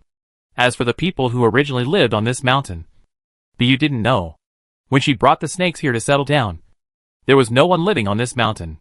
Even the rabbits were caught by her and the snakes from the bottom of the mountain. Since the villagers here are not harmed by these snakes, there is no big problem. Wen Zheng and his team stayed here for 3 days. On the second and third days, they tried to make salt with the brine in these salt wells. The taste of the salt produced was no different from the usual edible salt. Although there are 3 salt wells here, each person can't eat much salt every day, which can fully supply the daily needs of Sanlai village. And since there are so many snakes living here, there must be drinkable fresh water in this village. As long as you follow the snakes, you can find spring water seeping out from a piece of grass, forming several pools. Wen Zheng estimated that the water in it almost tastes salty due to the effect of these plants that adapt to the land here. Since it has been determined that this place will be used as a salt base, it is necessary to find someone to protect it as soon as possible. So the team of 22 people needs to go back to the village. What about the giant panda? Someone asked anxiously. And the giant panda they had been thinking about could not be seen again. After I go back and notify the villagers and bring them here, I will take you there. Wen Zheng smiled when he saw this, thinking about the snowstorm that should come soon. Wen Zheng and his team sped up on the return journey, did not enter any base, and traveled early in the morning and stopped at dark every day, directly shortening the travel time by half, and returned to the village in just 5 days. Wen Zheng and his team made it very clear when they left. The villagers knew that they would not be able to return until the spring of next year when the ice and snow melted. Unexpectedly, they returned just half a month later. The villagers who had just received the news hurried to the entrance of the village. They were surprised when Wen Zheng returned last time, but this time they were terrified. They were worried that something bad had happened to them, and that was why they returned. The families of those who left with Wen Zheng were the most anxious. They ran to the door to look for their children. It was not enough to just see the people. They had to check everything up and down. The scene was extremely chaotic for a while. Wen Zheng could only jump onto the roof of the car, take the loudspeaker handed over by others and shouted, "We found the salt well." This news seemed to be a bomb thrown into the crowd, blowing people dizzy and dizzy. Huang Yan and his team finally got rid of their parents' loving inspection, walked into the car and took out the pottery jar, revealing the salt they had finally refined. After hearing Zhang's story about the situation there, many people in the village rushed to sign up. It was not until Huang Yan reminded everyone that there were hundreds of snakes in there that everyone's enthusiasm subsided a little. And some people who didn't like snakes quietly gave up signing up. Only then did the people who stayed in the village know how much black gold contributed to their village, which was equivalent to an ancient marriage. The village organized a team to set off again, this time with hundreds of people. The military trucks that Captain Zhang brought to the village were filled with 2 full trucks, and another military truck was filled with the tools they needed. And there was also a small vehicle in the middle that had been used to go out. A week later, the team arrived at the foot of the mountain where the salt well was located. The villagers brought over were all good at work, and they were quite courageous. They were not afraid of the snakes that could be seen everywhere, and they wanted to start working immediately. When Zheng and Tuan Tuan went to look for Bai Yu and He Jin. Recently, the villagers have to make a major renovation here. These snakes will hinder their work, so they need to move to other places temporarily. After the snakes moved to raise rabbits, the villagers who came here started working enthusiastically. The first thing to be transformed was the pool of fresh water, which also had to be separated from the water for snakes to drink. When Zheng waited until the work here was on track before he set off again with the original 20 people. Since the problem of salt was solved, he took people directly to S City, preparing to go to the safe zone first and then to the zoo. Chapter 114. They drove for half a month and arrived at the gate of the S City safety zone. Compared with the last time when Zheng came, there were more people coming and going here. Now you need to pay an entry fee to enter the safety zone. They took out 66 kilograms of food from the car, and the staff took it to check and weigh it. They stood at the door, and people coming in and out couldn't help but stare at them, making Huang Yan and other people who had just come out wonder if there was something wrong with them. He handed them the entry permit badge, smiled at Tuanchuan on Wenjing's shoulder, and said to Wenjing, "Your son is so cute. You must take good care of him inside. This is the rule of the safety zone." After that, he handed Wenjing a booklet. Those who have been with Tuanchuan for a long time suddenly realized that those eyes were looking at Tuanchuan. Wenjing led the others into the safety zone with ease. Because it was still early, they planned to go to the trading area first.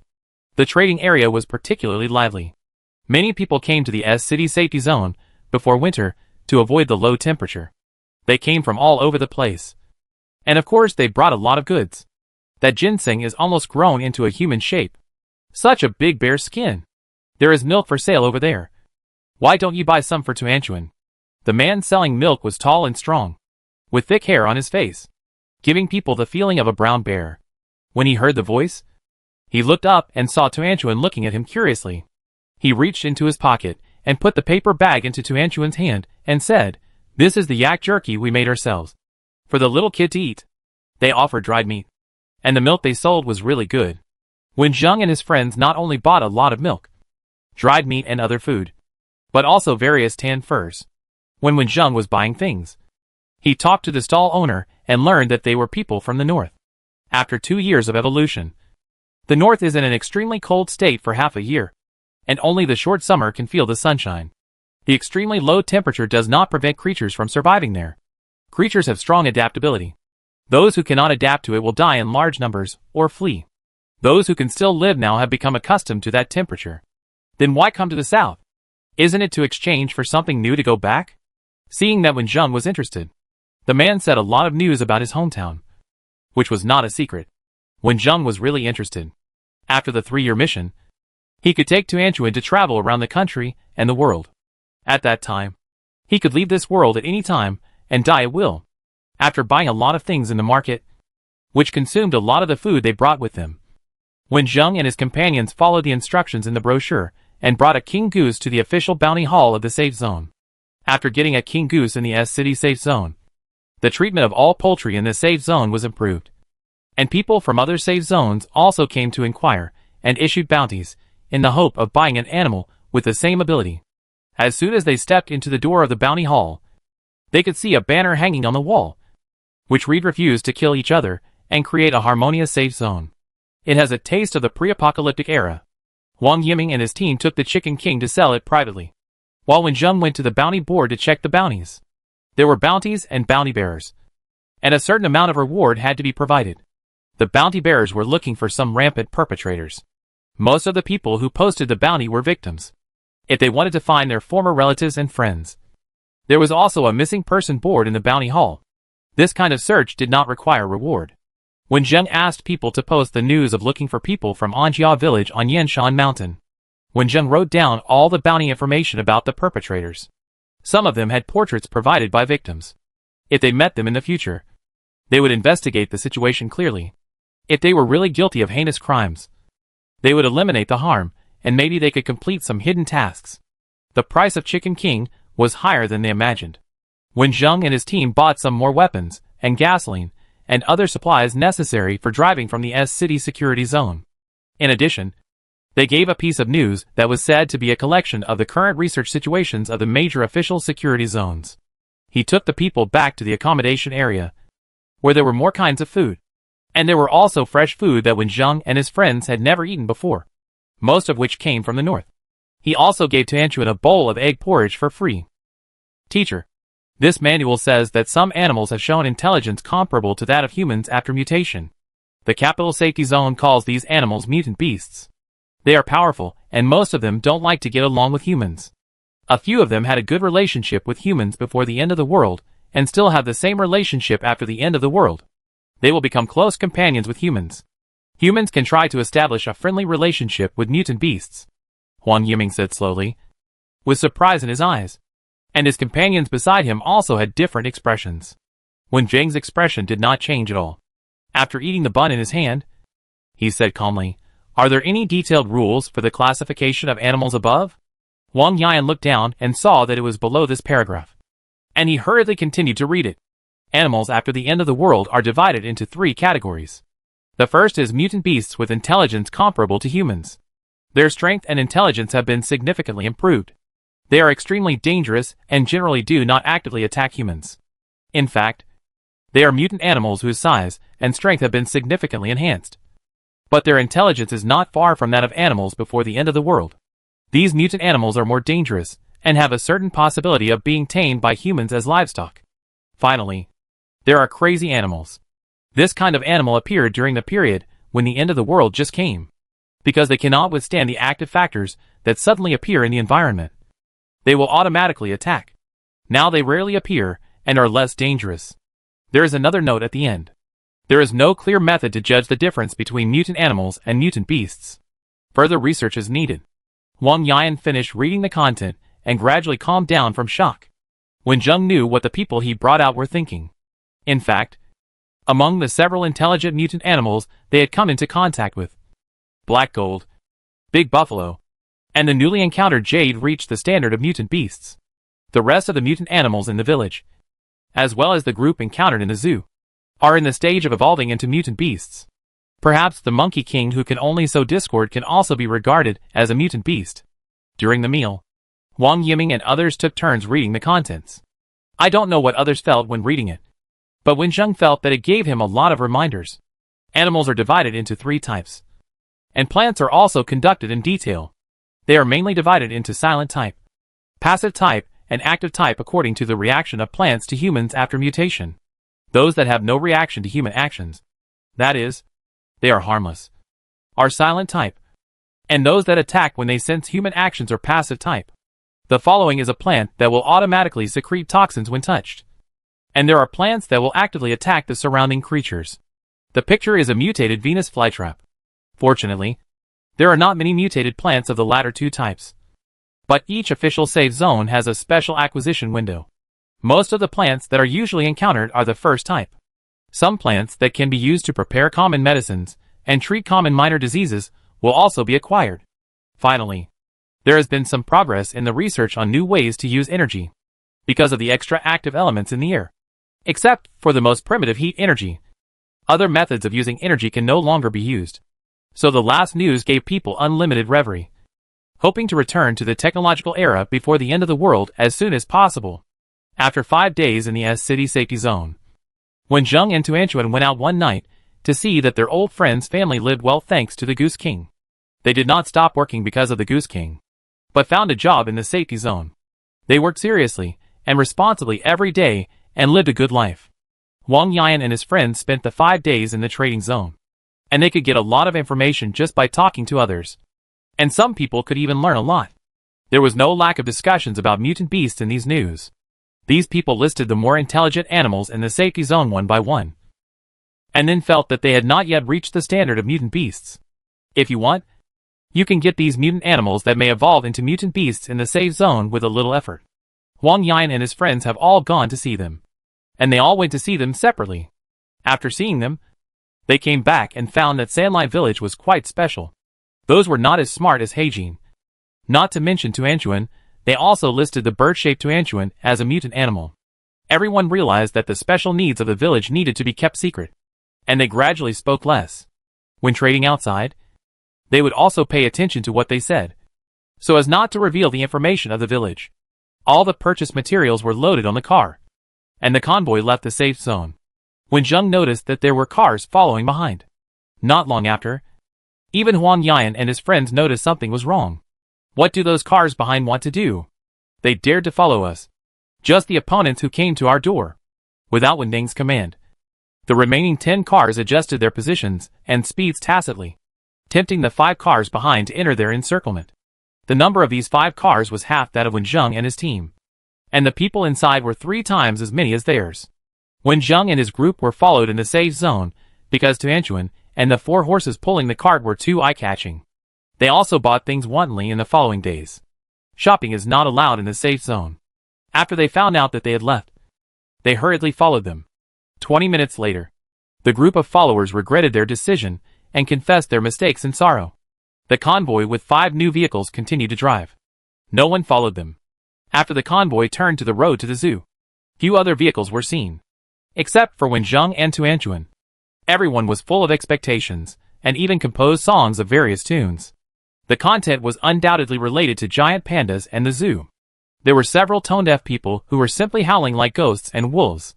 Wen Zheng could still hold on, but Tuanchuan didn't want to let these people pollute his ears anymore.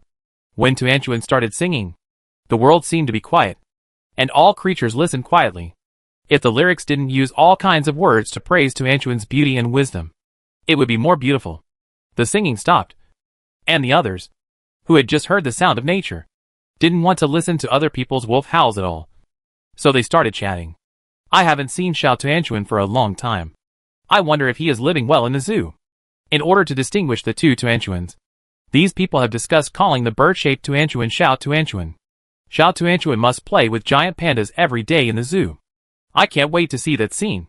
Wen Zheng, who was walking in the front, hugged Tuanchuan and smiled slightly, and found the props purchased from the system and hung them around Tuanchuan's neck. Chapter 115. It was a sunny day. Wen Zheng was sitting in the yard, surrounded by blooming flowers, some of which had a pungent scent. Tuanchuan was using his chubby little hands to play with the flowers, picking the bright red ones and trying to apply them on his fingernails. Wen Zheng took out all the tools, picked the same flowers that Tuanchuan liked, crushed out the bright red flower juice, added other materials that could fix the color, stirred it evenly, and pulled Tuanchuan's hand to apply it on his head. Not long after, Tuanchuan's hair changed color. A burst of noise came, and Huang Yan's group of young and strong men, carrying a few bamboo baskets on their arms and holding ropes in their hands, with newly caught ingredients on the other end of the ropes, ran over to avoid various obstacles on the ground. This group of people just came back from the safe zone. During the time they lived in the zoo, they would go to the city safe zone every 2 or 3 days, bringing the newly captured prey to the safe zone to exchange for various supplies and inquire about various news. Nowadays, animals are very powerful, and there are relatively few people who can catch prey. The price of prey is higher than that of food. This group of guys will bring back something new every time they come back. Wen Zheng doesn't follow them out now, and even lets them arrange what to buy by themselves, trying to grow up to be a person who can stand on his own as quickly as possible. What did you buy today? Wen Zheng asked with a smile. Wang Yan ran into the house with a bamboo basket covered with something, shouting, "Teacher, I'm going into the house to prepare dinner.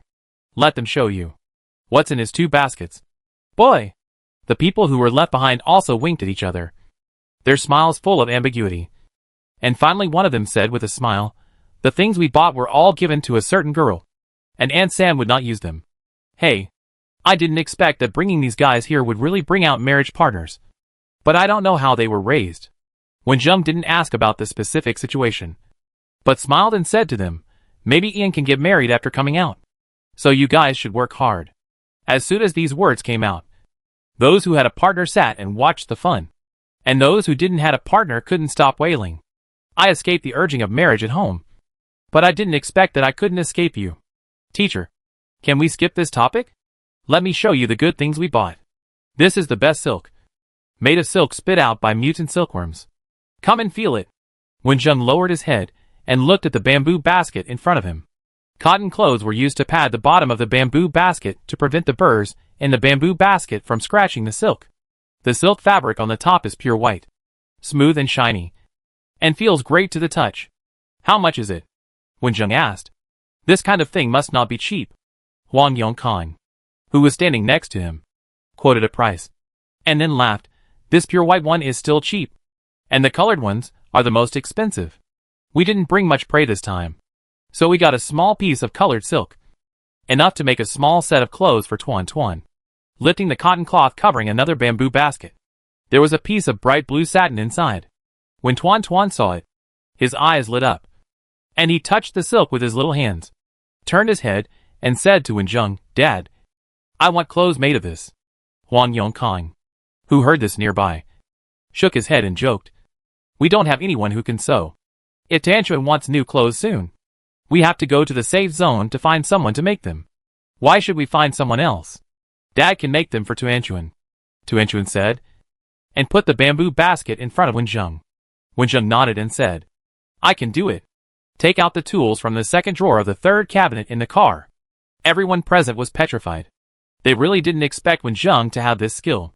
It was completely inconsistent with what he showed, no matter how surprised everyone was.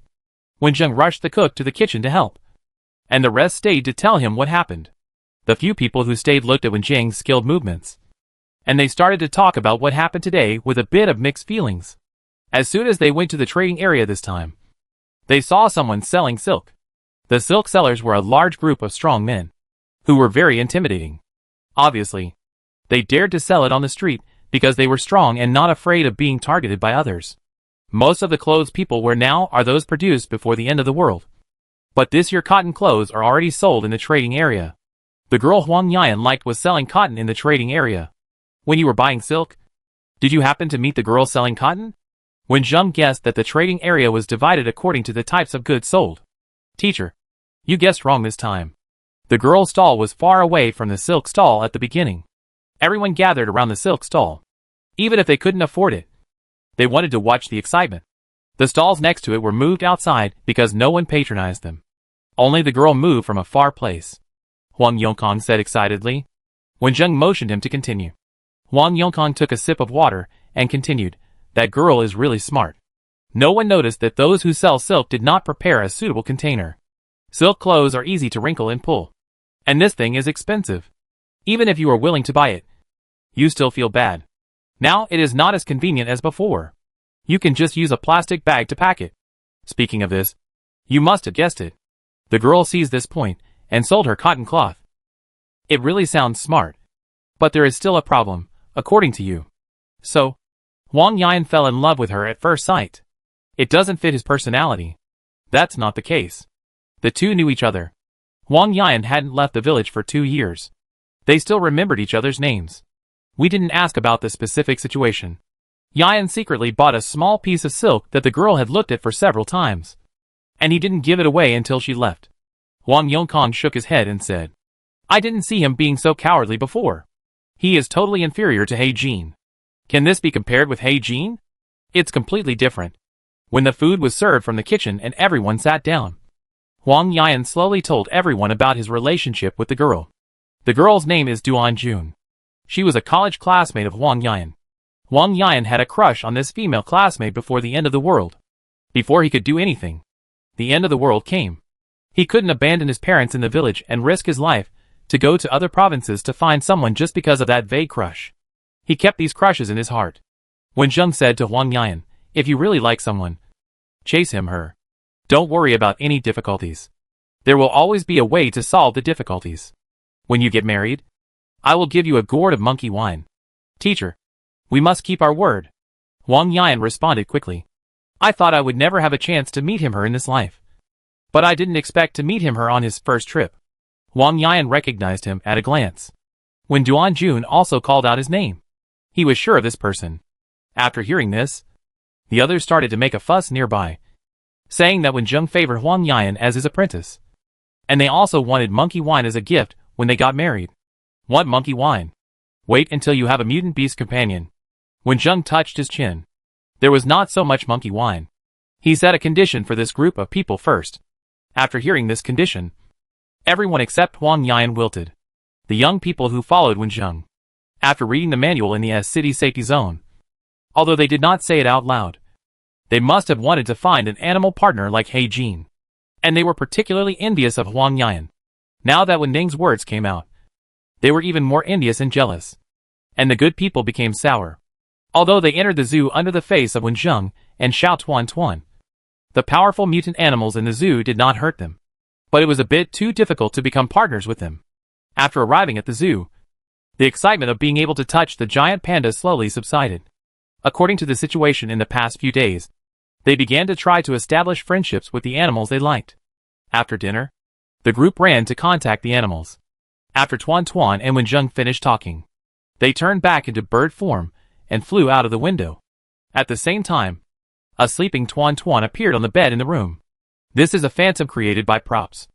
No matter what form Tuan wants to use, he can create another phantom. If he is a little more cautious, no one will notice anything wrong. For a period of time, the group of guys brought by Wenjing tried every possible way. Although they got along well with the animals, none of them won the recognition of the animals, which made them depressed. They looked at Huang Yan, who often ran to the safe zone of S-City and was particularly proud. And they were particularly displeased. In the end, Wenjing pointed out a way for them to fight with the animals. Wenjing and Tuan also specifically told the animals not to hurt people too badly, and to use the strength of playing. As for telling other people not to hurt animals, as long as they are not allowed to use guns, etc., there is no need. This trick is really cruel. The most dangerous animal they encountered in Sanlai village is the wild boar. Now looking at the tigers, brown bears, and giant elephants in the zoo, none of them can be beaten alone. These days are really sad. But there are also benefits. After fighting for a long time, the strength is also slowly improving. The days in the zoo were ordinary and interesting. Time passed quickly. But unexpected events happened. This morning was the same as usual. Wenjing was studying the newly acquired plants and found that, after these plants were put into the store's recycling system, the points that could be exchanged increased. Although it was still small, it was also a clue to get points. Before noon, I heard a noise coming from a distance. Not long after, I saw Huang Yan, who went to the safety zone in S-City in the morning, riding a zebra and running over. After coming to Wenjing, he jumped off the horse and said anxiously, "Teacher, Duan is missing. I can't find her." "Don't worry. Explain the matter clearly." Wenjing comforted. According to Huang Yan, he and Duan have developed a good relationship recently. Duan is even considering telling her family about this. But when he went to find Duan today, he found that she was not in the original accommodation area, and all the companions who came with Duan disappeared. The staff at the residence have reported to the police and are still investigating.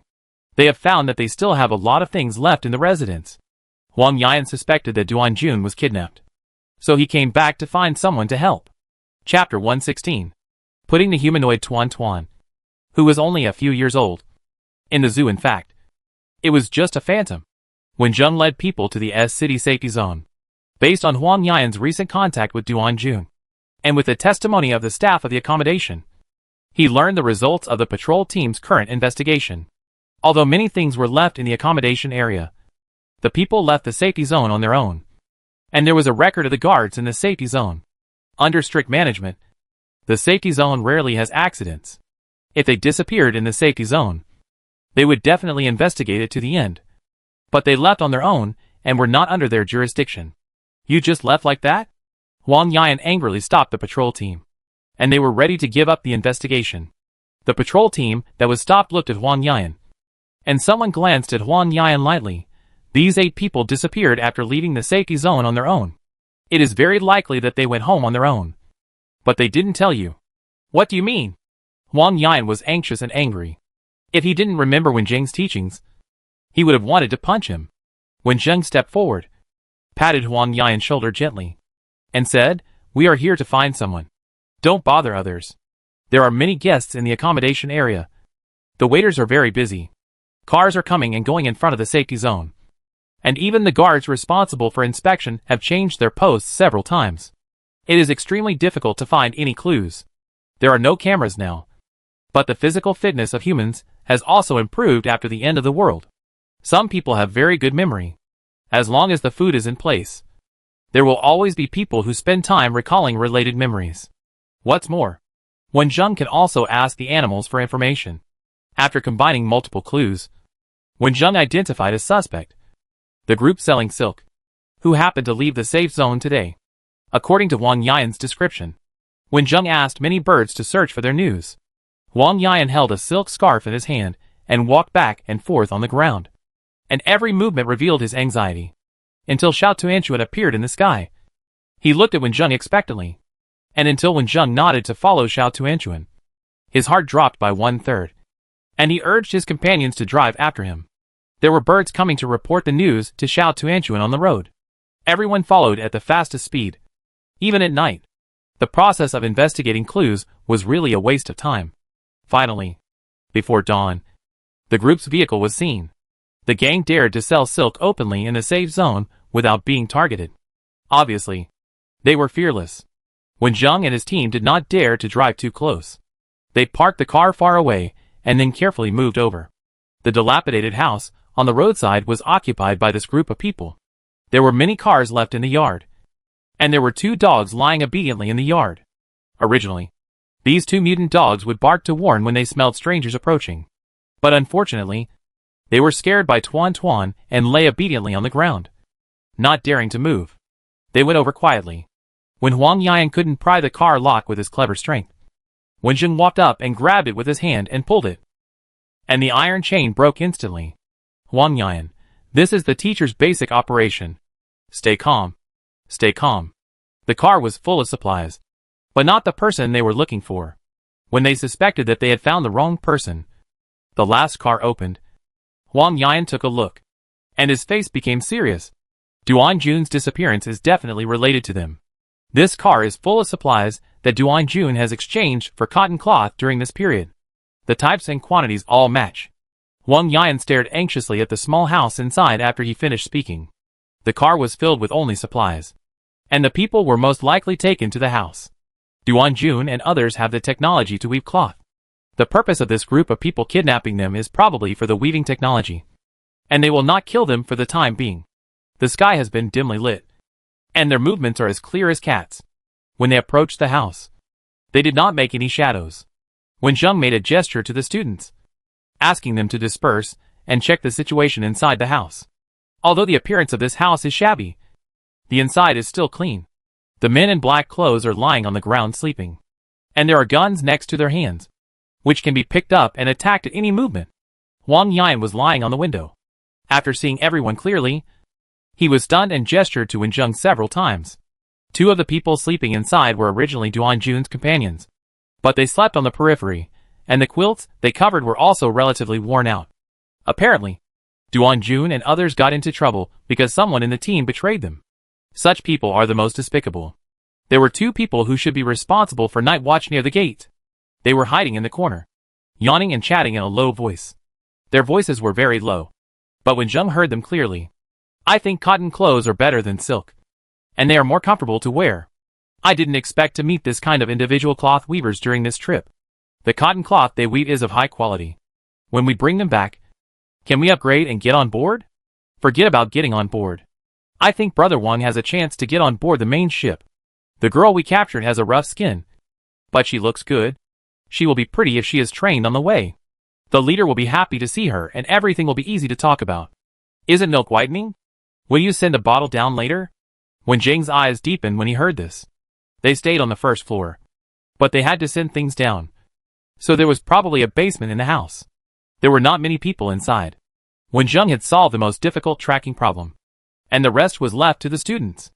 Wang Yan and others used gestures to discuss a solution. 3 minutes later, 10 people climbed up to the second floor where the dilapidated roof had collapsed, and sneaked down quietly. Then, the 2 night watchmen in the house suddenly heard a crackling sound coming from the yard. Someone said, "What was that sound just now?" The other person replied indifferently, "The dog didn't bark." What could have happened? It was probably the wind. The dogs adopted by the 2 chiefs have very sensitive noses. Although the dog didn't bark, the crackling sound was small, but particularly harsh. The first person who spoke stood up with a gun and frowned, saying, "I'll go out and take a look." Seeing this, another person also stood up and prepared to go with them. They opened the door and saw the two dogs staying well in the yard in the dim morning light. They felt relieved and took 2 steps outside. They felt a sharp pain in their head and immediately lost consciousness and fell to the ground. Just when the 2 night watchmen were about to fall, someone immediately stood up to hold them up to prevent any big noise. And just when the 2 people were leaving, the people who sneaked in from the 2nd floor had already entered the 1st floor. One of them had a very thick hemp rope in his hand and tied up 2 or 3 people. During this period, someone woke up because he felt the crisis. He was startled as soon as he opened his eyes. And then his neck was tightly strangled. He couldn't make any sound and even had difficulty breathing. Just when he thought he was going to be strangled to death, the hand on his neck suddenly loosened. He quickly opened his mouth to breathe, but was stuffed into his mouth by another hand. The extremely smelly smell directly made him faint. Wang Yongkang, who was in charge of stuffing the mouth, had a disgusted expression on his face, and silently complained in his heart, "These people are too unrefined. Their socks are so smelly, and they are actually selling silk." The rope tying technique was taught by Wenjung, which can make the limbs unable to move, and they can't touch the gun next to them at all, and can only stay in place and struggle in vain. Wang Yan and his team tied up the group of people without any injuries, and they didn't make any noise. But they were worried about alerting people who might be hiding in the dark. Wenjing walked into the house, squatted on a piece of ground, and gently wiped it with his hand. Wipe off the dust on it, revealing the stone slab below. He tapped it twice with his hands, and soon the stone slab below moved. The stone slab was lifted from the bottom, and a person climbed up with his head down, saying as he climbed, "It's too boring to stay down there. Today I won't." Wang Yan, who had changed into the clothes of the silk sellers, jumped down from the top. After jumping down, he took a careful look and found that there was no guard below. Only 6 tied people, huddled in a corner, staring at him viciously. Wang Yan saw Duan Jun at a glance, took off his disguise in the face of his hateful gaze, and ran over to meet their surprised gazes. "Junjun, I've brought people to save you." Wang Yongkang, who was originally following behind, saw Wang Yan running over excitedly before he got to the bottom, and retreated to the 1st floor with a sense of pride. He would not go down to be a light bulb in this kind of hero-saving beauty highlight moment. On the 1st floor, Wenjung had already begun to interrogate the captured people. At the beginning, someone threatened, "Do you know who our leader is?" Usually, those who say this are small-timers with no status. Wang Yongkang scratched his ears with his hands and said disdainfully, "And if we get rid of you and leave, can your leader still find us?" Wenjung silently took 2 steps back. The man yelled at Wang Yongkang, "Our second leader is a lone wolf. Keep your voice down. You're spitting saliva on my face." Wang Yongkang quickly wiped his face with his sleeve and curled his lips. "I haven't used this kind of middle school nickname since I graduated from junior high school." The interrogated person was so angry that he didn't even want to talk, and turned his head to the side and refused to speak. Wenjung moved his eyes to the 2 people who were originally Duan Jun's companions and later attacked him. Wang Yongdan noticed this and ran over to unlock the sealed mouths of the 2 people. "Think about what you should say. Otherwise the gun in my hand will not have eyes." Wang Yongkang turned the gun in his hand and showed a smile that looked like a villain. "Wang Yongdan, this line is so cool. I finally have a chance to say it." The man under the gun trembled and said what he knew. "This group of people are members of the shocking water pirates. They have 3 ships and often operate on the water." 3 ships? I'm a little interested," Wenjung whispered. "I was going to save the people and forget it. But I didn't expect that this gang had 3 ships and enough oil for the ships to operate on the water. This is an invitation for him to visit these people's lair. Going by water is usually more convenient and faster than going by land. I didn't know where to get the ship before, but now I know that it's in the hands of a kidnapping gang. It would be a pity to miss it." Chapter 117. After questioning all of them, the sun was already brightly hanging overhead. Duan Jun and her companions, who had been kidnapped, recovered from the shock of being kidnapped. "Thank you for saving our lives." Duan Jun stood in front and bowed to express his gratitude. Then Duan Jun looked at Wang Yan, his eyes full of love. It was obvious that this heroic rescue had warmed up their relationship. Wang Yan was obviously very pleased with Duan Jun's gaze, and proudly raised his chest and said, "This group of people is too weak, and it didn't take us too much effort. the two of them said a few words. And Huang Yan brought up the topic, Junjun. What are your plans now? Their relationship should also be confirmed. Duan Jun looked back at the elders and villagers who came with him, then walked 2 steps to the side and came to Wenjung. Although Huang Yongkong was in charge of the interrogation just now, she still determined from everyone's attitude that Wenjung was the one with the right to speak. I am very happy to be with Ian during this period. But the problem that stands in front of us is distance. I can't leave my parents and go to other areas. I believe Ian is the same. He is worried about being away from his family for a long time in the end times. Originally, I thought about discussing with my family after returning and changing the relocation location from the original plan to move to the safe zone in S City. But this accident disrupted it. Duan Jun showed a bitter smile. Wenjung said, "What are your plans now?" Duan Jun's face showed a firmness. "I want to persuade our village to move to your side. Our village has a small population.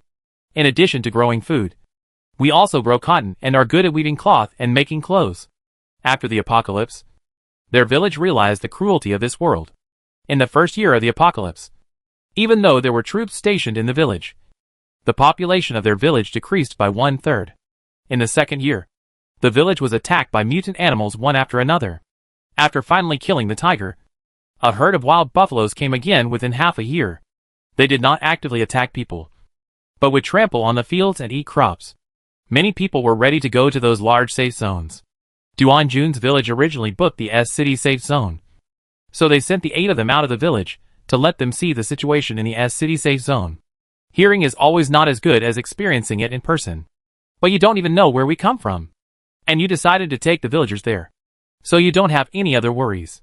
There will always be worries. But no matter where you go, there will be such worries, Duan Jun said. At least from the days of getting along, it can be seen that you should be a good choice. Wenjung thought carefully. Duan Jun's village can grow cotton and weave clothes, and the villagers will definitely welcome it. Moreover, the village now has a new base in Yanshan, and it needs more members. The rest of the people didn't have any opinions, and Huang Yan was full of expectations. So the matter was settled. Wenjung simply arranged it. First let Huang Yi take Duan Jun and others back to the safe area to get the leftover items, and the rest of the people went to the zoo to pack up. Of course, they had to take a few kidnapped criminals. Soon the two groups met, and Huang Yan, who went to the S City Management District, also brought a message that this water pirate group was also rewarded, and they could be used to exchange for the bounty. There are many benefits to arresting this pirate group. So they rushed to Duan Jun's hometown together. Duan Jun and his companions were targeted because of the cloth and weaving skills they brought out. 2 of their companions betrayed them and told the members of the pirate group the news. They asked someone to pass the news on at that time. Now Duan Jun's hometown may also be in danger. Walking on the road, Wenjung slowly drew on the map with a pen in his hand. Although the terrain of many places has changed in the past 2 years, it can still be used as a reference. With the sound of charcoal pencil rubbing against paper, the national map slowly appeared on the paper. Wenjung emphasized the rivers in it, and guessed the possible route of this pirate group. By the way, plan what kind of waterway can be used to return to the village after the boat is in hand, so that the time on the road can be greatly reduced in the future. The road was bumpy. Duan Jun's hometown was not particularly far away from the safety zone of S City. It took 8 days to arrive smoothly after traveling day and night. Huang Yan and Huang Yongkong stood on the roof of the car to check the situation nearby. When they saw the dilapidated scene, they were a little emotional. The herd of wild buffaloes that disturbed the lives of local residents were still wandering nearby. As if they had settled here, they didn't know that a group of people were approaching, and their free life in the wild would end. Duan Jun looked at the herd of buffaloes blocking the road and smiled bitterly. The road ahead is blocked. You can take a detour from the fork in the road you just passed. I don't think there is a need to take a detour. Huang Yan grabbed the roof of the car with his hands and jumped back into the car. Wenjung smiled. You are a little overconfident now. Let these buffaloes stay here for the time being. Let's go to Duanjia village to see the situation first. Maybe these buffaloes have other uses. Without disturbing the buffaloes, the vehicle retreated to the fork in the road. There were more obstacles on the small road. When they arrived at Duanjia village, it was already late at night. With the bright moonlight in the sky, they could vaguely see the surrounding scenes. They came to the wall of Duanjia village in the dark. Led by Duan Jun and her companions, The villagers who were on night watch let them all in and smiled and invited them to eat a big pot meal together in the village tomorrow. They drove directly to the door of Duan Jun's house. Duan Jun's parents were startled by the movement of the vehicle. They were worried about their daughter and couldn't sleep well. They would stand out to see the situation if there was any movement. When they saw their daughter standing downstairs, they hurriedly ran down happily. The most nervous and uneasy one was Huang Yan, who was equivalent to meeting the parents. Even when Zheng couldn't stand the nervousness, he simply said that he didn't see it. After greeting Duan's parents, he took Tanchuan to the guest room inside to rest. After a bumpy and tiring journey, they finally arrived at Duanjia village ahead of the pirates. They wanted to have a good rest for the night. However, in the early morning when everyone was sleeping soundly, when Zheng, who was lying on the bed, opened his eyes and saw someone approaching. Tanchuan, why do you like to act at night?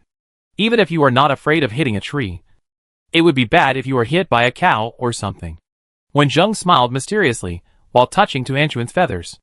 Dad, I want to go and see the excitement. Tanchuan blinked his eyes, and after getting Wen Zheng's consent, he immediately turned into a bird and landed on Wen Zheng's shoulder. Huang Yan, who was not originally on duty today, had seen that his father-in-law and mother-in-law were too excited to fall asleep. So he ran to the road outside the village with a team led by Huang Yongkong to get close to the group of wild buffaloes. Dozens of bison rushed back and forth on the grass with brute force. If someone stood in the distance, they could vaguely see the figures being chased by the bison. One person could be chased and blocked by several bison, and they would definitely be worried for these people. But if you get closer, you can see that these people are not running away in a hurry because of the bison, but that this group of people are at ease in the pursuit of many bison. Not long after, the leader of the bison group stopped and called out, and the other bison stopped and stopped chasing, lowering their heads and eating grass freely. 2 years ago, I couldn't even beat a goose, and I never dreamed that I would be like this today. Huang Yan sighed. Huang Yongkong walked around the buffalo leader and said, I would rather these 2 years were a nightmare. When I wake up, everything is still the same as before. Before they could talk for a few words, Huang Yongkong looked up and shouted, Brothers, pay attention. A group of people went around the path we took today. They are probably from the middle school team. It's just right to attack them from the front and back. However, the buffaloes are still needed to help. When Huang Yan and others drove the buffaloes to the vicinity of Duanjia village, they heard the group of people who came secretly saying loudly, I advise you to let us into the village obediently to avoid unnecessary casualties. If I let you in, it's still a dead end. Oh! You misunderstood. Our Jingtian water pirates group would not dare to massacre the village. We came here because we heard that your village is good at weaving. Our leader appreciates talents very much. So let us invite some talents to the boat as guests. You are a guest, but you are kidnapping people. Right? Wen Zheng said as he stood on the wall, staring at him. The cold moonlight shone on his face, and his expression was more severe than before, which frightened the people below. The people below shrank back and gritted their teeth and said, How many people want to join our pirate group but are not qualified? You are so ungrateful. When Zheng and his team had already found out from the kidnapped people that the pirate group deserved to die for the disgusting things they did, he wanted to say something, but when he saw the appearance of these people, he felt that there was no need to say anything more. He simply raised his gun, and the person who was shouting just now fell to the ground.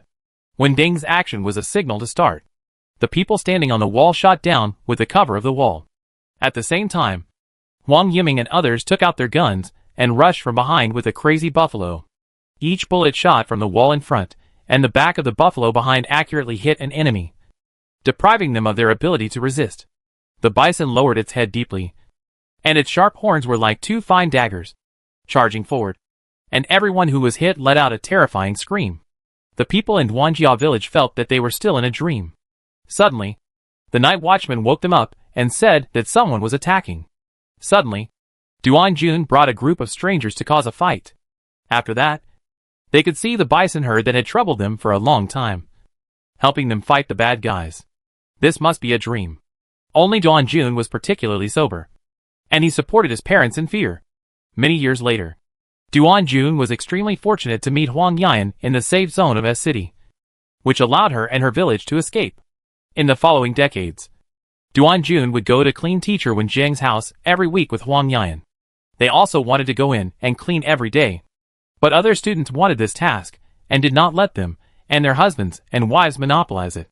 Even if the teacher only came back once every few years, they could only learn about him and Tuanchuan from those adventurers.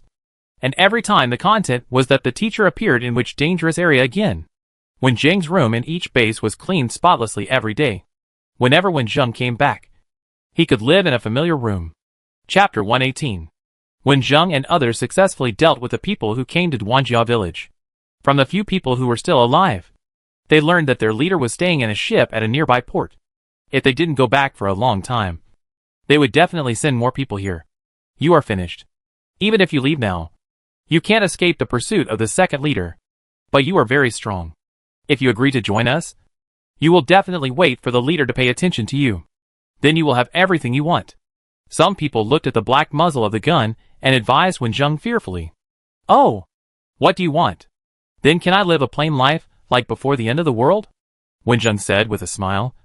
But others couldn't get rid of his cold appearance on the city wall in their minds. Even this smile made people feel nervous. What was so good about life before the end of the world? Although life is a bit dangerous now, people with ability like you can live the best life. The man continued to persuade. This is what you want. Not what everyone wants. Wen Zheng looked into the distance. His fingers moved slightly. You can't wait for your second leader to come. At this time, Wang Yan and his team had collected all the weapons of the attackers and were distributing them to the villagers of Duanjia village who had not yet recovered. Duanjun was the most receptive among them. His voice was neither too loud nor too soft, but it was able to soothe people's hearts. He told the whole story of the incident in detail to the people of Duanjia village. The people of Duanjia village were not familiar with Wen Zheng and his team, but it was true that he helped the village solve a disaster. And there were people who were traveling with Duanjun next to them to testify. So they suppressed their fear, thanked Wen Zheng and his team, and invited them to rest in the house. No need to go inside. Since this pirate group has come to us, we might as well catch them off guard before dawn. Wen Zheng smiled and announced his decision. The people in Duanjia village were a little flustered when they heard this. Just by listening to Duanjun's explanation, they knew that there were many members in the pirate group, and they were not weak. Although Wen Zheng and his team were powerful, there were only more than 20 people, which made people a little worried. But their worries could not hinder Wen Zheng's decision. After these days of training, the strength of these students has improved a lot. Even if there are any problems, they can escape smoothly. Not to mention that he and Tuanchuan are still there. Everyone drove the car out of Duanjia village. Wang Yan and Duanjun said goodbye and drove to the direction of the port. There is a canal that was dug in ancient times in the area where Duanjia village is located. A river port was built several years ago. The ship of the Jingtian pirate group stayed on the water nearby. The wind suddenly blew on the road, and it was a bit cool on the body. When it was still quite far away, Wen Zheng and others saw 3 ships on the water. The ship was not particularly large. It was a civilian ship before the end of the world, and it could only sail in rivers and lakes. Not to mention sailing on the sea. Even at the seaside, it could not resist the typhoons and tsunamis that appeared so frequently in the past 2 years. So this pirate group only dared to operate in fresh waters. One of the ships contained the workers who were plundered by the organization to work in the past 2 years. According to those who confessed, if it weren't for the help of Wen Zheng and others, the people in Duanjia village would be in it now. The other ship was where the second leader of the pirate ship lived, and there were many mutant dogs in it. The second leader, nicknamed Lone Wolf, opened a dog farm before the end of the world. He was most proud of raising a dog king himself. Even after the end of the world, it mutated and still obeyed its master's words. He brought these dogs to help the evil. Even if someone wanted to escape, they would be chased by these dogs. The largest and most luxurious one in the middle was where the upper-level members of the pirate group, especially the leader, lived. The other lower-level members all wanted to be able to board the ship. The 3 ships were some distance apart when they stopped, because there were extremely sensitive dogs to guard the night.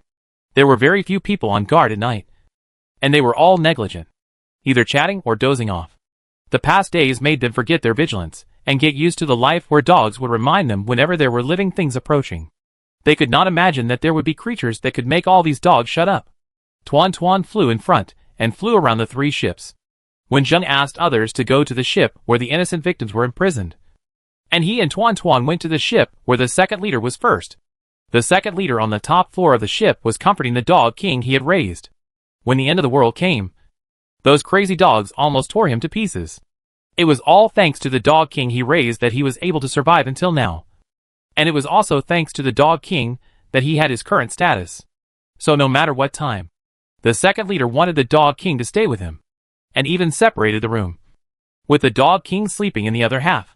Just now, the dog king suddenly came to his bed anxiously. The second leader wanted to ask something but couldn't. He could only guess that there was some danger. Just as he was about to go out to see the situation, the window of the room was suddenly taken down silently, and someone jumped down from it. Even though the dog king was frightened by Tuanchuan, he still stood in front of his master and made an attacking gesture. What a good dog. But it's a pity that he followed the wrong master. Wen Zheng sighed. Just because of the loyalty shown by this dog, he didn't say anything more and directly solved the two people who harmed many people. On the other side of the ship where people were imprisoned, the torches on the deck suddenly went out, and the entire deck fell into darkness, with only the hazy moonlight in the sky sprinkled on it. When the torches suddenly went out, the members standing on the deck to keep watch suddenly realized that their eyes could not adapt to the sudden change to darkness. Before they could see the surrounding situation clearly, the enemy appeared beside them, and they all fell down. Wang Yan walked into the ship where people were imprisoned and saw the pirates inside one by one. He saw that some of the worst rooms inside had almost become cages.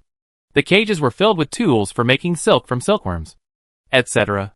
The people imprisoned inside could only get food and water to survive if they reached a certain workload. Innocent people should not be implicated. Wang Yan and his team did not disturb those people who were still frowning in their sleep. When they finished their sleep, they will have a beautiful tomorrow. After easily dealing with the ships on both sides with few pirates, when Zheng and others came to the most difficult ship in the middle, there were not many people sleeping in the middle ship. Especially the top floor was brightly lit with candlelight. The people inside stayed up all night and did some exercises. When Zheng, who had sharp ears, could hear the sounds coming from there, which made people feel uncomfortable, leaving the people below to these 20 students. When Zheng asked Tuan to follow them to help, so as to avoid any accidents, and he went to the top floor. When he went up and saw the scene in the room where the sound came from, he was filled with anger. There were many young women inside, with lifeless expressions and empty eyes, and they had no hope for life, which formed a sharp contrast with the arrogant men inside. When Zheng looked at everything in the ship expressionlessly, the ugliness of human nature was so obvious inside. The members of this organization were really garbage that should be completely destroyed. How did you get in? The leader clenched the pistol that he never left even in this situation, and hurriedly climbed up from the pile of women beside him, looking at the man who suddenly appeared with some fear. Walked in. When Zheng curled his lips and said, "No need to look outside anymore. Your men have all been dealt with." The leader heard that it was still quiet outside. He had just spoken loudly, and the men outside did not come in. He believed what this man said in his heart. He clenched his hand holding the pistol. He was able to get to where he is today and become the leader, and he also worked hard for it. His superb marksmanship was his support. When the leader's bullets came, when Zheng moved his feet gently, accurately avoiding the bullets, until the leader's gun ran out of bullets, and looked at him with horror. You are not a human. How can a human have such speed?" When Zheng did not reply, but raised his gun to the leader. "Now it's my turn." After a few gunshots, the leader lay on the ground gasping for breath, blood flowing from his limbs, staring at Wen Zheng with hatred and deep fear in his eyes. The sound of blood dripping on the ground was so obvious. His life was lost along with the blood. The leader's eyes turned into a deep fear of death. He thought of many ways to die, most of which were to die in a blazing manner under the siege of many forces. More often, he imagined how he would become a great hero in the end times. Unexpectedly, he died in the hands of a man on this ordinary night. The women with empty eyes beside him watched all this. Suddenly, someone's eyes had a few more brilliances, and finally understood what the scene was. She ran over from the side, picked up a fruit knife from the table, and stabbed the leader's lower body fiercely. Even when Zheng took a breath, and only Tuan, who was flying next to him, looked at this scene curiously. A few days later, in the most central building of the city security zone, there was a clean and tidy office. More than a dozen men and women sitting upright were attending this meeting seriously. The door of the office was suddenly knocked, and the person who was standing and speaking asked someone to come in and ask if there was an emergency. The visitor was not panicked and reported the news he brought to everyone in the room. 20 minutes ago, a team brought the bodies of the members of the shocking water pirates to the safe zone. After careful identification, it was indeed the shocking water pirates that were wiped out. The people in the office had different expressions, and the man who seemed to have the highest status showed a happy expression, which safe zone said people to kill them. This is really eliminating harm for the people. The visitor said hesitantly. They said they were from the reunion base. Reunion base? Why haven't I heard of it? It's said to be a small base that has just been established. So it's normal that no one has heard of it. There are more than 20 of them in total. This time, they brought the bodies of the shocking water pirates here in exchange for the bounty. Of course I have to give the bounty. And I have to go and see it in person. On this day, the current City Safety Zone, which is also the southern base in the future, had its historic first meeting with the famous reunion base. Chapter 119. Dad, let's have boiled fish today. Tuanchuan was poking the fish in the bucket with his fingers, and the fish fled in panic in the bucket. When Zheng was holding a fishing rod in his hand, enjoying the sea breeze leisurely on the deck of the ship, he lowered his head and smiled at Tuan, saying, "Okay, let's eat boiled fish. I heard from village chief Duan that there is a crab pond nearby. After the apocalypse, the crabs are very big. Go and catch some crabs. How to raise them for steamed crabs." Tuan became interested when he heard about steamed crabs. Before he turned back into a bird and left, he asked, "Dad, aren't you going with me?" When Zheng shook his head, Huang Yan and the others went to the City Safety Zone. These 3 cruise ships are a bit too conspicuous. I still have to stay here and watch.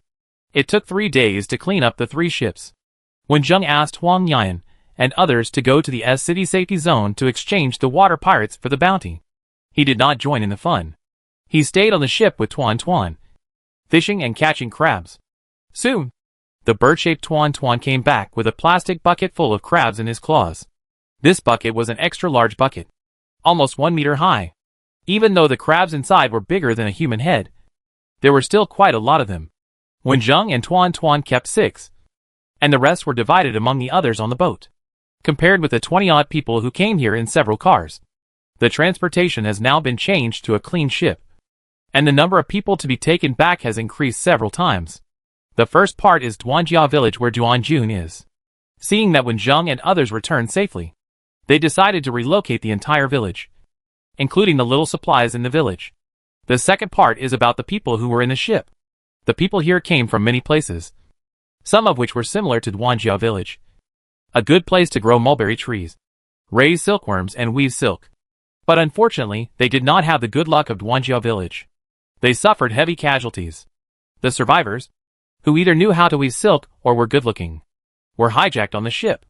Their hometowns were also occupied by members of the pirates, and those who stayed in their hometowns were threatened to continue to raise silkworms and provide silk. This time, when Zheng led people to deal with this group of pirates, the imprisoned people already thought they were in a beautiful dream. It took a long time to confirm this fact. They immediately knelt on the ground, crying and thanking Wen Zheng and others for saving their lives. They hoped to leave home with their saviors. And when Zheng and others agreed to this request after discussion, the people who came to get the crabs looked at Wen Zheng with admiration, and politely asked what kind of lunch to prepare for Tuan. Some of them were let go by the pirates because of their excellent cooking skills, and became cooks in bed. But unfortunately, there was no chance to poison this group of pirates. Soon, the aroma of boiled fish wafted from the ship. In front of Wen Zheng and Tuan, there were 6 red crabs. The crab legs were full of crab meat. Eating a bite was really the best enjoyment. The result of being too satisfied with the steamed crabs was that Tuan ran a few more times in the afternoon and caught several large buckets of crabs. When Huang Yan and his friends came back in the evening, they pounced on the crabs in surprise, and didn't even care about the supplies they brought back in exchange for the bounty. It was not until the dinner was served that Huang Yan and his friends talked about their experience of going to the safe zone. When hearing Huang Yan claiming to be the reunion base, Wen Zheng raised his eyebrows. Huang Yan smiled and said, "Someone asked us about our origins, and I thought of the situation in our village. According to the current development, it will develop into a base sooner or later. It just so happens that this time there is a great opportunity to highlight the reputation of our base. The name of the reunion base was discussed by the villagers as a joke when they were still in the village. This name represents reunion and has the Tuan character in Tuan Tuan. It was originally just a joke, but Huang Yan really used it today. Wen Zheng glanced at Huang Yan and didn't say anything more. Instead, he turned around and asked him what supplies he had exchanged for the bounty. The bounty exchanged for a lot of supplies. Food, heavy oil, and weapons. And more importantly, the relationship established with the S-City security zone. Since the bounty has been received and it has been a few months since leaving Sanlai village, everyone discussed and prepared to go home by water. When they went to the S-City safe zone, Huang Yan and his team also returned to the zoo. Unfortunately, they had not established a deep friendship with the animals in the zoo, so they had to leave with regret. On the way back home, they took a detour to the hometown of the victims of silkworm farming who were persecuted by pirates, preparing to take away the people and some mulberry seedlings and silkworms.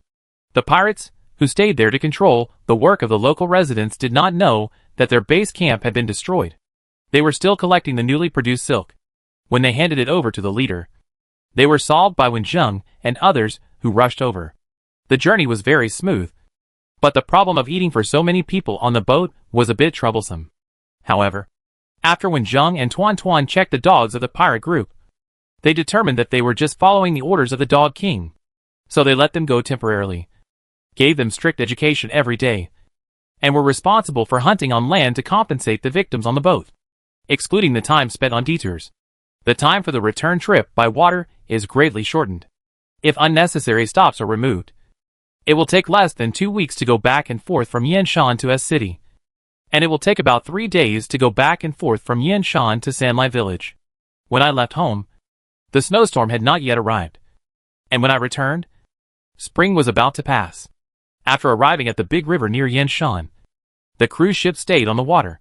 Wen Zheng had not brought people up the mountain yet, but the people on the mountain had already seen the sudden arrival of the ship, and there was a bird pattern painted on the ship. The bird painted on the ship is Tuan Tuan. It must be Wen Zheng and his team that are back. This time, they actually brought back 3 ships. It's really worthy of Wen Zheng. How about we go down the mountain to welcome them back? The water surface where the ship stayed is a little far from the mountain, and we need to select some people to go and guard the ship. Soon, some people on Yanshan were selected to take weapons and bring the snake group that had already established a good relationship to the foot of the mountain. Even though Huang Yan and the others had warned them, many people on the boat turned pale when they saw the snakes coming. When the people coming down from the mountain saw many beautiful girls on the boat, they couldn't help but regret why they didn't change into clean clothes and how they could find wives. The two parties were a little reserved when they first met, and then they gradually became familiar with each other. Wen Zheng took the opportunity to take the young and strong laborers to hunt, and told them about the experiences of some women on the boat. This is the right they should have to know. If they really like these, it will not dispel their pursuit of ideas, and avoid any problems in the future. Now the salt mountain has been transformed by everyone and looks good, and a lot of salt has been produced during this period. After staying here for more than a week, Wen Zheng put some supplies here, and returned to Sanlai village with the recently produced salt. Among the people brought on the boat, some who were not afraid of snakes and liked the environment here stayed in Yanshan. After returning, the villagers were equally happy. Uncle Huang and Aunt San laughed when they knew that Huang Yan went out and brought back Duan Jun. Such a good daughter-in-law. And they laughed when they went to bed at night. The village added many people, and it took a lot of time to arrange them. During this time, the newcomers gradually liked the life here, and the news that Sanlai village had 3 more ships gradually spread. Sanlai village did not pay attention to these rumors, but discussed a major matter. That is, whether to transform Sanlai village into a base and have a formal name. The final result was a unanimous vote, and Sanlai village was officially renamed Tuanyuan Base. And the base's logo was the bird-shaped Tuanchuan. The days passed slowly, and after being transformed into a Tuanyuan base, everyone acted differently from before. The new residents integrated into everyone's life. The old people did some fitness exercises and easy work. The young and middle-aged people trained hard and often drove or sailed to conduct actual combat and trade. The children continued to study in the bright classroom. Not only did they have the textbooks collected before the end of the world, but also the experiences of the past 2 years and the various changes brought about by the end of the world. which slowly passed down these histories. When trading various materials, the things displayed by the reunion base were inevitably India's, but no one who attacked them succeeded. On the contrary, through these defensive counterattacks, the name of the reunion base gradually became popular. Some people came to buy materials after hearing about it, and some people wanted to join this base. The most famous thing about this base is not everyone's combat ability, but the huge number of mutant animals that listen to them. Everyone assumes that there are mutants in the Tuanyuan base, but they don't know how many there are. The Tuanyuan base developed rapidly for half a year, before the third winter of the apocalypse. When Zheng heard about the earthquake in S City, and went to S City again to visit the safety of the animals in the zoo. When he just arrived at the S City safety zone, which has been renamed the South Base. When Zheng learned the latest good news, scientists have successfully developed high-yield rice. Although the taste may be worse, the yield is not far from that of ordinary rice before the apocalypse. According to the current four-season temperature, this kind of rice can be harvested 3 times a year in the south, at least twice a year in the central region, and even in the north, with extremely cold winters, it can be harvested in summer. Now the seeds are sold in limited quantities in the South Base, and by next spring, these seeds should be sold in large quantities.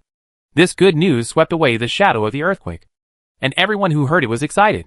At the same time as hearing this news, when Zheng heard the familiar system reward sound again, after solving the shocking water pirates, when Zheng completed a hidden mission and received a 3,000-point reward, which made him sure that solving this kind of scourge could earn points. And he waited for the main mission to be completed. Main mission: living in the famine era for 3 years completed. Bonus points. Players can continue to stay in the current world. Do you want to stay? Of course you should continue to stay. After seeing the situation of those animals, you will go on adventures all over the country. Chapter 120. After buying a limited amount of new seeds, when Zheng continued to go to the zoo, some time ago, there was an earthquake in S City. Although the earthquake was not very strong, it still had a certain impact on the environment of S City. After arriving, when Zheng found that the situation in the zoo was not too bad, there were few buildings left inside. The surviving office building did not escape the fate of collapse after holding on for so long. The trees with deep roots were safe and sound, but the water inside was a little turbid. Many animals noticed it before the earthquake came, although they were a little scared and a few were slightly injured. They were all safe. Seeing Wen Zheng and the boss of the group coming, the bored mutant animals were very happy. Before the end of the world, they had no right to move freely, and could only be locked up in the zoo honestly. After the end of the world, they gained freedom. But during the period of confusion and unclear situation, they got used to living here. They usually fought with other animals. Herbivores could eat delicious food here, and carnivores could also catch prey, forming a special food chain. Until this sudden earthquake, many mutant animals' nests were destroyed, and the turbid water was not suitable for drinking. When the mutant animals who had a good relationship were discussing what to do, when Zheng and Tuan Tuan came and brought them a good choice, the animals in the S City Zoo began to migrate. This migration alarmed the attention of countless forces, but the people they sent out did not play any role. They were discovered from a distance before they approached the migrating animals. Then a mutant animal would find them and play all kinds of games with Wen Zheng's students. Although it did not harm their lives, it made people unable to recover for several days. So those forces dared only watch from a distance and did not dare to look closely. During the migration, some animals found their favorite places and chose to stay there and not move on. Wen Zheng only gave suggestions to these animals, and everything was decided by the mutant animals with wisdom. In the end, dozens of mutant animals came to the territory of Tuanyuan Base under the gaze of many forces, and chose to stay there in their incomprehensible eyes. When Zheng took Tuanchuan on an adventure, "Teacher, you and Tuanchuan are back," Huang Yan said with surprise. "I will inform everyone that we will have dinner together today to welcome the teacher and Tuanchuan back." Counting from the first day of the Lunar New Year when the snowstorm came, it has been the 50th year of the end of the world. Huang Yan, who has retired from the position of leader of Tuanyuan Base, still comes with his wife Duan Jun to clean the teacher's room every Monday when it is his turn. Wen Yang, who is nearly 80 years old, looks like he is less than 40 years old at this time. He has a handsome face and is smiling at his disciples. That kind of temperament makes people involuntarily impressed. Tuan Tuan, who came back together, sat on the sofa, like a teenager who had not yet reached adulthood before the end of the world. except that his face was particularly delicate, and the gray-blue hair on his head did not affect his appearance at all. Huang Yan was sure that when these two walked on the road of the base, many people would come over and express their love enthusiastically, regardless of whether they were men or women. Not long after the message was sent out, those who were admired by everyone in the reunion base all came to this well-preserved small building and showed a relaxed smile in front of the teacher who had not seen him for a long time. Everyone was busy in this house, preparing today's lunch together. While busy, they did not forget to communicate about the situation in the past few days. They did not discuss any major events, but just the interesting things they encountered in these years. When Zheng smiled and listened to these students complain about each other's embarrassing things. What about cooking in person with great difficulty, but putting the poisonous parts in the pot and throwing the non-toxic parts into the trash can? What about the son who got married and went to the Monkey King to ask for monkey wine, but couldn't help drinking it on the way back? I believe that the people in the base will definitely not believe it after hearing these contents. How could the people they admire do such stupid things? After eating this warm dinner, when Zheng held a teacup in his hand, tasted this year's new tea, and said, "I haven't been back for a long time. You managed the base very well." When he first went out for exploration, when Zheng came back once every 1 or 2 years to care about whether the Tuanyuan base, which had just started, had gone astray. Later, when the base gradually became stable, when Zheng's intervals of coming back became longer and longer. This time he came back, and the last time were 7 or 8 years apart. "Teacher, you haven't come back for several years in a row, and you have been running around with Tuanchuan. We can't help but look for news about you. After I come back this time, I plan to visit other countries. The journey is more dangerous, so you don't have to wait for me to come back in the future," Wen Zheng said. Regardless of the students' shocked expressions after hearing this, Wen Zheng waved his hand to tell them not to mention it anymore, and changed the subject by asking, "There have been big changes in other bases these days.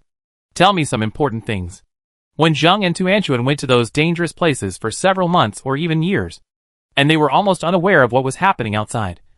So every time they came out, they would listen carefully to what major events had happened during this time. In the days that followed, when Zheng and Tuanchuan visited old friends and looked around the entire Tuanyuan base. Half a month later, when Zheng placed a booklet and a transparent stone in the house, and left the Tuanyuan base again with Tuan Tuan, and never came back. Later, the Tuanyuan base personnel, who went across the ocean to investigate the situation in other countries, said that someone had seen Oriental people similar to Wen Zheng and Tuan Tuan there, and they didn't know if it was them. In the first year of the apocalypse, a heavy snowfall on the first day of the Lunar New Year kicked off the apocalypse. In the third year of the apocalypse, scientists cultivated high-yield rice and began to sow it in large quantities. In the fourth year of the apocalypse, the pressure on food was greatly relieved, and a period of research on various high-yield crops began. In the fifth year of the apocalypse, after Wen Zheng's suggestion, the already famous Tuanyuan base made those exercise movements public for free. At the beginning, there were still many people who questioned it, but there were always people who tried it curiously. When the first people who trained showed the effect, this exercise method quickly spread. This move of the reunion base attracted countless goodwill, and the news that there was the greatest chance of finding mutant beast partners there was widely spread. As a result, countless people from all over the country came to join the reunion base, and there were many people with excellent talents, eager to show their skills here. Later, each base began to collect various martial arts and military training methods before the end of the world, and also began to open them to the public, and open various martial arts academies, where teachers would teach martial arts experience and recruit students from all bases. A battle to attract talents began. However, the students taught by Wen Zheng himself were not easy to deal with.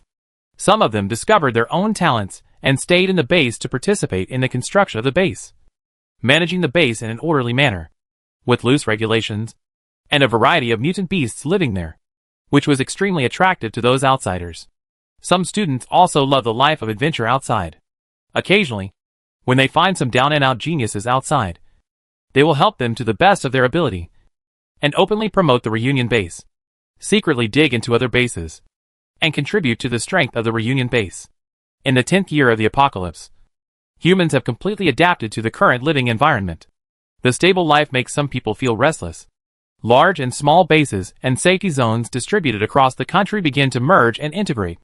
This process has been conducted for 10 years. In the 18th year of the apocalypse, the Academy of Sciences of the former Capital Safety Zone, now Xinhua Base, announced the results of its research.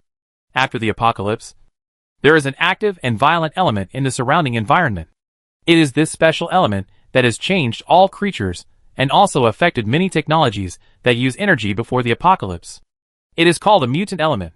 After 18 years of research, scientists have finally created a carrier that can bear mutant elements and announced a new type of energy lamp made with this carrier.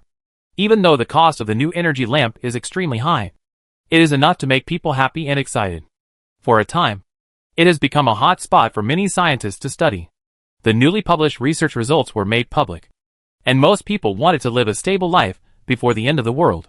They began to get tired of the struggles between the major bases. So the struggles between the bases entered a white-hot stage, and the speed of annexation and integration was greatly accelerated. In the 20th year of the end of the world, a new power structure was formed across the country, with a total of 9 major bases distributed across the country, 3 bases in the north, south and central. Among them, the Tuanyuan base in the central region has the most special status among the 9 major bases because of its unique relationship with mutant beasts and the fact that its training methods were made public. The other 8 major bases are all on good terms with it. From this year on, the major bases entered a slow and stable development. After the end of the world, the areas abandoned by humans have long been occupied by mutant plants and animals. Various plants have formed a dangerous primeval forest. The mutant animals living in it are wary of human entry. There are also many powerful mutant beasts with wisdom, who do not like to contact humans and occupy the land everywhere. More and more experts have studied the uses of various mutant plants and animals. Major bases have been purchasing them for a long time. Countless people have left the bases for this reason and went to those places where few people have been, risking their lives to find valuable creatures. These people are collectively called adventurers. In the 22nd year of the end of the world, the Academy of Sciences of the Nanda Base in the southern region announced that the lifespan of humans whose bodies have been transformed by mutant energy has been extended. The stronger the strength, the longer the lifespan will be. In addition, the physical constitution of children born after the end of the world has been fully changed. Whether it is strength or lifespan, they will have greater potential. This generation will be a completely new era of human beings. In the 25th year of the apocalypse, after many adventurers risked their lives to explore, carefully marked maps began to circulate among many bases.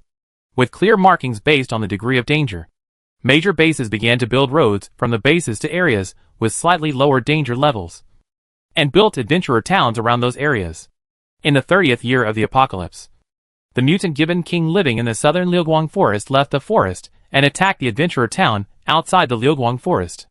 The garrison of Liuguang town was not strong enough, and just when the defense was about to be breached, the strong men of the Tuanyuan base, who were adventuring outside, stopped the gibbon's attack. After the communication, we learned that someone had entered the depths of the flowing light forest and stole the mutant gibbon beast king's cub, which triggered the gibbon beast king's pursuit and attack. The incident of the gibbon beast king was just the beginning. Some rumors spread in major bases that the cubs of powerful mutant beasts have excellent qualifications and have a greater chance of growing into powerful mutant beasts, or even mutant beast kings. Humans start to raise them when they are still cubs, and patiently wait for the cubs to grow up to have powerful mutant beast partners. These fast-spreading rumors made many people believe it, and countless people paid attention to mutant beast cubs. Adventurers entered the dangerous area one after another. More and more mutant beasts who lost their cubs left the forest and fought with humans, and the relationship between humans and mutant beasts gradually deteriorated. Although the reunion base issued strict regulations to prohibit such behavior, it still had a good relationship with mutant beasts, but was unable to solve the increasingly serious conflicts between other bases and mutant beasts. In the 41st year of the apocalypse, the Tuanyuan base released the latest research news. A new type of energy or was bred in the land under their feet after the apocalypse. This transparent or can absorb and store the mutant elements in the surrounding environment. The whole storage process is extremely slow, but the mutant elements stored in it change from lively and violent to calm and docile, which is conducive to the absorption of various creatures to improve their strength. This news is like a bomb before the apocalypse, which makes people dizzy. In this situation where everyone is trying to strengthen their strength, the news of the new energy ore makes all bases restless. A few months later, adventurers took the freshly baked tools for exploring energy ores and went to various places to explore the location of the ore. Only the Tuanyuan base, which knew the news first and had already explored 3 growing veins, did not blindly participate in this craze, but was busy thinking about using these ores to improve their strength. In the 50th year of the apocalypse, a giant ship built with mutant energy or in parts of mutant plants and animals, carrying hundreds of people led by 45 top masters from 9 bases, set sail from the newly built seaport and began looking for traces of other countries. Chapter 121. Wen Zheng, who successfully passed the 3rd mission world, opened his eyes again and appeared in the familiar white fog space, feeling as if he was in another world. After staying in the world of Don't Starve for decades, Wen Zheng traveled all over the world in the last few years and experienced various dangers. In the end, his body inexplicably began to weaken, and he left the previous world. After leaving the world of Don't Starve, he was unable to return to the reunion base to see those old friends, and Wen Zheng still felt a little regretful after staying in the same place for a few minutes. Wen Zheng finally sorted out his complicated feelings after leaving the world of Don't Starve, thinking that when he returns to the real world, he will be able to see his grandfather whom he has not seen for decades, and he can also release Tuanyuan who is in the prop. I wonder what kind of expression his grandfather will show when he sees Tuanyuan, who was still a small fluffy ball in the last second, has become dazzling and majestic, and can also change into a human form. Wen Zheng, who is quite curious about this, looks at the system panel that appears in front of him. Welcome player Wen Zheng to the Infinite Disaster Survival Game. Player, Wen Zheng. Points, 1363000. Clear the world, survival at sea, survival on deserted island, survival in famine. In the famine world, Wen Zheng spent a lot of energy to deal with those evil people or organizations and completed many hidden tasks. But unfortunately the points he got were not too many. Now the more than 1 million points are completely obtained in the late apocalypse. As time goes by, many parts of mutant animals and plants that are constantly strengthening can be exchanged for a lot of points in the system recycling store. Later, Wen Zheng also discovered several energy veins. He only took a small part of each, but it still greatly increased the points balance. In addition to the change in points, there are several places on the system panel that are different from the past. The buttons for entering the new world and returning to the real world have all turned gray, which makes Wen Zheng a little flustered. Is there something wrong with this game? What should Grandpa do if he can't return to the real world? Just as Wen Zheng was about to take some measures, a voice sounded from the surroundings. Congratulations to the official player Wen Zheng for successfully passing the 3rd mission world, breaking through 1 million points, and being promoted to a senior player. I am your exclusive service system. Due to the system upgrade, I was unable to arrive in the first time. Players are welcome to consult various questions. This voice is no longer the mechanical sound heard in the previous worlds. There is an irrepressible joy in the voice, which is closer to a creature with emotions. Wen Zheng first asked the most concerned question: why is the option to return to the real world grayed out? Please rest assured, this is just because the system panel is being upgraded, so this function is temporarily unavailable. It will return to normal later. Now let me explain to you the essence of the Infinite Disaster Survival Game and the significance of being a senior player, the system asked. The more you understand this game, the higher the probability of survival in the future mission world. Wen Zheng suppressed his desire to return to the real world and let the system begin to explain with a skeptical attitude. The Infinite Disaster Survival Game selects suitable players from various worlds and puts them into the world that is encountering a disaster. Players survive the main tasks that need to be completed in the mission world. The hidden tasks completed are conducive to the world facing the disaster to avoid the fate of being destroyed and move towards a path that can survive longer. Why don't you just list the hidden tasks that are beneficial to the survival of the mission world? But let us discover them ourselves. Because of the rules, the system said firmly.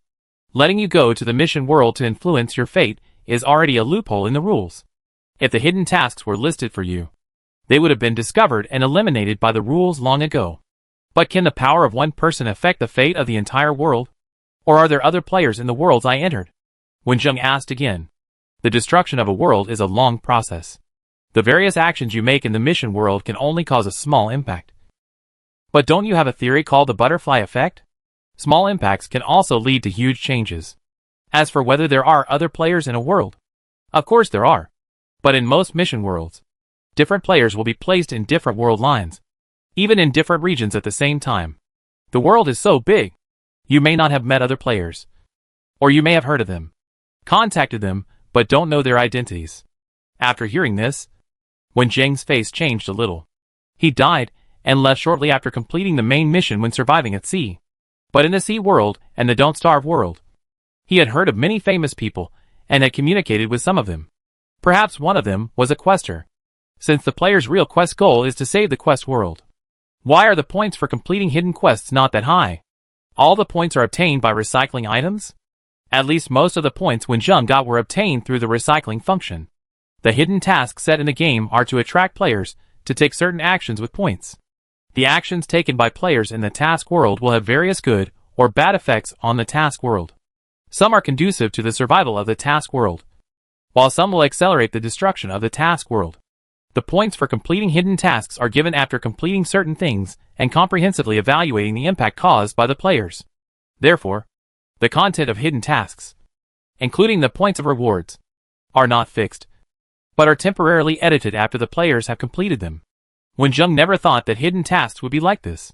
Yes, the hidden tasks you have completed and the rewards you have received are already one of the most and highest among the few players I know.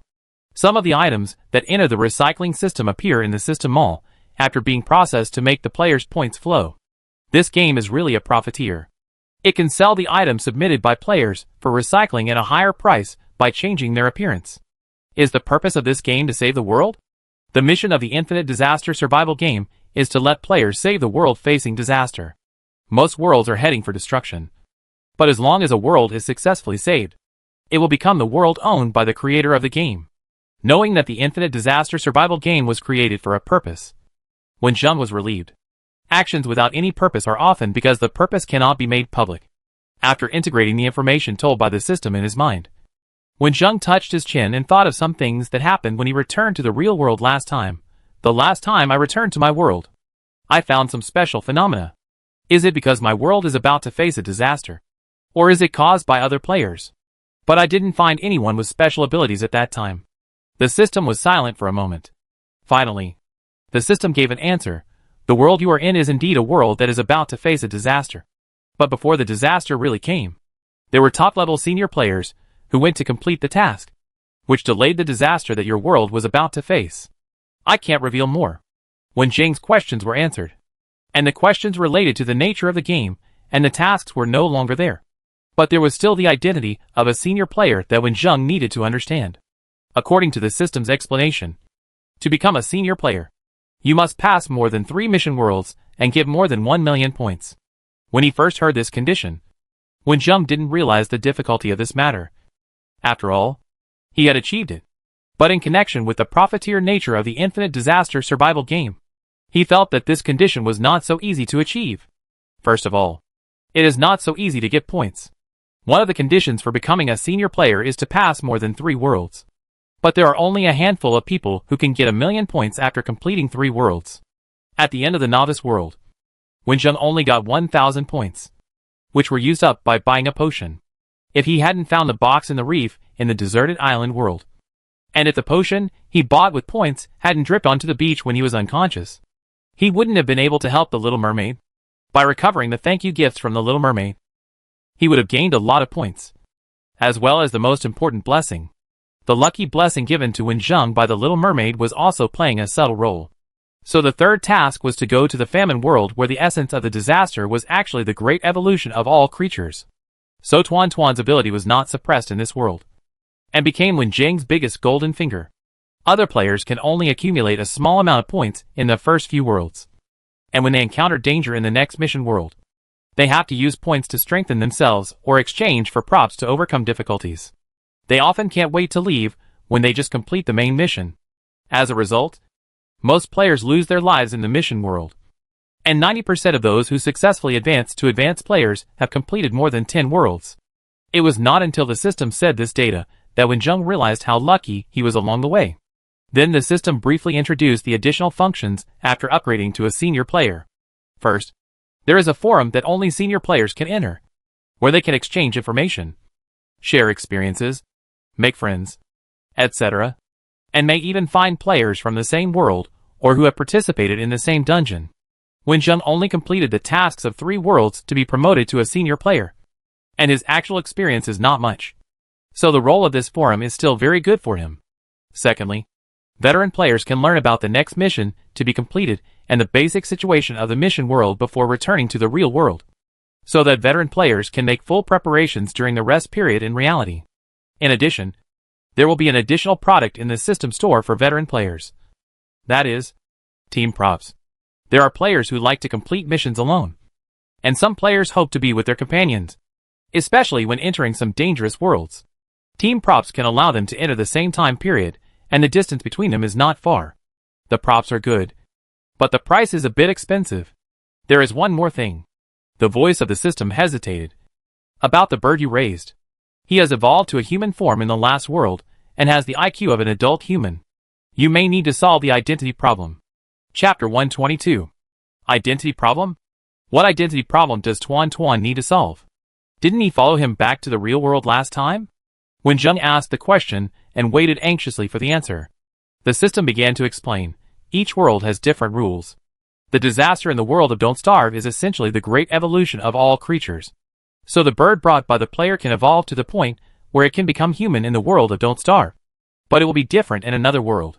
In the last few months of the world of Don't Starve, the player should feel that his body is inexplicably weak. That's because the player is a stowaway from another world. The longer he stays, the more he will be rejected by the world. The system used Wendeng's situation as an example. Wenling has evolved from an ordinary bird to the present, and has crossed the scope of ordinary species, and become a truly intelligent species.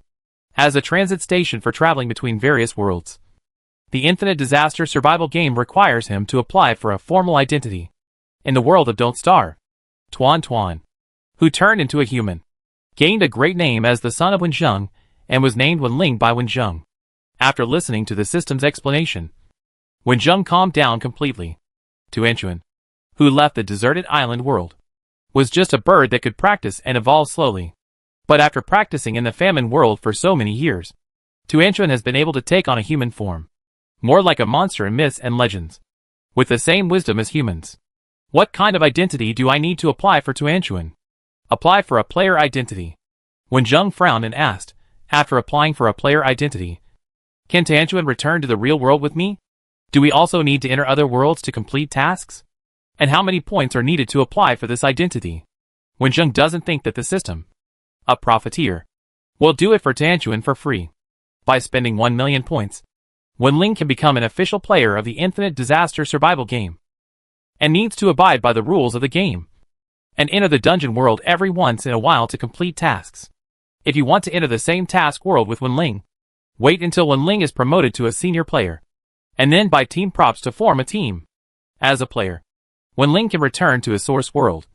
That is, the deserted island survival world. If you want to enter your source world, you only need to spend points to buy props. But you can't stay too long, and you can't exceed the rules of the world. After listening to the system's explanation, Wenjung didn't feel bad about the 1 million points that were about to be spent. Grandpa and Tuanchuan were the 2 most important people to him, and he was willing to spend these points for them. The game didn't give Wenjung any other choice. But the question that made Wenjung hesitate was whether to pull Tuanchuan into the Infinite Disaster survival game. What will happen if you don't apply for a player identity? Wenling will be sent back to the world where the deserted island survival copy is located. I need to ask Tuan Tuan's opinion. Of course.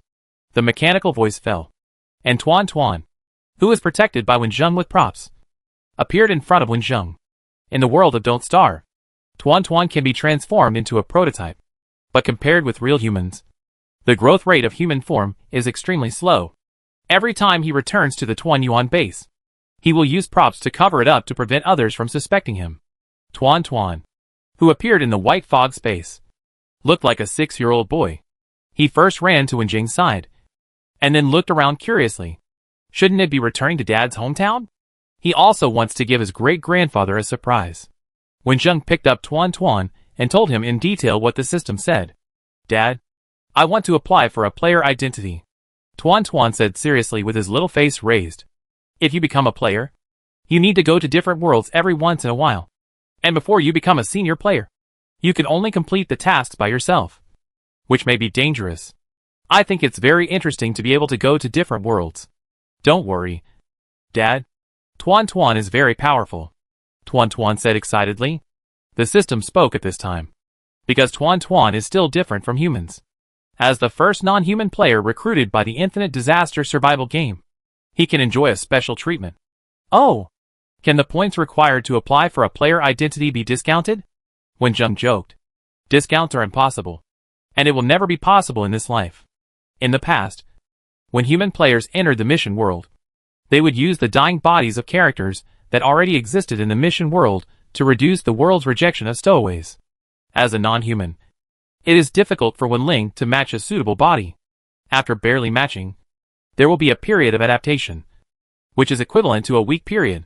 So the game gave him special treatment, and the body he used after entering the world will be strengthened by the system for free. In this case, let's do it. Because Wenjung couldn't accept Tuan Tuan being sent back, and it would be difficult to meet in the future. In a blink of an eye, the 7-digit points turned into 6 digits, and Tuan Tuan's exclusive system appeared in the white fog space, telling Tuan Tuan that he also had 3 months of preparation time before entering the mission world. Since there is no time to waste, Wenjung first extracted the tasks he needs to complete next time, as well as the task world. Intermediate task, survival in the desert. Task background. The speed of land desertification caught people off guard. People who did not have time to evacuate struggled to survive in the desert, hoping to find a suitable habitat for survival. Task target, 3 months in the desert. Completion reward, basic reward points 5,000. Note, please explore the hidden tasks by yourself. After completing the tasks, players can choose to leave the task world at any time. After learning about the information of the next world, Wenjung chose to use the few remaining points to buy props and bring Tuanchuan back to the real world. This time, the players will have a rest time of 3 months. Please prepare for the next task well. I look forward to seeing you again. I'm back from buying vegetables. Grandpa Wen opened the door from the outside with a key and shouted habitually. But today, there was no great-grandson who came to greet him with his wings flapping. Grandpa Wen was a little confused when he heard a strange boy's voice, saying happily, "Grandpa, you are back." Grandpa Wen stood at the door on the spot, watching with his own eyes a delicate little boy running over happily and taking the bag of vegetables from his hand. "Tuanchuan?" Grandpa Wen asked hesitantly, his eyes lingering on Tuanchuan's gray-blue hair and eyebrows. It was this familiar color that made him have this amazing association. "I said that you would definitely recognize me. Great-grandfather." Tuanchuan walked with 2 short legs and quickly ran to the kitchen to put the vegetables in. After coming out, seeing the great-grandfather still standing there doubting about his life, Tuanchuan ran to the gate again and held the great-grandfather's hand. "Great-grandfather, let's go to the sofa and talk slowly. I'll talk to Grandpa." "That's it. Tuanchuan, you go over and take a look at the information." Wenjung, who was standing aside and watching this scene, said. Tuanchuan immediately curled his lips. Those materials looked so boring. Grandpa Wen began to feel sorry for his grandson, pulled Tuanchuan to his side, and said to Wenjung, "What materials are you looking at? Our Tuanchuan is still so young. Come on. Great-grandfather will show you cartoons." Tuanchuan looked at Wenjung cautiously, and seeing that his father had no intention of stopping him, he happily sat on the sofa in the living room with his great-grandfather and picked out his favorite cartoons. Wenjung smiled and shook his head. Tuanchuan had studied for a long time, and it was time to rest. He ignored the 2 people sitting on the sofa and went into the kitchen to prepare today's lunch. 3 months later, he would enter the desert survival dungeon, and Tuanchuan would also enter other dungeons alone. Wenjung began to collect various information after returning to the real world. His own information was more targeted, while Tuanchuan's was more varied. Although Tuanchuan could now transform into a human form and lived with Wenjung in the famine world for decades, in Wendeng's eyes, Tuanchuan was still the child he raised, especially when he saw Tuanchuan acting like a spoiled child to Grandpa Wen. Wenjung couldn't help but worry. Most of this information was obtained from the game forum. When Wenjung returned to the real world, he saw an extra app on his phone as soon as he opened it, with the 4 big words Game Forum on it. Wenjung was looking forward to the game forum, so he opened it and started browsing. There were not as many senior players as Wenjung imagined. The members in the game forum showed that there were only more than 40 senior members who could enter the forum. The pinned post was the rules of the forum. Wenjung clicked it and read it carefully. They were all the rules of the forum. One of them was that you could share your experience in facing certain situations in the forum, but you could not describe your experience in the dungeon in detail. All such posts could not be published. Although there were such restrictions, there were still many useful dry goods posts in the forum, which were the collection and summary of various common disasters by other senior players, and they were all downloaded and printed by Wenjung. There was also a category of dry goods posts about the cost-effectiveness of store products, the evaluation of the props purchased, and chatting and making friends, looking for players from the same world. Although there were only dozens of people in total, the refresh frequency of the posts was not slow at all. The most common posts in the chats were about complaining about the infinite disaster survival game. Most of them complained that the items that could upgrade themselves were too expensive, and that they had to give all their points to the store before they could even accumulate them. Often, they gave all their points to the store before they could even warm up. Not long after Wenjung opened the forum, someone noticed that the number of people on the forum had changed, and posted a message to welcome newcomers. Wenjung replied with a few words to say hello to everyone. In addition to the useful posts and chat posts, there were posts about finding a team. Many people were chatting enthusiastically in the forum about wanting to get together in the mission world. In 3 months, Wenjung and Tuanchuan spent a lot of time reading various materials. During their breaks, Tuanchuan, whose eyebrows were dyed black, would wear the cute jumpsuit given to him by his great-grandfather, and go out with his great-grandfather, letting his great-grandfather pull him to show off to the new neighbors. Even Grandpa Gu and Grandma Gu, who were still in other provinces, did not escape the photo bombardment.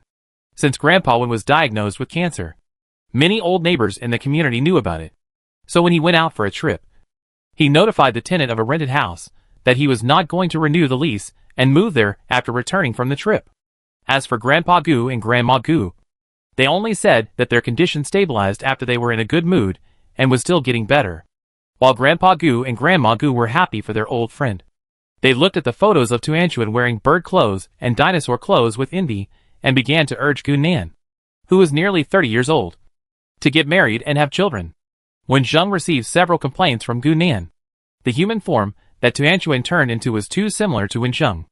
Anyone who saw these two similar faces would think that Tuanchuan was Wenjung's biological son. Wenjung didn't want to explain. After entering the infinite disaster survival game, his life was different from before. He had decided not to get married and have children in the future, so he simply assumed that Tuanchuan was his biological child. 3 months of peaceful life passed. When Grandpa Wen went back to the house to rest, Wenjung and Tuanchuan entered the game together. In the familiar white fog space, Wenjung did not see Tuanchuan, and the two were separated. In the past 3 months, Wenjung has conducted emergency special training for Tuanchuan. He believes that Tuanchuan can successfully complete the task, and he must also successfully complete the new challenge. The rest time is up, and the system asks, Player Wenjung, do you want to enter the task world now? Wenjung did not hesitate and chose to enter the 4th copy. Chapter 123.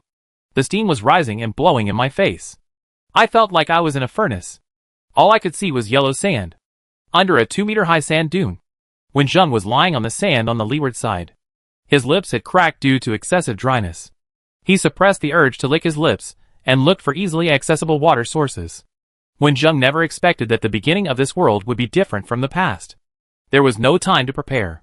When he opened his eyes, he saw endless yellow sand and had to use this extremely dehydrated body directly. This state of dehydration was too uncomfortable. It felt like the body was roasted. Every cell was transmitting the sound of needing water to the brain. There was no green in the eyes. No wonder the original body was unconscious here due to extreme dehydration. Wenjung did not dare to do anything extra. This body was too weak. Opening the system store, Wenjung glanced at the balance of more than 260,000 points and bought a bottle of physical recovery potion worth 1,000 points. A glass bottle filled with transparent liquid appeared in his hand. Wenjung's eyes went dark. He used up the last bit of strength in his body to open the bottle cap, lowered his head, and drank the source of life that could keep him alive. The tasteless potion was poured into his mouth. At this moment, it seemed like the most delicious mango sago, moistening his thirsty lips and throat, and then restoring this dying body. Who?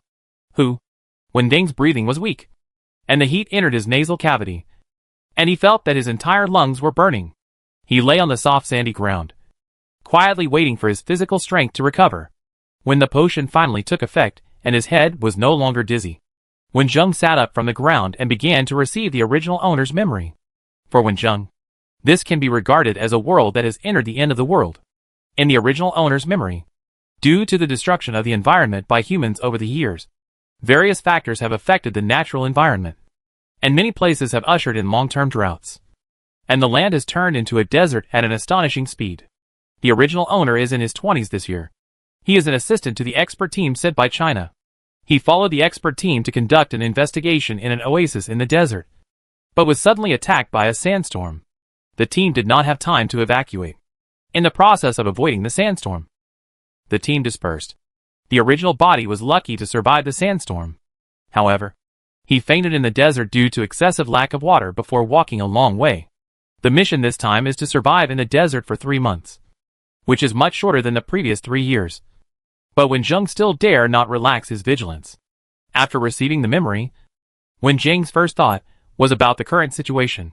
The most important thing in the desert is to identify the direction of survival first. The original owner was dizzy by the sandstorm at that time. Although he survived by chance, he didn't know where he was.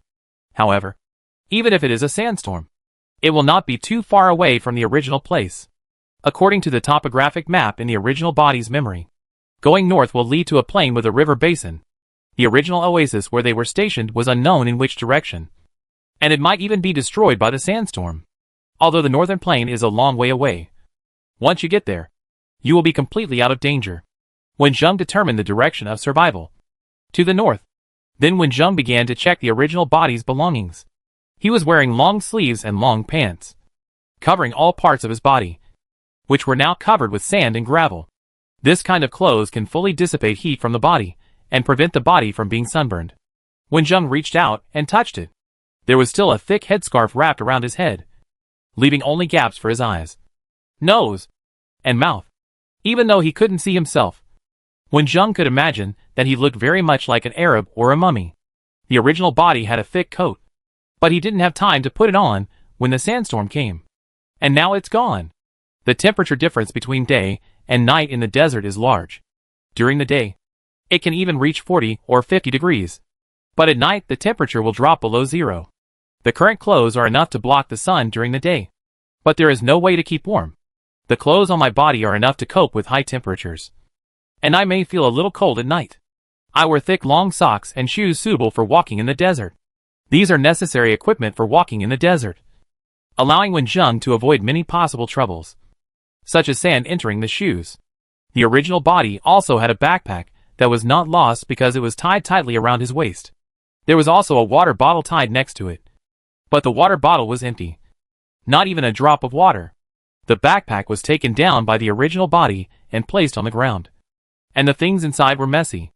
There were some things in the backpack: an extremely useful field dagger, a flashlight that could illuminate, which should be used to start a fire at certain times, and a booklet that recorded common animals and plants in the desert. And there were also photos of his family. According to the original body's memory, his parents were still waiting for him at home. Thinking of Grandpa Wen, who was waiting for him in the real world, Wen Zheng would try his best to leave the desert and go back just to avoid making the 2 old men who loved their children sad. The original body fell to the ground due to dehydration at the hottest time of noon, quietly waiting for life to gradually pass away. When Wen Zheng arrived, it was the afternoon when the sun was setting. According to the bright sun hanging in the sky, Wen Zheng successfully identified the direction. He put the backpack on his back, tied it tightly on the belt, adjusted the direction of the flashlight, and pinned it outside, so that the shell of the flashlight could reflect the sunlight to the distance. People trapped in the desert would use this method to attract rescue. Wen Zheng did not hold the hope that rescue would come. After all, there was a survival time stipulated by the system. But he still remembered the scientific research team that was separated from the original body. Perhaps there were other people who survived, and the light reflected by the flashlight could attract other people, at least in the memory of the original body.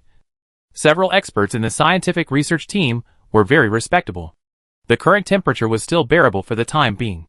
Relying on the potion to restore his physical strength, Wenjing stood up from the ground and walked towards the north, with 1 foot deep and 1 foot shallow. In the desert, the high temperature consumes physical strength and water in the body every moment. The physical strength restored by the medicine must be maximized. Walking in the desert is obviously different from walking normally. The sand is soft. If you are in the park or at the beach, stepping on the beach is an extremely comfortable enjoyment. But in the desert where you want to survive, the soft and undulating sand is the culprit that consumes your energy the most. Besides the high temperature, there is no end in sight in the yellow sand all over the sky. This is an extremely desperate thing.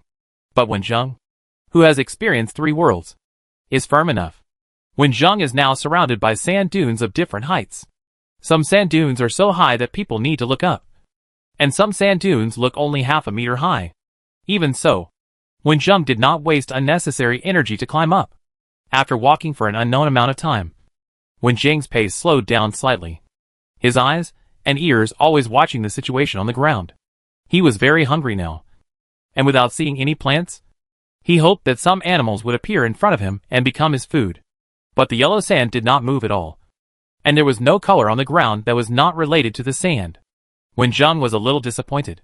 The physical strength restored by the potion had been consumed after such a long time of walking. If it was not necessary, he did not want to rely on points to overcome these difficulties. Just as Wenjing was ready to continue walking forward, the sand on the sand that was originally smooth and flat had a small rise and fall, as if something was moving under the sand. Wenjing did not dare to make any moves. He carefully took out the dagger from the side pocket of the backpack and watched the unknown creature's movement trajectory with bated breath. It moved a little too fast. Fortunately, it moved to the side of Wenjing's position, and it was still within Wenjing's sight. Wenjing narrowed his eyes. Fortunately, his original body was not nearsighted, although the strength of this body was not very strong.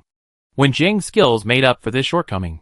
The reflective field dagger broke through the air, drew a perfect arc, and pierced the moving creature through the sand. Wenjing perfectly predicted the movement trajectory of the creature and won a piece of food for himself. Walking to the sand, Wenjing held the dagger and lifted it gently. The yellow sand splashed around, and a creature with yellow-brown stripes on its back, yellow limbs, and a white belly appeared in front of Wenjing.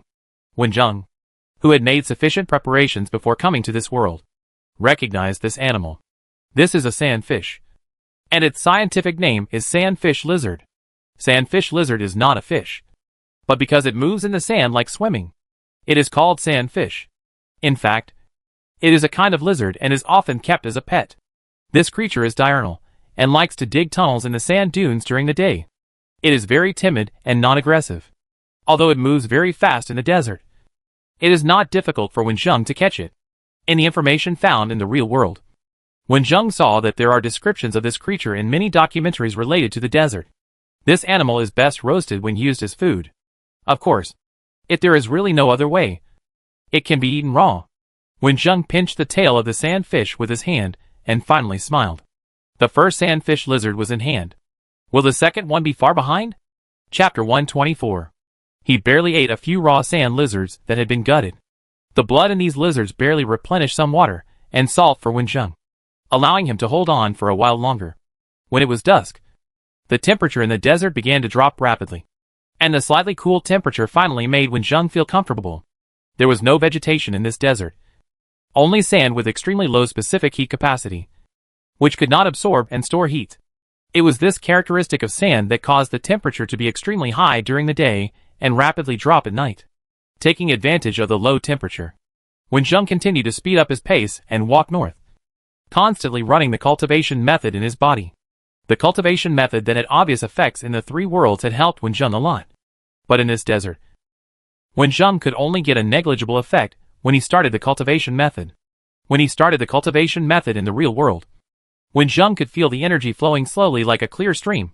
But in the famine survival world after the end of the world, Wenjing was like being in a turbulent river when he was practicing.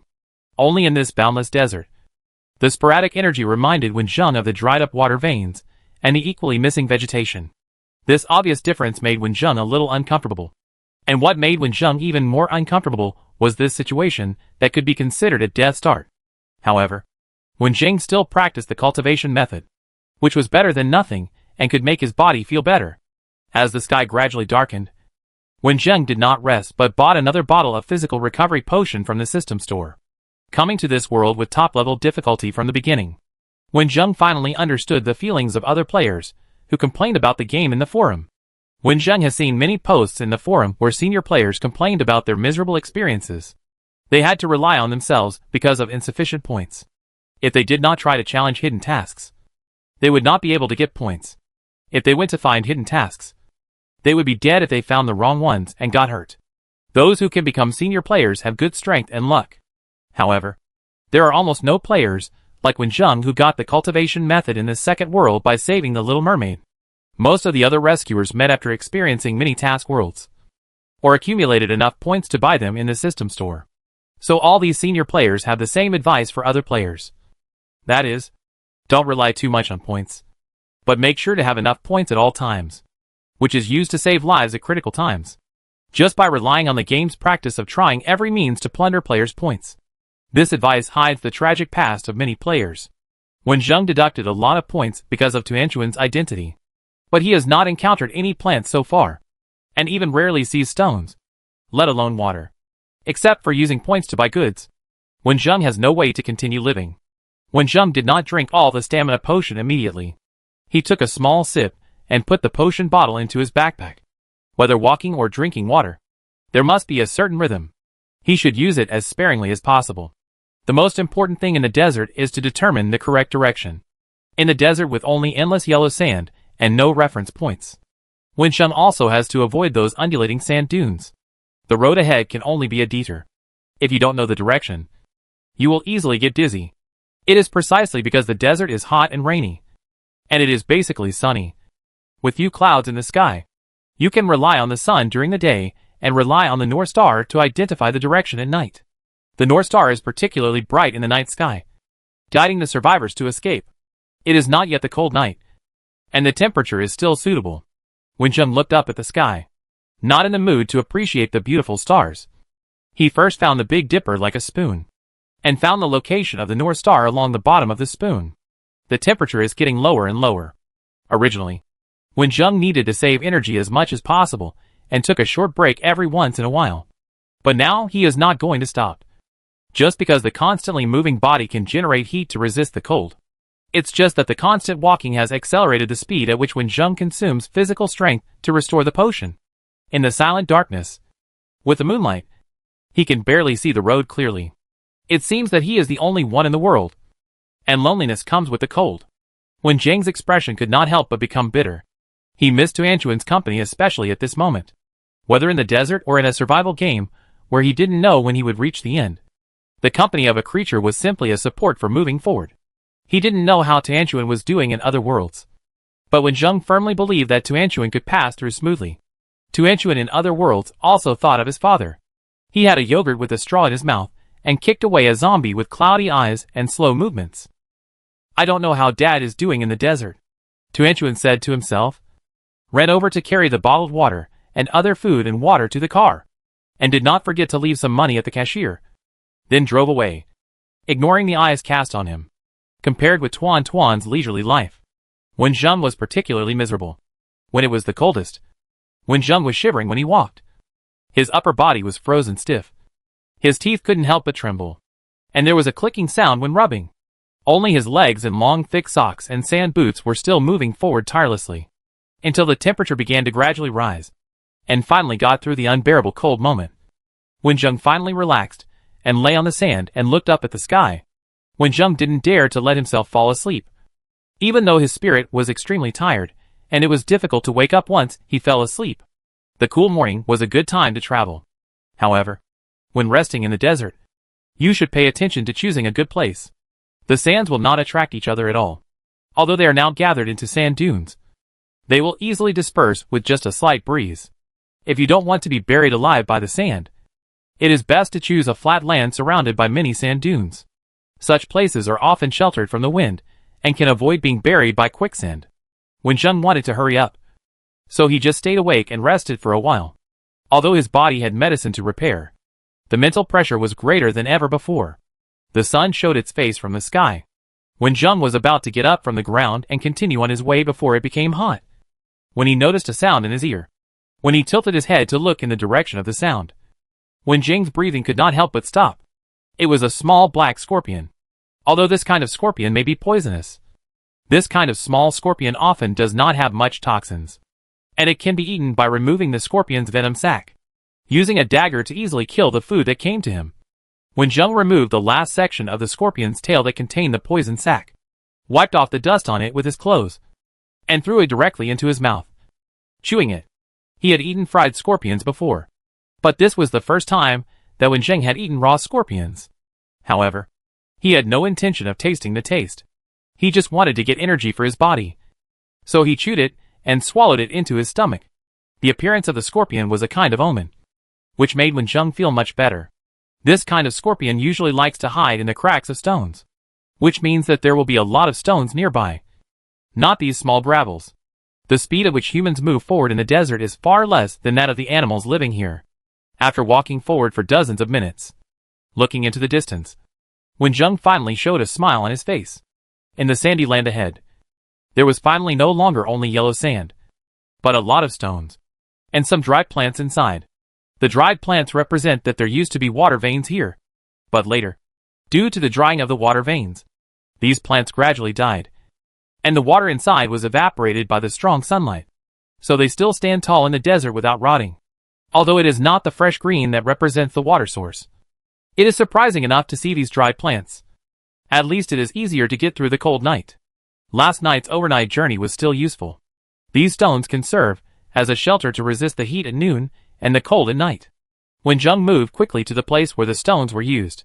He did not have a thermometer, so he could only estimate the current temperature based on his own feelings. The temperature should have risen to more than 30 degrees. As the temperature rises, more and more sweat appears on Wenjing's forehead, and there is no chance to flow down. The moisture of the whole body is quickly evaporated by the sun. It is estimated that a raw egg placed on the sand can be roasted by the high temperature. The sun has not yet risen to the highest point, but it is a bit unbearable. Wenjing must find a place to rest for himself before the heat rises to the highest point. Fortunately, he finally came to this place with stones and dry plants that are about the size of 2 hands together. In the desert during the day, the sand under your feet is scalding hot, and the temperature of the stones, with a higher specific heat capacity than the sand, is even higher. Wenjing doesn't want his hands to be burned, so he dare not touch the already hot stones directly with his hands. After finding a suitable place, Wenjing nodded with satisfaction and started to act. At this time, the backpack that had been on his back finally came in handy. Wenjing put his hands inside the backpack and slowly piled up the larger stones through the thick backpack.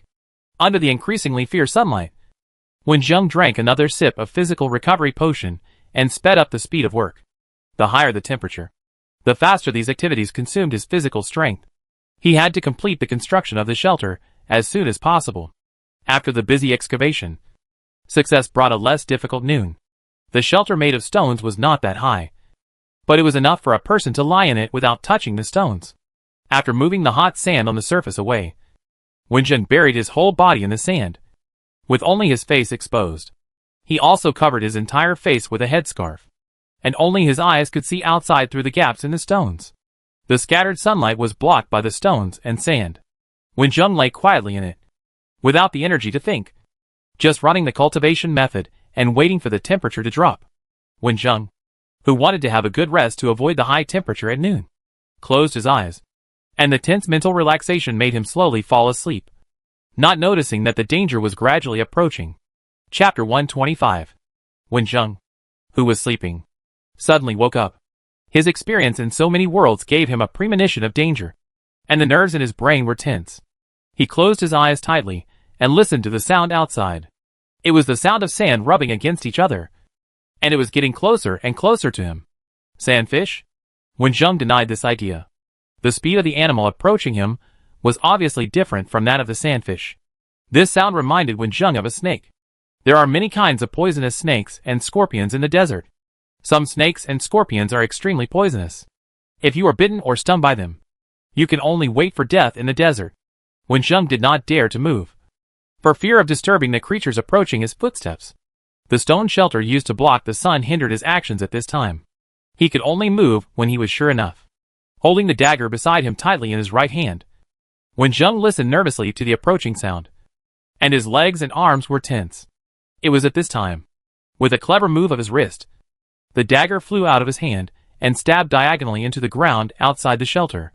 At the same time, Wenjung stretched out his legs buried in the sand and kicked the loosely stacked stones away with his thick sand shoes.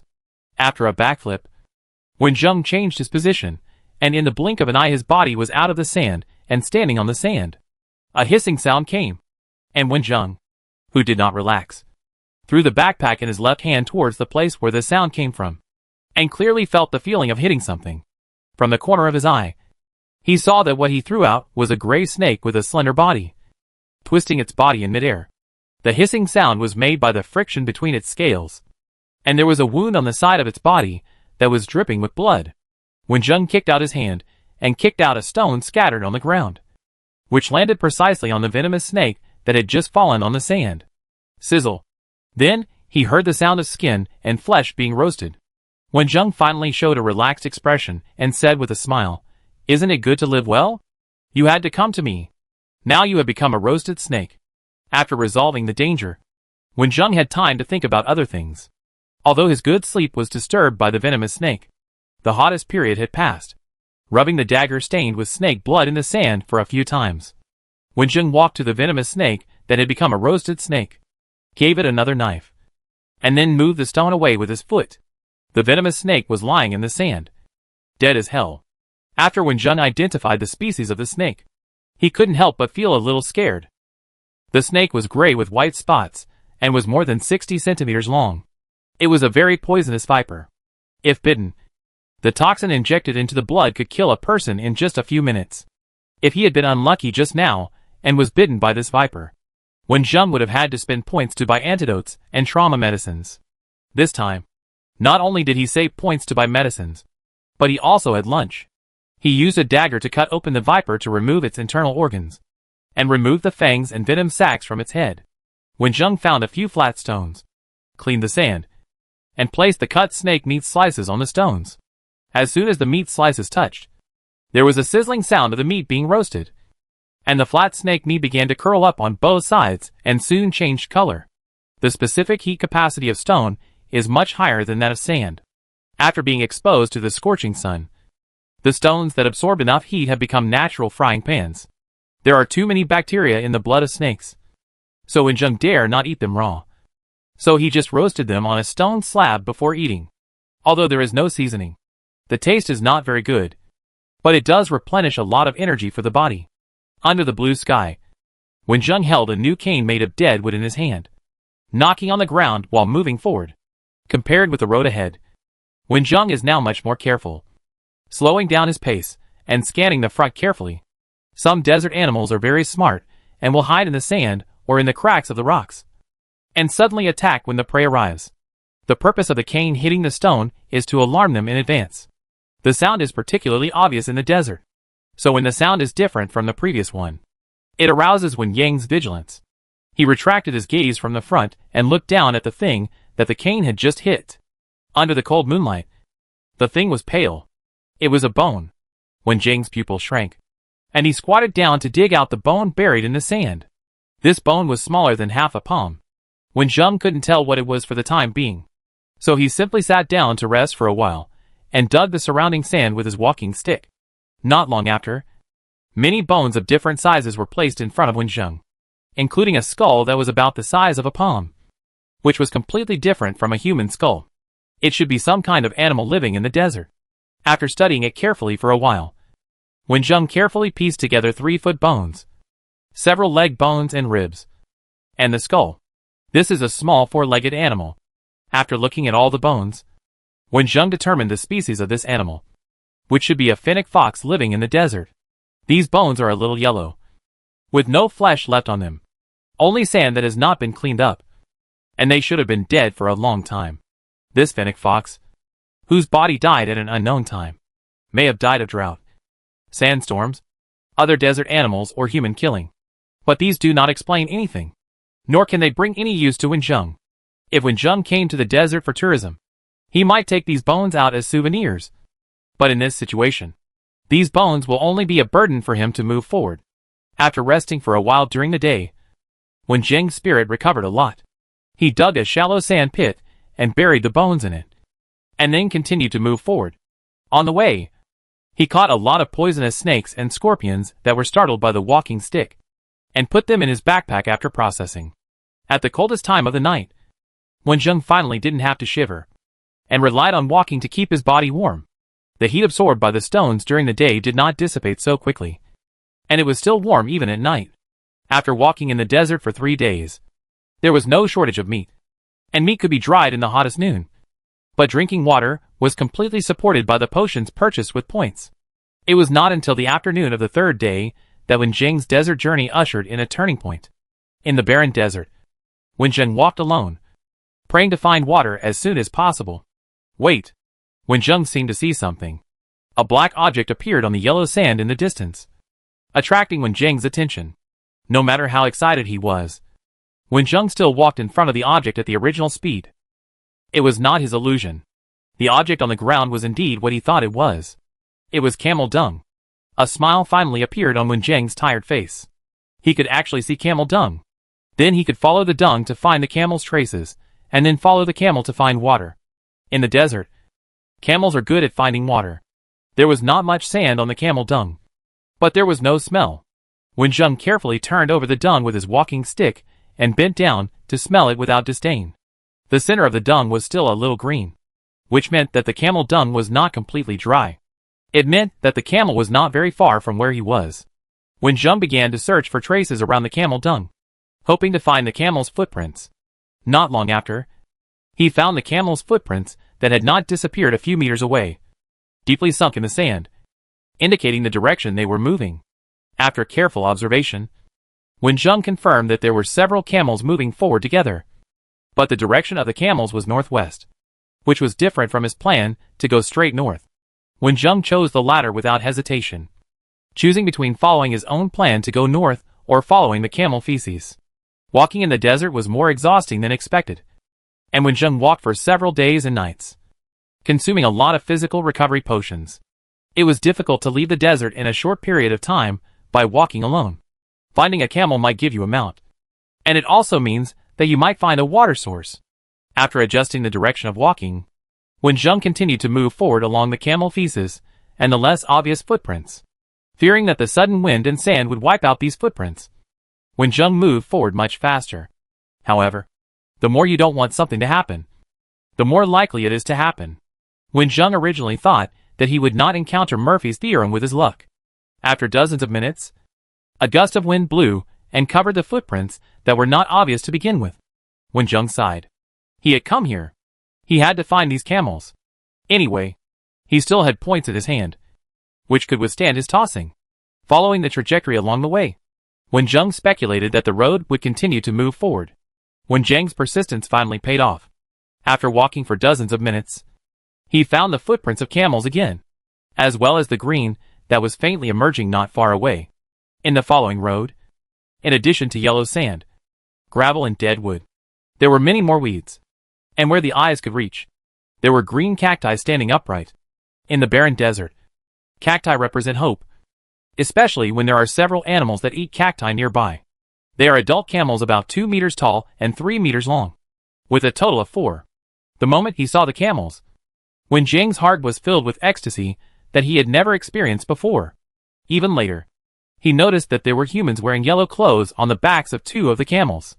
Although the distance was a bit far, based on the original owner's memory, Wen Zheng was able to basically determine that the people on the camels were members of the expedition team like the original owner. As the distance gradually shortened, Wen Zheng realized that something was wrong. The 2 people lying on the camels' backs had not made any movement so far. Chapter 126. Under the green cactus, Wen Zheng sat in the shadow, looking up at the sunset in the sky. The desert smoke is straight, and the setting sun is round on the yellow river. After entering this world, this is the first time that Wen Zheng is in the mood to watch such a spectacular scene. Unlike the midday sun that wants to dry people out, the sunset becomes softer and slowly approaches the horizon. The orange-red light enveloped the yellow sand, and even the cactus was stained with a layer of red. Although the desert is barren, when you are out of it, you can clearly perceive the unique beauty of the desert, which is a spectacular sight that cannot be described in words or pictures. Of course, the premise of appreciation is that you will not be troubled by how to survive. In the stone stove built with stones not far away, the collected dead wood is slowly burning, and the burning flames are licking the cactus placed on it. Cactus is the only plant that camels eat in the desert, in order to adapt to the dry environment and reduce water evaporation. Cactus has needle-shaped leaves, and the thick stems contain sufficient water. Some cacti in the desert are toxins, and are not suitable for consumption. Wenjung is lucky that the cactus he met this time is suitable for consumption. You only need to remove the thorns with skin on the surface, and you can chew it directly in your mouth. If conditions permit, it will taste better if you roast it on the fire. When Wenjung came near the camel, the first thing he did was to check on the two people on the camel's back. The two people did not move on the camel's back, and they did not get down even when they saw the cactus. So Wenjung was mentally prepared for the worst. Fortunately, although the two were in a state of extreme dehydration, they were still alive. Much luckier than the original body, who had no camels, and had to walk by himself and fainted in the desert. He snatched a few pieces of cactus from the camel's mouth, chopped them up, put them into an empty kettle, and crushed them with a dagger. And Wenjung poured the juice into the two people's mouths. After all, these were two lives. In the original body's memory, these two were good people. One of them was a professor who was over 50 years old. If he only fed them cactus juice, it might be difficult for him to survive. Wenjung fed them 2 mouthfuls of physical recovery potion. On the undulating horizon, the figure of the setting sun gradually disappeared, leaving only a touch of blood red. Ahem, water. A weak, almost inaudible voice came from beside him. Wenjung turned his head and looked over. Huang Li, a young man of about the same age as the original body, woke up. His cracked lips slowly moved, expressing the most urgent need of his body. Water. Wenjung walked to his side with a kettle and carefully poured the cactus juice into Huang Li's mouth, fearing that Huang Li would choke and that the precious water resources would spill on the ground. Wenjung tilted a little and poured only a few drops into Huang Li's mouth each time. But Huang Li, who was still not conscious, could not wait for the water to enter his mouth drop by drop. He sat up with the strength he had just recovered in his body, snatched the kettle from Wenjung's hand, and immediately poured the water into his mouth. The kettle in his hand was tightly held by someone. Huang Li used his greatest strength now, but he could not move the kettle. He only heard someone say, Huang Li, don't waste the water resources you have finally found. Huang Li was awakened from his drowsy state by Wenjung, and his eyes gradually became clear. Wenjung saw the change in Huang Li, so he let go and put the kettle into Huang Li's hand. He saw Huang Li carefully drink 2 small sips, then reluctantly returned the kettle to Wenjung, trying to force a smile, thanking Wenjung, brother. Thanks to you for waking me up. I was groggy just now. If I had knocked over the kettle, I would have regretted it to the extreme. By the way, this is not a dream, right? Wenjung, how did you find us? Who else is with you? After saying this series, Huang Li thought of an important question, and asked while looking around, where is the teacher? Professor Huang is next to you. He is weaker than you, and it will probably take some time for him to wake up. Wenjung comforted Huang Li, and seeing Huang Li's anxious look, he helped him to Professor Huang's side. After seeing Huang Li personally check on Professor Huang's condition, he sat down with peace of mind, and couldn't help but have a better impression of this respectful young man. Although both of them have the surname Huang, Huang Li has no relatives with Professor Huang. Instead, he is Professor Huang's student and assistant in this expedition. Huang Li respects Professor Huang very much. They are both archaeologists. This time they are here to investigate the cultural relics near the oasis. Unlike the two, the original body mainly studies the ecological environment. This time, he followed the teacher to study the desert vegetation and desert animals near the oasis. However, the expedition team was all dispersed. The original body was alone and could not find the trace of his teacher Professor Huang. There was not much water in the kettle he brought. After trekking in the desert for a while, he fell in despair in the desert, and Wenjung came to this world instead. In fact, Wenjung knew from his original body's memory that he came here with Professor Huang. But there was no one else around the original body who fainted, so there was no way to find him. Wenjung could only give up the idea of looking for someone, and only hope to meet him on the road in the future. After Huang Li confirmed Professor Huang's situation, he leaned on the stone brought by Wenjung with confidence. holding the juicy cactus in his hand and devouring it, not paying attention to his image at all, and not looking like a team member at all. In fact, in the desert, image is really the least important thing. Huff huff. Professor Huang also woke up and made a heavy breathing sound, which startled Wenjing and Huangli. Huangli ran over in a hurry and even forgot to put down the cactus in his hand. Huangli and Wenjing helped Professor Huang up and sat him by the fire, and handed him the kettle with cactus juice. Without drinking water immediately, Professor Huang sat by the fire, carefully observing the situation around him, and found answers to the questions circling in his head one by one. I remember that before I lost consciousness, I had already finished the water bottle I was carrying. Huangli gave the last drop of water to this old guy and fainted on the camel's back before him. Even though the camel carried them to the cactus, it would not give water to people. It was obvious that Wenjing met them and took the trouble to pull them back from hell. Professor Huang tried to stand up by holding the stone next to him. His weak body was swaying. Huangli, who was sitting next to him, immediately stood up and helped him. Wenjing wanted to help, but was slowly moved away by Professor Huang. Professor Huang stood opposite Wenjing and bowed deeply to Wenjing to thank him. Wenjing, thank you for saving our lives. I will remember your kindness in my heart. Huangli realized that he hadn't thought of this, and hurriedly thanked him sincerely. Wenjing, I won't say anything else. You saved my life, and it will be yours from now on. No need. I don't want it, and it's useless, Wenjing said with pretended disdain. Why is it useless? Your brother Li is very powerful. When I recover tomorrow, I will catch some snakes for you to eat, Huangli said cheerfully, with a proud look on his face. I'm not bragging. I went up to the mountain to investigate the ancient tombs, and I caught a snake thicker than 2 fingers in the bushes. Before he finished speaking, Huangli saw Wenjing pull his backpack and pour it on the stone slab, and the snakes and scorpions entangled together appeared on the stone slab. The snakes were cut in half and dried into snake jerky. Looking at the white and tender snake meat, Huangli swallowed his saliva in shock. Why didn't he see that Wenjing was so powerful before? But after all, they are not in the same major. Since they are together for this expedition, they are not familiar with each other. It is normal that he does not understand. Wenjing divided the snake meat and scorpion between Huangli and Professor Huang. It is not enough to eat cactus alone. These meats can provide a lot of protein and replenish the energy in the body. I don't know how the others are doing. After resting for a while, Professor Huang couldn't help but sigh and looked at Wenjing with concern. Wenjing, why are you alone without even a camel? The entire expedition team has 15 people and a total of 20 camels, 5 of which are used to carry supplies. But Wenjing doesn't even have a camel. Wenjing forced a hard smile, with a little confusion in his eyes, and slightly modified his experience and said, the sandstorm came too suddenly. Later, the camel ran too fast. I fell off and fainted. When I woke up, I was alone.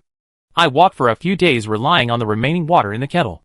Fortunately, I found this place before the water ran out. Speaking of sandstorms, Huangli spoke with a little doubt. How unlucky we are to encounter sandstorms in this season. Since they decided to come to the desert for investigation, the expedition team would of course consider safety issues. Based on previous experience, the expedition team avoided the late spring and early summer when sandstorms were prone to occur, and the extremely cold winter nights, and chose the more suitable autumn to enter the desert. Unfortunately, the sandstorm that rarely appears in autumn appeared, and it was particularly fierce. Not only did it submerge the rare oasis, but it also blew the expedition team apart. Wenjing did not participate in this topic, but silently tasted the cactus meat. Although the cactus they ate was not poisonous, it didn't taste very good. It was quite watery, but a bit bitter when bitten raw. However, in this case, it was good enough to eat it, so there was no right to be picky. Professor Huang, what do you think we should do next? Wenjing asked. If he was alone, he would rest here for a while and then leave. However, there were 2 more people in the team, so he still had to ask for the opinions of others. Professor Huang thought for a moment and expressed his thoughts. Wait. The expedition team lost contact due to a sandstorm. The country will definitely send a rescue team. We just need to wait here for the rescue to arrive. Chapter 127. The environment deep in the desert is basically similar. It is very easy to get lost when walking in it. If you are unfortunately lost in it and someone knows your whereabouts, waiting for rescue is actually the best choice. As a member of the expedition team, Professor Huang believes that there will be rescue, which is understandable. But Wen Zheng is not someone who is willing to sit and wait for death. After Professor Huang said that he wanted to stay and wait, he found that the two students were silent. So he asked, Wen Zheng, Huang Li, what do you two think? Ah? Huang Li touched his head covered with a lot of yellow sand, and said his true thoughts carelessly. Teacher, I understand what you mean, but I always feel a little uneasy waiting for rescue here. Wen Zheng then also expressed his thoughts. Although he didn't say it directly, it was obvious that he didn't want to wait in the same place. Professor, the lack of water in the past few days was too uncomfortable. The sandstorm has been over for several days, and we don't know where we are now. There are not many cacti here. It would be best if the rescue could arrive in time.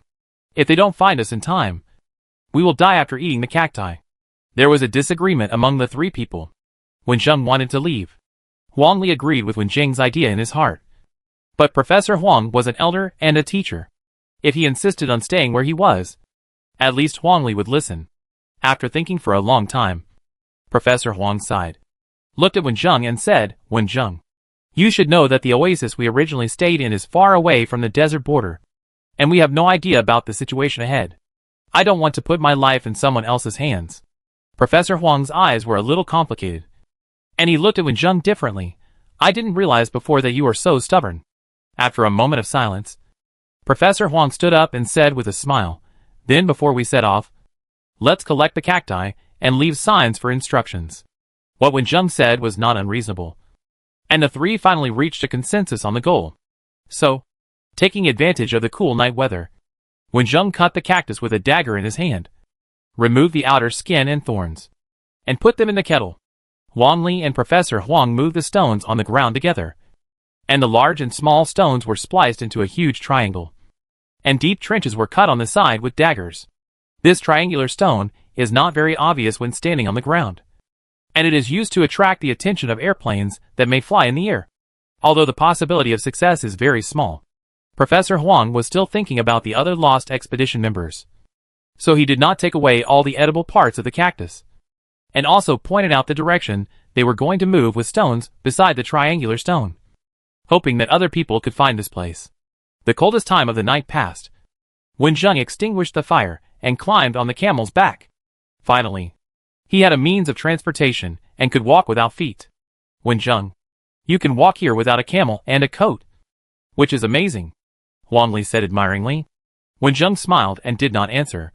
That night, they set out on a long journey again. Although they rarely talked to reduce water consumption, they knew they were not alone when they saw someone beside them. Camel bells rang, and 4 desert boats walked silently in the desert, carrying humans lost in the desert to a place where they could survive. As one of the few species that can walk in the desert for a long time, camels naturally have a sense of direction when walking in the desert.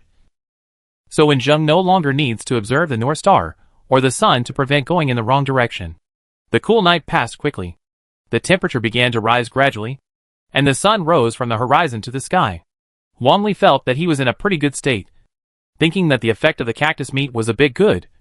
While looking around, several sand beetles slowly crawled out from the cracks in the rocks on the ground, inserted their heads into the sand, and then lifted their bodies high. This is an insect with a unique way to obtain water. It often appears after sunrise or sunset. At that time, their body temperature will drop very low, allowing the water mist in the air to contact their bodies to form water droplets, and then slowly flow into their mouths. Animals that can live in the desert have unique functions for water, which makes Huang Li a little envious. At this moment, a sand lizard suddenly jumped out of the sand, and swallowed the sand beetles in a few bites while the sand beetles were unprepared. After eating the sand beetles, the sand lizard buried its body in the sand and swam contentedly, leaving a trace on the flat sand. But after it swallowed a few more sand beetles, the snake that had been ambushing nearby jumped up and swallowed it into its stomach. After watching the lizard catching insects and the venomous snake behind, Huang Li withdrew his eyes. Walking in the desert is a long and boring journey. Huang Li can only find some fun for himself to divert his attention from wanting to drink water. But when Huang Li saw the viper moving quickly just now, he found that he would never be able to avoid it. So when he saw Wen Zheng who caught the snake and dried it, he was particularly impressed. Wen Zheng, who was riding a camel and walking in the front, was thinking about the problem. The main task of the system is to survive in the desert for 3 months. It should not be so easy for them to get out. And there may be some trouble. It is better to be vigilant at all times. As time approached noon, the benefits of having a camel were revealed again. Riding on a camel and walking in the desert is like walking on your own feet. It is simply the difference between a desert and an oasis. After Wenjung stayed on the back of the camel for dozens of minutes, he could not help but mourn for himself for a few minutes in the past few days, and then felt sorry for the points for buying physical potions. Riding a camel not only saves energy, but it is also much better at noon when the sun is the strongest. Lying in the shadow of the camel's body, covering the body with a little sand, you can have a good nap to restore your energy. Water can only be obtained from the cactus stored in the kettle, so they can only eat as little as possible. But there is no shortage of food to supplement protein and meat. Animals in the desert can basically be eaten as long as they are handled properly, even if they are afraid that poisonous snakes and scorpions will hurt them. They can also eat small beetles to fill their stomachs. 2 more days passed like this, and no matter how much they saved, half of the cactus in the kettle was eaten. So when Wenjung and his friends saw the green cactus not far ahead, they were so excited that they couldn't help but Huangli even shouted with joy. But when Wenjung saw the appearance of those cacti clearly, he shook his head in disappointment and said in a hoarse voice, "Those are plants of the Euphorbiaceae family. They look like cacti, but they are actually poisonous and cannot be eaten." Huangli, who originally wanted to speed up the camel, immediately looked over with disappointment and said with a little hope, "We are still far away. Maybe you saw it." Professor Huang was more open-minded and thought clearly, and persuaded Huangli, "Many cacti in the desert are poisonous. We have already encountered edible cacti that saved our lives once. Now we must keep a calm mind when we see poisonous and inedible ones. It is best not to have too much hope in the desert. Many travelers who got lost in the desert committed suicide out of despair after seeing mirages and found that they were false. You must learn to keep a calm mind." "Teacher, I understand." Huangli lowered his head and responded. The camel was still walking at the same speed as before. When it came to the new cactus, Wenjung pointed at the plants and said, "To distinguish whether the cactus is edible, first look at the color. The color of these cacti is a little dark, and there is a layer of white frost if you look closely. If you see a cactus without thorns, it is also inedible. If you really can't identify it, you can cut off a piece and try it with your tongue. It can be eaten after more than 10 minutes without numbness or pain, and without discomfort in the body. Although these cacti cannot be eaten, they are green after all, which can relieve the eyes a lot. Seeing the same scene every day is visually fatigued." At noon that day, Wenjung stopped to rest and avoid the sun as usual. He was sleeping soundly when he was suddenly awakened by a panicked voice. After waking up, Wenjung was startled. When he was sure that it was not the voice he dreamed of, he immediately climbed out of the sand pile and looked around. Professor Huang was still sleeping well. Only Huangli was nowhere to be seen. Something happened to Huangli. After Wenjung realized what was happening, he quickly went to the place where the sound came from, which was behind the sand dune next to him. When Wenjung hurried over, he saw that Huang Li's legs were stuck in the sand, and his body was still sinking. Wenjung's heart sank. Huang Li was trapped in the quicksand. Many desert explorers in history have lost their lives because of quicksand. But many modern scientists have studied this special phenomenon, and it is not a death trap that cannot be avoided. Seeing Wenjung rushing over, Huang Li made a broken voice, "Wenjung, you must not come over. You will be trapped like me. If I hadn't met you to help, I would have died of excessive dehydration. I may not survive this time. Please help me take good care of the teacher. If you can get out of this desert, tell my parents. Don't worry about leaving your last words. You won't die. Now listen to my command and start moving." Wenjung did not approach the quicksand and did not panic. His calmness was transmitted to Huang Li, so that Huang Li listened to him and changed his actions. Chapter 128. Quicksand is sand that can flow like liquid. It is a natural phenomenon that grows in deserts with unstable foundations. There are descriptions of quicksand in many movies, but quicksand is not as scary as described in movies. The most important thing about falling into quicksand is that you cannot shake your body and struggle. The more you struggle, the faster you will fall. Once you fall into it, you cannot pull it out. Not to mention strongmen. Even if you use a crane to pull it, you cannot pull it out, but it will be pulled in half. The correct way is to stop moving when you just fall into quicksand, and then slowly lie flat on the sand, so that it is difficult to fall into quicksand, and finally roll out of this area. However, Huang Li was already trapped in the quicksand, and it seemed that he did not know much about quicksand. When Zheng gave instructions from a distance, stay calm. Don't get excited. Try to lean your body back. Gently move your feet back and forth, and increase the contact area with the sand. Huang Li listened carefully to Wen Zheng's words and actions. Professor Huang, who was originally sleeping, heard the voice and came to cheer him up. Slowly, Huang Li's body began to float out of the sand. Wen Zheng hurriedly reminded again, don't stand up after floating out. Slowly crawl or roll away from there, and be sure to maintain the contact area with the sand. Finally, he crawled out of the quicksand and reached a safe place. Wen Zheng and Professor Huang reached out and pulled up Huang Li, who was covered in sand, and gently patted the sand off his body. Huang Li, who was still able to suppress his fear when he was trapped in the yellow sand, and pretended to be calm and told his last words, suddenly couldn't control his emotions after escaping from death. Tears emerged from his dry eyes. Huang Li, who had just stood up, suddenly squatted down and cried loudly. The crying was filled with the pain of these days, and the despair for the dim future. Professor Huang listened to the sad crying, and tears also floated in his eyes. Just as he was about to pat Huang Li's shoulder to comfort him, he heard Wen Ning's voice. Don't cry. Don't you think the water in your body is not enough? The crying stopped abruptly. Huang Li squatted there in a daze, with a bitter smile on his face. He was so upset that he couldn't even speak. He didn't even have the right to cry now. When Zheng helped Professor Huang to the place where the camel stayed with an expressionless face, leaving only one sentence, tears are the most useless in a disaster, and they will affect the emotions of other companions.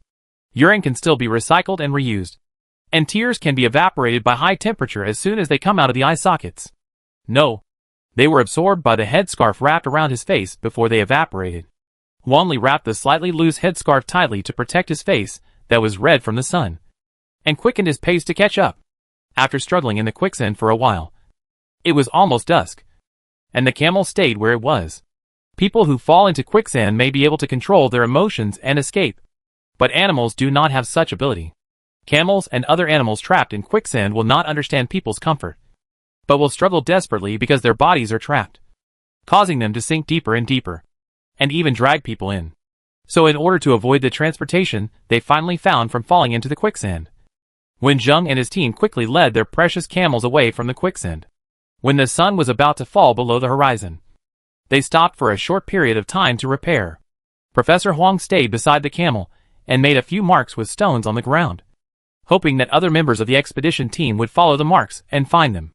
Wen Zheng left first with the dagger, and Huang Li quickly followed. Wen Zheng turned around a little depressed and asked in confusion, "Why are you following me?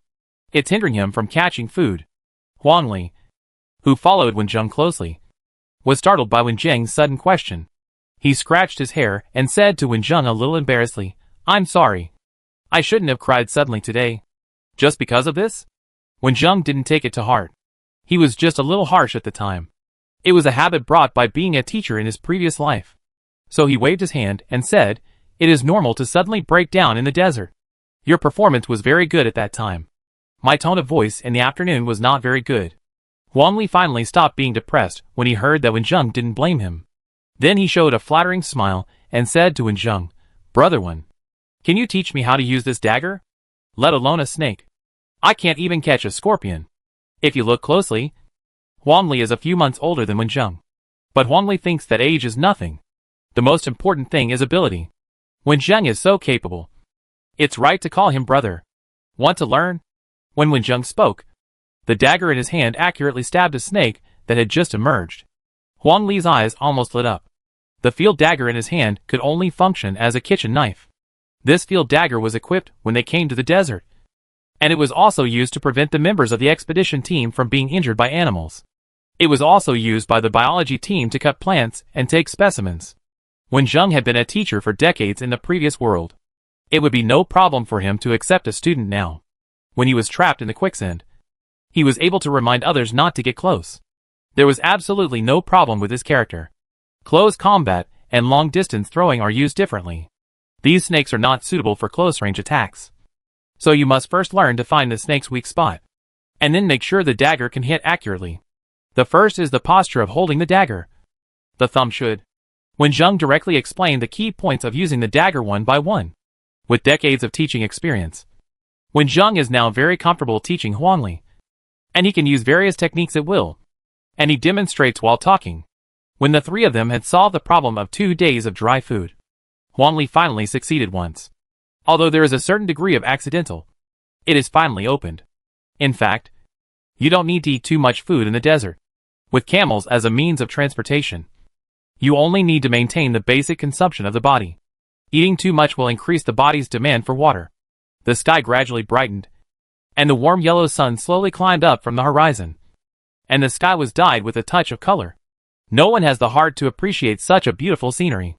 The morning represents a new day for them, and the arrival of a strong time that will make them lose a lot of water. Although Wen Zheng quietly added a few sips of physical recovery potion to the three people's water bottles, and although they tried to reduce water consumption as much as possible, the cactus juice in the water bottle was still about to be finished. Wen Zheng sat on the tall camel, looking down at the endless yellow sand, with no trace of water at all. It is estimated that the camel slowed down and fell behind. Wen Zheng looked at Huangli and Professor Huang lying on the camel, and exchanged new physical potion from the system, quietly poured it into the water bottle, and mixed it with a little cactus juice inside. Focusing on the extra camel, Wen Zheng made up his mind that if he still couldn't find a water source tomorrow morning, he would kill the camel to get water. Just as Wen Zheng was thinking, Huangli, who was lying on the camel, suddenly stood up, pointed his finger in front, and shouted weakly, "Brother Wen, Professor, look! There is a forest in front." Wen Zheng and Professor Huang were both startled and looked into the distance. "I'm too excited again. This is a mirage." After shouting excitedly, Huangli realized that something was wrong and smiled bitterly. There is a green forest in the distance. At first glance, it can be associated with sweet water under the forest. But if you look closely, you can see a tall building in the forest. It is a typical European-style building with a tall spire that is particularly eye-catching. There is still a possibility of an oasis in the desert, but such a European-style building is impossible to appear. No one will go to the trouble of building a house here. It can only be a mirage. Mirage is a natural phenomenon that often occurs in the desert. It is formed by the refraction and total reflection of light. In fact, mirages are very common. Sometimes when driving on asphalt roads in summer, you can see mirages because the dark asphalt road has a strong ability to absorb light. The most common thing is that you see water on the ground from a distance. But when you get closer, you find that it is very dry. Due to the scorching sun in the desert, the refractive index of the air is different, reflecting the light from afar into it. "It seems that we are lucky," Professor Huang said, staring at the mirage in the distance. "What's good about it?" Huangli complained in a hoarse voice. "Even a mirage can't show us an oasis to make us happy." Professor Huang shook his head. "If we see a false oasis, even if we recognize it as a mirage, we will not be able to help but go over to check the situation, and it will only be a waste of effort in the end."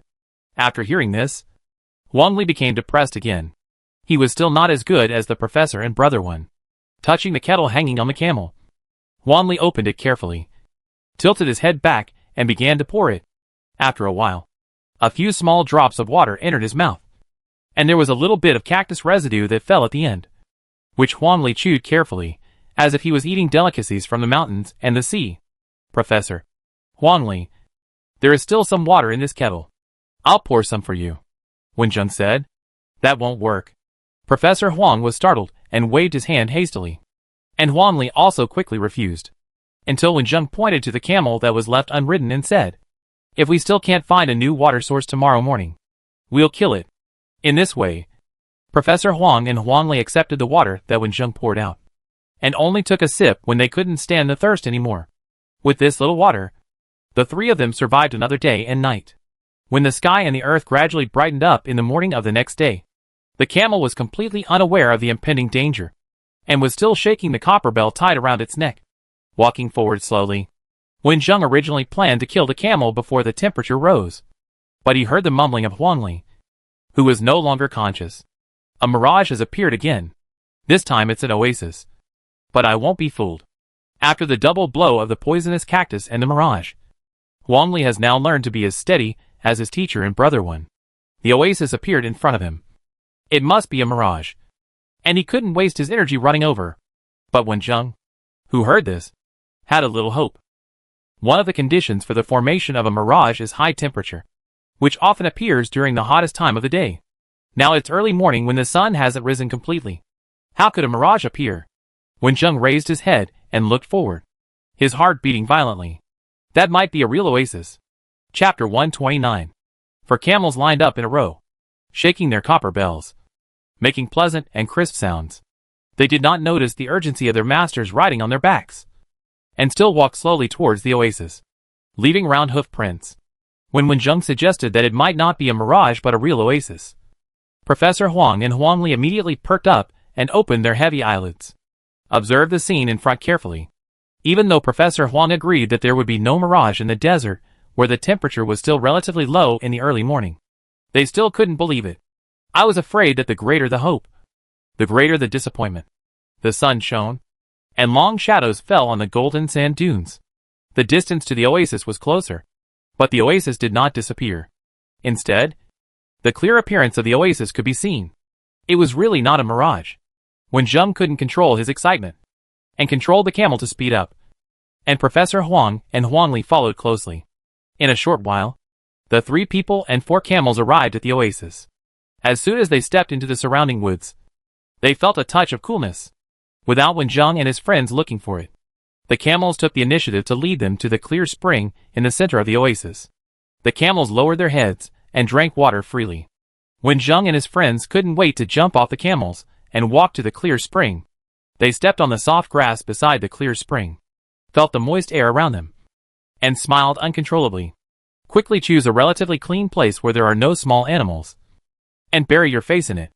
The face that has been destroyed by wind and sand for a long time feels particularly cool and comfortable when it touches the clear water, drinking the rare spring water in big gulps, moistening the dry and dehydrated body.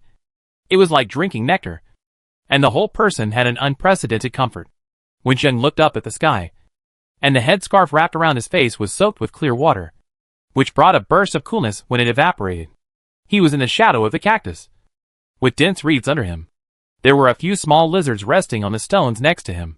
Wenjung turned his head and looked over, and he thought these lizards were particularly cute. At this moment, Huang Li, who was also lying next to him, shouted to the sky, "Ah! We can finally survive. We will not be defeated." Hearing Huang Li's lively shouting, Wenjung and Professor Huang laughed out loud. When the 3 people who were extremely dehydrated finally recovered, they stood up from the ground and carefully observed the surrounding environment. Although the desert is dry and rainy, there are underground rivers under most deserts. The mountains near the desert will have thick snow in winter. When the snow and ice melt in summer, they will flow into the rock layer under the desert ground through the cracks in the valley, forming underground rivers. In some low-lying areas in the desert, there may be underground rivers gushing out, or because of the movement of the Earth's crust, the impermeable underground rock layers will be broken, resulting in the use of groundwater. With water, various creatures will gather here and gradually form an oasis. The oasis that Wenjung and his team arrived at had no artificial excavation tools at all. It was a very rare natural oasis, but the area was not too large. Huang Li was standing by the clear spring and filling the kettle with water. This thirsty experience really scared him. Wenjung asked the older Professor Huang to stay where he was and rest, and told Huang Li, who was filling the water, to accompany Professor Huang while he went to check the situation of the entire oasis. The center of this oasis is the precious spring, which is a circle with a diameter of about 7 or 8 meters, with water plants and algae growing in it. There are dense reeds around the spring, and outside are short Achnatharum splendens, tall poplars and red willows standing on the outermost periphery. And there are a few scattered cacti in it. The camel still lowered its head to drink the water, and there were many small animals beside the spring, most of which were lizards and poisonous snakes and scorpions that were common during this period. No large desert animals were seen for the time being. When Wenjung came back after walking around the periphery of the desert and looking at the surrounding environment, he found that Huang Li had filled the kettle and was helping Professor Huang to find a place to rest early. Wenjung raised his voice and reminded him, "Huang Li, don't forget that plants in the desert often parasitize some poisonous insects. These insects with viruses will spread diseases and cause death when biting people, especially under red willow and poplar trees." During this period of time, while getting along with Professor Huang, Wenjung discovered an important problem. This world's understanding of the desert is not as good as his world. After realizing this, Wenjung began to sort out the memories of his original body seriously. Compared with his own world, this mission world is more chaotic. Even though the era has entered the high-tech modern era, there are still many frictions among countries. In order to enhance the strength of their own countries, this world has ignored the environment.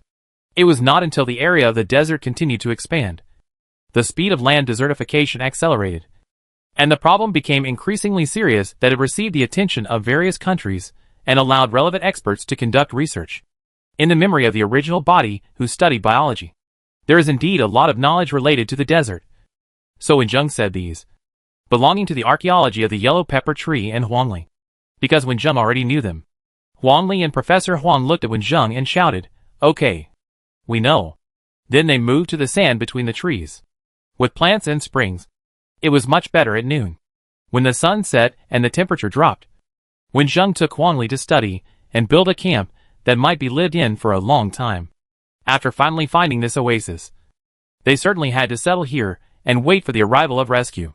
Wenjung had no reason to continue walking this time. Obviously, staying in the oasis was the best idea. But thinking of the deadline given by the system, there would definitely be twists and turns in the future. He was still a little vigilant at all times and prepared to rest well these days. The camps living in the desert are different from other places. The most important thing is to be able to avoid the wind, prevent sand from burying, and avoid plants where poisonous insects live. Fortunately, there are not many plants outside this oasis, and there are no high sand dunes nearby. Otherwise this spring would be buried. After finding a flat ground, Wenjung and Huangli began to move the surrounding stones. There were not too many stones, let alone a stone house. In the end, they built a pile of stones for burning fire, and the rest was used to build a relatively short cave for Professor Huang to lie in and rest. Alas, I am a burden to you. Professor Huang sighed. Professor, don't say that. You are an elder and a teacher. Of course, we have to take good care of you. Wenjung replied. Professor Huang patted Wenjung and Huangli's arms with both hands and praised, "You two are good kids. But I'm not too old yet. The three of us will take turns living in this place built with stones." Professor, don't worry. There are not many stones in this oasis. There are other places. Now we have sufficient water sources. Tomorrow I will take the camel to go around and bring back some stones. Wenjung smiled and said that there are actually many plants around. But he was afraid of attracting poisonous insects and dared not use them. Pick up some dry wood from around the oasis. Light it with a flint found in the package brought by the cargo camel, and put it in the pile of stones to burn, bringing enough warmth for the cold night. He slept peacefully here for a good night. In the morning, when Huangli woke up by the fire, he first looked at the surrounding environment to confirm that finding the oasis was not his fantasy or dream, but a real experience, and then looked up at the sky and became dazed. No! Where's Brother One? Did he run away so early in the morning? Huangli suddenly came to his senses and found that when he looked around just now, he only saw Professor Huang still asleep. But Wenjung was nowhere to be seen. Maybe he went to the toilet. Huangli thought so, and heard a scream from the direction of Qingchuan. Huangli just wondered if he was hallucinating when he heard the second scream. This time he couldn't find a reason. He knew something must have happened. So he jumped up from the ground and ran in the direction of the sound. The direction of the sound was the center of the oasis. Before Huangli ran over, he saw Wenjung walking over with two animals in his hands. He stopped involuntarily and asked blankly, "Brother One, what are you holding?" After hearing this, Wenjung raised his right hand. The two animals in his hand were motionless. It was obvious that they were dead. Wenjung smiled and said, "This is the food for this morning. Let's change the taste today. Is this a desert kangaroo? I didn't expect to see it here. If Lao Zhang was here, he would definitely stop you from killing them." Professor Huang had woken up and saw Wenjung coming back. He recognized the animal his old friend had told him about and said, what Wenjung was holding in his hand was the animal called a desert kangaroo in this world. But it was not a kangaroo, but a kind of mouse with the same jumping ability as a kangaroo. They can get enough water just by eating grass seeds, so they can survive in the desert. After getting up early in the morning, Wenjung came to the clear spring, trying to see if he could meet any large animals that came to drink water. As a result, he met these two small desert kangaroos, which were enough for the three of them to have a meal. Professor Huang's Lao Zhang is an expert in desert animal research in this expedition team. If he sees the rare desert kangaroos, he will definitely condemn Wen Zheng's behavior of killing them. Professor Zhang is still unknown now. After sighing for a few words, Professor Huang still shared this breakfast with Wen Zheng and others. The wonderful life in the desert oasis began from then on. Wen Zheng and his friends were not idle in the oasis. They explored the surrounding environment, collected stones as indicators, and built camps. Every day, Wen Zheng could catch a lot of food just by attracting the spring. But they were all small desert animals, and most of them were lizards. Huang Li's dagger skills also made great progress during this period. However, the three of them were unaware that another team was rushing to this oasis. Chapter 130. North of the desert border of China, the human settlement closest to the desert was submerged by wind and sand. Everyone stayed indoors, waiting for the strong sandstorm outside to leave. In the center of this settlement, government departments are checking the current situation in real time. The damage caused by this sandstorm is huge. The flying sand and dust gradually cover the water source of the residential area. According to the current situation, after this sandstorm leaves, the settlements without water sources need to move out again, and the area of the desert will expand again. Just when the manager was worried about this sudden sandstorm, he waited for news of another thing. Unfortunately, this is still bad news. The plane that went to search for the missing expedition team happened to encounter a sandstorm during the flight. Now the plane has crashed in the desert and can no longer be contacted. Sandstorm. Sandstorm. Sandstorm again. It's not the windy season. Why are there so many violent sandstorms? The search and rescue operation will be suspended. Let's discuss it after the sandstorm leaves. At this time, Wen Zheng and others who were waiting for rescue in the oasis did not know the situation outside. That morning, just after dawn, Wen Zheng faintly heard the sound of camel bells in his sleep. When Wen Zheng stood on the back of the camel and looked into the distance, he saw two camels with two people rushing here in the bright moonlight. Wen Zheng woke Huang Li up, pointed in that direction in his questioning eyes, and whispered, "Two more people came on camels, and the style of their clothes looked a bit like members of the expedition team." The two people lying on the camel were still somewhat conscious when they saw Wen Zheng and Huang Li standing in the oasis waiting for them to arrive. They thought they were dreaming and muttered a few words with their eyes open.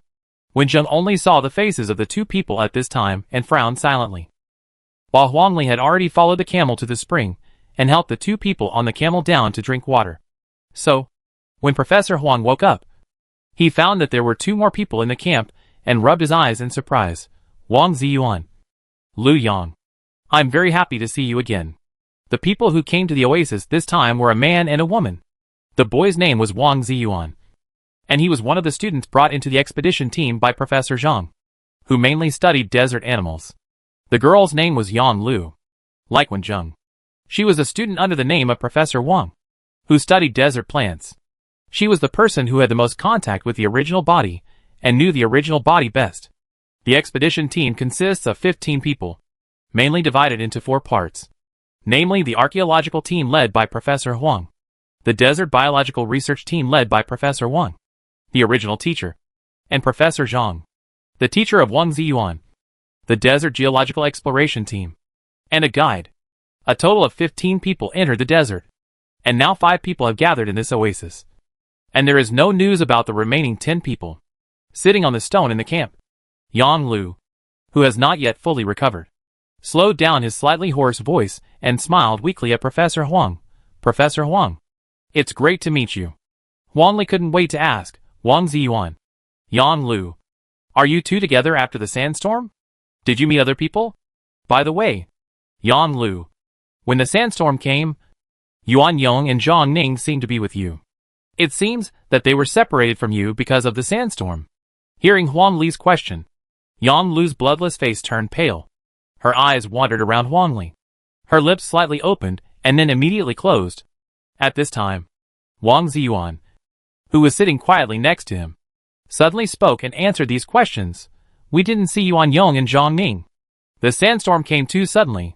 We lost consciousness not long after riding the camel. When we woke up, it was just Yang Lu and I together." Wang Ziyuan originally said this with his head down. Then his voice became louder and louder. And finally, he finished the sentence while looking at Huang Li. "Really?"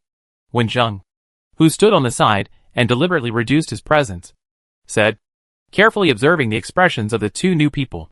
Yang Lu raised her head after hearing this, and then lowered her head quickly after seeing Wen Zheng, not making eye contact with Wen Zheng. But Wang Ziyuan frowned and said to Wen Zheng in a bad tone, "Of course it's true. Can I still lie? That's really a pity. I don't know how they are doing now." Wen Zheng lightly skipped this topic, seeing that the atmosphere suddenly became tense.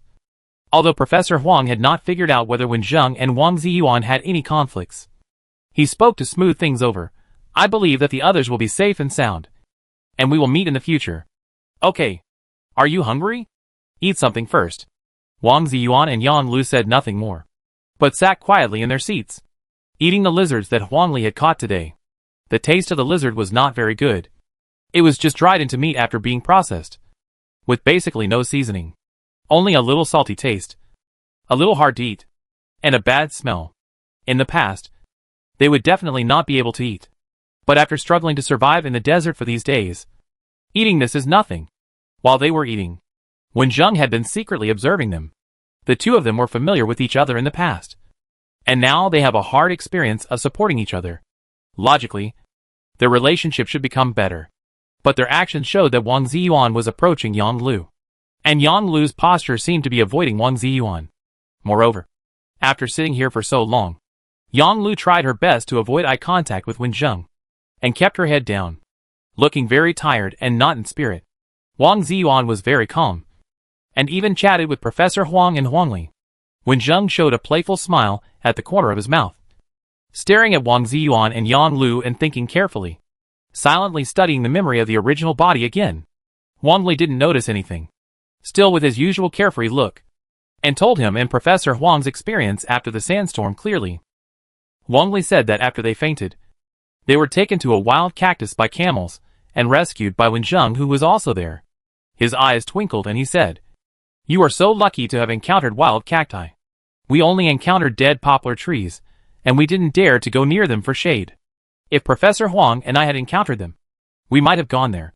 It was Wen Zheng who told us that these desert plants would attract poisonous insects," Huang Li said with a smile, and his tone was full of admiration when he mentioned Wen Zheng. Wang Ziyuan smiled and said lightly, "You and the professor are so lucky to have met Wen Zheng on the way. The three of us supported each other and found the oasis. Yang Lu and I encouraged each other every day, and we almost had a mental breakdown and couldn't come here. I don't know how Wen Zheng managed to hold on since he was alone before. Brother Wen is awesome," Huang Li said, as a matter of course. He has become a fanboy of Wen Zheng in the past few days, and he is particularly happy about what Wen Zheng says and does. It happened that Wen Zheng, who went out to look for stones, came back with a camel. Huang Li asked the two new partners, who were still weak, to sit down and rest, and he stood up and ran over to help. Wang Ziyuan looked at Huang Li and Wen Zheng with an ambiguous look. After a few seconds, he turned his head to look around, and then saw the camp built by Wen Zheng and others in the past few days. The camp is located on the outskirts of the oasis, far away from the green plants, and generally the poisonous insects parasitic on the plants will not come here. Here, on the ground, is a huge triangle made of stones, which is used to warn the planes that may fly over the sky and also to enclose this area. In one corner of the triangular camp, there is a small shack made of stones. It is so low that you can only stay in it half squatting at most, but it can play a considerable role at noon and late at night. In the middle is a pile of stones, and there are a lot of dried meat slices and very few furs on it. On the other side, 6 camels are gnawing on cacti. There are too few materials, and the time we stay here is too short. The camp we built is still a bit simple," Professor Huang said beside him. Yang Lu, who was always in a daze, said, "We can just wait here for the rescue team to come. Why bother to build a camp? Isn't it a waste of effort? Since we have come to this undiscovered oasis, we have to find something to do. Maybe this will be our new research site in the future," Professor Huang said. Yang Lu's face, which had just regained some color, turned extremely pale again. After leaving the desert this time, she would immediately choose to leave the exploration team and never enter the desert again. The time she spent here was simply the most terrifying nightmare she had ever had. Meeting new companions should have been a very good thing, but Wang Ziyuan's eyes made people feel a little disgusted. And Yang Lu, a girl, might have been frightened by the experience of the past few days. She was always absent-minded, and sometimes she couldn't get a response when she spoke to her. So, the originally harmonious three-person camp. After joining the two new companions, the atmosphere was not as harmonious as before. After seeing Wen Jing's superb skills in catching food, Wang Ziyuan and Yang Lu looked at him with more complicated and difficult to distinguish eyes. 2 days later, Wang Ziyuan found a topic to ask Wen Zheng how he persisted for so many days without companions and camels, until he found the cactus and met Huang Li and Professor Huang. Wen Zheng gave the same brief answer as before. He might have been carried too far by the camel. Although he accidentally fell off the camel, he still had a lot of water in the water bottle he was carrying. He did not give up on the way, which allowed him to persevere to the cactus. Speaking of which, there is something strange. When Zheng sat opposite Wang Ziyuan and Yang Lu, the burning flames were reflected in his eyes, making his eyes look particularly majestic.